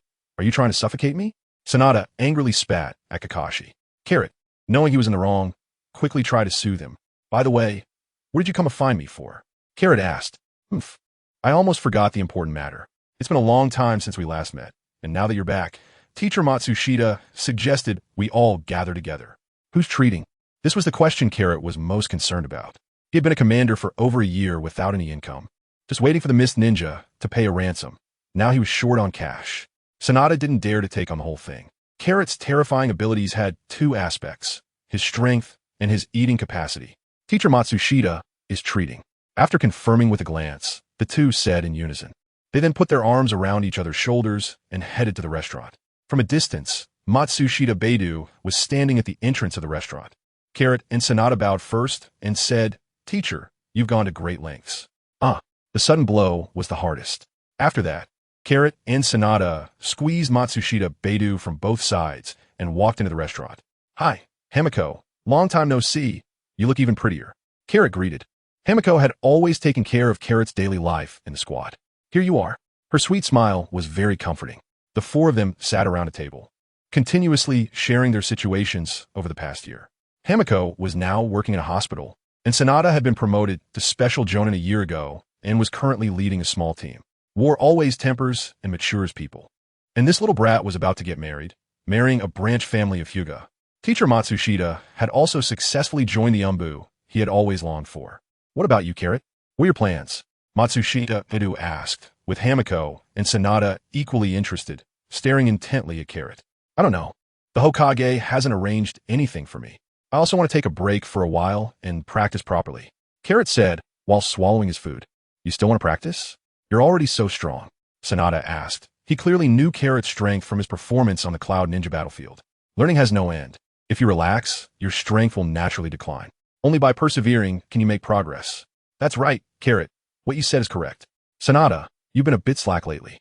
Matsushita Beidou praised Carrot while urging Sanada. Both were his students, and he wanted them to achieve something. Yes, teacher, I understand.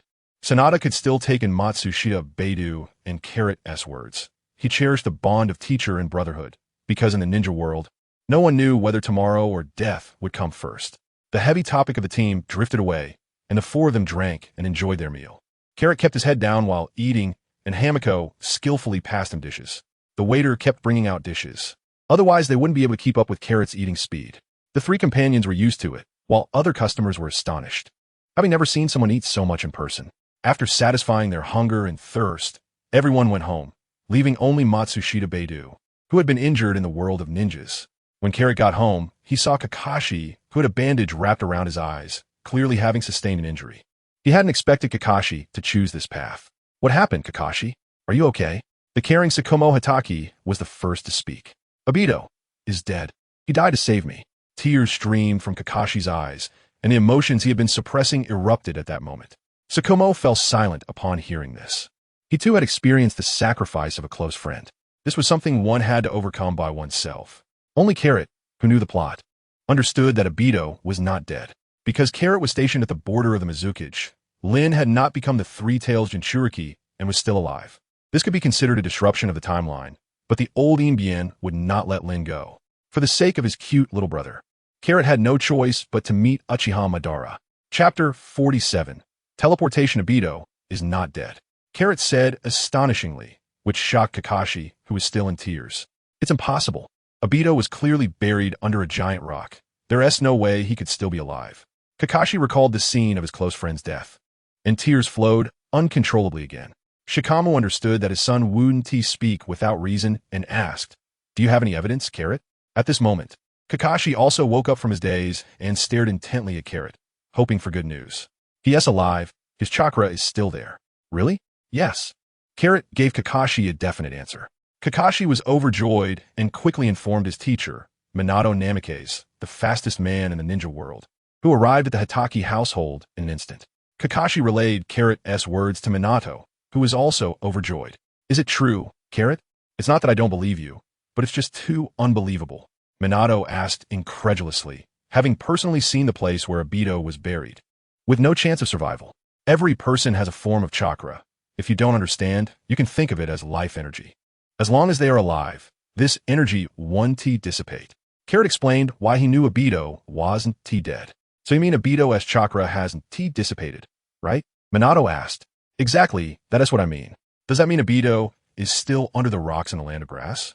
Minato exclaimed, quickly standing up. Ready to go rescue him. Not anymore. What? Where is he now? This made Minato anxious, like an ant on a hot pot, completely losing his usual calm demeanor. He was almost running around the living room, which showed the deep bond between Minato and Obito.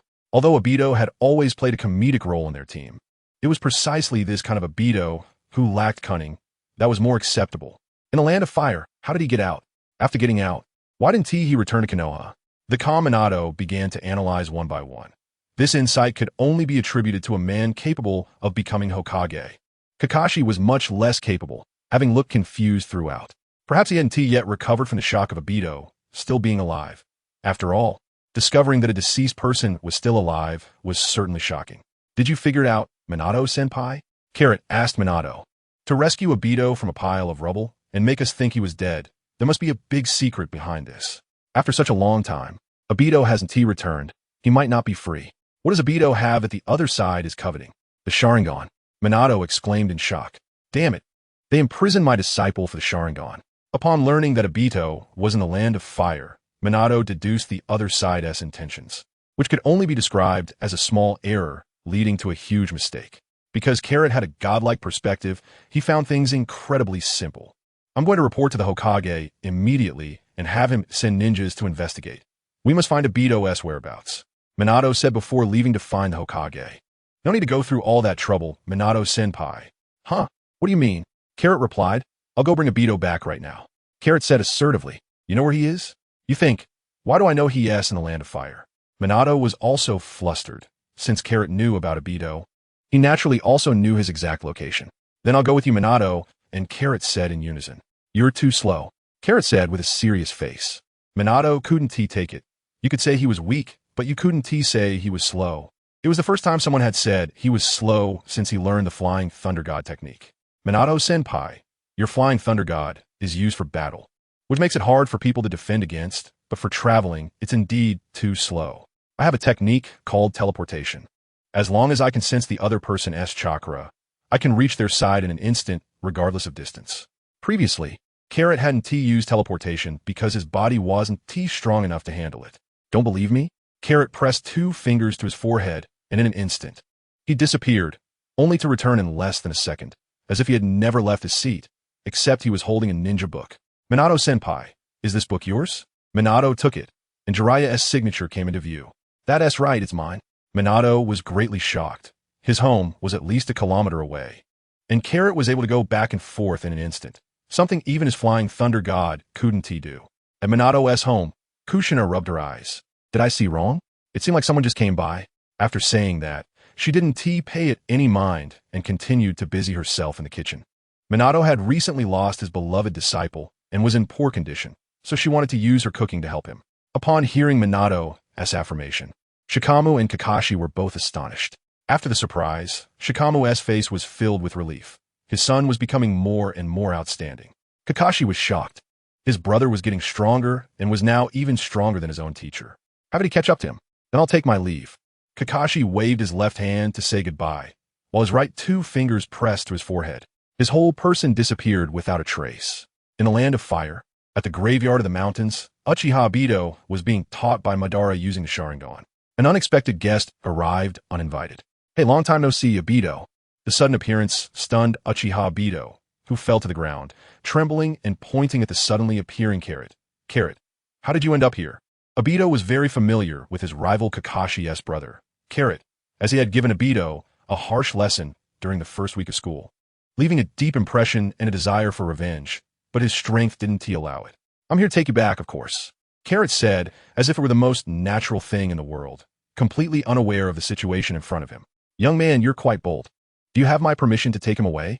An old, hunched man emerged from the darkness, leaning on a cane and connected to several tubes, looking like a hero in decline.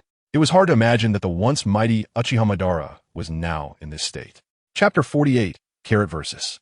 Madara, I think you will agree to my request, old senior. What if I say no? Then we'll have to see who is stronger in action. I want to test the once unparalleled strength you possess. Do you know who I am? Uchiha Madara said in a low voice. Ever since his faked death, No one in the ninja world should be able to recognize him now, especially not a young brat. Of course, you and the Senju clan dominated the ninja world. But unfortunately, you failed to unify it halfway through. Carrot certainly wouldn't tell him that he knew who he was from watching Naruto. Since you know who I am, how dare you be so arrogant and try to take someone from me? Uchiha Madara said with a sinister tone. Even if he had 1 foot in the afterlife, not just anyone could act recklessly in front of him. Old man 1T, let me go. I chose to stay here to train. The foolish Obito quickly interjected upon realizing the situation. Knowing that the old man in front of him was the ancestor of the Uchiha clan, Obito didn't believe Carrot could defeat him. After all, Carrot came to save him, and he didn't want Carrot to get hurt. He wouldn't know that the old man in front of him would pull him into an endless darkness. Lin is still waiting for you in Konoha. Don't you want to go back? She cried her eyes out because of your death. Carrot emphasized Lin's name. Obito had no resistance to Lin and immediately bid farewell to Uchiha Madara. But the falling flowers have intentions, while the flowing water is heartless. Carrot struck Obito at the back of the neck with a knife hand, causing him to faint. The following conversation was not suitable for him to hear. What do you think, Senior Madara? It seems you know a lot, young man. Not too much. Can I come here? It was a war of words. An old man versus a young man. Ha, you're quite my taste, Carrot. It seems Uchiha Madara has been keeping an eye on the news in the ninja world. Black Zetsu is a ninja world informant, constantly gathering intelligence for Uchiha Madara. I'm glad to have gained the admiration of a senior. So, can I take Obito away? After all, your plan surely has alternatives. Carrot politely asked, as it would be rude to take someone from another's territory without asking the owner. However, in the eyes of the other party, this was a provocation. You know too much. A strong killing intent erupted from Uchiha Madara, as if he were a demon of death emerging from an endless sea of blood. Carrot was not shaken by Uchiha Madara's aura. As the towering waves approached, Carrot stood firm as a rock, unmoving. Ha, good. There's no falsehood beneath the great reputation. To withstand my killing field aura without fear. Carrot, you are quite impressive. However, if you want to take him from me, then use your strength to speak. Alright, I also want to experience the senior's high skills. Uchiha Madara summoned a white Zetsu clone and infused it with his chakra, allowing him to act briefly. This place is not suitable. Let us change locations. After saying that, Uchiha Madara vanished first, with Carrot closely following. The two figures kept changing positions, and, after about 10 minutes, Uchiha Madara stopped. Carrot, do you think this place is beautiful? Uchiha Madara asked Carrot with his hands behind his back. With mountains and rivers, birds chirping, and flowers fragrant, it's a nice spot. Carrot replied satisfactorily after observing. As long as you're satisfied, it has to be a place you like for your burial ground. After that, the atmosphere became tense. Uchiha Madara took the initiative to strike. Fire style, Fireball Jutsu. This is the signature technique of the Uchiha clan, but Madara's version is larger and faster. Just as the fireball was about to hit Carrot, he struck out and swatted the fireball away. Madara's follow-up attack came. He had used the fireball to obscure Carrot's vision, and his sword was already behind it. With one swift strike, he aimed directly at Carrot's head, quick and vicious. Carrot quickly dodged to the side, and Madara swept with his sword. Carrot retreated, narrowly avoiding a slash to his neck. Carrot kept jumping back, increasing the distance between him and Uchiha Madara. Madara chased with his sword, and the two clashed again. Each of Madara's strikes was lethal, while Carrot continuously dodged, causing loud crashes as trees fell and birds fled in panic. Little brat, do you only know how to dodge? Uchiha Madara said when he saw Carrot not counterattacking for a long time. Even Hashirama couldn't dodge all my attacks back then. Madara was determined, no longer caring about chakra consumption, his speed increasing. Isn't this respecting the elders? Carrot said lightly, having fallen into the Saiyan habit of showing off, wanting to exchange blows with anyone. Since you don't like it, I'll start attacking now. After saying that, Carrot switched from defense to offense, delivering a punch to Madara's fan, causing it to fly from his hand and stick into the ground. Carrot moved in closer, throwing punch after punch, each one more powerful and faster than the last, and Madara matched him. Madara kicked at Carrot's abdomen, and Carrot seized Madara's ankle, spinning him around and flinging him away. Madara crashed through several large trees before stopping himself. Carrot stood still and threw a punch, the invisible force hitting Madara just as he stood up, creating a deep crack in the ground. The entire forest was flattened, with water bubbling up from the earth. Uchiha Madara supported himself with one hand on the ground, spitting out blood. Carrot slowly rose into the air, drifting towards Uchiha Madara. Senior, look, you forced me to act. Carrot said, with a reluctant smirk. Little brat, you have completely angered me. Upon hearing Carrot's words, Uchiha Madara's fury soared.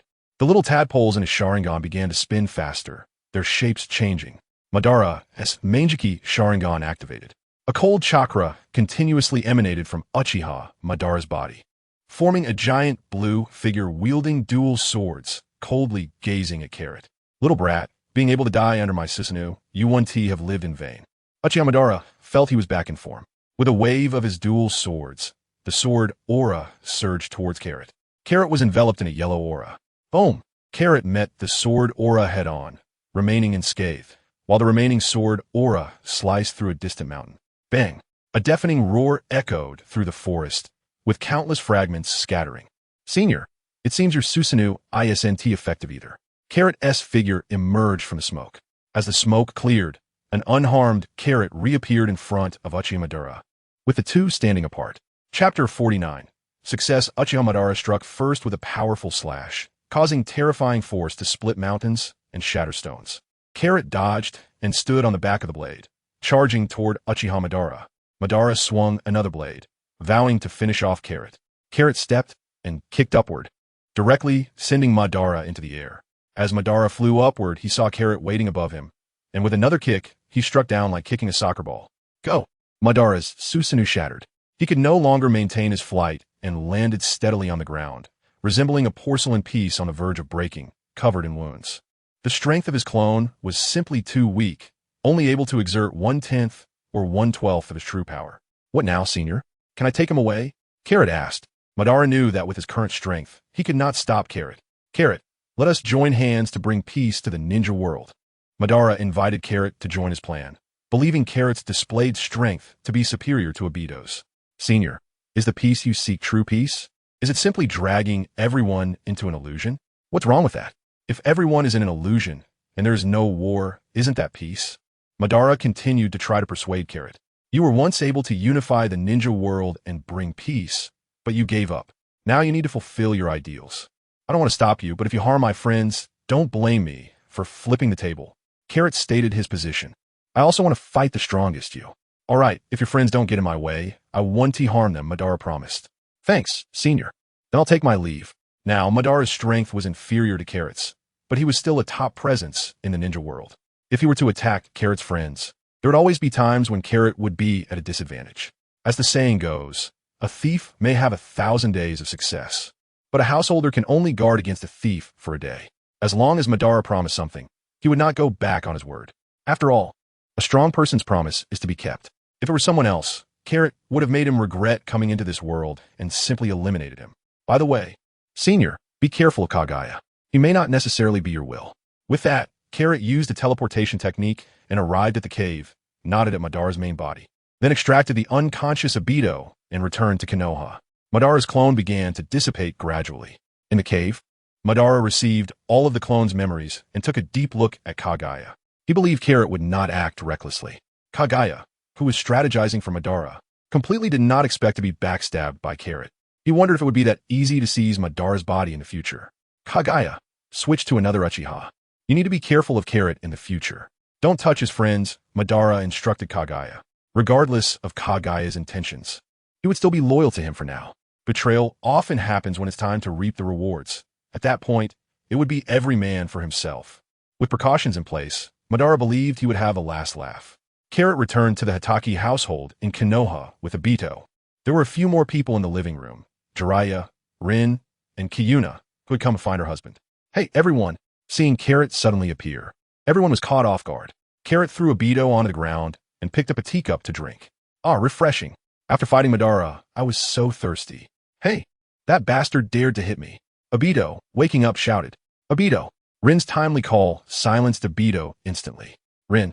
Obito looked at the beloved girl in front of him, tears streaming down his face.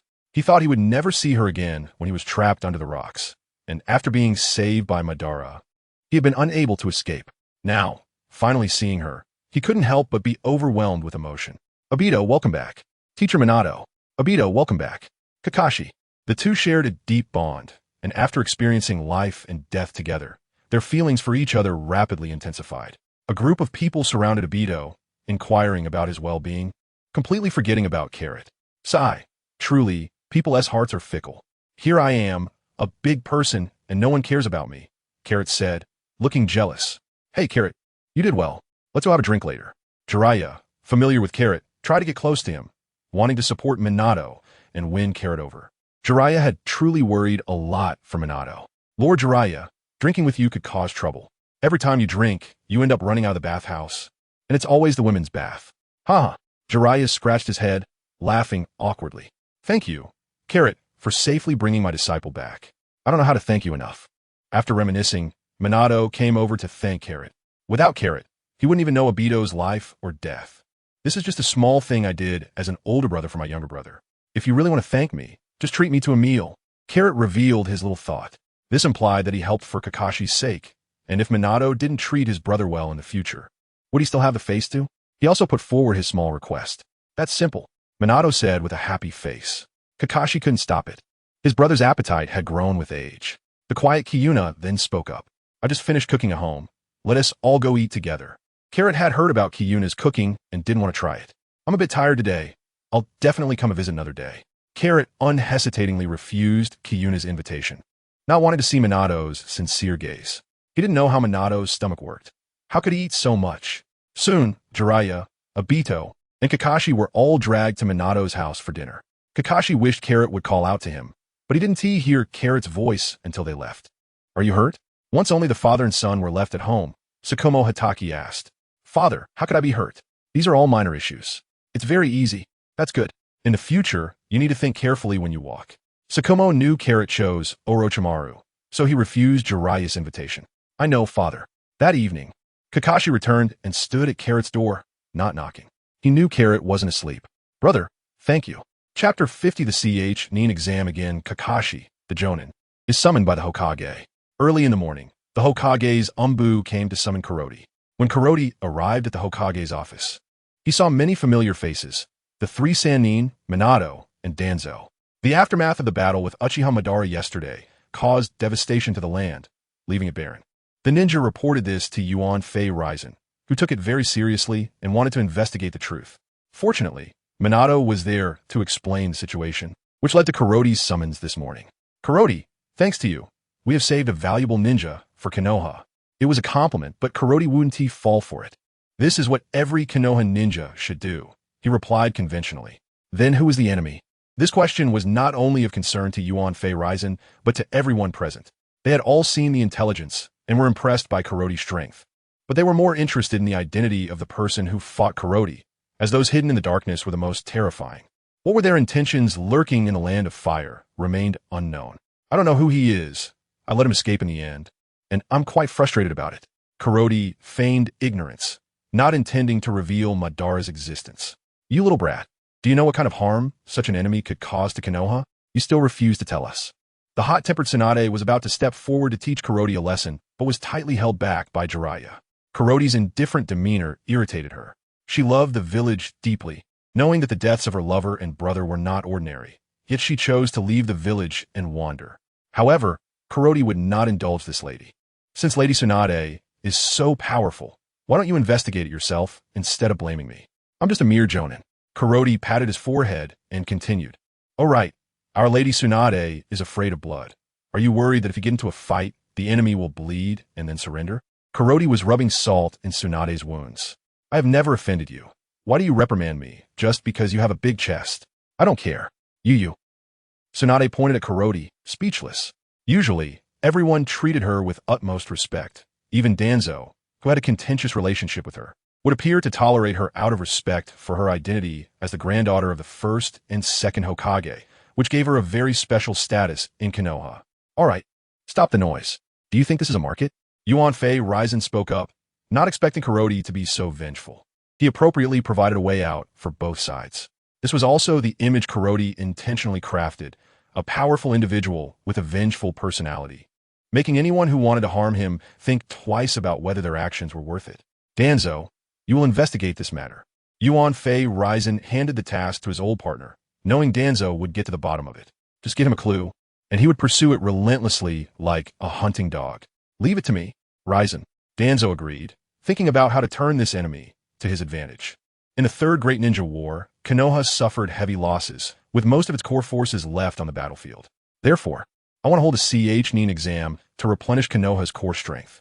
Yuan Fei Raizen stated his plan, as Konoha's Chunin had suffered significant losses on the battlefield, making it nearly impossible to form basic teams, while many outstanding talents had emerged among the genin. Having been tempered by the battlefield, their strength was guaranteed. Yes, it has been a long time since we held a Chunin exam. Danzo also supported the idea, as his root had also suffered heavy losses in the ninja war and needed to replenish its ranks. I want to hold a grand event, inviting other ninja villages to participate to showcase our strength in Konoha. Everyone present nodded in agreement, except for Kuroti, who looked confused. You all can make the decisions. Why do you need me, a powerless Jonin here? This is unnecessary. The first examiner will be Orochimaru, the second examiner will be Minato, and for the third exam, it will be you, Hatake Kuroti. Huh, me? Kuroti looked bewildered. Why me? I just want to be a spectator and watch Orochimaru and Minato compete. Yuan Fei Raizen's arrangement directly put the competition between the two Hokage candidates in the open. However, adding Kuroti into the mix fell odd, as everyone in Konoha knew of Kuroti's close cooperation with Orochimaru. Mizukage will come this time to negotiate and participate in the Chunin exam. Kuroti, you are very familiar with Mizukage, so you will be responsible for the reception. Oh, and you will handle the negotiations. This piqued Kuroti's interest. Negotiations could involve kickbacks. The extra part would be his skill. Kuroti agreed without hesitation, knowing this was Yuan Fei Raizen's way of getting back at him. Yes, Hokage-sama, but I need an assistant. Kuroti appropriately put forward a condition. You can choose any Konoha ninja. Yuan Fei Raizen thought for a moment and said. The meeting dispersed. Jiraiya went after Tsunade, and Minato greeted everyone before preparing to be an examiner. Orochimaru walked alongside Kuroti. Congratulations, Kuroti, for becoming an examiner. Orochimaru said softly, showing no fear that Kuroti would affect his competition for Hokage. Orochimaru-senpai, you know me. This heavy burden is too much for my small shoulders to bear. Kuroti, do you mind telling me about yesterday's battle? Orochimaru asked, not believing that anyone could escape from Kuroti's hands. He knew Kuroti's strength better than anyone. With all of Kuroti's test reports in his mind, I was just thinking when you would ask me, Senpai, I didn't expect it to be this soon. Kuroti put on a troubled expression. You know my time is precious. I don't want to waste it. You absolutely can't guess who this person is. And I also brought you a good thing. Oh, if you say it's a good thing, then I'm even more interested. Orochimaru's interest was piqued. However, Senpai, please let me keep it a secret for now. I'll tell you when I go get the gift. Okay, then I'll wait for your gift. Orochimaru happily licked his lips, causing Kuroti to slow his pace involuntarily. Every time he saw such a scene, Kuroti couldn't stand it. But with Orochimaru's repeated behavior, Kuroti found himself at a loss. Finally, the two parted ways at a crossroads. Chapter 51 Encounter Carrot walked slowly and stopped at the Ichiraku ramen shop. This ramen shop is filled with memories for Naruto fans. Carrot lifted the curtain and walked in. Welcome. The owner, Uncle Ichiraku, greeted the customer with a smile. However, when he saw it was Carrot, his expression instantly turned grim, faster than a Sichuan opera face change. Hey, Uncle Ichiraku, long time no see. Carrot greeted enthusiastically. The ramen shop left a deep impression on him. After all, he was one of the few kind souls who had treated Carrot to ramen. But that was a long time ago. Seeing you doesn't make me very happy. Uncle Ichiraku thought of the painful memories of their past encounters. Once, he had invited Carrot for ramen and worked tirelessly for half a day, kneading dough without rest. After Carrot finished and left, Uncle Ichiraku directly went to see a hand doctor and had a rest for a whole month before he could cook again. He truly had a deep impression of Carrot. Uncle Ichiraku, I'll have a bowl of ramen to moisten my throat. Carrot started to place his order. Hearing Carrot's words, Uncle Ichiraku almost stumbled and thought, damn it, this brat, still talking about moistening his throat. Uncle Ichiraku had an expression as if the sky was falling. However, Ayam was very happy about Carrot's arrival. After all, Carrot was her taste tester. When she first started making ramen as a child, she used Carrot to try out the flavors. They had a very good relationship. Ayam, you become more beautiful. I hope your skills are as praised as your beauty. Carrot casually greeted his friend. Stop it. You always tease me. Ayam said playfully. Don't worry. I'll give you a large portion. This was a little secret between the two.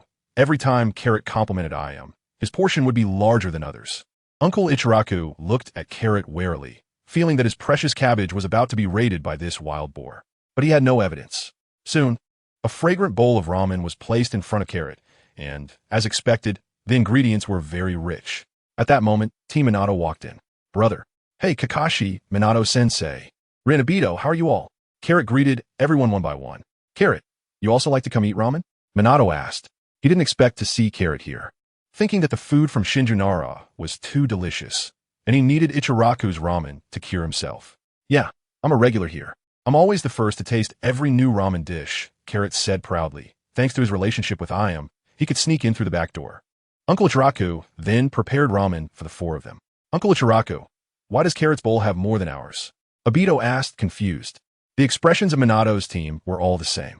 Uncle Ichiraku pointed at his daughter, and Minato understood, as did Rin and Kakashi. Only Obito, the fool, didn't understand and continued to argue. Because I can eat more than you, Obito, Carrot dealt a critical blow, leaving Obito with no room to retort. I'm starting, Carrot said, then immediately entered eating mode. With a flick of his chopsticks and a slurp, he drank the soup from a bowl, his movements fluid, and the massive bowl of ramen was finished in no time. Ayam quickly helped Carrot switch to another bowl. Aside from Kakashi, the rest of Team Minato were dumbfounded, watching Carrot eat, one bowl stacked on another, reaching a height. Before long, he had eaten 50 bowls. I'm about 3/4 full. That's enough, Carrot said. Minato was stunned. This is only 3/4 full? Yeah, Minato-sensei, I still need to go to the Uchiha clan later. I don't want to eat too much. Carrot said, while picking his teeth. Huh, you're going too? Carrot suddenly realized and asked. What are you going for? Kakashi looked at Obito, who was still clueless. I want to ask Fugaku Uchiha to give Kakashi an eternal Mangeki Sharingan, Carrot said, glancing at his one-eyed brother. He scratched his head, realizing it was a bit troublesome. Without the Uchiha bloodline, the Sharingan couldn't be turned off, which also led to Kakashi lacking chakra in the original timeline. It would be a bit difficult to deal with someone like Zabuza. Being an older brother was tough. He had to find ways to increase Kakashi's chakra. But with Orochimaru, that shouldn't be a problem. Carrot had always believed in Orochimaru's research abilities. Then let's go together, Carrot said. Soon, the group headed towards the Uchiha clan.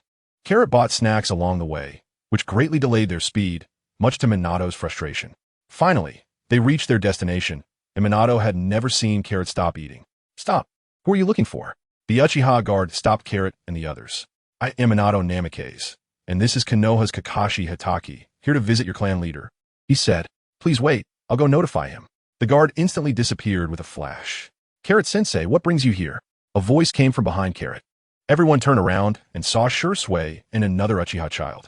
Shursui first bowed to Carrot and then greeted Minato and the others, his gentle manners impeccable. Everyone exchanged greetings, and the atmosphere became more familiar. Are you here to see our clan leader? Shursui asked, thinking Carrot had come to seek the Uchiha clan support for Orochimaru. No, I'm here to find you.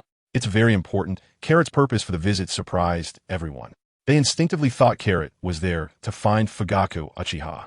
Senior, this is my friend Itachi Uchiha, Shursui introduced. This is Itachi Uchiha, the man who killed his clan. Carrot couldn't help but look at him a few more times. Aside from being more handsome, he had nothing special about him, equally matched with his brother Kakashi. Under Shursui's influence, Itachi was very interested in Carrot. Shursui talked about Carrot all the time, making Itachi's ears almost calloused. Now seeing him in person, he seemed quite ordinary. At this moment, Fugaku Uchiha also came to the entrance to greet them, and the group walked into the Uchiha clan's territory. Inside the Uchiha territory, all kinds of facilities were available, resembling a village within a village, with the main gate isolating them from outsiders. This was also one of the reasons the Uchiha could not integrate into Konoha.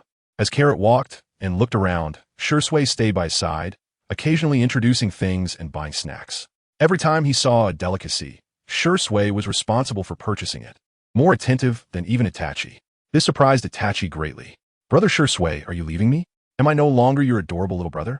Shursui did this to help Carrot understand the Uchiha's specific situation for future reforms. When they arrived at Fugaku Uchiha's residence, Minato's girlfriend was already there, chatting with her friend, Makoto Uchiha. Seeing this, Carrot couldn't help but glance at Minato, knowing that bringing Makoto to whisper sweet nothings to Fugaku was a good idea. Chapter 52. The Watergate Challenge. Watergate, what brings you here? Uchiha Fugaku asked first. He was aware that Watergate had been appointed as an examiner for the Chunin exams and must have a lot on his plate. That's not urgent. Let me introduce you first. This is Hatake Kuroti. Huh? Uchiha Fugaku was somewhat incredulous. How did Namake's Minato get involved with Kuroti? The name Hatake Kakashi was well known for his exploits in the Third Shinobi World War. It could be said that he single-handedly brought down the Cloud Village. Faced with such a powerful figure, Fugaku dared not take it lightly. Welcome, Senior Kuroti, to my humble abode. Do you have any guidance?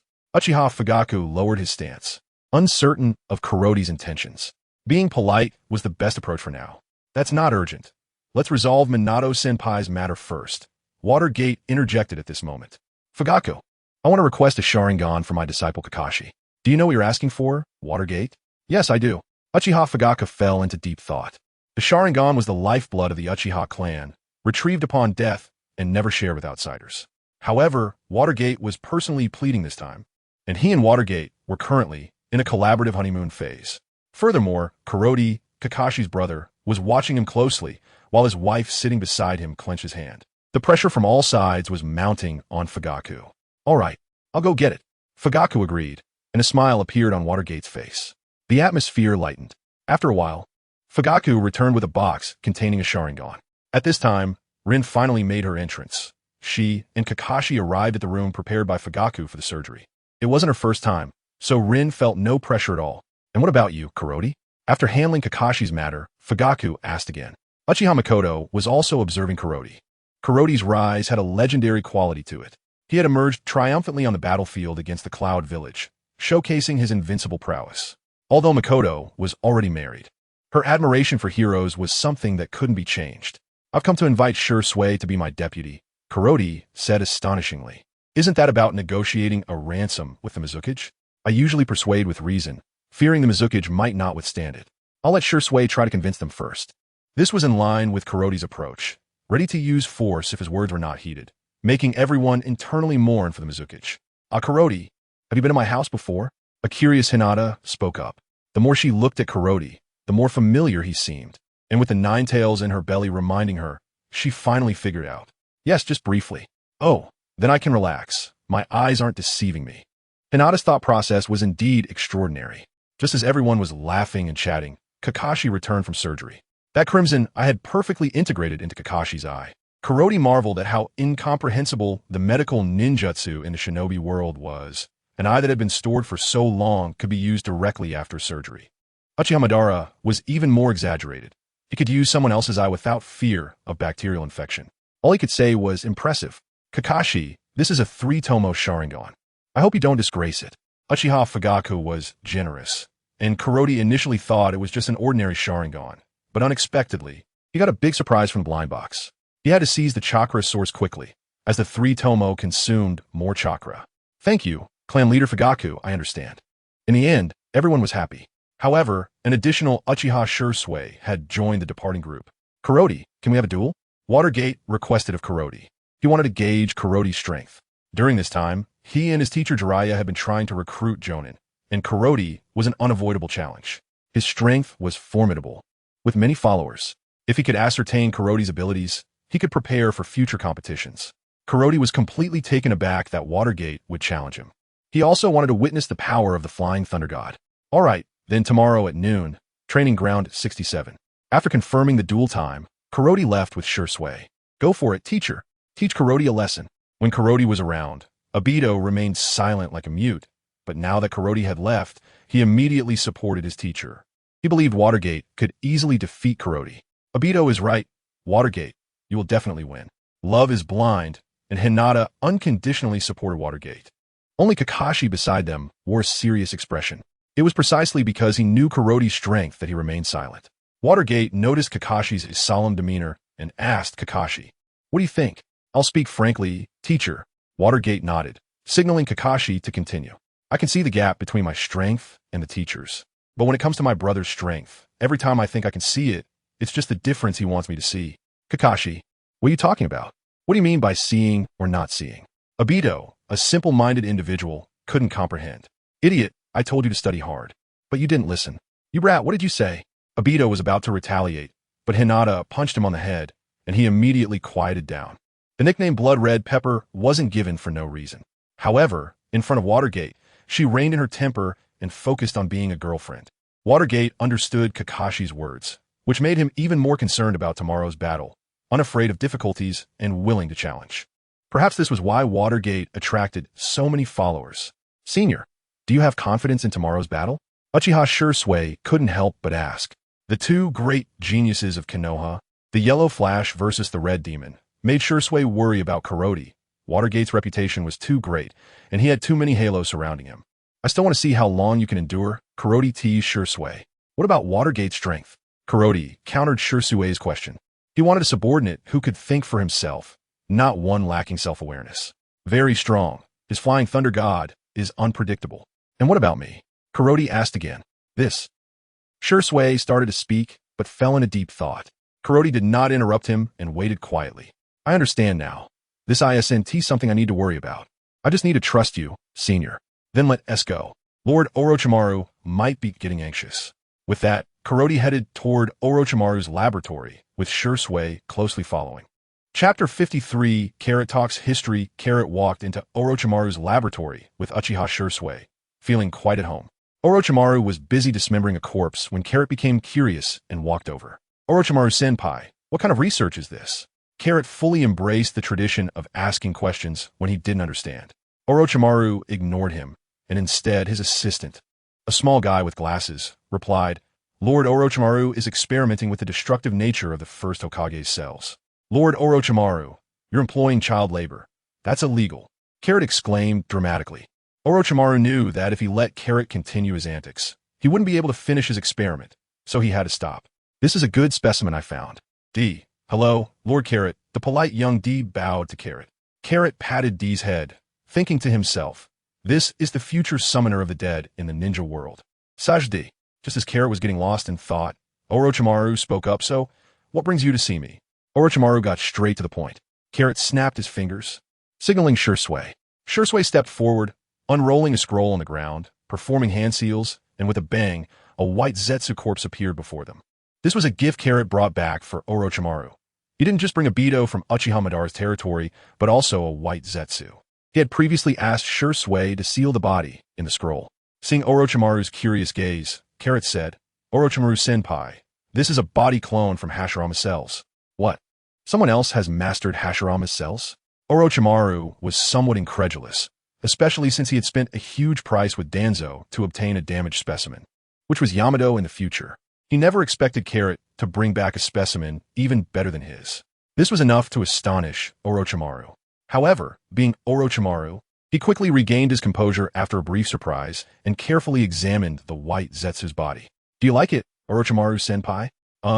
Yes, I like it very much. The vitality of the Hashirama cells has greatly diminished, but that's precisely why they can be controlled. Although it can't compare to the real Senju Hashirama, this body has better recovery and chakra capacity than an average person, making it more suitable for cultivation. It also provides me with some ideas. Orochimaru, true to form, quickly grasped the situation and drew inspiration from it. Which enemy did you get this from? Is he from Konoha? Orochimaru deduced from the Hashirama cells that Carrot's opponent was someone from Konoha, but no matter how clever he was, he could never guess who that person was. He is Uchiha Madara. As soon as Carrot finished speaking, the three of them were stunned. Every ninja from Konoha knew this name well. He was a legend in the ninja world. Whenever Senju Hashirama was mentioned, Uchiha Madara was an unavoidable topic. He left a deep mark in Konoha, especially for Shursui. The name Uchiha Madara was deeply ingrained in his mind. Since childhood, the elders in his clan had constantly instilled in them how powerful Uchiha Madara was. But didn't Uchiha Madara die? He fought against the first Hokage and was killed by him. Shursui voiced his doubts. Orochimaru remained silent because he knew there were many ways to delay aging.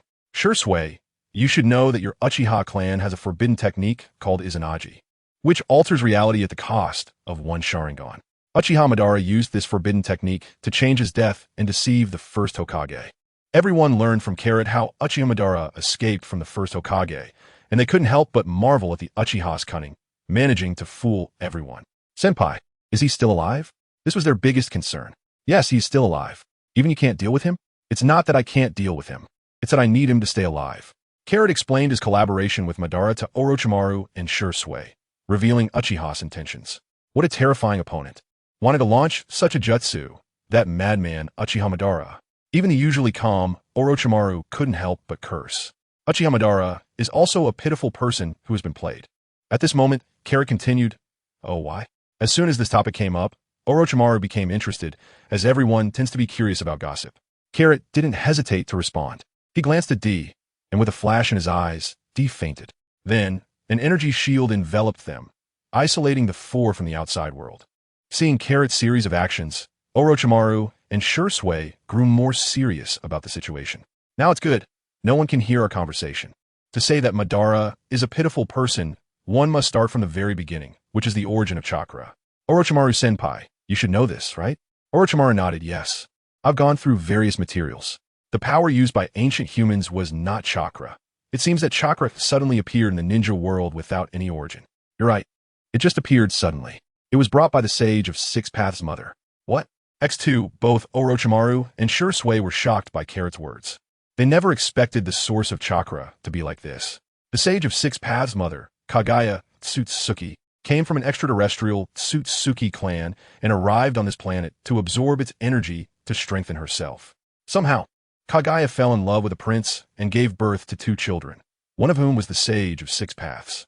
Kaguya planted a divine tree of the Tsutsuki clan on the planet, continuously absorbing the planet's energy. When the planet's energy was nearly depleted, the divine tree would bear fruit, and eating it would further evolve Kaguya. What about this planet?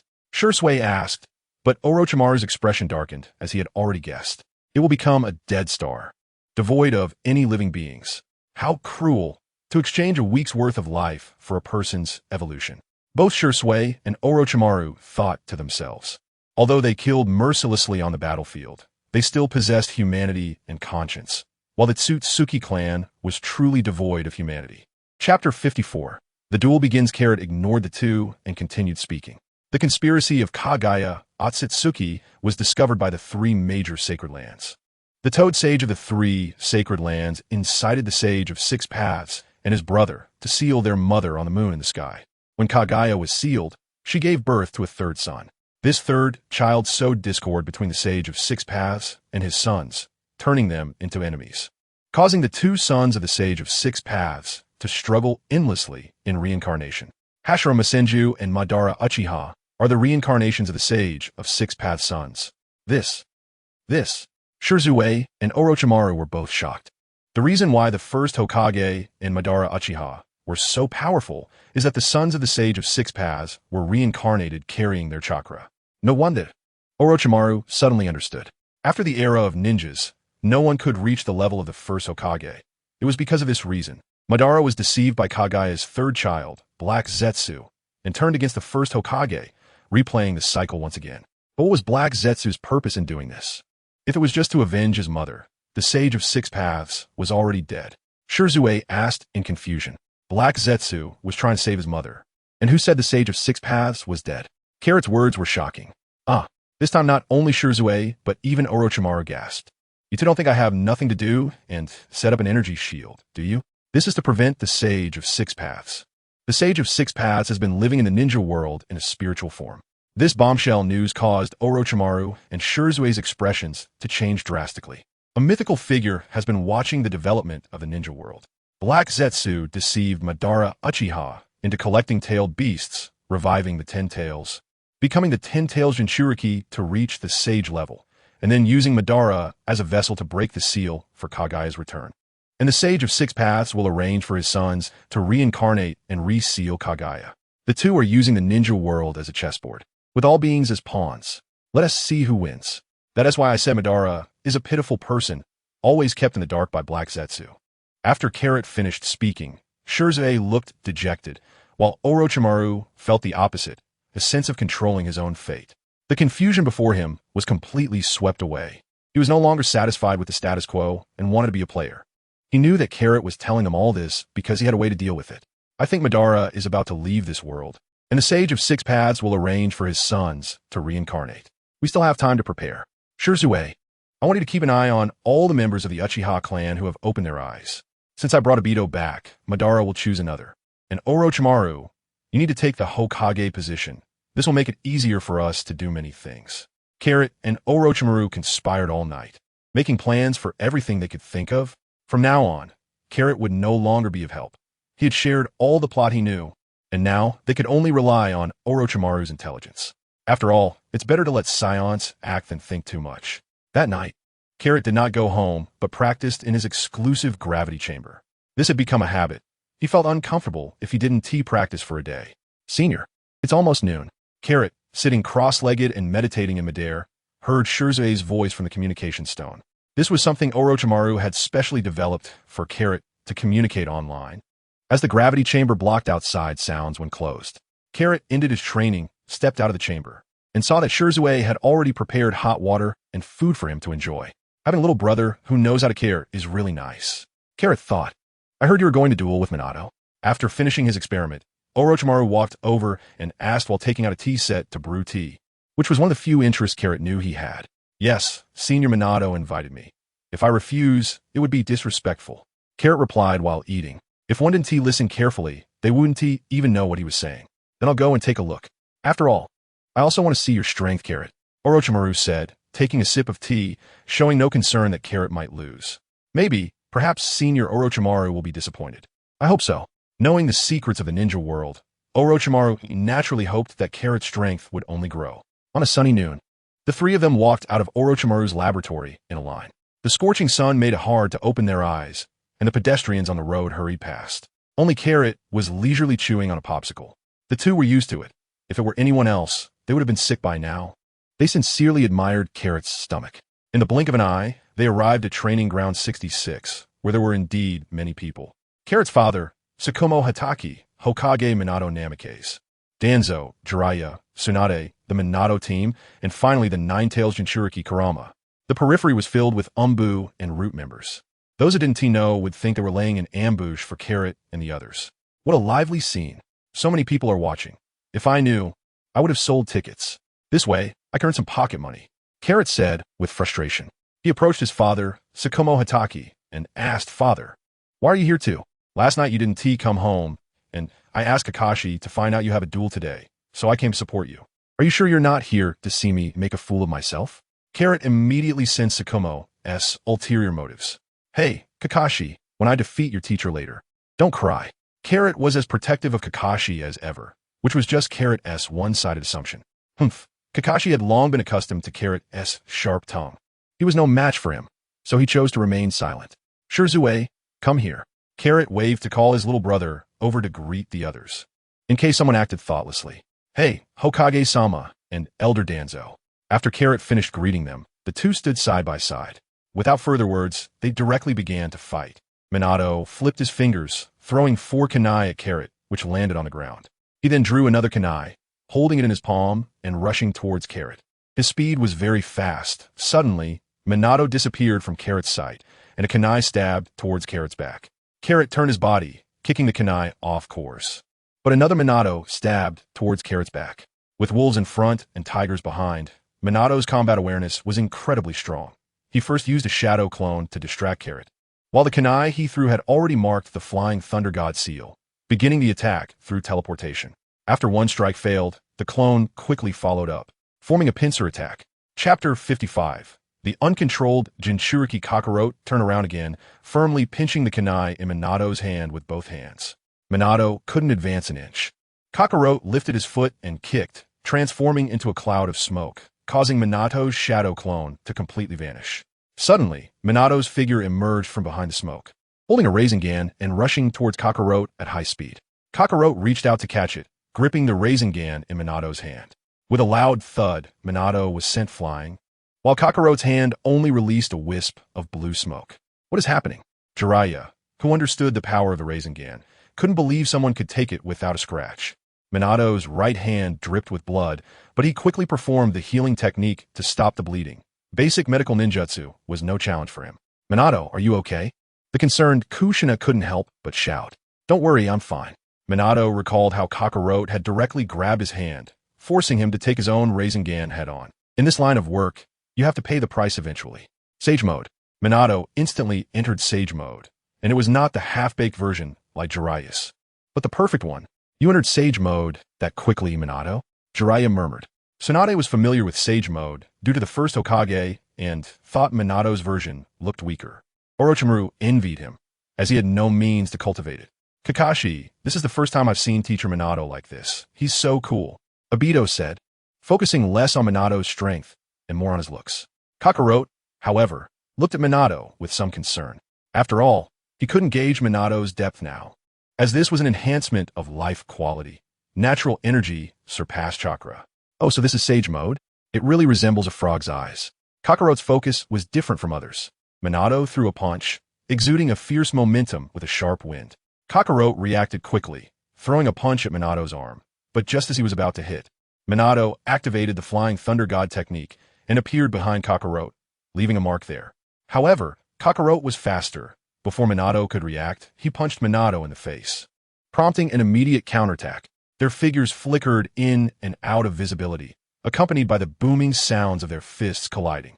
They exchanged blows evenly, with wild energy surging forth, swallowing everything around them and forcing the onlookers to step back. Shadow Clone Technique. Two Minatos chased after Kakarot, unleashing a storm of punches.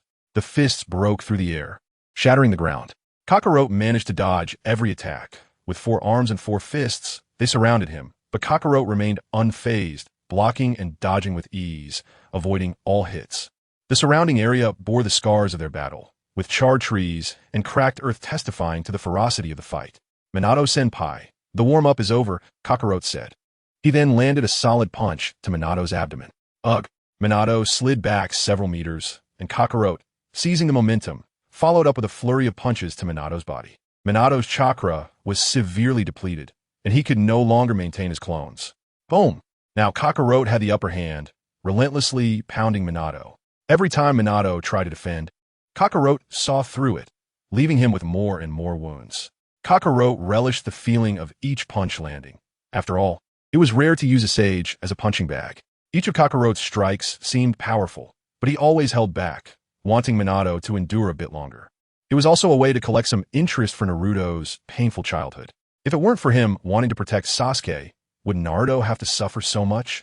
This was Kakarot's reason for agreeing to duel Minato. Having a good excuse to beat him up was a bonus. With one final punch, Kakarot struck Minato in the face, sending him flying and knocking him unconscious on the ground. Kakarot took a deep breath and slowly exhaled. Done, that's a wrap. Seeing her lover unconscious on the ground, Kushina hurried over to check on him. After Tsunade diagnosed him, she said, "He just fainted. There's nothing wrong. Kid, you're pretty impressive. Your control over your strength is quite good. How about we have a go?" Tsunade remarked, realizing Minato wasn't injured, just looking severe. "Forget it, you're too weak. I'm not interested in playing with you." Kakarot directly refused. "What? You little brat, what did you just say?" Tsunade had never heard anyone call her weak before, and her anger instantly flared. She punched the ground, splitting it in two. Kakarot instantly moved, placing a hand on Tsunade's shoulder. "Tsunade-senpai, at your age, you shouldn't be so angry." Tsunade felt powerless under his grip. He could easily kill her with a mere flick of his wrist. Watching Kakarot fight with Minato hadn't revealed his true strength, but facing him directly made her feel insignificant. The sudden turn of events made Jiraiya extremely nervous, fearing Kakarot might get hurt. However, the situation unfolded differently than he expected. Kakarot showed no signs of holding back against Tsunade and quickly suppressed her. "Kakarot, that's enough." Sakumo Hatake spoke up, and Kakarot knew he had to give face. He released his grip. "Tsunade, are you okay?" Jiraiya, the ever-concerned admirer, rushed over. Tsunade stared at Kakarot expressionlessly. Kakarot ignored him, teaching Tsunade a lesson that not everyone would give her face just because of her status. "How infuriating, you brat. You actually beat Minato to this extent." An enraged Kushina's hair stood on end from fury. "Oh, I forgot about this person." Kakarot slapped his forehead. After beating someone else's boyfriend in front of them, especially someone as fiery-tempered as Kushina, it was bound to cause a stir. A furious punch was enough to split mountains and shatter stones. Boom! Kakarot held steady, not wanting to be beaten for no reason. "Kushina, don't be angry. Minato isn't hurt," Jiraiya urged, knowing how violent Kushina could be when angry. If you keep talking, I'll hit you too." This moment perfectly illustrated the adage, "Never talk to an angry woman, or you might bring trouble upon yourself." Red chakra began to emanate from Kushina. "Oh no, is the Nine Tails out of control?" Yuan Fei Rijan, who had been enjoying the spectacle, exclaimed in surprise. Chapter 56, The End. Xian Junai was on all fours, her body wrapped in red bubbles, with 3 tails sprouting from her back. Training Ground 66 was sealed off, and no one was allowed to approach. Yuan Firijan ordered, and the members of the Umbu hidden in the shadows, faithfully executed the Hokage's command, preventing anyone from getting close to training ground 66. The tailed beast transformation of Junin still retained consciousness as she communicated with the nine tails inside her. "Kurama, bind me and let me beat up that brat carrot," Junin said. Having learned sealing techniques from the wife of the first Hokage, it was impossible for Junin to lose control of the tailed beast's power due to anger. After all, the sealing techniques of the Uzumaki clan were the nemesis of tailed beasts. Okay, the Nine Tails knew he had no strength to refuse, and besides, he wanted to stretch his limbs after being cooped up for too long. Roar! A fourth tail emerged. It bared its fangs at Carrot.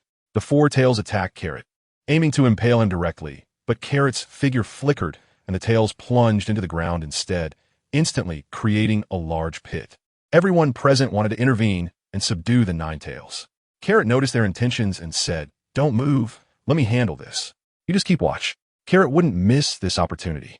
After all, the Nine Tails was said to be the strongest of the tailed beasts, and he wanted to test his strength. The Nine Tails charged at Carrot, its claws imbued with immense power, swiping at Carrot with deadly intent. Carrot, relying on his swift body movements, easily dodged each attack, which the Nine Tails saw as provocation. How dare an ant toy with Lord Kurama? The fifth and sixth tails emerged in succession. Roar! The Nine Tails let out a mighty roar, pulling a massive boulder from the ground with both hands and striking it, sending rocks flying like bullets toward Carrot. Bang, bang, bang. Carrot continuously changed his position, evading the stones, but the trees behind him suffered, being smashed to pieces and clearing out a large area. The Nine Tails felt unsatisfied and unleashed a tailed beast bomb directly. Carrot instantly teleported behind the Nine Tails. Bang! The training ground shook violently, and ninjas from Konoha heard the explosion, rushing toward the training ground, thinking a battle had broken out and wanting to assist. However, they were all intercepted by the Yumbu. "Is that all you've got?" Carrot remarked, not forgetting to comment. Why had the Nine Tails ever been so underestimated? Perhaps it had been locked away for too long and forgotten the man who could suppress it with one hand. The seventh and eighth tails appeared. Carrot intentionally provoked the Nine Tails. How could he enjoy the fight without sufficient strength? The Nine Tails pursued Carrot, each attack aimed to kill, each strike incredibly powerful. The booming sounds echoing from the training ground demonstrated just how formidable the Nine Tails was. Carrot evaded skillfully, not a single attack landing on him. With a flick of its tail, the Nine Tails sent Carrot flying back with immense force, leaving a scratch on the ground. The Nine Tails gathered a massive tailed beast bomb, and this time Carrot couldn't dodge because behind him was the village. If he avoided it, he didn't know how many people would die. This was also Kurama's strategy. He deliberately pushed Carrot to that position to force him to take a hit from the tail beast bomb. Orochimaru suddenly flashed and jumped in front of Carrot. Triple summoning jutsu. Orochimaru pressed his hands to the ground. "Carrot, get back." Seeing the tailed beast bomb approaching, Orochimaru warned Carrot. He didn't want Carrot to get killed. After all, a partner like him was hard to come by. "Senior Orochimaru, are you underestimating me?" The tailed beast bomb broke through Orochimaru's triple summoning jutsu without losing speed. It was now Carrot's turn to stand in front of Orochimaru. "Senior Orochimaru, don't do such dangerous things next time." Orochimaru watched as Carrot single-handedly blocked the Nine Tails tailed beast bomb. With a grip, the tailed beast bomb exploded in Carrot's hand, breaking into countless smaller tailed beast bombs the size of thumbs, landing on the ground and creating smoke. What's going on? Everyone present had never seen a tailed beast bomb dealt with so easily, and they were all in disbelief. Only Orochimaru saw it clearly, as he was right behind Carrot and witnessed everything. This made Orochimaru even more eager to understand the power that Carrot possessed. "Let us end this, Senior Junin." Carrot spoke up, knowing Junin could hear him. He truly didn't want to fight, having just knocked down someone's boyfriend. It would be embarrassing to turn around and beat up someone else's girlfriend. The Nine Tails let out a painful howl, and countless chains appeared, binding the Nine Tails and gradually shrinking its body, until it was entirely pulled back into Junin's belly. If Carrot was wary of anything, it was the sealing techniques of the Uzumaki clan. Isn't King Piccolo powerful? Isn't Majin Buu stronger? Yet they were all sealed away. The reason Carrot didn't choose to attack was also due to this. No one knew what trump cards the Uzumaki clan had. It wasn't a matter of life and death. Otherwise, Carrot would have made sure the Nine Tails wouldn't have had a chance to move. Junin initially thought the tailed beast transformation would help Minato teach Carrot a lesson, but she didn't expect it would be so difficult to even touch him. Only Yuan Firijan looked at the battered training ground 66, realizing it would cost a fortune to repair. After the battle, Minato woke up. Owing Carrot a meal, he decided to treat everyone to dinner, reasoning that inviting one was the same as inviting a group. Yuan Firijan and Danzo didn't participate in the young people's gathering and left under the pretext of other matters. With 2 full tables, Carrot naturally went to the children's table. As soon as the waiter saw Carrot in the midst of eating, he realized it had been a hard-fought battle. As expected, throughout the night he was busy serving Carrot and cleaning up the dishes, while the chefs in the kitchen were working so hard they almost couldn't keep up. Minato forced a smile. He finally witnessed Carrot's true power. It was costing him a fortune. Cheers, Senior Shizen. Jiraiya, also present, was very good at lightening the atmosphere at the table. The dinner was lively. Tsunade, the heavy drinker, kept downing drinks without any restraint and quickly got tipsy. Orochimaru, you want to become Hokage? Didn't you always hate trouble before? Tsunade directly asked. During this time, Jiraiya had been seeking Tsunade's help for Minato's campaign for Hokage. Because Tsunade had such a great reputation in Konoha, nearly every ninja had received her treatment, and if she supported Minato, his chances of winning would increase significantly. Chapter 57. The Mist Shadow Negotiation. Now, my thoughts have changed. I also want to sit in that position and enjoy the scenery. Orochimaru certainly wouldn't tell them the real reason and casually found an excuse to brush it off. He had considered collaborating with Tsunade, but their philosophies clashed. If Tsunade found out about their experiments, she would definitely be the first to take him down. After all, Orochimaru had dug up his grandfather's grave. It would be strange for Tsunade to help him. I decided to help Minato. I think he is more suitable than you. Compared to Orochimaru, Minato is like Hashirama Senju compared to Madara Uchiha. One radiates warmth and sunshine, while the other is gloomy all day. Which one would you choose? I had anticipated this long ago. Orochimaru seemed to have known this all along and didn't take it to heart at all. The 3 legendary ninjas are now divided into 2 factions, Jiraiya and Tsunade, with Orochimaru standing alone. Orochimaru, you better be careful not to lose to the younger generation and cry. Jiraiya was very happy. With Tsunade's support, it felt as if he had already won, and he mocked Orochimaru. Orochimaru knew Jiraiya's character and didn't take it to heart. To him, Jiraiya was just a silly friend who couldn't keep a secret. Who knows the result until the end? Orochimaru said. Yes, until the end, no one knows the result, Carrot added, sitting directly next to Orochimaru. The situation was tied at 2-2. Tsunade was furious when she saw Carrot. You little brat, are you supporting Orochimaru? It seems Tsunade's mind had gone awry. I have always supported Orochimaru-senpai, Carrot retorted, as he had a poor impression of the 2 ninjas, Yellow and Poison. Yumph. Tsunade knew she couldn't win the argument and chose to remain silent. Carrot, why did you choose Orochimaru? You could choose Minato. I believe he will bring about a revolution in the ninja world. Jiraiya had completely been brainwashed by the Toad Sage, only knowing to seek the destined child in the ninja world to bring peace. He was directly undermining Orochimaru in front of him. Jiraiya-senpai, why do you always place your hopes on others instead of believing in yourself? Carrot asked directly. Jiraiya had both strength and status. Why couldn't he see things clearly and instead wandered around the ninja world without doing anything substantial? Jiraiya had never heard anyone ask him this question before. It seemed his fate was to seek the destined child. He had given up his lover and left the village he needed to protect. He left his footprints in the vast ninja world, all for the task given to him by the Toad Sage. This question caught him off guard, and he didn't know how to respond.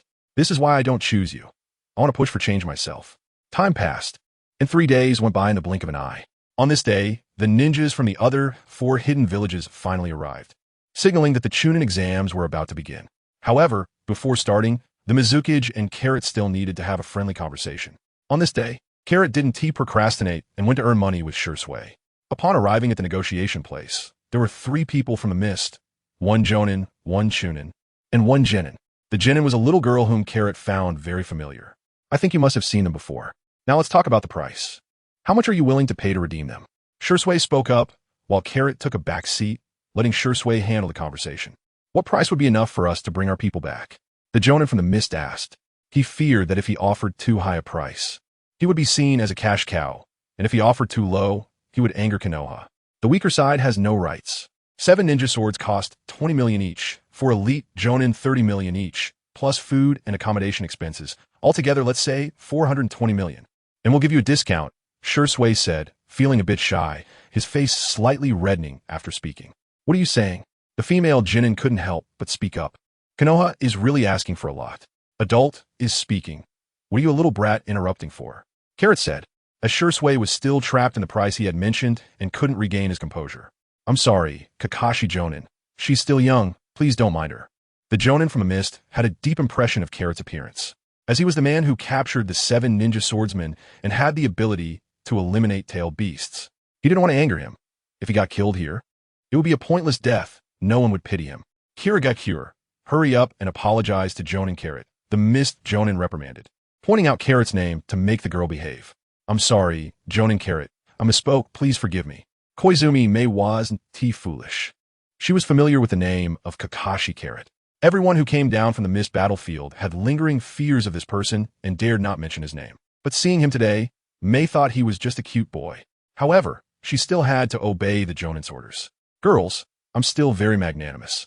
Just add an extra 1 million later. Carrot was indeed the type to accept an apology. All right. Then it was time for Shui and the mist Jonin to negotiate. Carrot knew that the other side couldn't offer that much money. Negotiation was inherently a process of mutual compromise. The mist had to pay Konoha a total of 231 million. 2 contracts were made. Mist would pay in 2 years, starting with 15 million to redeem 4 Jonin and 4 ninja swords, with the remaining money to be paid in 1 year.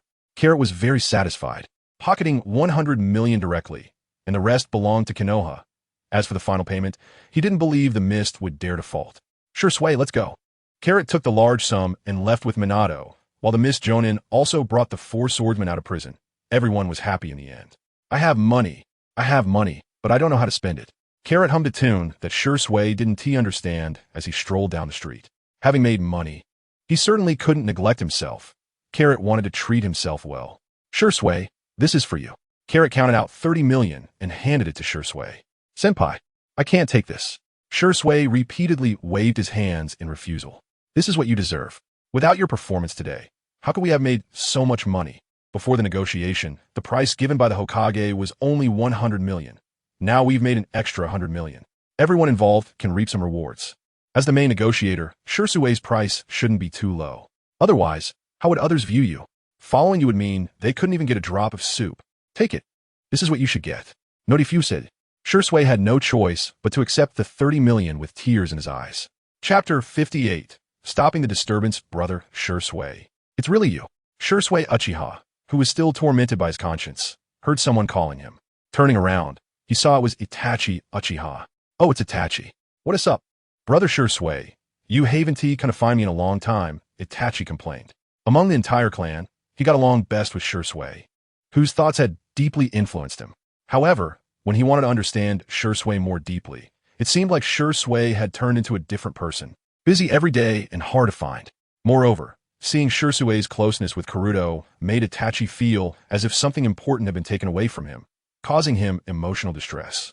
I've been really busy lately. I'll come to find you in a few days, Shui said, feeling a bit embarrassed. Encountering a boss like Naruto was like being treated as a donkey. If it weren't for his generosity in the end, Shui would have thought about running away. Oh, isn't that Itachi Uchiha out shopping with his girlfriend? Naruto's untimely voice interjected, holding a skewer of tricolored dumplings. Simply extravagant. X2 Itachi Uchiha and Izumi Uchiha both blushed at Naruto's question. No, I just asked Itachi to help me pick out some supplies for tomorrow's competition. That's all. Straight men don't have girlfriends. Do you want to eat? Naruto handed a skewer of tricolored dumplings to Itachi, who wanted to eat but was too shy to take it. Take it. Naruto didn't give Itachi a chance to hesitate and directly shoved it into his hands. I won't disturb you guys anymore. Shui, just take good care of Itachi. I'll give you half a day off. Don't be late tomorrow. Yes, senior. I will be on time, Shui assured. Brother Shui, what kind of person is Naruto, the Jonin? Itachi asked. This was the first time he received something from someone outside his family. Usually, other villagers looked at the Uchiha with fear, disgust, and distance. This was the first time he saw someone treating the Uchiha with a normal mindset, which stirred different emotions within him. You mean Senior Naruto? He doesn't have any biases against anyone, Shui told Itachi. Those with biases have all been sent away by Naruto. Is that so? Looking at Naruto's back, Itachi felt an impulse to chat with him. Come with me. I know exactly where the best weapons are, sure sway guaranteed. The two straight men completely ignored Izumi Uchiha's feelings, and the good opportunity for Shursui to spend time alone with Itachi was wasted. Recently, there have been too many unfamiliar faces in the village, and to prevent these people from causing trouble, the Umbu had increased their patrol frequency. However, this was of little use. The Third Great Ninja War had just ended, and ninjas from every village were looking at each other with hostility. What is going on in Konoha? Inviting us to participate in the Chunin exam while keeping such a close watch on us. Are we in prison? One Cloud Ninja shouted angrily. Yeah, why are we being treated like this? Even eating requires supervision. After saying that, another Cloud Ninja smashed the cup in his hand to the ground. Bang! The shards scattered everywhere. He looked about 10 years old and was very unstable emotionally. The Umbu appeared just in time, surrounding the Cloud Ninjas. Don't cause trouble, Umbu Ninja said. They had dealt with too many such situations recently.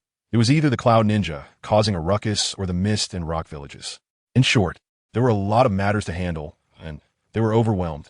What trouble? ISNT at you, who follows us every day. Do you want to accompany us to the bathroom too? Say that again. Do you believe I'll arrest you? Come on, arrest me.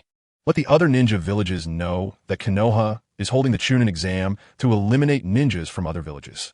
Let us see how you save face. The Cloud Ninja Jonin began to escalate the situation, intending to make it bigger, because Konoha had previously dealt with such matters by downplaying them. Small issues turned into nothing in the end. All Cloud Ninjas felt emboldened. You're too noisy. Karuto, who was eating vigorously, finally spoke after finishing his last bowl of rice. It wasn't surprising that the Cloud Ninja didn't see Karuto, as his figure had been completely covered by empty plates. Upon hearing this voice, the Cloud Ninja Jonin's face revealed a look of fear because he was too familiar with that voice. No, not just him. Every Cloud Ninja who had been on the battlefield was familiar with it. Turning around, they saw Karuto slowly walking out from behind the plates. Once they saw Karuto's face, they couldn't help but tremble. Red Demon. The Cloud Ninja Jonin stammered out Karuto's title. Senior, who is this person? So arrogant. A ninja participating in the Chunin exam, who was also leaving the village for the first time, had never seen Karuto. He had been overshadowed by Karuto's presence. Bastard. Slap. The Cloud Ninja Jonin unceremoniously slapped a lower ninja. Then he bowed to Karuto. Sasori, Kakashi Jonin. The child doesn't understand. Please don't take it to heart. Don't panic. It's no longer war. You are invited to participate in the Chunin exam. You're a guest of Konoha. Yes. Yes, you're absolutely right. The Cloud Ninja Jonin's attitude was extremely humble, almost servile. But if someone is deliberately causing trouble, then it's a different story. As soon as the Cloud Ninja Jonin heard the word but, his heart instantly jumped to his throat. Konoha has never been afraid of trouble. If you dare to act up, we will crush you. I order that anyone who dares to cause trouble will be executed immediately. As soon as these words came out, the whole place was shocked, whether it was the visible or hidden ninjas. Their eyes were filled with anger and hatred towards Karuto. Yes, Lord Karuto. An Umbu ninja accepted the order. The orders given by the Hokage were too weak. He and T considered that to keep an eye on a group of executioners, harsh policies were necessary. By the way, you need to compensate for the cup you just broke, understand? Yes, Kakashi Jonin. I will cover the cost. I'm sorry for the trouble. Karuto was very satisfied with the Cloud Ninja's attitude, patting his shoulder to show understanding. However, this pat was significant, causing the Cloud Ninja Jonin to collapse to the ground. Karuto's hand was suspended in midair. Hey, are you trying to pull a fast one? I have no money for you. No, it's just my leg fell asleep and I couldn't stand. It has nothing to do with Kakashi Jonin. This Cloud Ninja Jonin was only tough with his mouth. That's good. Everyone must testify for me. Karuto is innocent and cannot be wrongfully accused. The rest of the matters are up to you. If there are any disobedient ones that you can't handle, come find me. I want to see who is so stubborn and unafraid of death, Karuto instructed. After saying that, he picked up his things and left. Chapter 59. End of the exam in the Hokage building. The bandaged worker Danzo spoke to Yuan Fei Risen. Risen, that carrot is so impressive. I've issued orders on behalf of you, the Hokage. Danzo fanned the flames in front of Yuan Fei Risen. The pressure from Carrot was too great, and he urgently needed to strike at Carrot's arrogance. Enough, Danzo. Carrot's actions are for the good of the village. Other ninja villages have been too lenient. It's time to let them remember their place. Yuan Fei Risen remained like a monk in meditation, giving no response. Carrot's power was already established and couldn't be suppressed. Soon, he would have to hand over his Hokage position. Yuan Fei Risen still wanted to exit gracefully. You'll regret this, Risen. Seeing that Yuan Fei Risen had no intention of cooperating, Danzo could only resort to empty threats. Danzo, put away your petty thoughts. You might still have the chance to hold on to power. Yuan Fei Risen advised Danzo. Both Carrot and Orochimaru are people who won't tolerate any insubordination. If you provoke them now, when they gain power, they'll make sure to eliminate you. In truth, Yuan Fei Risen was mistaken. Carrot was already planning to eliminate Danzo. At that moment, Carrot was ambushed on his way home by 3 ninjas. Kiki Karot, D. There were no excessive words. They immediately aimed to take Carrot's life. Carrot hadn't expected to be pursued by enemies one day. It seemed he hadn't done enough to ensure their family was completely eliminated. Carrot launched 3 streams of chakra from his fingertips. Pew, pew, pew. The 3 ninjas didn't even have time to attack before they were killed, leaving only 3 small craters behind. Who could be behind this? Carrot quickly concluded it must be Danzo. This thought crossed Carrot's mind for less than a second before he pinpointed the culprit. After all, in Konoha, the most sinister figure was definitely the worker Danzo. Regardless of whether he was truly responsible, it was convenient to pin the blame on him. After all, whether there was one more problem or less, it wouldn't affect Danzo's image. Well, thank you, worker Danzo, for your confession.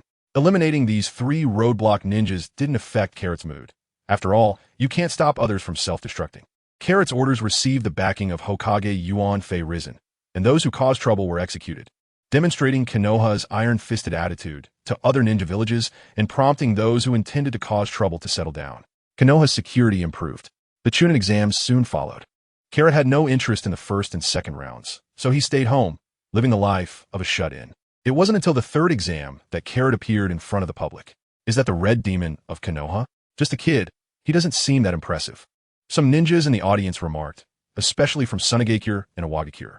Since Carrot hadn't appeared on their battlefield, they assumed he was a genius pushed forward by Konoha, and their interest in him stemmed from his father, known as Konoha's White Fang. The ninjas from Kimogakure and Kirigakure shot them looks of concern for the mentally challenged. Didn't they know the 3 unspoken rules of the world?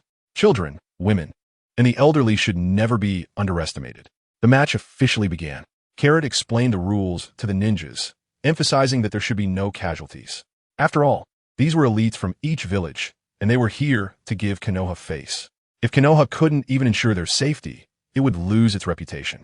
This was also why Yuan Fei Risen had appointed Carrot as the person in charge of the match. Carrot was strong enough to prevent candidates from becoming overly aggressive.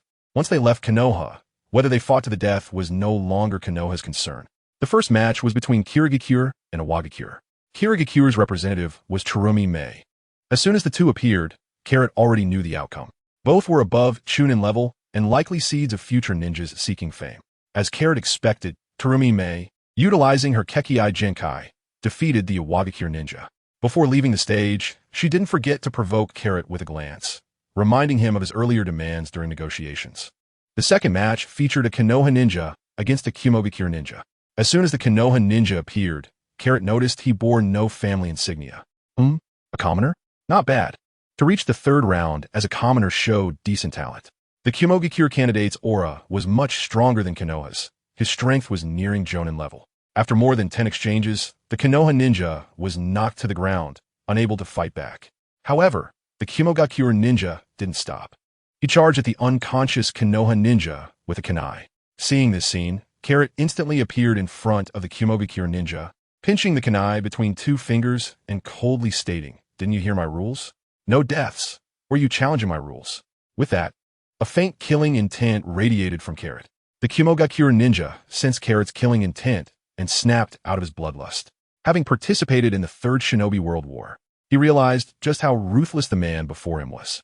He was drenched in cold sweat and weakly knelt before Carrot. Another Kimogakure ninja helped him out. Carrot announced the second match's winner as Kimogakure. The 3rd and 4th matches quickly followed. This time, it was a familiar face, Uchiha Izumi, whose opponent was a ninja from Kirigakure. The two battled fiercely, with Uchiha Izumi using body flicker technique to evade a fatal strike from the Kirigakure ninja. This reminded Carrot of Shursui. Shursui had been on the battlefield of Kirigakure for years and was well-versed in their fighting style.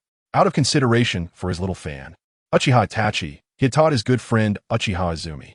Uchiha Izumi narrowly won, suffering a bleeding wound. Finally, it was time for the last match, Uchiha Itachi against the Sunigakure Ninja. This match was completely one-sided. The Sunigakure Ninja was dominated by Uchiha Itachi and easily defeated. Despite some issues, the Uchiha clan's talent was impressive. This time, 3 members of the Uchiha clan became Jonin. You heard that right, 3. There was also Uchiha Bito, who humorously won the match. After training under Uchiha Madara, Uchiha Bito had already reached Jonin level. Once he activated his Manjiki Sharingan, he would be at the level of Kage. Whether Rin would survive to allow Obito to awaken his eyes remained uncertain. Carrot's tenure as an examiner ended perfectly. Standing there for everyone to gawk at all day, Carrot vowed never to take on such a role again. Chapter 60 teaming up with the Watergate, all the ninjas have left Konoha, and the excitement of the Chunin exams has begun to fade. However, Carrot is not so relaxed. His friend, Hyuga Sanada, sent him a wedding invitation, specifically asking Carrot to be his best man. This was quite a hassle for Carrot. Of course, Carrot couldn't bear the burden alone and called his little brother, Uchiha Shursui, for help. Since it was a branch family, Sanada's wedding was not very grand. Just a few friends and relatives invited. Because Sanada's parents died in battle early on, the elder to officiate was Matsushita Hokuto, who had a mentor-friend relationship with Sanada, making him the perfect choice. This, however, was tough on Matsushita, as he was still single while his students were getting married. Carrot helped greet the guests, while Shursui played the role of a small doorman. Lord Orochimaru has arrived. Shursui did a good job as a doorman. Orochimaru entered with a man named Kabuto carrying a gift. Thank you, Lord Orochimaru. Please have a seat. Carrot knew that Orochimaru came because of him. He was very glad to see his friend's wedding being so grand. Carrot called Sanada over for a toast. Lord Kakashi has arrived. Another big figure came, surprising the friends and relatives attending Sanada's wedding. Sanada must have quite a reputation for both the Sannin Orochimaru and Lord Kakashi to show up. Father, you came too. Of course, for my friend's wedding, I must come to celebrate. What will you drink to me? Carrot? Carrot felt embarrassed. His father was really pushing the marriage agenda. He awkwardly fled the scene. Next came even more explosive news. The Hokage had arrived, completely bringing the wedding to a climax. Yuan Fei Rizen's reputation in Konoha was at its peak, riding high from the victory in the Great Ninja War, and he truly deserved the title of Hokage. Seeing the Hokage at his wedding made Sanada overjoyed. However, he also knew it was Carrot's influence. Thank you, Carrot. Sanada sincerely thanked Carrot. He originally wanted to keep it small, but Carrot threw money at him, educating him. Money is no object. If you want to thank me, just give me all the wedding gifts later. Forget it. Pretend I didn't say anything. Haha. The two exchanged smiles. Once the guests had dispersed, Carrot slumped into a chair. He felt more exhausted than after training. Shursui's throat was sore from all the shouting. Matsushita was fine, just acting as a mascot, while Hamiko stayed with the bride. Getting married is so tiring. I don't want to get married in the future, Carrot complained. How can you think like that at your young age? Isn't having a wife who is a true companion a good thing? Matsushita retorted. What about you, teacher? You're quite old yourself. Carrot delivered a killer blow, leaving Matsushita speechless. All right, Carrot, stop teasing the teacher. At this moment, Hamiko came out to defend Matsushita. The teacher has been on blind dates lately. A bigger killer blow came. Hamiko, how could you say that? Matsushita's face turned red in an instant, causing everyone to burst into laughter. Their team dynamic was like family. Carrot, Hamiko, teacher Matsushita, and Shursui. Thank you all. Sanada raised his glass with his wife, Hinata Wei, to express his gratitude. That night, Carrot drank quite a bit and was taken home by Shursui. Ever since Carrot arrived in the Hokage world, he had been on high alert, continuously training and fighting in battles. This time, at his friend's wedding, he finally relaxed and got completely drunk. My head hurts. How did I get back? Carrot rubbed his temples and asked himself. You were carried back by Shursui. At this moment, a second voice sounded in the room. Carrot turned to see a pair of dead fish eyes staring back at him. What are you doing here? Someone kept calling for water in the middle of the night, Kakashi said, his dark circles evident. That someone is really annoying, waking others up at night without manners. Carrot, are you awake? It's time for breakfast. A voice called from outside. Okay, father, I'll be right there. The two brothers tidied themselves up and sat at the dining table. After a simple meal, Carrot looked at Kakashi, who was hiding his Sharingan behind his forehead protector. Carrot, are you getting used to your Sharingan? Carrot touched his forehead protector. I'm in the adjustment period. My teacher has been helping me lately. Your biggest problem now is that you can't turn off your Sharingan properly. Your chakra must be insufficient. Kakashi pointed out. This was also Kakashi's concern. The importance of chakra for ninjas was evident. The more chakra one had, the more jutsu one could release. He had discussed this with his teacher, Minato, and they agreed that as he aged, he would be able to refine more chakra. Carrot, do you have any solutions? Matsushita knew his eldest son was full of ideas. We could find a tailed beast and seal it inside Kakashi's body to solve this problem, Carrot said directly. But tailed beasts are owned by someone. If we catch one without permission, it could reignite the war in a ninja world that just stopped. Matsushita had no intention of rejecting the idea. It was just not the right time to act. Father, you don't need to worry about that. Lord Orochimaru has an experiment. If it succeeds, Kakashi won't have to fear the chakra drain from his Sharingan anymore. Ever since Kakashi got his Sharingan, Carrot had discussed with Orochimaru about the experiment to create a non-tailed beast. He had the idea, and Orochimaru's scientific abilities were strong enough to make it happen. Suddenly, an Umbu appeared at the Hatake household. Jonin Carrot, Jonin Kakashi, the Hokage summons you. After speaking, they disappeared. Since the Hokage called for you, there must be something to discuss. Go ahead. Yes, father. The two brothers entered the Hokage's office, where there were quite a few people present. Minato's team was already there. Carrot, the reason I called you is that there's a mission for you to carry out with Minato. Yuan Fei Risen started assigning the mission as soon as everyone was present. The dragon vein of the ancient city of Lulon has been disturbed, and I want you to investigate. Yes, Hokage-sama. Minato accepted the task without hesitation, while Carrot felt a bit dazed. How has the timeline been messed up? Wasn't the mission in the ancient city of Lulon supposed to happen before the end of the Third Ninja World War? Why is it starting now? Moreover, why was Carrot paired with Minato? Has Yuan Fei Risen given up on Orochimaru? Is he trying to have Carrot build a good relationship with Minato in advance? Chapter 61, Naruto's appearance while packing his bags to go home. Kuroti instantly teleported to Orochimaru's side. Senior Orochimaru, the Hokage has assigned me and Minato to carry out a mission. The words were brief but contained a lot of information, hinting at the Hokage's arrangements and Minato. Orochimaru immediately understood what Kuroti was trying to convey. The teacher still didn't choose me, Orochimaru sighed, feeling that the bond between him and Yuan Fei had been severed at this moment. Senior Orochimaru, since the Hokage has sent me away, it means they are planning to take action against you. Danzo knows too many of your secrets. Should I deal with him now? Kuroti said to Orochimaru. Having worked with Orochimaru for so long, Danzo was well aware of his darkness. Now, Danzo was like a ticking time bomb, capable of destroying Orochimaru at any moment. After all, to become Hokage, one must have a clean slate. No need. If you take care of Danzo, who will take the blame? Just leave Shursui to me. Orochimaru said coldly. Upon hearing that Orochimaru wanted to keep Shursui, Kuroti understood his strategy. Using your own tactics against you is a clever move. All right, Shursui will listen to your orders. I'll take my leave now. With that, Kuroti vanished from Orochimaru's sight. As soon as he returned home, he heard Kakashi knocking at the door. Bro, are you ready? All right, I'm coming. After Kuroti came out, he dragged Kakashi to the food street for a feast. With money to spare, there was no need to hold back. The food street owner, seeing a big customer like them, had a radiant smile on his face. Why aren't they here yet? How long do we have to wait? Obito complained, growing impatient at the village entrance. This was his first mission since returning, and he wanted to perform well in front of Rin. There's still plenty of time. No need to rush, Obito. I was late because I helped an old lady cross the street. Sorry about that, Kuroti said, finally escaping the enthusiastic food street owner. Kuroti, your excuse for being late is as bad as Kakashi's, Obito fumed. You could have just said you were late. Why come up with such a lame excuse? Kuroti looked at Kakashi, his eyes questioning. Do you often do this? Kakashi shot back defiantly. I learned it from you, Kuroti replied. Seeing that the two brothers were ignoring him, Obito's temper flared, and he rolled up his sleeves, ready to confront them. Rin gently grabbed his wrist and said, Boys shouldn't fight, Obito. Hearing Rin's words, Obito immediately calmed down. Everyone's here, so let's set off, Minato said, leading the way into the forest, with everyone following closely behind. After a 5-day march, they arrived at the ancient city of Lulon in the desert of the Land of Wind. The city was filled with towering buildings. Swish, swish. A figure was darting through the buildings. The boy looked in shock at the structures before him.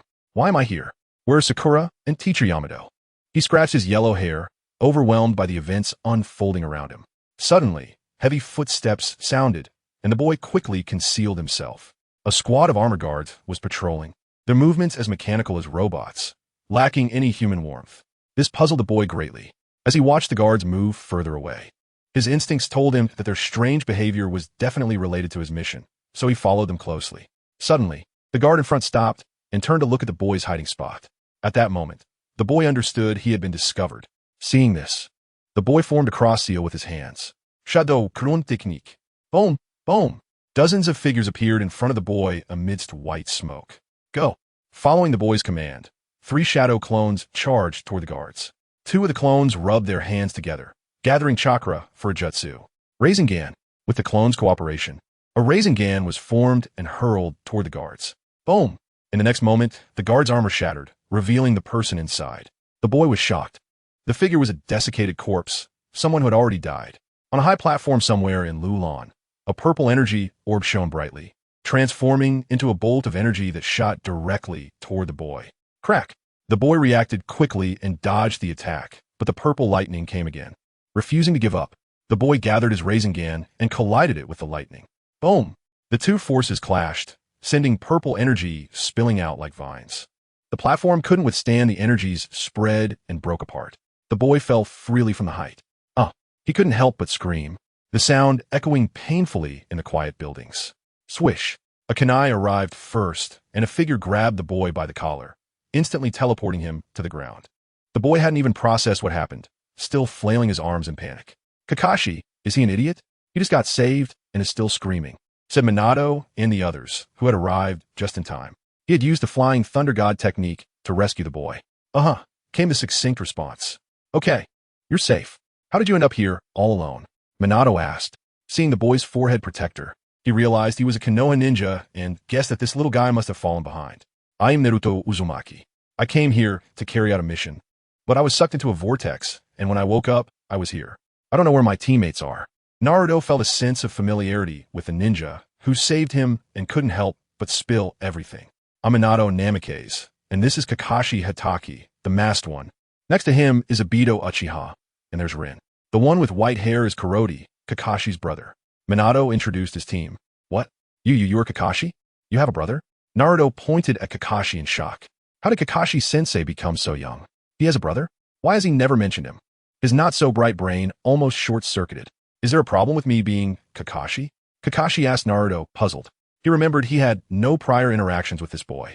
Why was his reaction so intense upon hearing his name? Only Kuroti, standing aside, understood that this boy had accidentally stumbled into a time vortex, which was how he ended up here. Chapter 62. Saving the beauty, no problem, no problem. Naruto waved his hands repeatedly, then looked carefully at Kakashi, realizing that Kakashi, when he was young, was not as lazy as he was now. Kakashi, that look in your eyes is kind of strange. Could it be that you've fallen for him? Obito's inappropriate comment startled Kakashi, causing him to take a few steps back. Kakashi had now been influenced by Jiraiya's novels and believed he was no longer naive. Obito's words made Kakashi's body react involuntarily. Naruto, why did you come to Lulon? Minato asked. He urgently needed information about Lulon. I was ordered by Lord Hokage to capture the rogue ninja of the sand, Baizu.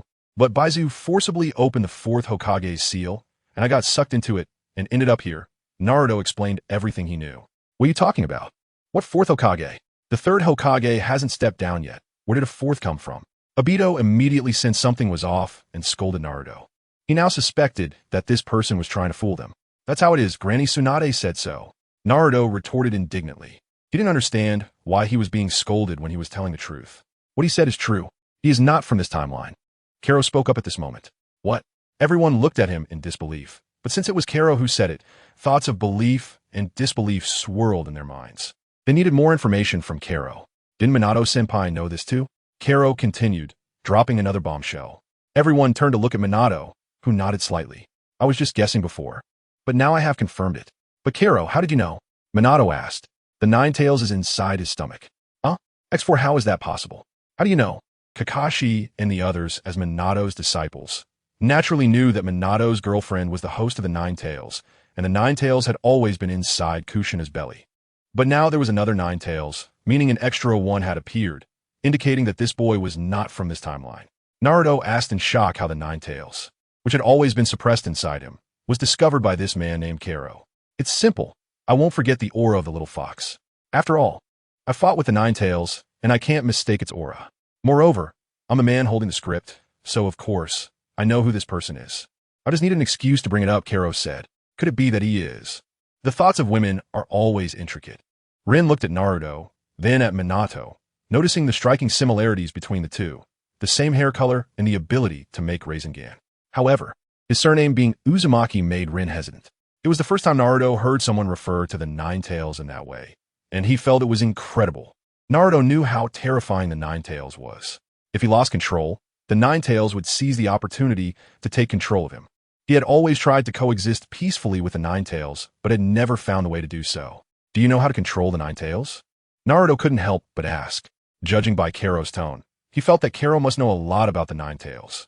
It's simple. Just beat it up. If that doesn't work, beat it up again, Karo replied, but this answer was unacceptable to Naruto. Big guy, if I could beat him, I wouldn't need to ask you for methods. If it's you and Kurama will definitely get along well. I believe in you, Karo said to Naruto. It was already incredible that Naruto could avoid turning dark and destroying the world. If someone else were to experience Naruto's past, I believe no one could endure it. And this is also why we like Naruto. He can maintain a heart towards the light even when in darkness. Really? So his name is Kurama. Naruto touched his belly, realizing only now what the Nine Tails' name was. The Nine Tails inside Naruto was taken aback. Who exactly is he? How does he know my name? Could he be related to the Sage of Six Paths? Everything was a mystery. Just as the Nine Tails wanted to forcefully break the seal, he saw Minato beside Naruto. He recognized the man who had split himself in two, making him incomplete. The Nine Tails shrank back. By the way, Naruto, who were you fighting with up there? Minato asked, shifting the conversation to avoid executing the mission. Originally, I had already defeated the guard, but then a burst of purple energy suddenly attacked me, and I fell down. Naruto recounted his experience. It seems we have been discovered. Karo suddenly spoke up, as a group of armored guards surrounded him and the others. The once quiet Lulon had now become lively. Shadow clone jutsu. Bang, bang. Naruto formed hand seals, and in an instant, over 100 clones appeared on the field. So extravagant, Kakashi exclaimed enviously. His chakra was always meticulously calculated. He couldn't be as reckless as Naruto. Hidden in the shadows, Baizu, now in Lushan, looked at Naruto. So you come too. He didn't hold back, ordering all the armored guards to attack. He had harnessed the power of the dragon vein to claim Lulon for himself and would not allow anyone to disrupt it. Upon receiving the command, all the armored guards launched a coordinated attack on the group. Rasengan. Naruto continuously formed Rasengans to attack, and explosive sounds rang out, accompanied by clouds of white smoke. Kakashi utilized the Hatake sword technique, seeking weak points in the enemy's defenses with the help of his Sharingan. Obito began with fire release, trying to incinerate the guards. But it was ineffective. The defensive energy on the armor blocked the flames entirely. Karo observed that this was the power of the dragon vein. It seemed Lushan had already mastered controlling the power of the dragon vein. Oh, this makes me so mad. Obito was furious to see his attacks ineffective, while Kakashi could move in and out of the enemy's ranks effortlessly.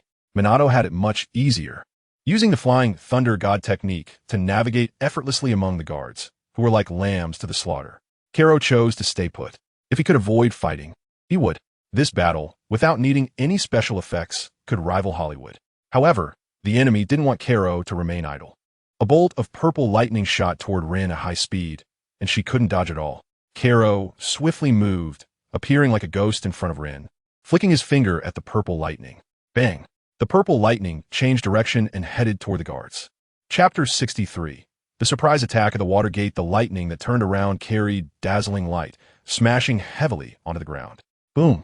All the guards within a 10-meter radius were blown away, lying on the ground, their armor shattered into pieces, the hot wind from the explosion causing Kuroti's clothes to rustle. Kuroti waved his hand towards Lushan hiding in the shadows.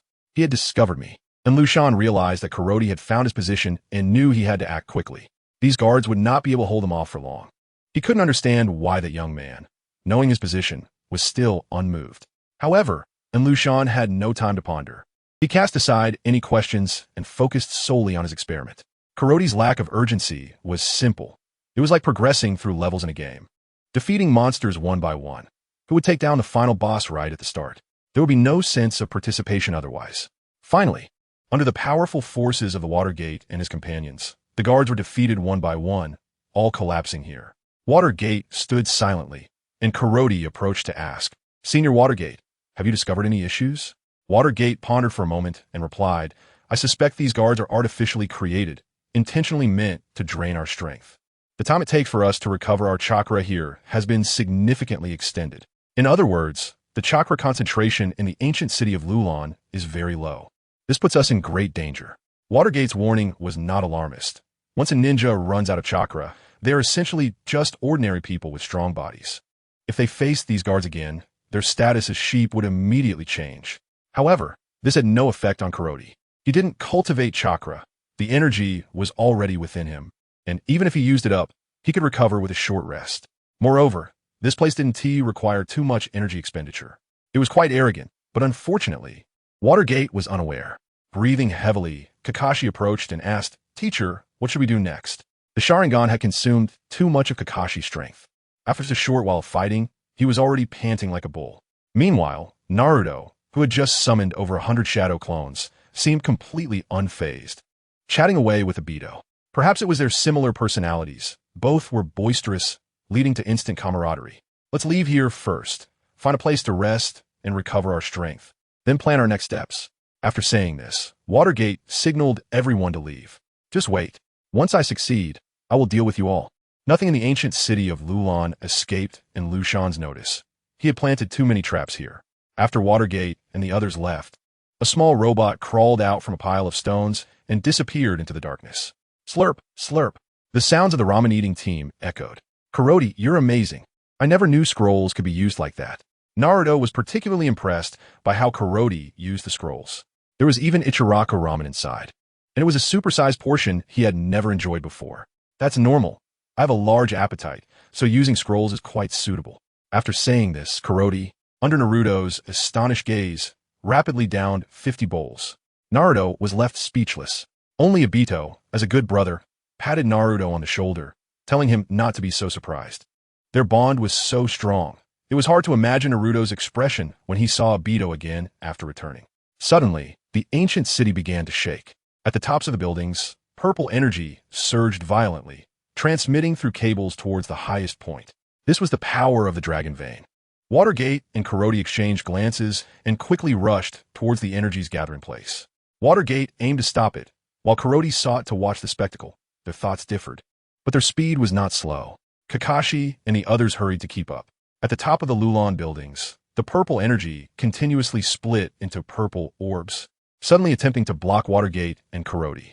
Boom! The sound of explosions erupted, like a symphony of war. The ground was pockmarked with craters. Watergate dodged the orbs while trying to protect a student from being hit, significantly slowing their speed. Only Kuroti was at ease. With Watergate's flying thunder god technique, Kuroti didn't need to intervene. Watergate was fast enough to handle it on his own. He was using Watergate like a workhorse. Ha ha ha, you're too late. And Lushan mocked. He stepped into the purple light cluster. Buzz buzz. The purple light cluster emitted a blinding glow, illuminating the entire Lulon, making the ancient city appear to don a purple cloak, looking extremely eerie. The purple orbs gradually faded, ultimately merging into Lushan's body. And Lushan clenched his fist, feeling an endless surge of power. Thank you for witnessing this performance. Now leave your lives behind. And Lushan was the first to attack Naruto, the little brat who had chased him, finding himself in this place. He and Naruto had both fallen into the vortex, but he arrived years earlier, allowing him to slowly study the power of the dragon vein with Lulon's energy, ultimately merging with it. As long as the dragon vein existed, he would be immortal. Little brat. A massive purple energy ball appeared in Lushan's hand, measuring about 3 meters in diameter. Caught off guard, Naruto couldn't dodge in time. The key was in Lushan's speed was too fast. After merging with the dragon vein, and Lushan had fully transformed, becoming a hexagonal warrior, Naruto couldn't evade, except for Konoha's yellow flash. As soon as the flying thunder god was activated, the mark already placed on Naruto instantly connected, allowing Watergate to take Naruto away in an instant. Boom! A tremendous noise erupted, as if the entire ancient city had exploded. It felt like the whole place was shaking, revealing a massive deep pit before everyone. If Naruto had been a moment slower, he would have been reduced to nothing. This time, I'll let you escape, but what about now? And Lushan snapped his fingers, summoning countless whips made of purple energy from the ground, reaching for Naruto. And Lushan swore he would not rest until he killed Naruto. Shadow Clone Technique. Naruto's signature ninjutsu was activated again, but this time, it was quickly shattered by Lushan's whips, each shadow clone ruthlessly destroyed. Bang, bang, bang. The sounds of exploding shadow clones echoed on the battlefield. At that moment, Lulon turned his head and saw Watergate's kunai embedded in his body. It's over, Watergate said. Is it? Lulon replied, feeling Watergate's kunai being pushed out from his body. Impossible. Watergate couldn't believe it, but the reality was right before him. Chapter 64. Sealing the giant, countless purple whips slammed toward Minato's position but missed. Just as Minato was contemplating his tactics, boom, the ground suddenly cracked open, and clusters of deep purple light emerged from the depths, transforming into a giant purple figure nearly 10 meters tall, clad in armor adorned with purple patterns. What on earth is this thing? Naruto exclaimed angrily as he watched the giant rise from the ground. At that moment, a flash of purple light flickered in the giant's eyes, and it charged toward Naruto. Despite its enormous size, its speed was relentless. Boom! A punch struck down, shaking the entire ground of Lulon. Fortunately, Naruto was prepared. His shadow clones absorbed most of the impact, sending him crashing into a building. Coughing, Naruto gasped for breath. But the giant wasted no time, delivering another punch that completely demolished the structure. Naruto flew out from the clouds of debris, thankfully uninjured. Avoiding the fight wasn't Naruto's style. Shadow clone jutsu. Everyone, let's go all out. We can't let them look down on us. All right. Hundreds of shadow clones shouted excitedly.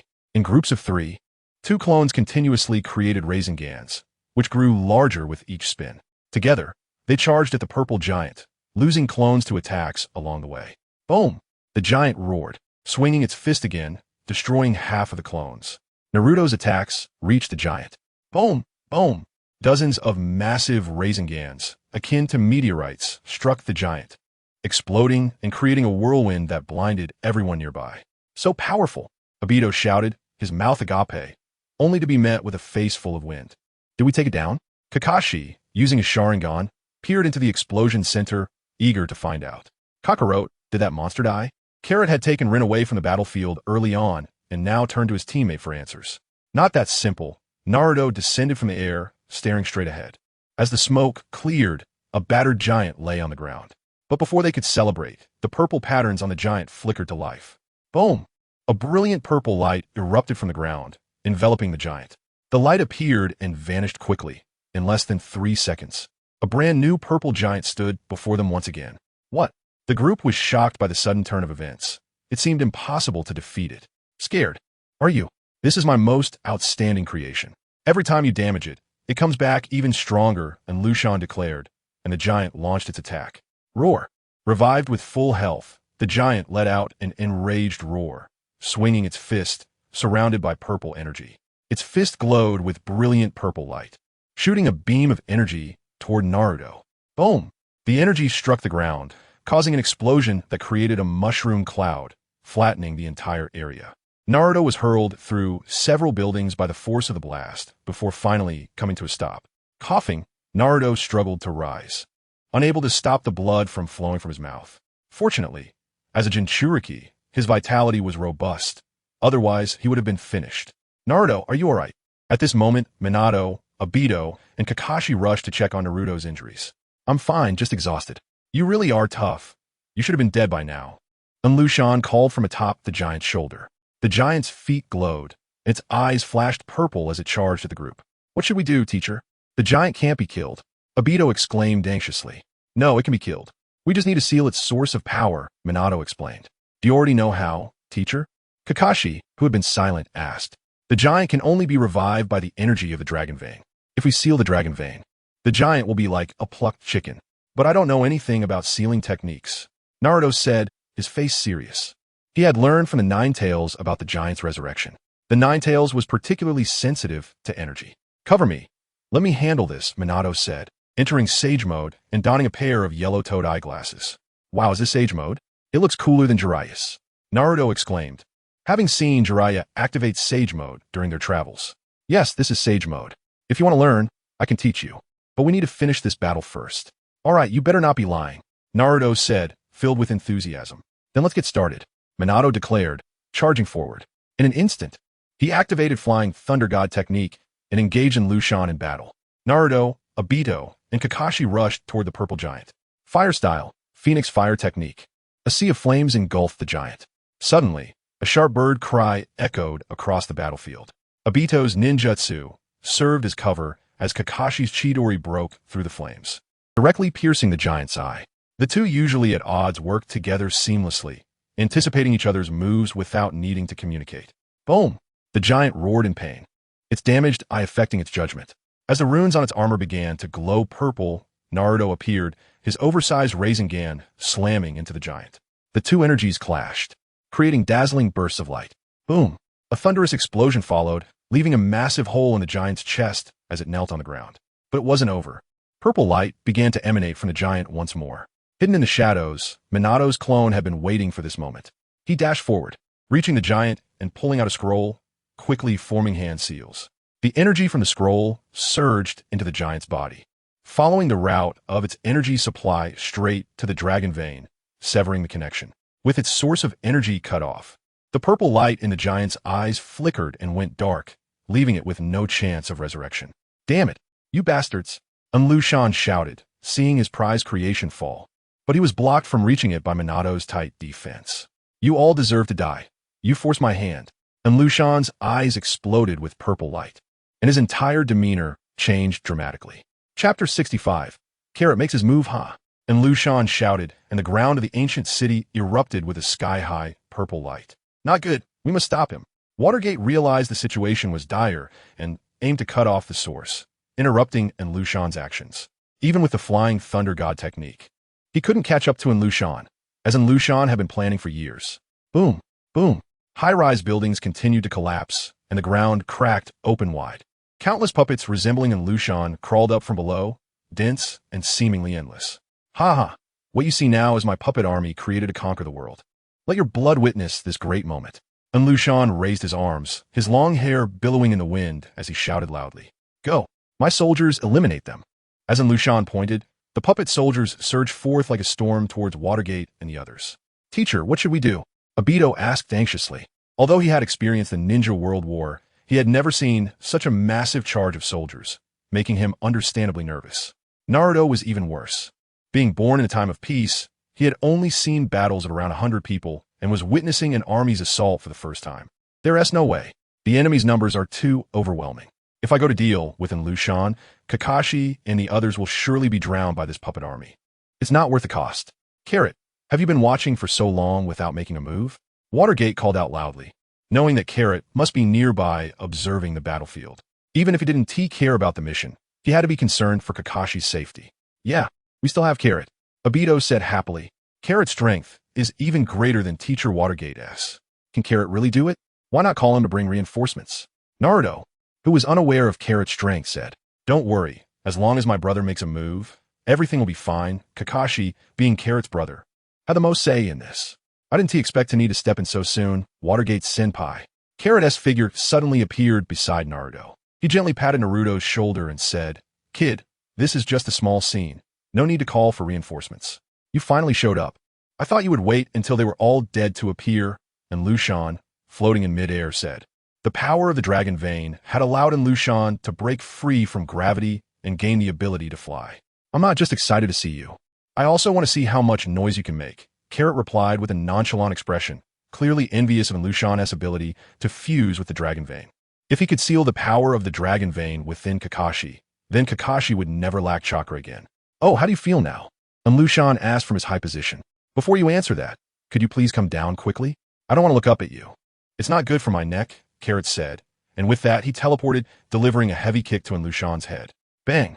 And Lulon's head slammed into the ground, raising a cloud of dust. Carrot returned casually to where he had just spoken. "Wow, that's amazing!" Naruto exclaimed, seeing Carrot make his move for the first time. The speed was unreal.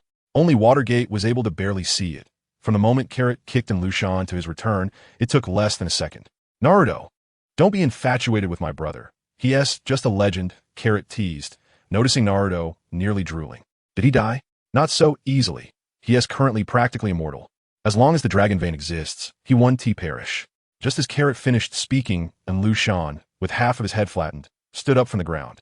The puppets immediately cleared a path, and Lulon approached everyone. "That kick of yours had decent power. If it were someone else, they might have died under your foot." And Lulon said to Carrot, having underestimated his strength. Without the fusion with the dragon vein, he would have already reported to the afterlife. Could you fix your head before talking again? It's going to leave you with trauma, Carrot complained to Lushan. Being ugly isn't your fault. But being evil and coming out to disgust people makes you just plain bad. And Lushan used his power to repair himself, and his head visibly returned to its original form. Now you can answer my question, right? And Lushan, like many researchers, was very stubborn. Perhaps it was this stubbornness that allowed them to succeed. It's quite a spectacle. You've turned all the people of this ancient city into nourishment for your transformation. Haven to you? I'll give you a score of 97 at most. Carrot said sincerely, as the full score was 100, and 3 points were for vitality. What? That's impossible. Those are the people of the city. Everyone looked shocked, unable to comprehend what kind of mentality could lead to such a horrific act. This explains why this city is empty. Only Watergate remained calm, while Kakashi, Naruto, and Obito were too young to handle such a heavy blow. Bastard. I'm going to kill you. Naruto, filled with rage, believed Lushan had fled here due to his pursuit and felt responsible for the destruction he caused. He wanted to kill Lushan to avenge the entire city. And Lushan ignored Naruto and continued to ask Carrot, as only Carrot and Watergate posed any real threat to him, and he could never understand Carrot. Back then, you clearly knew my location. Why didn't you disrupt my plans? Everyone was curious. Since entering the city of Lulon, Carrot had rarely made a move, and they wanted to know why. Because you were too weak back then. I had no interest in intervening, Carrot replied, and Kakashi nodded knowingly. That was just how his brother was. The others were baffled. Wasn't he weakness better? The mission would be easier to complete. They couldn't understand a Saiyans' desire to fight strong opponents. When faced with an enemy that could be crushed easily and one that could be treated like a punching bag without worrying about breaking them, the choice was obvious. Pick the latter. Now do you regret it? Regret? I, Carrot, have never regretted anything. Don't you want to know the answer? Then let me show you. With that, Carrot stepped forward. Chapter 66. Toby opens his eyes in an instant. Karo appeared in front of Lushan, striking swiftly. Lushan was no match and was sent flying by Karo's punch. The battle began immediately. The puppet army also launched an attack on Minato and the others. This batch of puppets shimmered with purple light, holding purple tubes in their hands, continuously firing purple energy from them. Minato, Kakashi, and the others could only dodge and look for opportunities to counterattack. Naruto's shadow clone jutsu had no place in this chaos. As soon as it was summoned, it was sent back by the barrage of purple energy bullets. Minato had a much easier time. His flying thunder god technique was perfect for dealing with groups. But the sheer number of enemies was overwhelming and could exhaust him. Sage Art. Rasengan. Minato gathered a Rasengan infused with natural energy in his hand. It was huge, over 3 meters long. Everyone get out of the way, Minato shouted. Hearing his voice, the three jumped away in an instant. Minato threw the Rasengan, which shot out of his hand. What? You can use the Rasengan like this? Naruto exclaimed in surprise. He knew how to use the Rasengan, but had never thought of using it in such a way. The Rasengan flew out, clearing all the guards in its path and crashing directly into the exit where the guards were emerging. Boom! The entire ancient city shook, a mushroom cloud rising, with debris flying everywhere, creating a wind that made it hard to keep one's eyes open. When the dust settled, a deep pit appeared before everyone. Hiss! Everyone gasped in awe. What a powerful destruction! Minato had used all of his natural energy to create the Rasengan to block the guard's path, preventing them from continuing to emerge. Minato returned to his normal state, unable to maintain Sage Mode. However, there was still a vast number of puppets glaring at them. The commotion from the clash between Karo and Lushan was no less than Minato's. Lushan attacked and Karo defended, while Karo attacked, forcing Lushan to respond passively. Bang! Bang! Each sound was Lushan being slammed into the ground. Yet, Lushan grew stronger with each setback, battling on despite repeated defeats. He intended to wear Karo down. After healing his injuries, Lushan charged at Karo again. This time, Karo was punched back, crashing through several buildings and getting embedded in the ground, unable to get out for a while. Karo flew in front of Lushan, but did not attack, merely watching him quietly. Lushan was enveloped in purple energy, with countless electric sparks flickering. This time, it took a bit longer, nearly 10 seconds. As Karo was startled by the explosion caused by Minato, he had exerted a bit more strength than intended. Lushan struggled out of the pit, his arms crackling with electricity, emitting the sound of slicing currents. Using his fastest and strongest attack, he swung his most powerful punch at Karo. He was tired of being used as a punching bag.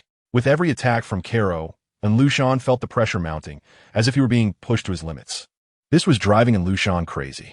He wanted to outlast Kero, but Kero was only getting stronger. After all, no one likes being beaten. And Lulon was not a masochist. This time, he took the initiative to strike, unleashing all his strength. The punch was fast and powerful. Lulon imagined Kero flying away from his strike.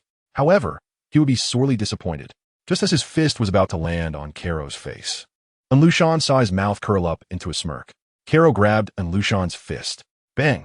The lightning on the fist caused no harm to Kero. Only the sound of their collision echoed. I had high hopes for you. This is what I get? Kero mocked Lulon. He had patiently waited for Lulon to reach this final step, but the greater the expectation, the greater the disappointment. Lulon was not able to satisfy him. He missed the battles with Uchiha Madara. Lulon could accept his defeat, but could not tolerate Kero's mockery. Damn you, you bastard. Lulon attacked Kero with both hands and feet. Kero released Lulon's hand and stepped back to avoid being kicked. Kakashi. Toby shouted. The prolonged battle had begun to take a toll on Toby's focus, and one careless moment allowed a guard to seize the opportunity and hold him down, immobilizing him. Another guard charged at Toby with a knife. Toby could only watch helplessly. At that moment, Kakashi charged into Toby, unable to dodge in time. The knife pierced through his abdomen. Toby's Sharingan spun rapidly, transforming into its small tadpole form. I want you dead. A powerful chakra suddenly erupted from Toby, breaking free from the guard's grasp. His eyes fixed on the guard who had stabbed Kakashi. The knife that pierced Kakashi was instantly shattered by Toby's space-time power, disappearing without a trace. Kakashi, are you okay? Toby rushed over, pressing on Kakashi's wound, trying to stem the bleeding. Cough. Kakashi was in too much pain to speak. You all should die. Seeing Kero bleeding so much, Toby snapped. Kakashi had taken a fatal blow for him, causing Toby to awaken his Sharingan. Kakashi and Toby shared a deep bond, willing to sacrifice their lives for each other. As Toby activated his Mangeki Sharingan, Susanoo appeared, wrapping around Kakashi and Toby. A katana rested at his waist. Toby controlled Susanoo to draw the katana, gripping it tightly.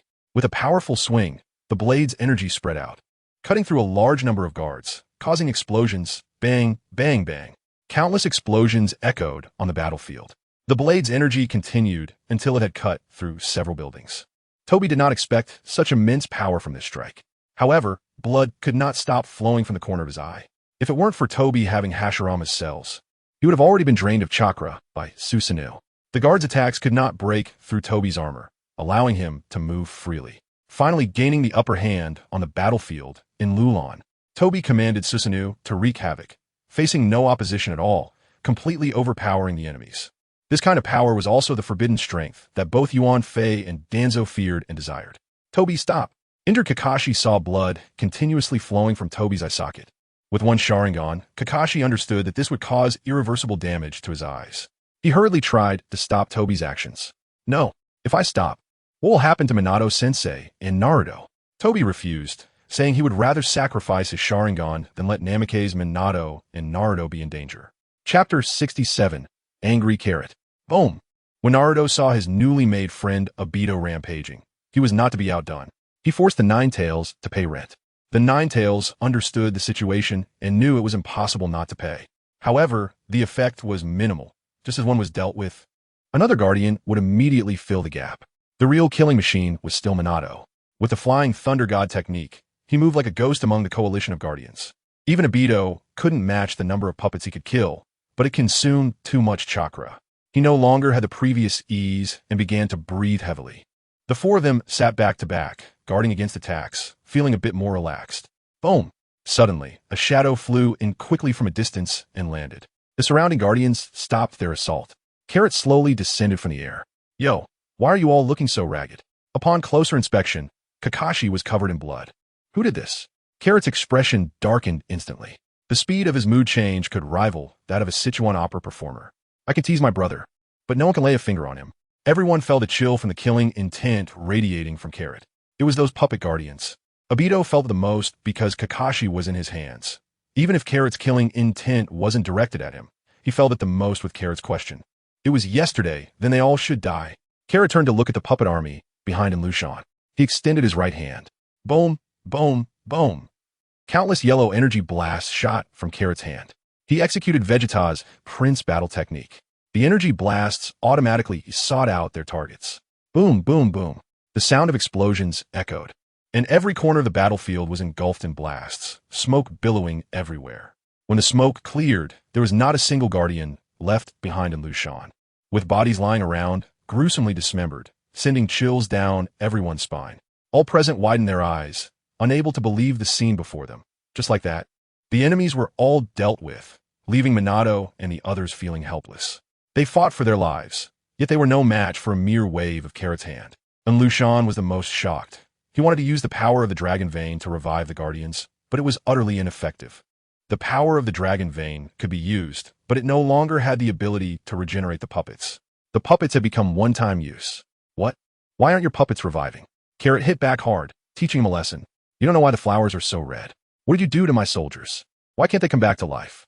And Lulon's words made Minato and the others feel greatly relieved. They originally wanted to remind Carrot that the puppets would revive again, but it turned out they were worrying for nothing. I'm not telling you, just playing. Of course, Carrot wouldn't tell him. The energy level of his anger surpassed that of the Dragon Vein. All the energy could destroy the resurrection energy of the Dragon Vein. Just like the Six Paths power could revive the dead, while chakra couldn't, it's the same principle. For the first time, and Lulon felt fear. If Carrot could kill the puppet soldiers, then he could also kill himself. For a person who cherishes life, there is nothing more terrifying than this. To save his life, he chose to merge with the Dragon Vein, transforming into this inhuman form, just to escape the fate of death. But now that was gone. How tragic.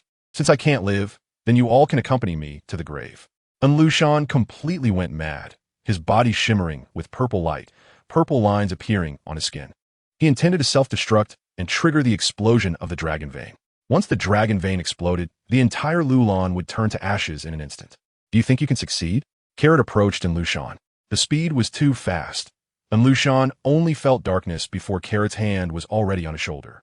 In an instant, the two figures disappeared. The purple light in the ancient city of Lulon slowly dimmed. Whoosh! Carrot and Lulon appeared over a vast sea. Carrot tracked the energy signature of the giant whale he had once fished and teleported to the ocean. Look, I prepared a grave for you. The feng shui is excellent. While others see water at the gate, you can just be right in it. Carrot wore a face that seemed to care for the other party. At this moment, the whale also surfaced to breathe. Hi, Carrot greeted.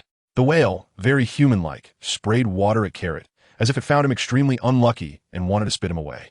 And Lulon's body swelled more and more, like a balloon about to burst, with purple energy spilling out. Boom! There was a loud explosion, leaving not a trace behind. The whale was stunned.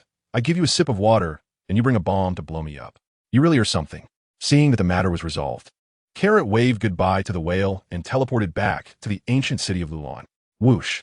As soon as Carrot returned, he saw Rin treating Kakashi. Finally, Rin had a chance to step in, but Obito wanted to switch places with Kakashi. Just thinking about Rin touching him made Obito's face flush. What a simp. Carrot, where's Lulon? Minato, being reliable, immediately asked about the mission upon seeing Carrot. Blown to smithereens. That's good. Minato breathed a sigh of relief. The commotion created by Lulon was truly too great. If he had escaped, it would have been a disaster for the entire city. Crack, crack. The buildings of the ancient city began to collapse, and the ground was sinking. What's going on? Naruto asked bluntly, why is the ancient city shaking so violently? I think I know the reason, Carrot said at this moment. Everyone looked at Carrot, hoping he could clarify things. Carrot didn't keep them waiting, especially since everyone was busy looking for stable ground. Lulon was the switch for the Dragon Vein. Now that Lulon is dead, the power of the Dragon Vein is no longer restricted, and it is all going to be unleashed. Lulon will cease to exist. What should I do? Naruto panicked. If Lulon was gone, how would he return? This wasn't his world, and his friends were still waiting for him. If you want to go back, there's a gap where you can descend. That should be your way home, Carrot said. Really? That's great. Naruto believed Carrot wouldn't lie to him, as he had fallen into a crack to come here. Naruto, are you going back? Obito said reluctantly, though they had only known each other for a few days. They had become very close. Yes, I want to go home. The mention of home silenced Obito's reluctance. Yes, he wanted to go home. Naruto. Minato called out to Naruto, who was about to search for the crack. Chapter 68. The madness of the Dragon Vein from the moment he first saw Naruto. Minato sensed his own chakra within Naruto's body. Why did he seal the nine tails into his son's body? That's right, during this time together, Minato learned that Naruto was his son. This explains why only the Uzumaki clan's bloodline could serve as a Jinchuriki to seal the nine tails. The key question is why he needed to change the vessel. What about Kushina? This was Minato's greatest concern. Naruto, can I talk to you alone? Naruto hesitated a bit because he didn't know how long the rift would hold, fearing he might not make it in time. You have 3 minutes, Carrot said, having been keeping an eye on the shrinking rift. It could hold for about 4 more minutes, leaving 1 minute for Naruto to hurry. With Carrot's assurance, Minato took Naruto away. We should go too. The collapse here is too fast, Carrot said, wrapping his arm around Rin's waist and quickly running towards the exit of the ancient city. Seeing Carrot holding Rin's waist made Obito's eyes turn red with jealousy. Why was it that he could only hold Kakashi while Carrot could hold Rin? If Carrot knew Obito's thoughts, he would surely say, "It's because I'm shameless. I'm quick to act, and besides, who would want to hold a guy?" Soon, everyone arrived outside the ancient city. The magnificent buildings of the Lulon ancient city were slowly collapsing. Carrot, go inside. As soon as Carrot transformed into a giant ape, the silent system suddenly spoke in his mind. Is there something inside that interests you? After being with the system for so long, this was the first time it expressed interest in something besides absorbing Carrot's energy daily. I want to absorb the ability of the dragon vein to traverse time.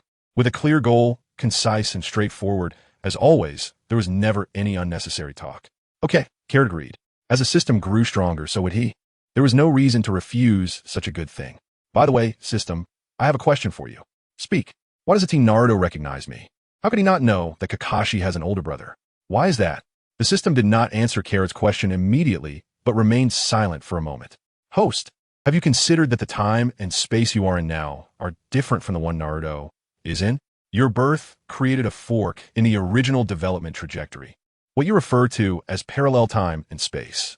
Then why did Naruto come over here instead of Lulon in his original time? Carrot asked, puzzled. It's the power of the dragon vein. The eruption of the dragon vein's power broke the boundaries of the two-time and space. Time is running out, Carrot. The dragon vein is about to disappear. Hurry inside, the system urged. You all wait here. I'll go in to help Senior Minato. After informing Kakashi and the others, Carrot instantly teleported into the Lulon ancient city. As he entered, Carrot saw Minato and Naruto embracing each other. Sorry to interrupt you, but time is short, Senior Minato. Carrot urged the father and son. Goodbye, Dad. Goodbye, Carrot. For the first time, Naruto called out to his father. This time travel experience was fulfilling for him. He made new friends and met his father. Ultimately, he still had to part ways. Tears rolled in Naruto's eyes as he deeply looked at Minato, as if wanting to imprint Minato's appearance deeply in his mind. Reluctantly, he turned and ran towards the rift. Carrot, let's go back. Watching Naruto enter the rift, Minato wanted to leave the ancient city. I can't leave yet due to some unexpected circumstances. So, Senior Minato, let's part here. By the way, Senior Minato, please deliver this to Lord Orochimaru. Carrot handed Minato a letter. There was no other way. Carrot didn't have chakra and couldn't use summoning techniques. Minato looked deeply at Carrot, accepted the letter, and then used the Flying Thunder God technique to leave. System, what should I do now? Carrot asked. Enter that rift. As long as you are inside the rift, I can absorb the entire dragon vein, the system replied. Okay. Without hesitation, Carrot acted as soon as the system finished speaking. In a flash, he immersed himself in the purple ocean. Wow, how magnificent! The purple starry galaxy unfolded before him, and he felt an overwhelming sense of smallness amidst the vast galaxy. At that moment, a yellow light began to emanate from Carrot's body, gradually leaving it and condensing before him, forming a person who looked exactly like Carrot. Carrot was shocked by the sudden appearance of this man. As if looking in a mirror, you're the system? He stammered. If it weren't for the fact that this Carrot came from his own body, he would have thought he was seeing a ghost. Hello, host. The same voice. How did you come out? Why do you look just like me? This was Carrot's biggest confusion. The system could actually detach from a host. The key question was why it looked exactly like him. In this space beyond time, I have gained the ability to temporarily appear, but this is just my avatar. I've always been in your mind. As for why I look exactly like you, it's because I was replicated one-to-one. Upon hearing the system's explanation, Carrot quickly checked in his mind. Host, I'm here. Hearing the system's response in his mind, Carrot finally felt relieved. So what should we do now? He asked, realizing he couldn't help much at the moment. Now, just leave it to me, host. After saying this, Carrot transformed into a small tree, taking root in the purple galaxy. Within just a few breaths, the small tree grew into a towering tree. As more and more purple energy was absorbed, the roots of the towering tree began to spread everywhere. Boom! The dragon vein began to counterattack. Although it had no consciousness, it still reacted between life and death. The purple energy continuously exploded the spreading roots, but the destroyed roots were far fewer than those that grew back, leading to a definitive outcome of being devoured. Perhaps in a desperate gamble, the entire space began to tremble. What should I do? System. Carrot quickly asked the system, seeking a solution. The rift had already closed. How would he get out now? Chapter 69. Meeting Naruto again. The system did not immediately respond to Carrot's question. The chaotic self-destruction of the dragon vein forced the system to focus entirely on absorbing the power of the dragon vein to stabilize the space. Boom! Another purple star began to explode, and the force of the explosion sent Carrot flying. There was no way to dodge it. Explosions were happening all around, and if he didn't come up with a solution quickly, Carrot would be close to death. He could only pray that the system could control the power of the dragon vein soon. Host, quickly enter that crack. The system's voice echoed in Carrot's mind. After absorbing the power of the dragon vein, the system had gained some control over this space and quickly opened a passage for Carrot to escape this dangerous place. Swish! Carrot immediately jumped in, knowing that the system wouldn't harm him. As soon as Carrot left, the crack closed up immediately. What remained was the confrontation between the system and the dragon vein. The pull of spatial power caused Carrot to involuntarily cry out in pain. Every inch of his skin felt the intense pain. Carrot could guarantee that if Naruto Uzumaki had also crossed through such a passage, he would have been torn apart by the pull. What Carrot didn't know was that the spatial passage he was in was akin to smuggling. Of course, the treatment was not comparable to that of Naruto, the destined child. Suddenly, a crack appeared in midair, like a zipper being pulled open. A figure fell from it, and the zipper was pulled shut again. Bang! Carrot crashed heavily to the ground, embedding himself in the soil. Cough, cough. Luckily, he managed to hold on. Carrot muttered to himself. This pulling force was truly unbearable for a human. System, where's this place? Having escaped with his life, Carrot asked where the crack had brought him, still in a fog. This is still the world of Naruto. However, this is not your time and space anymore. When he first heard that it was still the Naruto world, Carrot was very happy, but the latter half of the sentence left him stunned. Then how do I go back? Carrot asked anxiously. He had almost lost his life just to absorb the power of the dragon vein. And now he had crossed into another time and space. This was truly a life-threatening situation. What if he returned too late? Would Orochimaru still be able to become Hokage? Would he have time to protect Shursui? In an instant, countless thoughts flashed through Carrot's mind. Wait, what? You said wait? The system's reply made Carrot, who was already anxious, unable to help but speak loudly. Wait until the shadow clones absorb all the dragon vein power, and then we can open the way back and we can return. How long will that take? Very soon, but I can't say for sure. The system's answer left Carrot feeling both amused and exasperated. Wasn't this just playing tricks? It was like saying, look at the danger, but actually it's not safe at all. Carrot stood up and brushed off the dust from his body. He felt dirty all over, which was quite uncomfortable. Carrot sensed several figures quickly rushing towards him. One of them was a familiar face. Carrot, how did you end up here? Naruto and his group were on their way back to the village to report their mission when they suddenly saw someone falling from the sky and came over to check, not expecting that it would be Carrot. Hey Naruto, we meet again so soon. Carrot greeted enthusiastically. Meeting a familiar person in a foreign land was, after all, a joyful thing.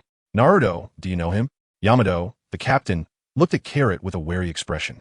Yamato-sensei, let me introduce you. This is Carrot. Carrot, this is Yamato-sensei. Sakura and Sai. Under Naruto's introduction, Yamato and the others lowered their guard against Carrot. However, Carrot didn't mind at all. Fear stemmed from a lack of strength. When you had the power to push everything aside, you could face everything with calm composure. Naruto pulled Carrot aside. Carrot, did you come here alone? Naruto asked cautiously, as if still expecting something. Carrot naturally knew what Naruto was thinking and did not hesitate to interrupt his thoughts. I came alone. I was forced to come. As soon as he mentioned this, Carrot instantly became furious. Experiencing the pain of being pulled through space for no reason would make anyone angry. What will you do now? The land of waves has turned into ruins. Can you still go back? You don't have to worry about that. If I can come, I can go back. How about I stay with you for a while? Carrot was now penniless and could only seek help from Naruto. Once he settled down, he could go rob the rich to help the poor, targeting bandits and robbers to aid a poor guy like Carrot. It sounded perfect. Of course you can. Naruto readily agreed to Carrot's request. However, this decision plunged Naruto's wallet into a deep abyss. Naruto, we should go, Yamato urged. As they were currently in the land of wind, not their own territory, and safety was a concern. Okay, let's go. Naruto called for Carrot to follow, and the group headed towards Konoha. During the journey, Yamato sent Carrot's image to the Hokage, asking him to investigate Carrot's background, as this person's sudden appearance and close relation to Naruto were suspicious.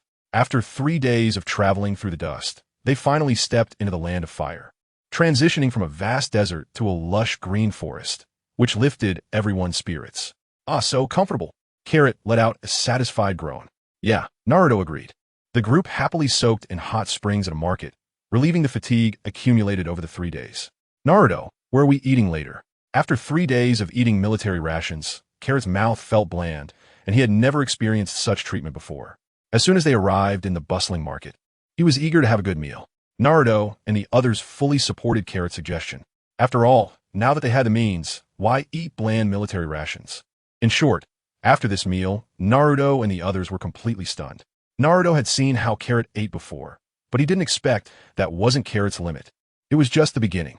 Naruto had a bitter face along the way, as every time he heard Carrot mention wanting to eat, he had all sorts of excuses to refuse. It wasn't that Naruto was stingy, it was just that Carrot had eaten up all Naruto's savings. Now even the military rations were a bit tight.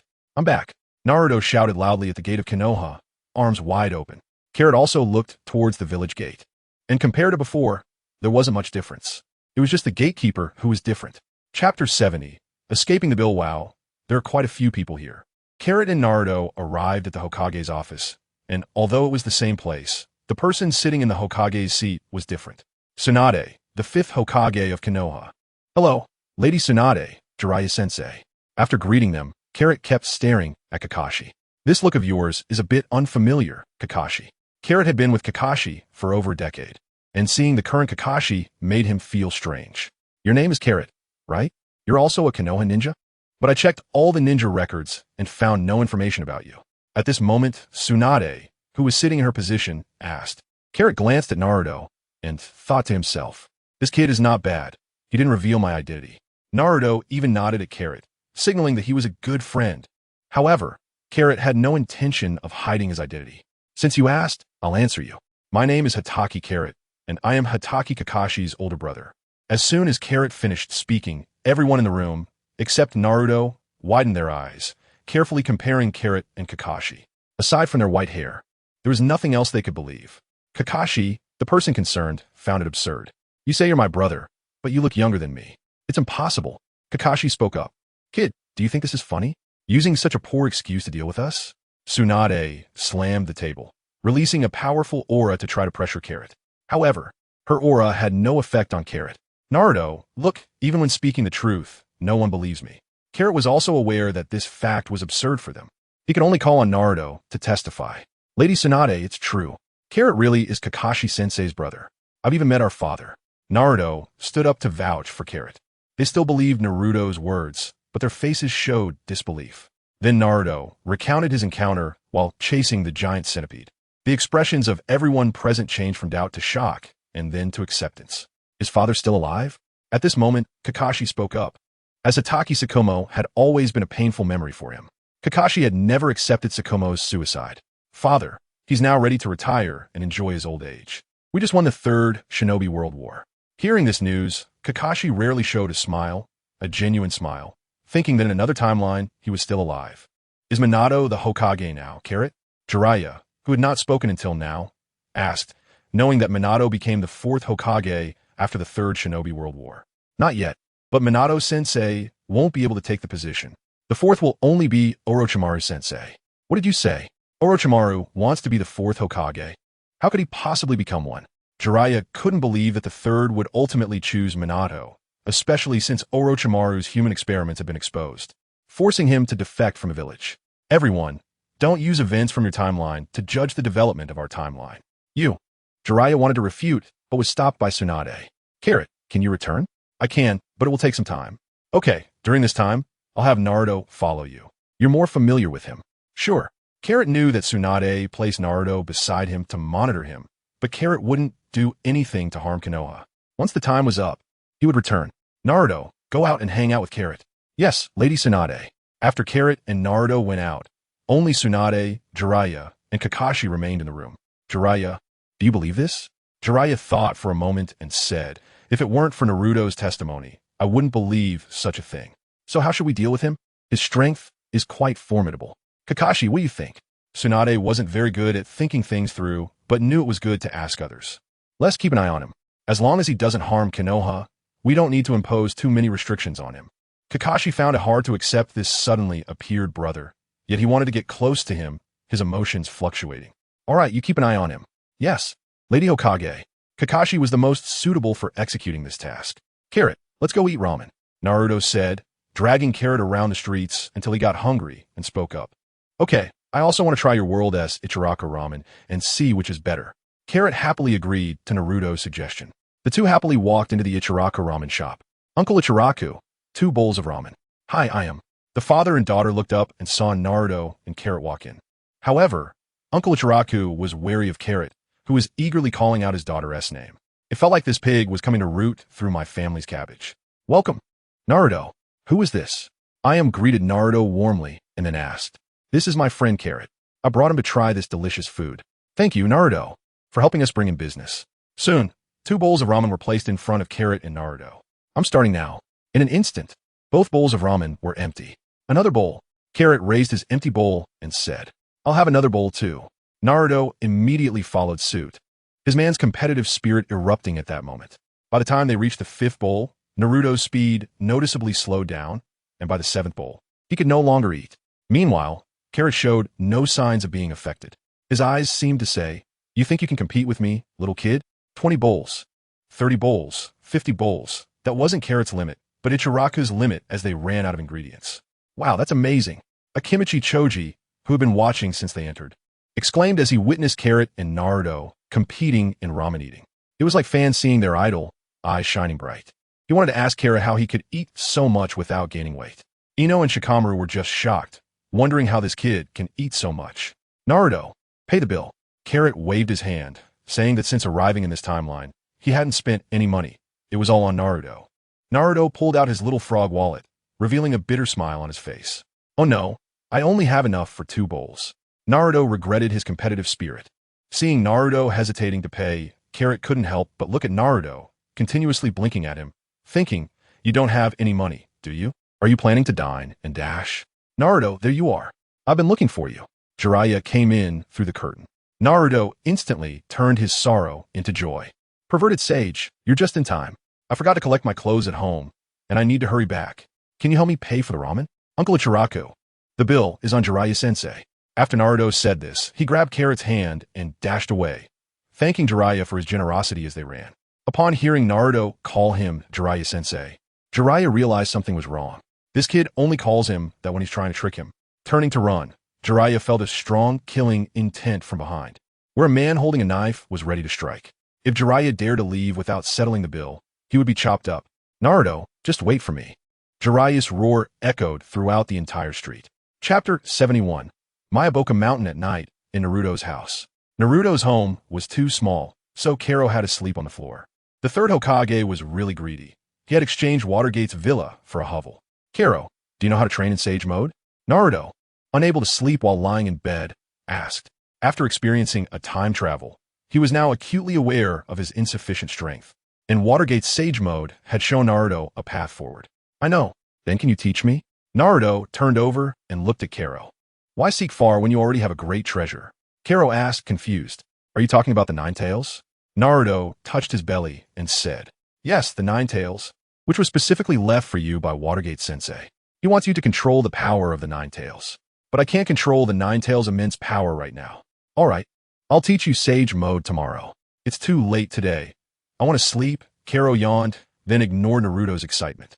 Time passed, and as the moon set and the sun rose, the next morning, Naruto excitedly woke up early and pulled Karo, who was still asleep. Naruto, can't we wake up a little later next time? Karo complained. Naruto scratched the back of his head and chuckled foolishly. Let's go Mayaboka Mountain. Karo said, Since we're already up, we might as well start training. How do we get there? You haven't been there before? Karo looked at Naruto's confused expression and realized it was a wasted question. Just have your summoning beast use reverse summoning to bring you over. As soon as Karo finished speaking, Naruto prepared to make hand seals, but halfway through, he stopped and asked Karo, How about you? You haven't signed a contract. Don't worry. As long as you get there, I can follow. Seeing Karo's confidence, Naruto felt reassured. Boom! Naruto summoned a small toad and explained the situation, then released the summoning technique. The rest was just waiting. Naruto, you want to go to Myaboka Mountain? Instead of the reverse summoning, Naruto and Kero were met by Jiraiya. Yes, the perverted sage. I want to go to Myaboka Mountain to learn sage techniques. Naruto had no intention of hiding anything from Jiraiya. Hearing Naruto's answer, Jiraiya looked at Kero, recalling last night's conversation with Fukasaku. Last night, Jiraiya had been about to search for writing material when he was summoned by Fukasaku. The Sage of the Toads had awakened and had something to tell him.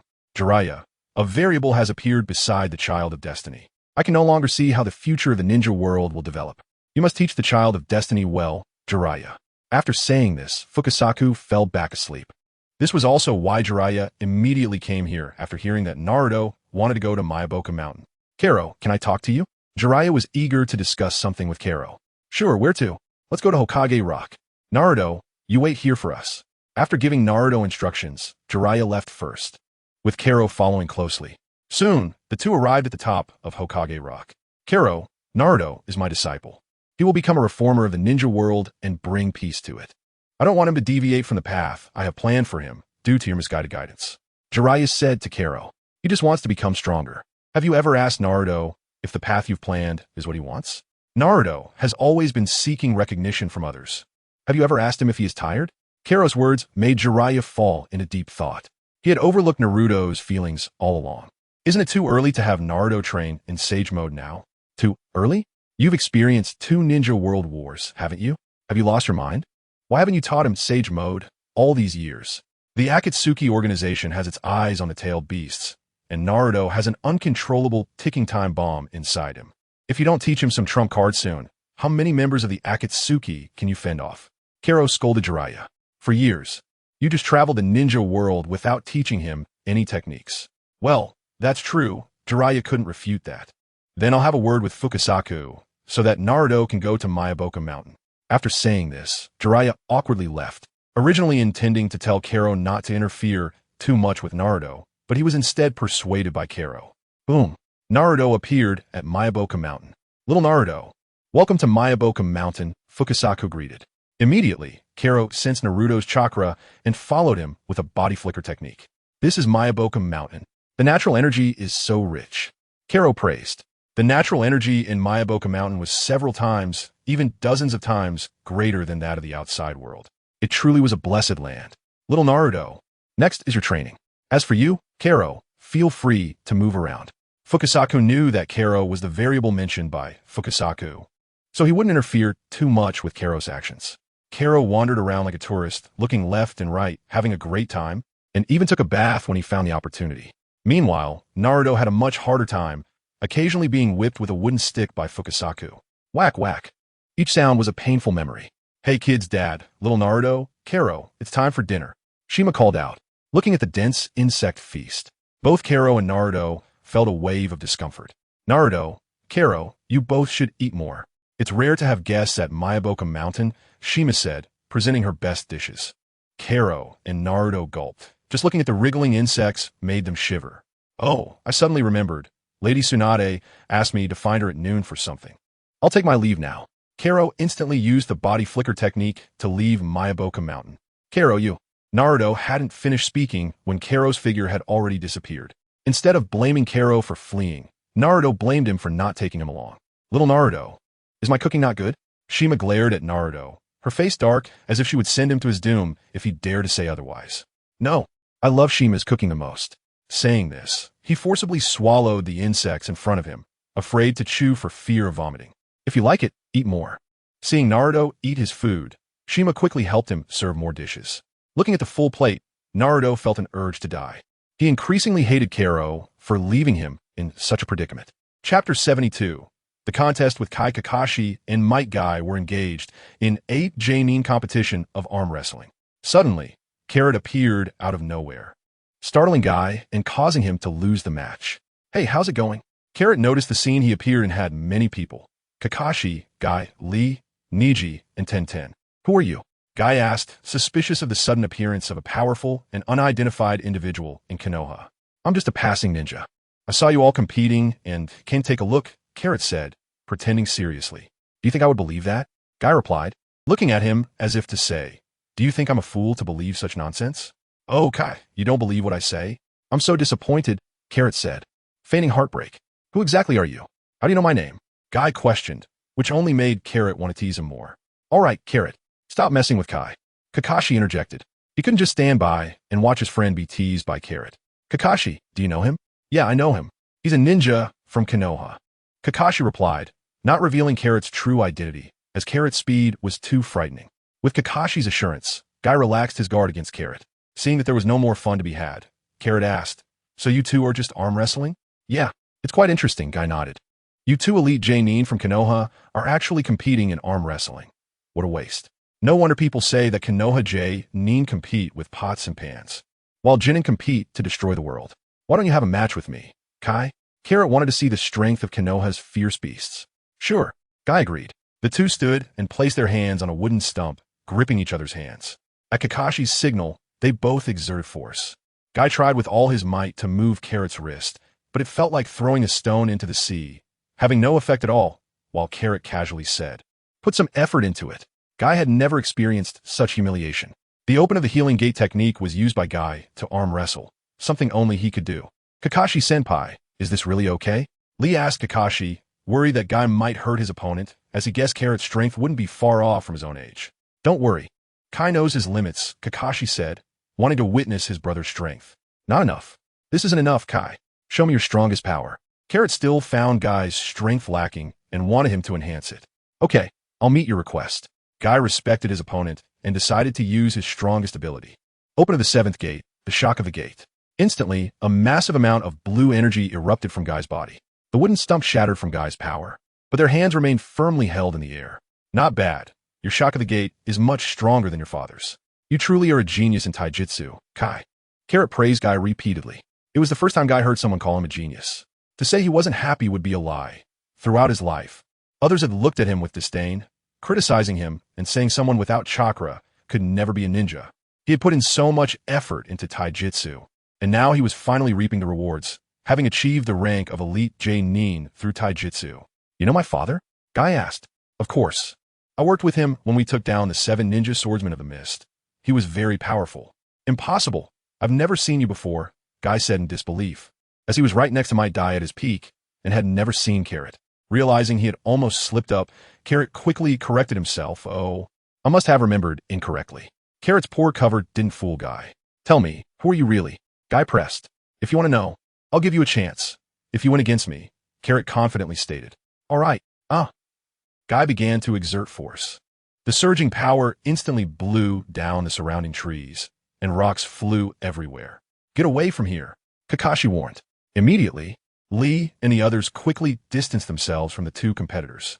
No one expected such a seemingly ordinary arm wrestling match to turn into this. Wow, that boy can actually withstand Teacher Guy's strength, Lee praised. You're mistaken, Lee. That boy hasn't even used his full strength, Niji said, activating his Byakugan. Observing the boy in the vortex of power, looking completely at ease. How is that possible? That's Teacher Guy, Lee exclaimed, unable to believe it. As a student, he knew Guy's strength all too well. Suddenly, Carrot looked up at Niji. No way, is he looking at me? Niji was shocked and took a step back. Noticing Niji's odd behavior, Tintin asked, what's wrong, Niji? It's nothing, just blown by the wind, he replied, not realizing that Carrot had glanced at him, as if he had heard Niji's words. Kai, let's end this here. Huh? Before Guy could react, Carrot had already pressed his hand down to the ground. What? Guy hadn't even had time to accept it. He had lost. Guy retracted the shock of the gate, standing in a daze. He hadn't expected to lose, especially in such a crushing manner.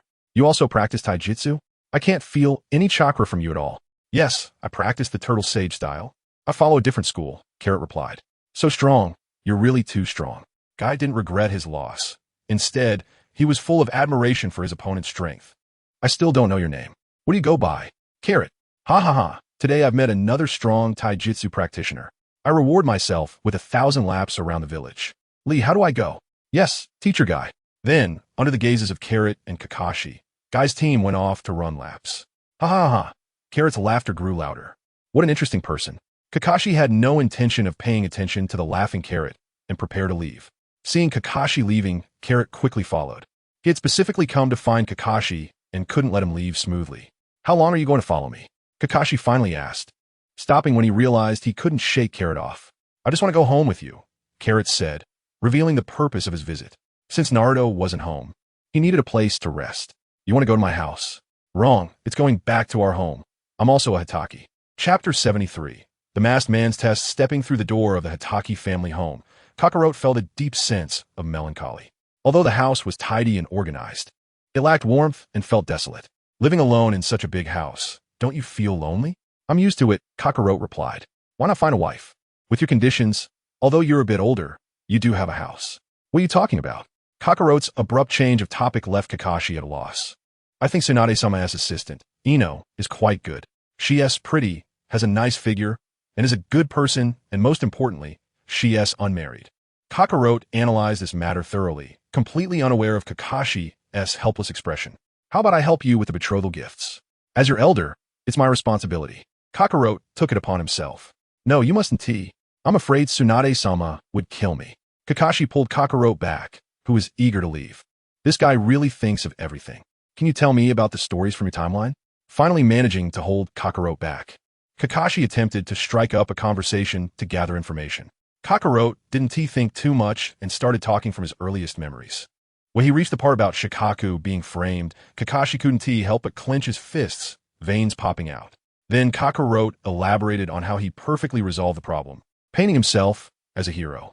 Kakashi didn't believe a word. Kakarot was just too good at boasting. Will I sleep? After Kakarot had rambled on, he finally gave a rough outline.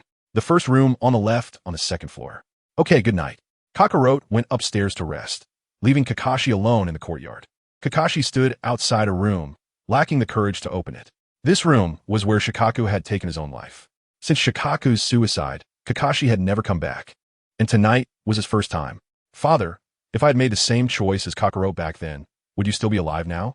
Kakashi pressed his hand against the door, but in the end, he didn't open it. Sigh. Kakarot, who had been pretending to sleep upstairs, let out a gentle sigh and rolled over to sleep. The next morning, Kakarot was already exercising in the yard. His punches were quick as a rabbit, and his stances were calm and composed, each move flowing naturally. Is this what you call turtle hermit style? Kakashi, who had been there for a while, asked. Kakarot's techniques were very direct and simple, yet they conveyed an indescribable feeling. Those who imitate will die, while those who create will thrive. Yes, Kakarot replied, wiping the sweat with a towel. Wait, take me to pay respects to my father. It feels wrong to be here without doing so. Kakarot felt a bit uneasy. The original Shikaku was still alive in his timeline, but in this timeline, he was dead, and he, Kakarot, was Shikaku's son. Overall, this feeling was hard to express. Sure, what did your father like in this timeline? We can't go empty-handed on our first visit. Kakashi ignored him and walked away, leaving Kakarot shouting after his back. Take me to breakfast first, Kakashi. Kakarot and Kakashi stood before the memorial stone. Kakarot, following local customs, offered flowers. Kakashi, do you think he deserved to leave in such a manner? Kakarot asked Kakashi while looking at the memorial stone. That was my father's own choice. I can't interfere. Is that so? But are you content with that? Are you okay with the enemy still being at large? Kakarot's series of questions left Kakashi at a loss for words. I'll give you some time to think. If you want to act, let me know, and I'll help you take them all out. Kakarot stared into Kakashi's eyes. At that moment, Kakashi felt a bit envious of the other Kakashi from another timeline. Having an older brother would be nice. I'll leave first. Think it over, Kakarot said as he waved goodbye while walking away. Kakashi squatted down and touched the memorial stone, saying, Father, what should I do? This was a question for Shikaku and for himself. Come out. You've been watching for so long. It's time to show yourself. After Kakarot spoke, the space in front of him suddenly twisted, and a figure appeared. Who are you? Why are you with Kakashi? A man wearing a mask and a black cloak asked Kakarot. Shouldn't you introduce yourself before asking someone else's name? Where are your manners? Kakarot wouldn't indulge this pretentious guy. You're pushing your luck. The masked man launched an attack, throwing a shuriken at Kakarot. Kakarot dodged and threw a punch. The opponent didn't defend at all, and Kakarot's punch went straight through the enemy's body. Oh, no wonder you didn't dodge. It turns out this is your tactic. The two engaged in a fierce hand-to-hand combat. The enemy was fighting recklessly, believing that as long as Kakarot couldn't hit him, he was invincible. Are you asking for trouble? Kakarot's speed increased. As long as my attack speed is faster than your ability to use space power, you won't be able to dodge my attacks. In martial arts, speed is everything. Bang! The masked man, in disbelief, crashed into a tree, which fell as if it had been broken by someone. You've angered me. The masked man stood up, raising his head. The Sharingan beneath his mask began to spin rapidly, attempting to cast an illusion on Kakarote. Suddenly, Kakarote found himself in a vast white space, where he couldn't see the end. Feel the loneliness. One can die of loneliness in this place. The masked man wanted to teach Kakarote a good lesson. It had been a long time since he had been injured. Today, he was hurt by an unknown person, and although no one saw it, he couldn't deceive himself. He had lost face. Are you sure? Kakarote's mocking voice rang out. Before the masked man could react, Kakarote had already grabbed his neck. What do you think would happen if I squeezed a little harder? Would I break your neck? What is going on? This was the only question in the masked man's mind. In less than a second, his illusion was not only broken, but he was also caught by the neck. Does the black hand of the ninja world not care about face? The masked man used space power to make his neck intangible and quickly dodged back. That was my mistake. I got careless. Now I'll get serious. The masked man put away his underestimation of Kakarote. This man had suddenly appeared and was very strong. If he hadn't been curious and followed him, he wouldn't have known there was such a figure in Konoha. The masked man instinctively categorized Kakarote as a ninja from Konoha. Chapter 74. A helping hand. Kakarote instantly teleported and struck the masked man in the abdomen. Wow, don't you know that when two sides are fighting, you shouldn't talk too much? The masked man gasped for breath. Did I use too much strength? He covered his abdomen and jumped back to a tree branch. I can't keep up with his attacks. It seems I'll have to use that. The masked man's crimson eyes locked onto Kakarote. Shinra Tensei. As time passed, the masked man became increasingly incredulous. Why wasn't my Shinra Tensei effective against him? In reality, it was effective, but Kakarote had sensed it and protected his body with his ki. The masked man's Shinra Tensei couldn't break through Kakarote's ki, causing no harm to him at all. The longer he used Shinra Tensei, the more blood began to flow from the masked man's eyes, forcing him to shut it down. Why did it stop?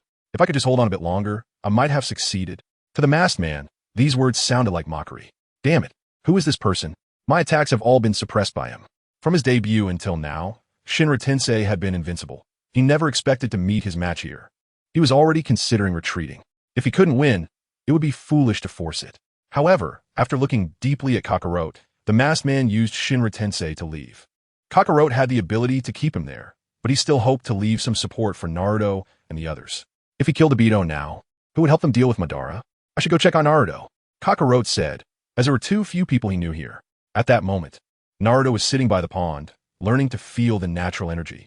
He had made a lot of progress, and there were no signs of being beaten on him anymore. The child of destiny really was different. He learned things quickly. Suddenly, Naruto lost control and absorbed too much energy, causing his toad features to start showing. Ouch! His shadow clone hit him with a stick, immediately dispersing the natural energy. Ouch! Could he be a little gentler? Naruto was also breaking new ground. His clone had hit his original self. Kakarote clapped and said, "Not bad, Naruto. You made great progress. I believe you'll master Sage Mode soon." Upon hearing Kakarote's voice, Naruto's temper flared. "Kakarote, you bastard. Do you know how I got here yesterday? You abandoned your friends." Naruto rushed over and grabbed Kakarote by the collar. This bastard left without taking him along. Were those insects edible? Now Naruto's mouth was filled with a fishy taste. "Aren't you fine now? Don't be so irritable." Kakarote, knowing he was in the wrong, quickly comforted Naruto, prying his hands off his collar. "By the way, why are you the only one training here? Where are Sage Fukasaku and Sage Shima?" Kakarote quickly changed the subject. Otherwise, he couldn't handle Naruto's constant questioning. "I don't know either." The two sages were suddenly summoned away. "I can only train by myself." Naruto looked abandoned. Fukasaku and Shima don't seem like irresponsible toads. What could have happened that made them leave in such a hurry without telling Naruto? Kakarote closed his eyes and began to sense the two sages' chakra to see what they were busy with. Oh, so this is where they are? Kakarote saw Sage Fukasaku and Sage Shima embedded in Jiraiya's body, fighting against pain. They were clearly at a disadvantage. The enemy was unfair, outnumbering them, and Jiraiya had fallen victim to misinformation. It was uncertain if the damaged pain could be revived after being ambushed and injured. "Do you know where they went?" Naruto asked curiously. Naruto wasn't stupid. The sudden disappearance of the two sages must mean something had happened, and he wanted to know. "You're better off not knowing," Kakarote replied, looking at the curious Naruto. "Jiraiya is about to be killed by his former student." Oh, Jiraiya and Naruto shared a bond akin to that of a teacher and father. In the original story, Jiraiya's death caused Naruto to become despondent. Even Kishimoto couldn't write what expression Naruto would have upon seeing a revived Jiraiya. Sigh, I'm just a working man. For the fans of Naruto, who accompanied his growth, let him suffer a little less. Kakarot pressed a finger to his forehead, and his figure instantly vanished. Kakarot? Naruto turned around, looking around, but not finding Kakarot's figure. Jiraiya was kneeling on a stone by the sea, watching helplessly as pain stabbed at him with a chakra rod. Is this where my path ends? Naruto, I know you are the child of destiny. You will surely bring peace to the ninja world. I can't accompany you any longer. Goodbye, this world. In his final moments, Jiraiya thought of Naruto. Just as the chakra rod was about to pierce Jiraiya's body, a hand firmly caught the flying chakra rod. Thank goodness, I made it. The sudden appearance of this change startled everyone on the battlefield. Kakarot, how did you get here? Jiraiya asked in astonishment. Jiraiya knew Kakarot was in Konoha. How could he suddenly appear here? Even Minato's flying thunder god technique couldn't be that fast. I came as soon as I thought of it. It's simple. Jiraiya endured the burden of his own arrogance and still wanted to take down the man in front of him. Who are you? The six Pain surrounded Kakarot and Jiraiya and asked. The sudden appearance of this man did not make Pain nervous. He merely regarded him as a Konoha ninja come to rescue Jiraiya. In his eyes, all living beings were mere ants. I'm just a passing ninja. I saw you bullying the few with the many and wanted to stand up for what's right. Kakarot clenched his right hand and crushed the chakra rod he held. Addressing Pain. Do you know that meddling in others' affairs can get you killed? In Pain's eyes, these two people and the two toads were already easy prey. He didn't mind wasting a little time to confront them. I believe I can take him away from here. Kakarot pointed at Jiraiya as he spoke to Pain. In that moment, the atmosphere on the battlefield became tense, 1 against 7, with the injured Jiraiya not counting, 6 Pains and 1 flying paper man. Then let us see if you can keep your life. The 6 Pains attacked together, using ninjutsu to bombard Kakarot and Jiraiya. Pain didn't believe that the two could remain unharmed under such circumstances. This was Pain's confidence in his own strength. Kakarot placed his hand on Jiraiya's head. Though it was impolite, it was the cleanest spot available. Goodbye. Kakarot waved at Pain and vanished with Jiraiya. Boom! The place where Kakarot and Jiraiya had just stood was blown to smithereens. Pain searched around for the two's chakra, but found nothing at all. Chapter 75. The flaw of Sage Mode. Kakarot suddenly appeared in front of Tsunade, who was handling official duties, carrying Jiraiya, covered in blood. Jiraiya, are you okay?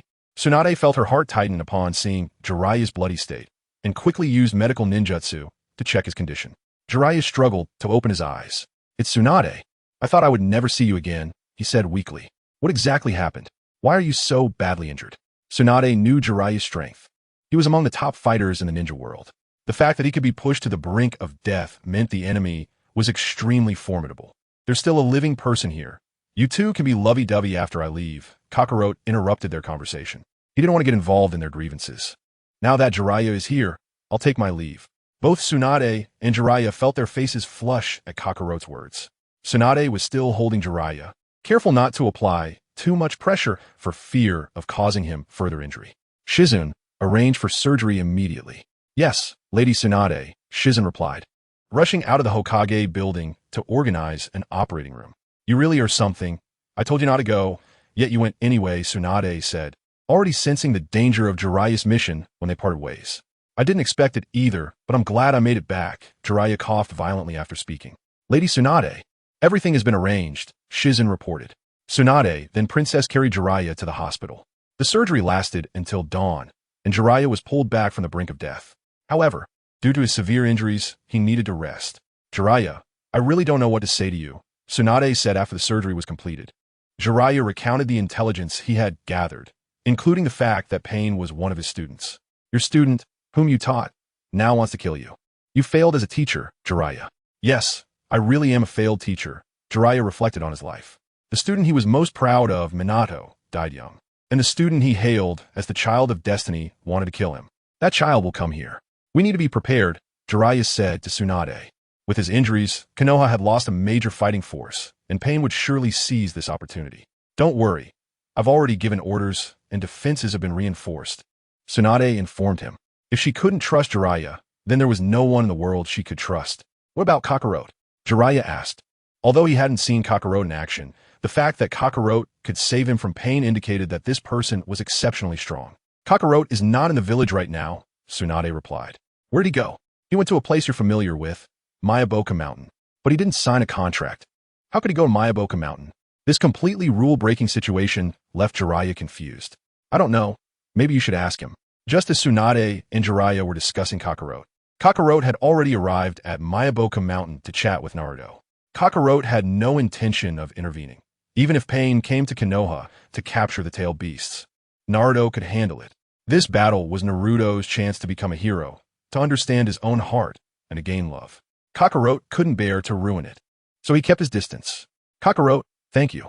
If you hadn't shown up in time, little Jiraiya would have been dead. Sage Fukasaku expressed his gratitude to Kakarot.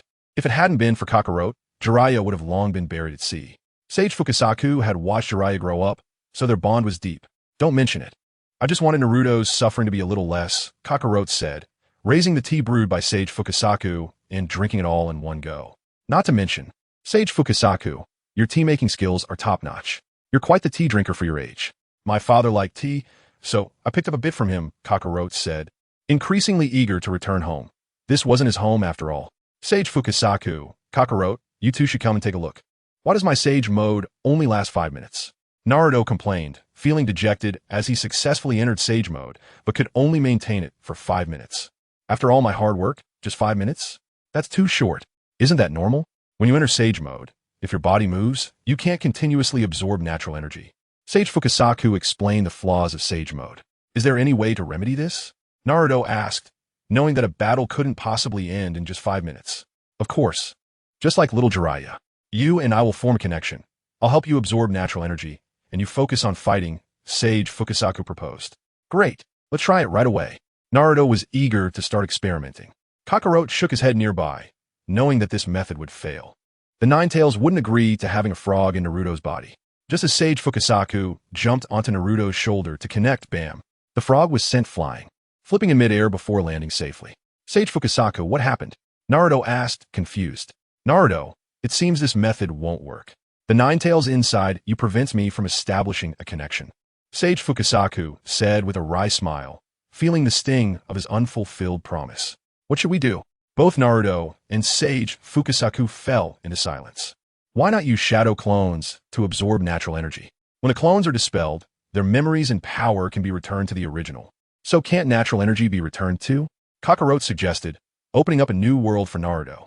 Naruto, being a practical person, immediately began experimenting with a new method. Kakarot, you're so smart to think of this method. Sage Fukasaku praised. Not really, I just happened to think of it, Kakarot said, trying to downplay the compliment. But inside he was beaming with joy. He didn't mind others praising him. He simply stated what he already knew. He was confident Naruto would eventually figure it out. Kakarot just sped up the process. Just as Kakarot and Jiraiya suspected, Pain would soon attack, and the stronger Naruto was, the better. Chapter 76, Kakashi to the Rescue, Summoning Technique. A female Pain formed seals, and 5 Pains appeared, each searching for something in different directions. Enemy attack. Pain was met with a furious counterattack from the Leaf Village ninjas. However, none of it made any difference. Nothing could stop Pain's assault, and one by one, the ninjas of the Leaf Village fell before Pain's advance. Run! Someone save me! Accompanied by the sounds of explosions and cries for help. The chaos echoed throughout the Leaf Village. This was a disaster for the Leaf. Pain's giant summoned beasts rampaged through the village, destroying buildings and trampling ninjas. Damn it! Multiplication technique. The elder boar, deer, and butterfly stood up. Akimichi Chozo blocked a giant centipede. Mind control technique. Yamanaka and Noichi used his ninjutsu to try to control the centipede's mind, but found nothing in the depths of its brain. Chozo was pushed back repeatedly by the centipede. Chozo, my ninjutsu isn't working on it. Yamanaka and Noichi shouted. Is that so? Then step back a bit, Chozo replied, grabbing the nails atop the centipede's head. He exerted his strength and flipped the centipede over, slamming it heavily to the ground. Boom! Chozo pressed his entire weight onto the centipede, immobilizing it. Suddenly, the ground began to shake as a rhinoceros charged towards Chozo. Father, be careful! Multiplication technique. With a roar, Akimichi Choji charged into the rhinoceros's side, sending it flying. Boom! The rhinoceros stood up after crashing into a building, completely unharmed, snorting at Choji. The 2 generations of boar, deer, and butterfly joined forces to fight back. What's going on? Jiraiya, recuperating in the hospital, suddenly heard explosions and villagers screaming for help from the village, instantly realizing that an attack on the Leaf was underway. Jiraiya rushed to the Hokage's office to find Tsunade. Dressed and stepping out the door, he found the hospital in chaos, with countless injured ninjas and villagers being rushed inside. Just as Jiraiya exited the hospital, he ran into Pain. Pain, seeing so many people in the hospital, wanted to ask if anyone knew the whereabouts of Naruto Uzumaki. Not expecting to encounter a big fish here. Nagato, is this the peace you seek? So many innocent people are dying because of you. Jiraiya angrily questioned. When Nagato sought to take his life, Jiraiya could have dismissed it as a clash of ideals. But now, in Jiraiya's eyes, Nagato was nothing less than a madman. Jiraiya-sensei, the sacrifices now are for a better future. As long as the leaf hands over Naruto Uzumaki, I will turn and leave, Pain stated. What if I say no? Then the leaf will cease to exist. Pain's words were devoid of emotion, as if he were a god looking down on humanity, lacking any compassion. Ha! It's all my fault. If I hadn't brought you into this world of ninjas, perhaps you could have lived a normal life. Jiraiya said, tears streaming down his face. Then you can only kill me to pass. Jiraiya spoke with great difficulty, his body heavily injured. All right, then let us continue what we didn't finish a few days ago. A chakra rod appeared in Pain's hand, rapidly charging toward Jiraiya. The chakra rod thrust forward but was blocked by Jiraiya's hospital gown. Jiraiya twisted the gown and pulled hard, causing the chakra rod to slip from Pain's grasp. However, Pain did not retreat, but instead pressed forward with a barrage of punches and kicks. The two fought back and forth, but gradually Jiraiya found himself at a disadvantage. One careless moment, and Pain kicked him away. Struggling to regain his footing, Jiraiya's wounds reopened, blood flowing uncontrollably. Cough! Jiraiya spat out blood, forcing himself to fight Pain. But now he couldn't contain his injuries after being kicked. Why bother, Jiraiya-sensei? Pain said coolly, knowing there would be no result. Why make such a foolish decision? You would understand. If Naruto's way of ninjutsu is to keep his promises, then my way as his teacher is to protect him. Unless I die. You want to get any information about Naruto here? Jiraiya struggled to straighten up. We are the same. You won't get any information about Naruto here. We won't betray our comrades. At that moment, ninjas from the hospital emerged, seeing that Jiraiya could no longer withstand Pain's onslaught and wanting to help. In that case, you all could die. Pain began to move. These ninjas from the hospital were no match for him. You think you can stop me? The screams of the leaf ninjas filled the air. You monster! The remaining ninjas shouted at Pain. Just moments ago, they had been laughing and joking with their comrades. And now they were cold corpses. This batch of ninjas had never seen the brutal reality of life and death on the battlefield. Then go down and accompany them. Just as Pain was about to deal with the remaining weaklings, Kakashi appeared, blocking the lethal chakra rod. Isn't it too disrespectful to flaunt your power in someone else's village? Kakashi stated, using a kunai to block Pain's chakra rod. Everyone retreat. Leave this to me. Kakashi commanded. Yes, Hatake-san. The leaf ninjas retreated in succession. In an instant, only the heavily injured Jiraiya, Kakashi, and Pain remained on the battlefield. Lord Jiraiya, you should leave too. Seeing Jiraiya's open wounds, Kakashi suggested. All right, I'll leave this to you. Jiraiya agreed, knowing that staying would only cause more trouble. Now it's just the two of us. With that, Kakashi charged forward. The kunai imbued with lightning chakra emitted a sharp crackling sound. Zap zap, energized by the lightning. Kakashi's speed increased. Pain stood still, waiting for Kakashi's attack, and suddenly reached out his hand to grab Kakashi's kunai. Gotcha! Kakashi's smile faded into shock as the chakra from the kunai was absorbed, leaving Pain holding the kunai steadily in his grasp. As Pain reached out, Kakashi released the kunai and jumped back. Chapter 77, Battle Against the Deva Path. Can it absorb chakra? Kakashi thought to himself as he looked at Pain. Then I can only use taijutsu. Kakashi immediately began his attack. He needed to quickly deal with the guy in front of him and then support his other comrades. The two instantly engaged in combat. Kakashi threw shurikens to disrupt the opponent's line of sight. Pain easily dodged, but unexpectedly, when a shuriken reached behind him. It suddenly transformed with a puff into a Kakashi holding a kunai aimed at Pain's head. Pain's eyes had a 360-degree view, and he saw Kakashi's move and try to block, but the Kakashi in front wouldn't let him have his way. With a thrust of the kunai, Pain found himself in a predicament, with a wolf in front and a tiger behind. He remained completely calm. He sidestepped, lifted his leg, and kicked, directly hitting the Kakashi behind him while grabbing the kunai-wielding Kakashi's hand with both hands, standing on one leg. Bang, bang. The two Kakashis instantly turned into two clouds of smoke. Kamui, a Kakashi appeared not far away, using his Sharingan's Mangeki to observe Pain. Suddenly, Pain's body split in half at the waist, with his entire abdomen completely disappearing. His upper body and lower limbs fell to the ground. Kakashi quickly exited the Mangeki state. He had consumed too much chakra. When he arrived at the scene, he had already split off several shadow clones. His real body hid in the shadows, letting the clones test the enemy's depth. He had finally succeeded in dealing with the enemy. However, his chakra was now less than half. But seeing the ongoing battles erupting in the village, Kakashi resolutely rushed towards the source of the explosions, where people were waiting for him to rescue them. He wondered how Kero was doing right now. As Kakashi rushed, he couldn't help but recall Kero's figure. In just a short time, Kero had left a strong impression in Kakashi's heart. Universal Pool. Deva Path Pain appeared, directly blowing the Akimichi father and son off the summoning beast. The Akimichi father and son were blown away, leaving deep scratches on the ground as they barely came to a stop. What kind of ability is this? This was the shared question in the minds of the Akimichi father and son.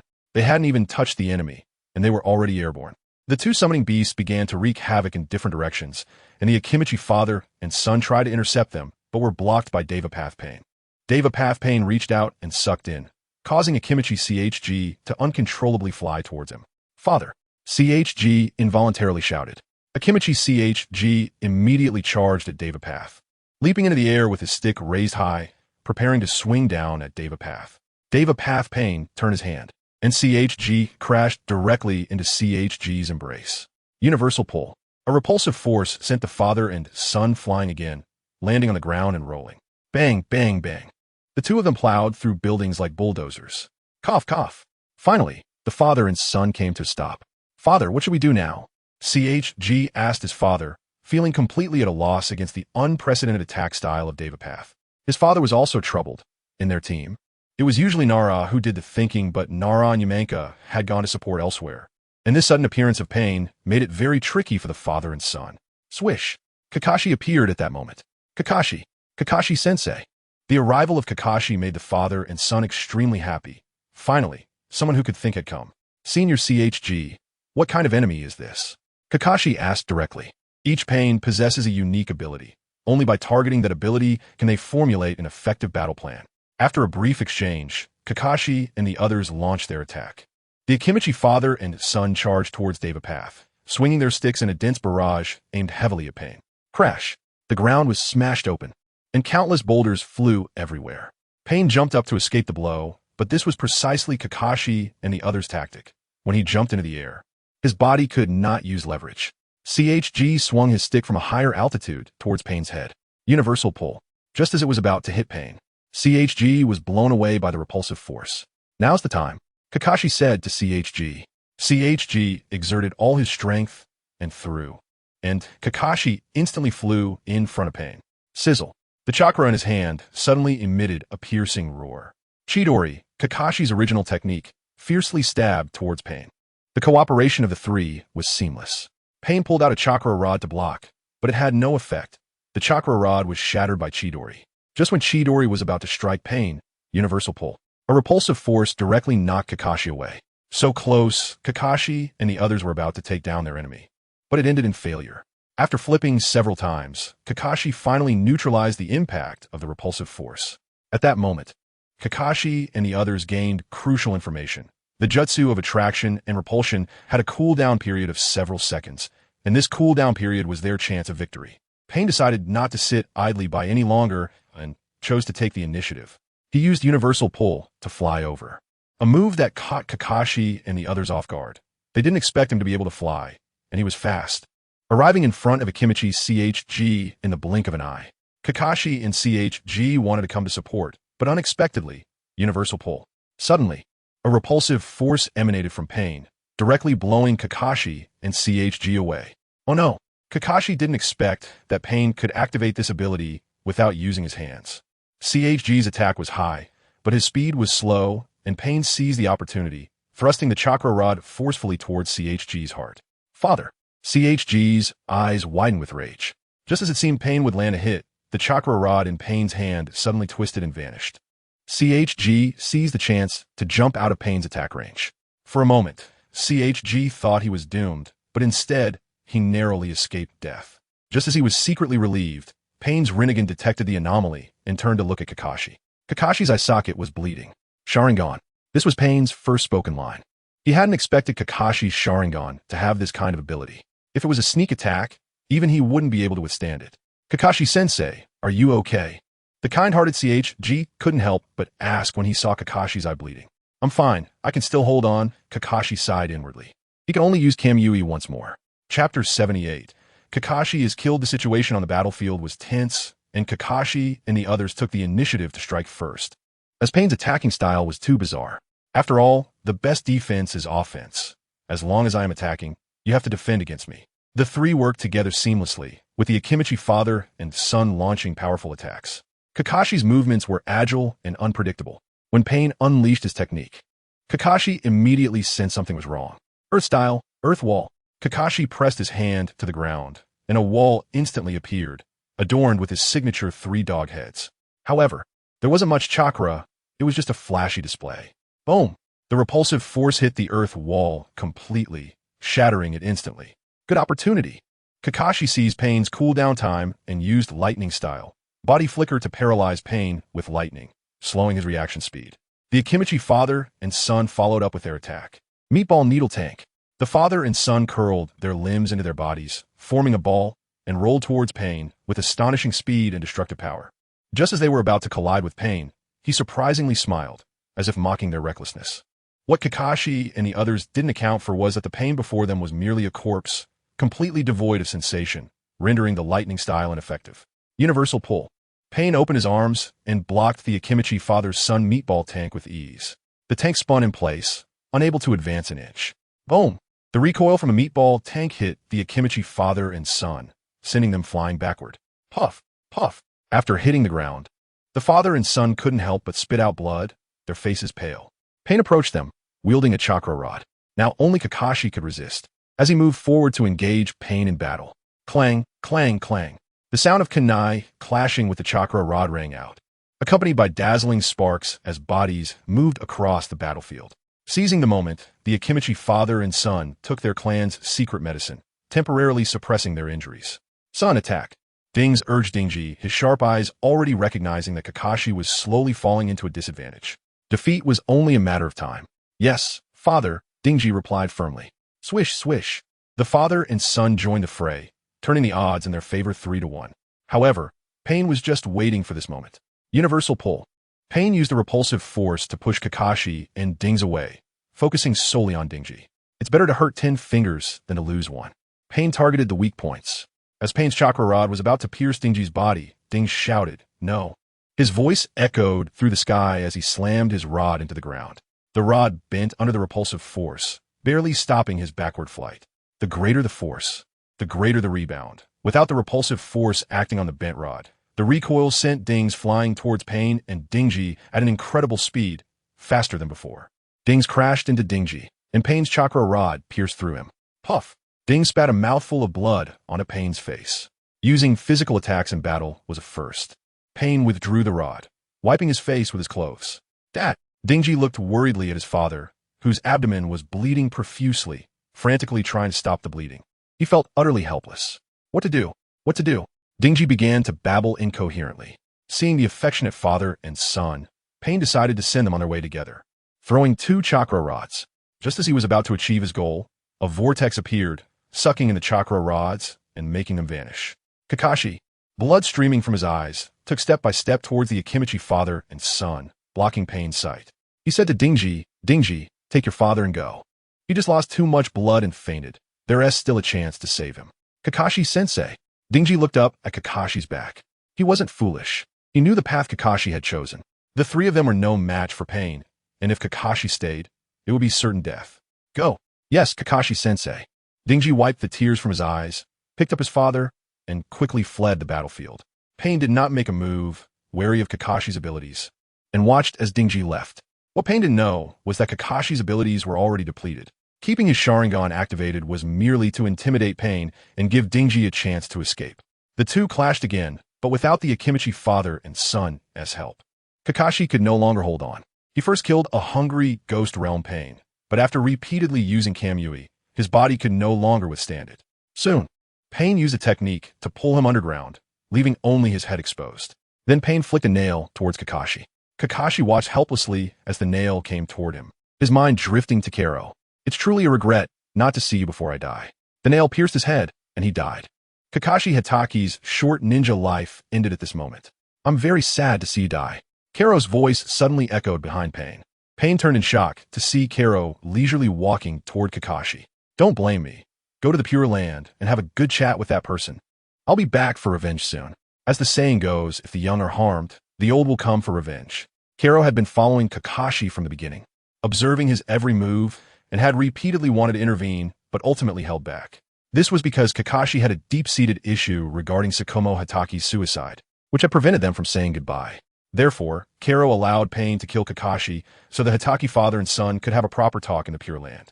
After all, Pain would eventually be persuaded by Naruto, using the Rinne Tensei, to revive the dead, and if Naruto's technique failed with Kero around, dealing with Pain would be a piece of cake. Reviving Kakashi would be simple. However, regarding Pain's act of killing Kakashi, Kero still had to take action. As this Deva Path had killed his brother, no matter which timeline, that was still Kero's brother, so revenge was a must. Kero pulled Kakashi from the ground and laid him down carefully. Now it's time to settle our business. Kero walked slowly towards Pain. Universal pull. Pain used his signature technique against Kero, but it was utterly ineffective. A flash of yellow light enveloped Kero, directly negating Pain's repulsive force. Chapter 79. Hero Naruto Carrot directly grabbed the hand that Pain extended. Is that all you've got? You. Pain wanted to continue speaking, but was interrupted by Carrot. Whatever, just die. With that, Carrot threw a punch. Bang! Pain's lower body was smashed to pieces, and his upper body hung in Carrot's hand. Carrot disdainfully tossed it to the ground and clapped his hands. He then returned to Kakashi's side and teleported away with Kakashi's corpse. Cough, cough. CHG suddenly started to cough. Nagato, what's wrong? Are you okay? Conan asked with concern. Nagato was the only person she cared about in the world. Pain had been killed by the man who rescued Jiraiya. What? Will he affect our plans here? Conan asked, knowing how much Nagato had sacrificed for this plan. She couldn't accept the possibility of failure. It's fine. One Pain can't deal with him, then all the Pains will go together. CHG was confident because he possessed the Rinnegan of the Sage of Six Paths and believed he was invincible. Yes, this was the trust between the two, a complete trust in each other. Swish! Another Pain appeared and directly resurrected the body of Pain. Summoning technique. Bang! The rest of the Pains also appeared. The Konoha ninjas were still fighting when their opponents suddenly vanished. One Pain slowly began to ascend into the air. The Konoha ninjas pointed at the slowly rising Pain and said, "Look, what is that?" All the ninjas present looked up, completely baffled by Pain's actions. Feel Pain, contemplate Pain, accept Pain, understand Pain, and unable to comprehend the true meaning of peace from now on, let the world feel Pain. As soon as Pain's iconic line was finished, Shinra Tensei, the entire Konoha village was destroyed, buildings collapsed, and ninjas and villagers were buried in the ground. Pain slowly descended. Naruto, the strongest summoner, Sakura, shouted loudly. Bang! Naruto appeared dramatically, standing on Gamabunta's head. Naruto's battle with Pain was fraught with twists and turns. He initially had the upper hand, then fell into a disadvantage. Followed by a beautiful rescue from his wife, Naruto went berserk in his tailed beast form, and Pain attempted to create the moon to capture the tailed beasts. Naruto escaped from the tailed beast transformation and used the Rasen Shuriken to persuade CHG. CHG wagered his life for the peace of the ninja world to Naruto Uzumaki. Pain formed hand seals. Rebirth of the Outer Path. A puppet surged from the ground, opened its mouth, and released the souls of the people who had died in this war. Ugh! Kakashi, lying on the ground, let out a sound. He opened his eyes and saw Carrot's back. You're awake? This journey to the Pure Land must have been rewarding, right? Carrot said, facing away from Kakashi. You knew? Kakashi said incredulously, as if Carrot knew everything. I know a little more. Carrot gave a vague answer to Kakashi's question. The two brothers stood atop Hokage Rock, watching the villagers embrace each other in celebration of life after death. It seems like something is still missing. Yeah, it's lacking a little bit. The two then vanished in an instant. Naruto had just come out of Pain's tree hole and was walking toward Konoha village. His body swayed, feeling as if he could fall at any moment. His foot got caught on a branch on the ground, and his body uncontrollably lurched forward. Normally, he wouldn't fall at all, but the battle with Pain had exhausted both his body and spirit. He had no strength left to react. Thud! A soft shoulder blocked Naruto from falling. Kakashi-sensei, Naruto called out. Yes, let's go home. Okay. Carrot patted Naruto's head. This guy chose a difficult path. Naruto and Nagato's words were heard by everyone through the slug. Everyone now knew that Naruto was the one who resurrected their fallen comrades. You've worked hard, Naruto, Carrot said sincerely. Perhaps Naruto was too tired. After lying on Kakashi's back, he fell asleep. Kakashi carried Naruto and Carrot step by step back to the village. We're here. Kakashi woke the sleeping Naruto, who rubbed his eyes as all the villagers of Konoha came to welcome him. Go. After Kakashi set Naruto down, he said to him, this was the honor Naruto deserved. The villagers warmly offered their blessings, and friends tossed Naruto high into the air. The next day, the reconstruction of Konoha was in full swing. Yamato emerged, showcasing his wood-release technique, making houses neat and orderly. I would call myself the strongest in building houses. The Akimichi clan's excavators dug the foundation effortlessly, each one growing large, and the foundation was completed with just a few shovels. Various ninjutsu techniques emerged one after another. The efficiency was indeed high. I'm so full. Kara put down his bowl and burped. He was having all 3 meals at Ichiraku Ramen. Ichiraku had perfectly avoided Pain's Shinra Tensei. What a blessed place. If you keep eating like this, I'm going to go bankrupt. Kakashi said somewhat speechlessly. This guy is milking him for everything he's worth. Ever since Kakashi returned from the Pure Land, his relationship with Carrot had skyrocketed. Free food, lodging, and spending had Carrot immersed and unable to extricate himself. You don't want to get married? So money will rust wherever you put it. Carrot said seriously, joking around. What? Kakashi-sensei is getting married? Naruto exclaimed loudly as he walked in. Really? Guy asked his best friend, after all these years of being together. Now you want to run away and start a revolution? Kakashi was truly defeated by these 2 idiots. They couldn't even listen properly before jumping to conclusions. After rolling his eyes, Kakashi introduced him a bit, and they barely accepted it. Guy, Naruto, it's better to encounter than seek out, come on. Hurry up and order food. Carrot said cheerfully to Naruto and Guy. Naruto suddenly felt that the scene in front of him was familiar. His mind buzzed, recalling how he and Carrot had tricked Jiraiya like this. They had made up an excuse and fled. He was genuinely afraid that Carrot would run away again. Naruto had been financially drained by Carrot before. He knew paying would be a significant expense. Seeing Naruto run away, only Guy was left. And Carrot felt a bit embarrassed because Guy truly couldn't afford it. The physical training was originally a money-sucking pit, and Guy didn't have much money at all. It was best if Kakashi settled the bill, and he even treated Guy to a meal, which made Guy continuously thank Carrot.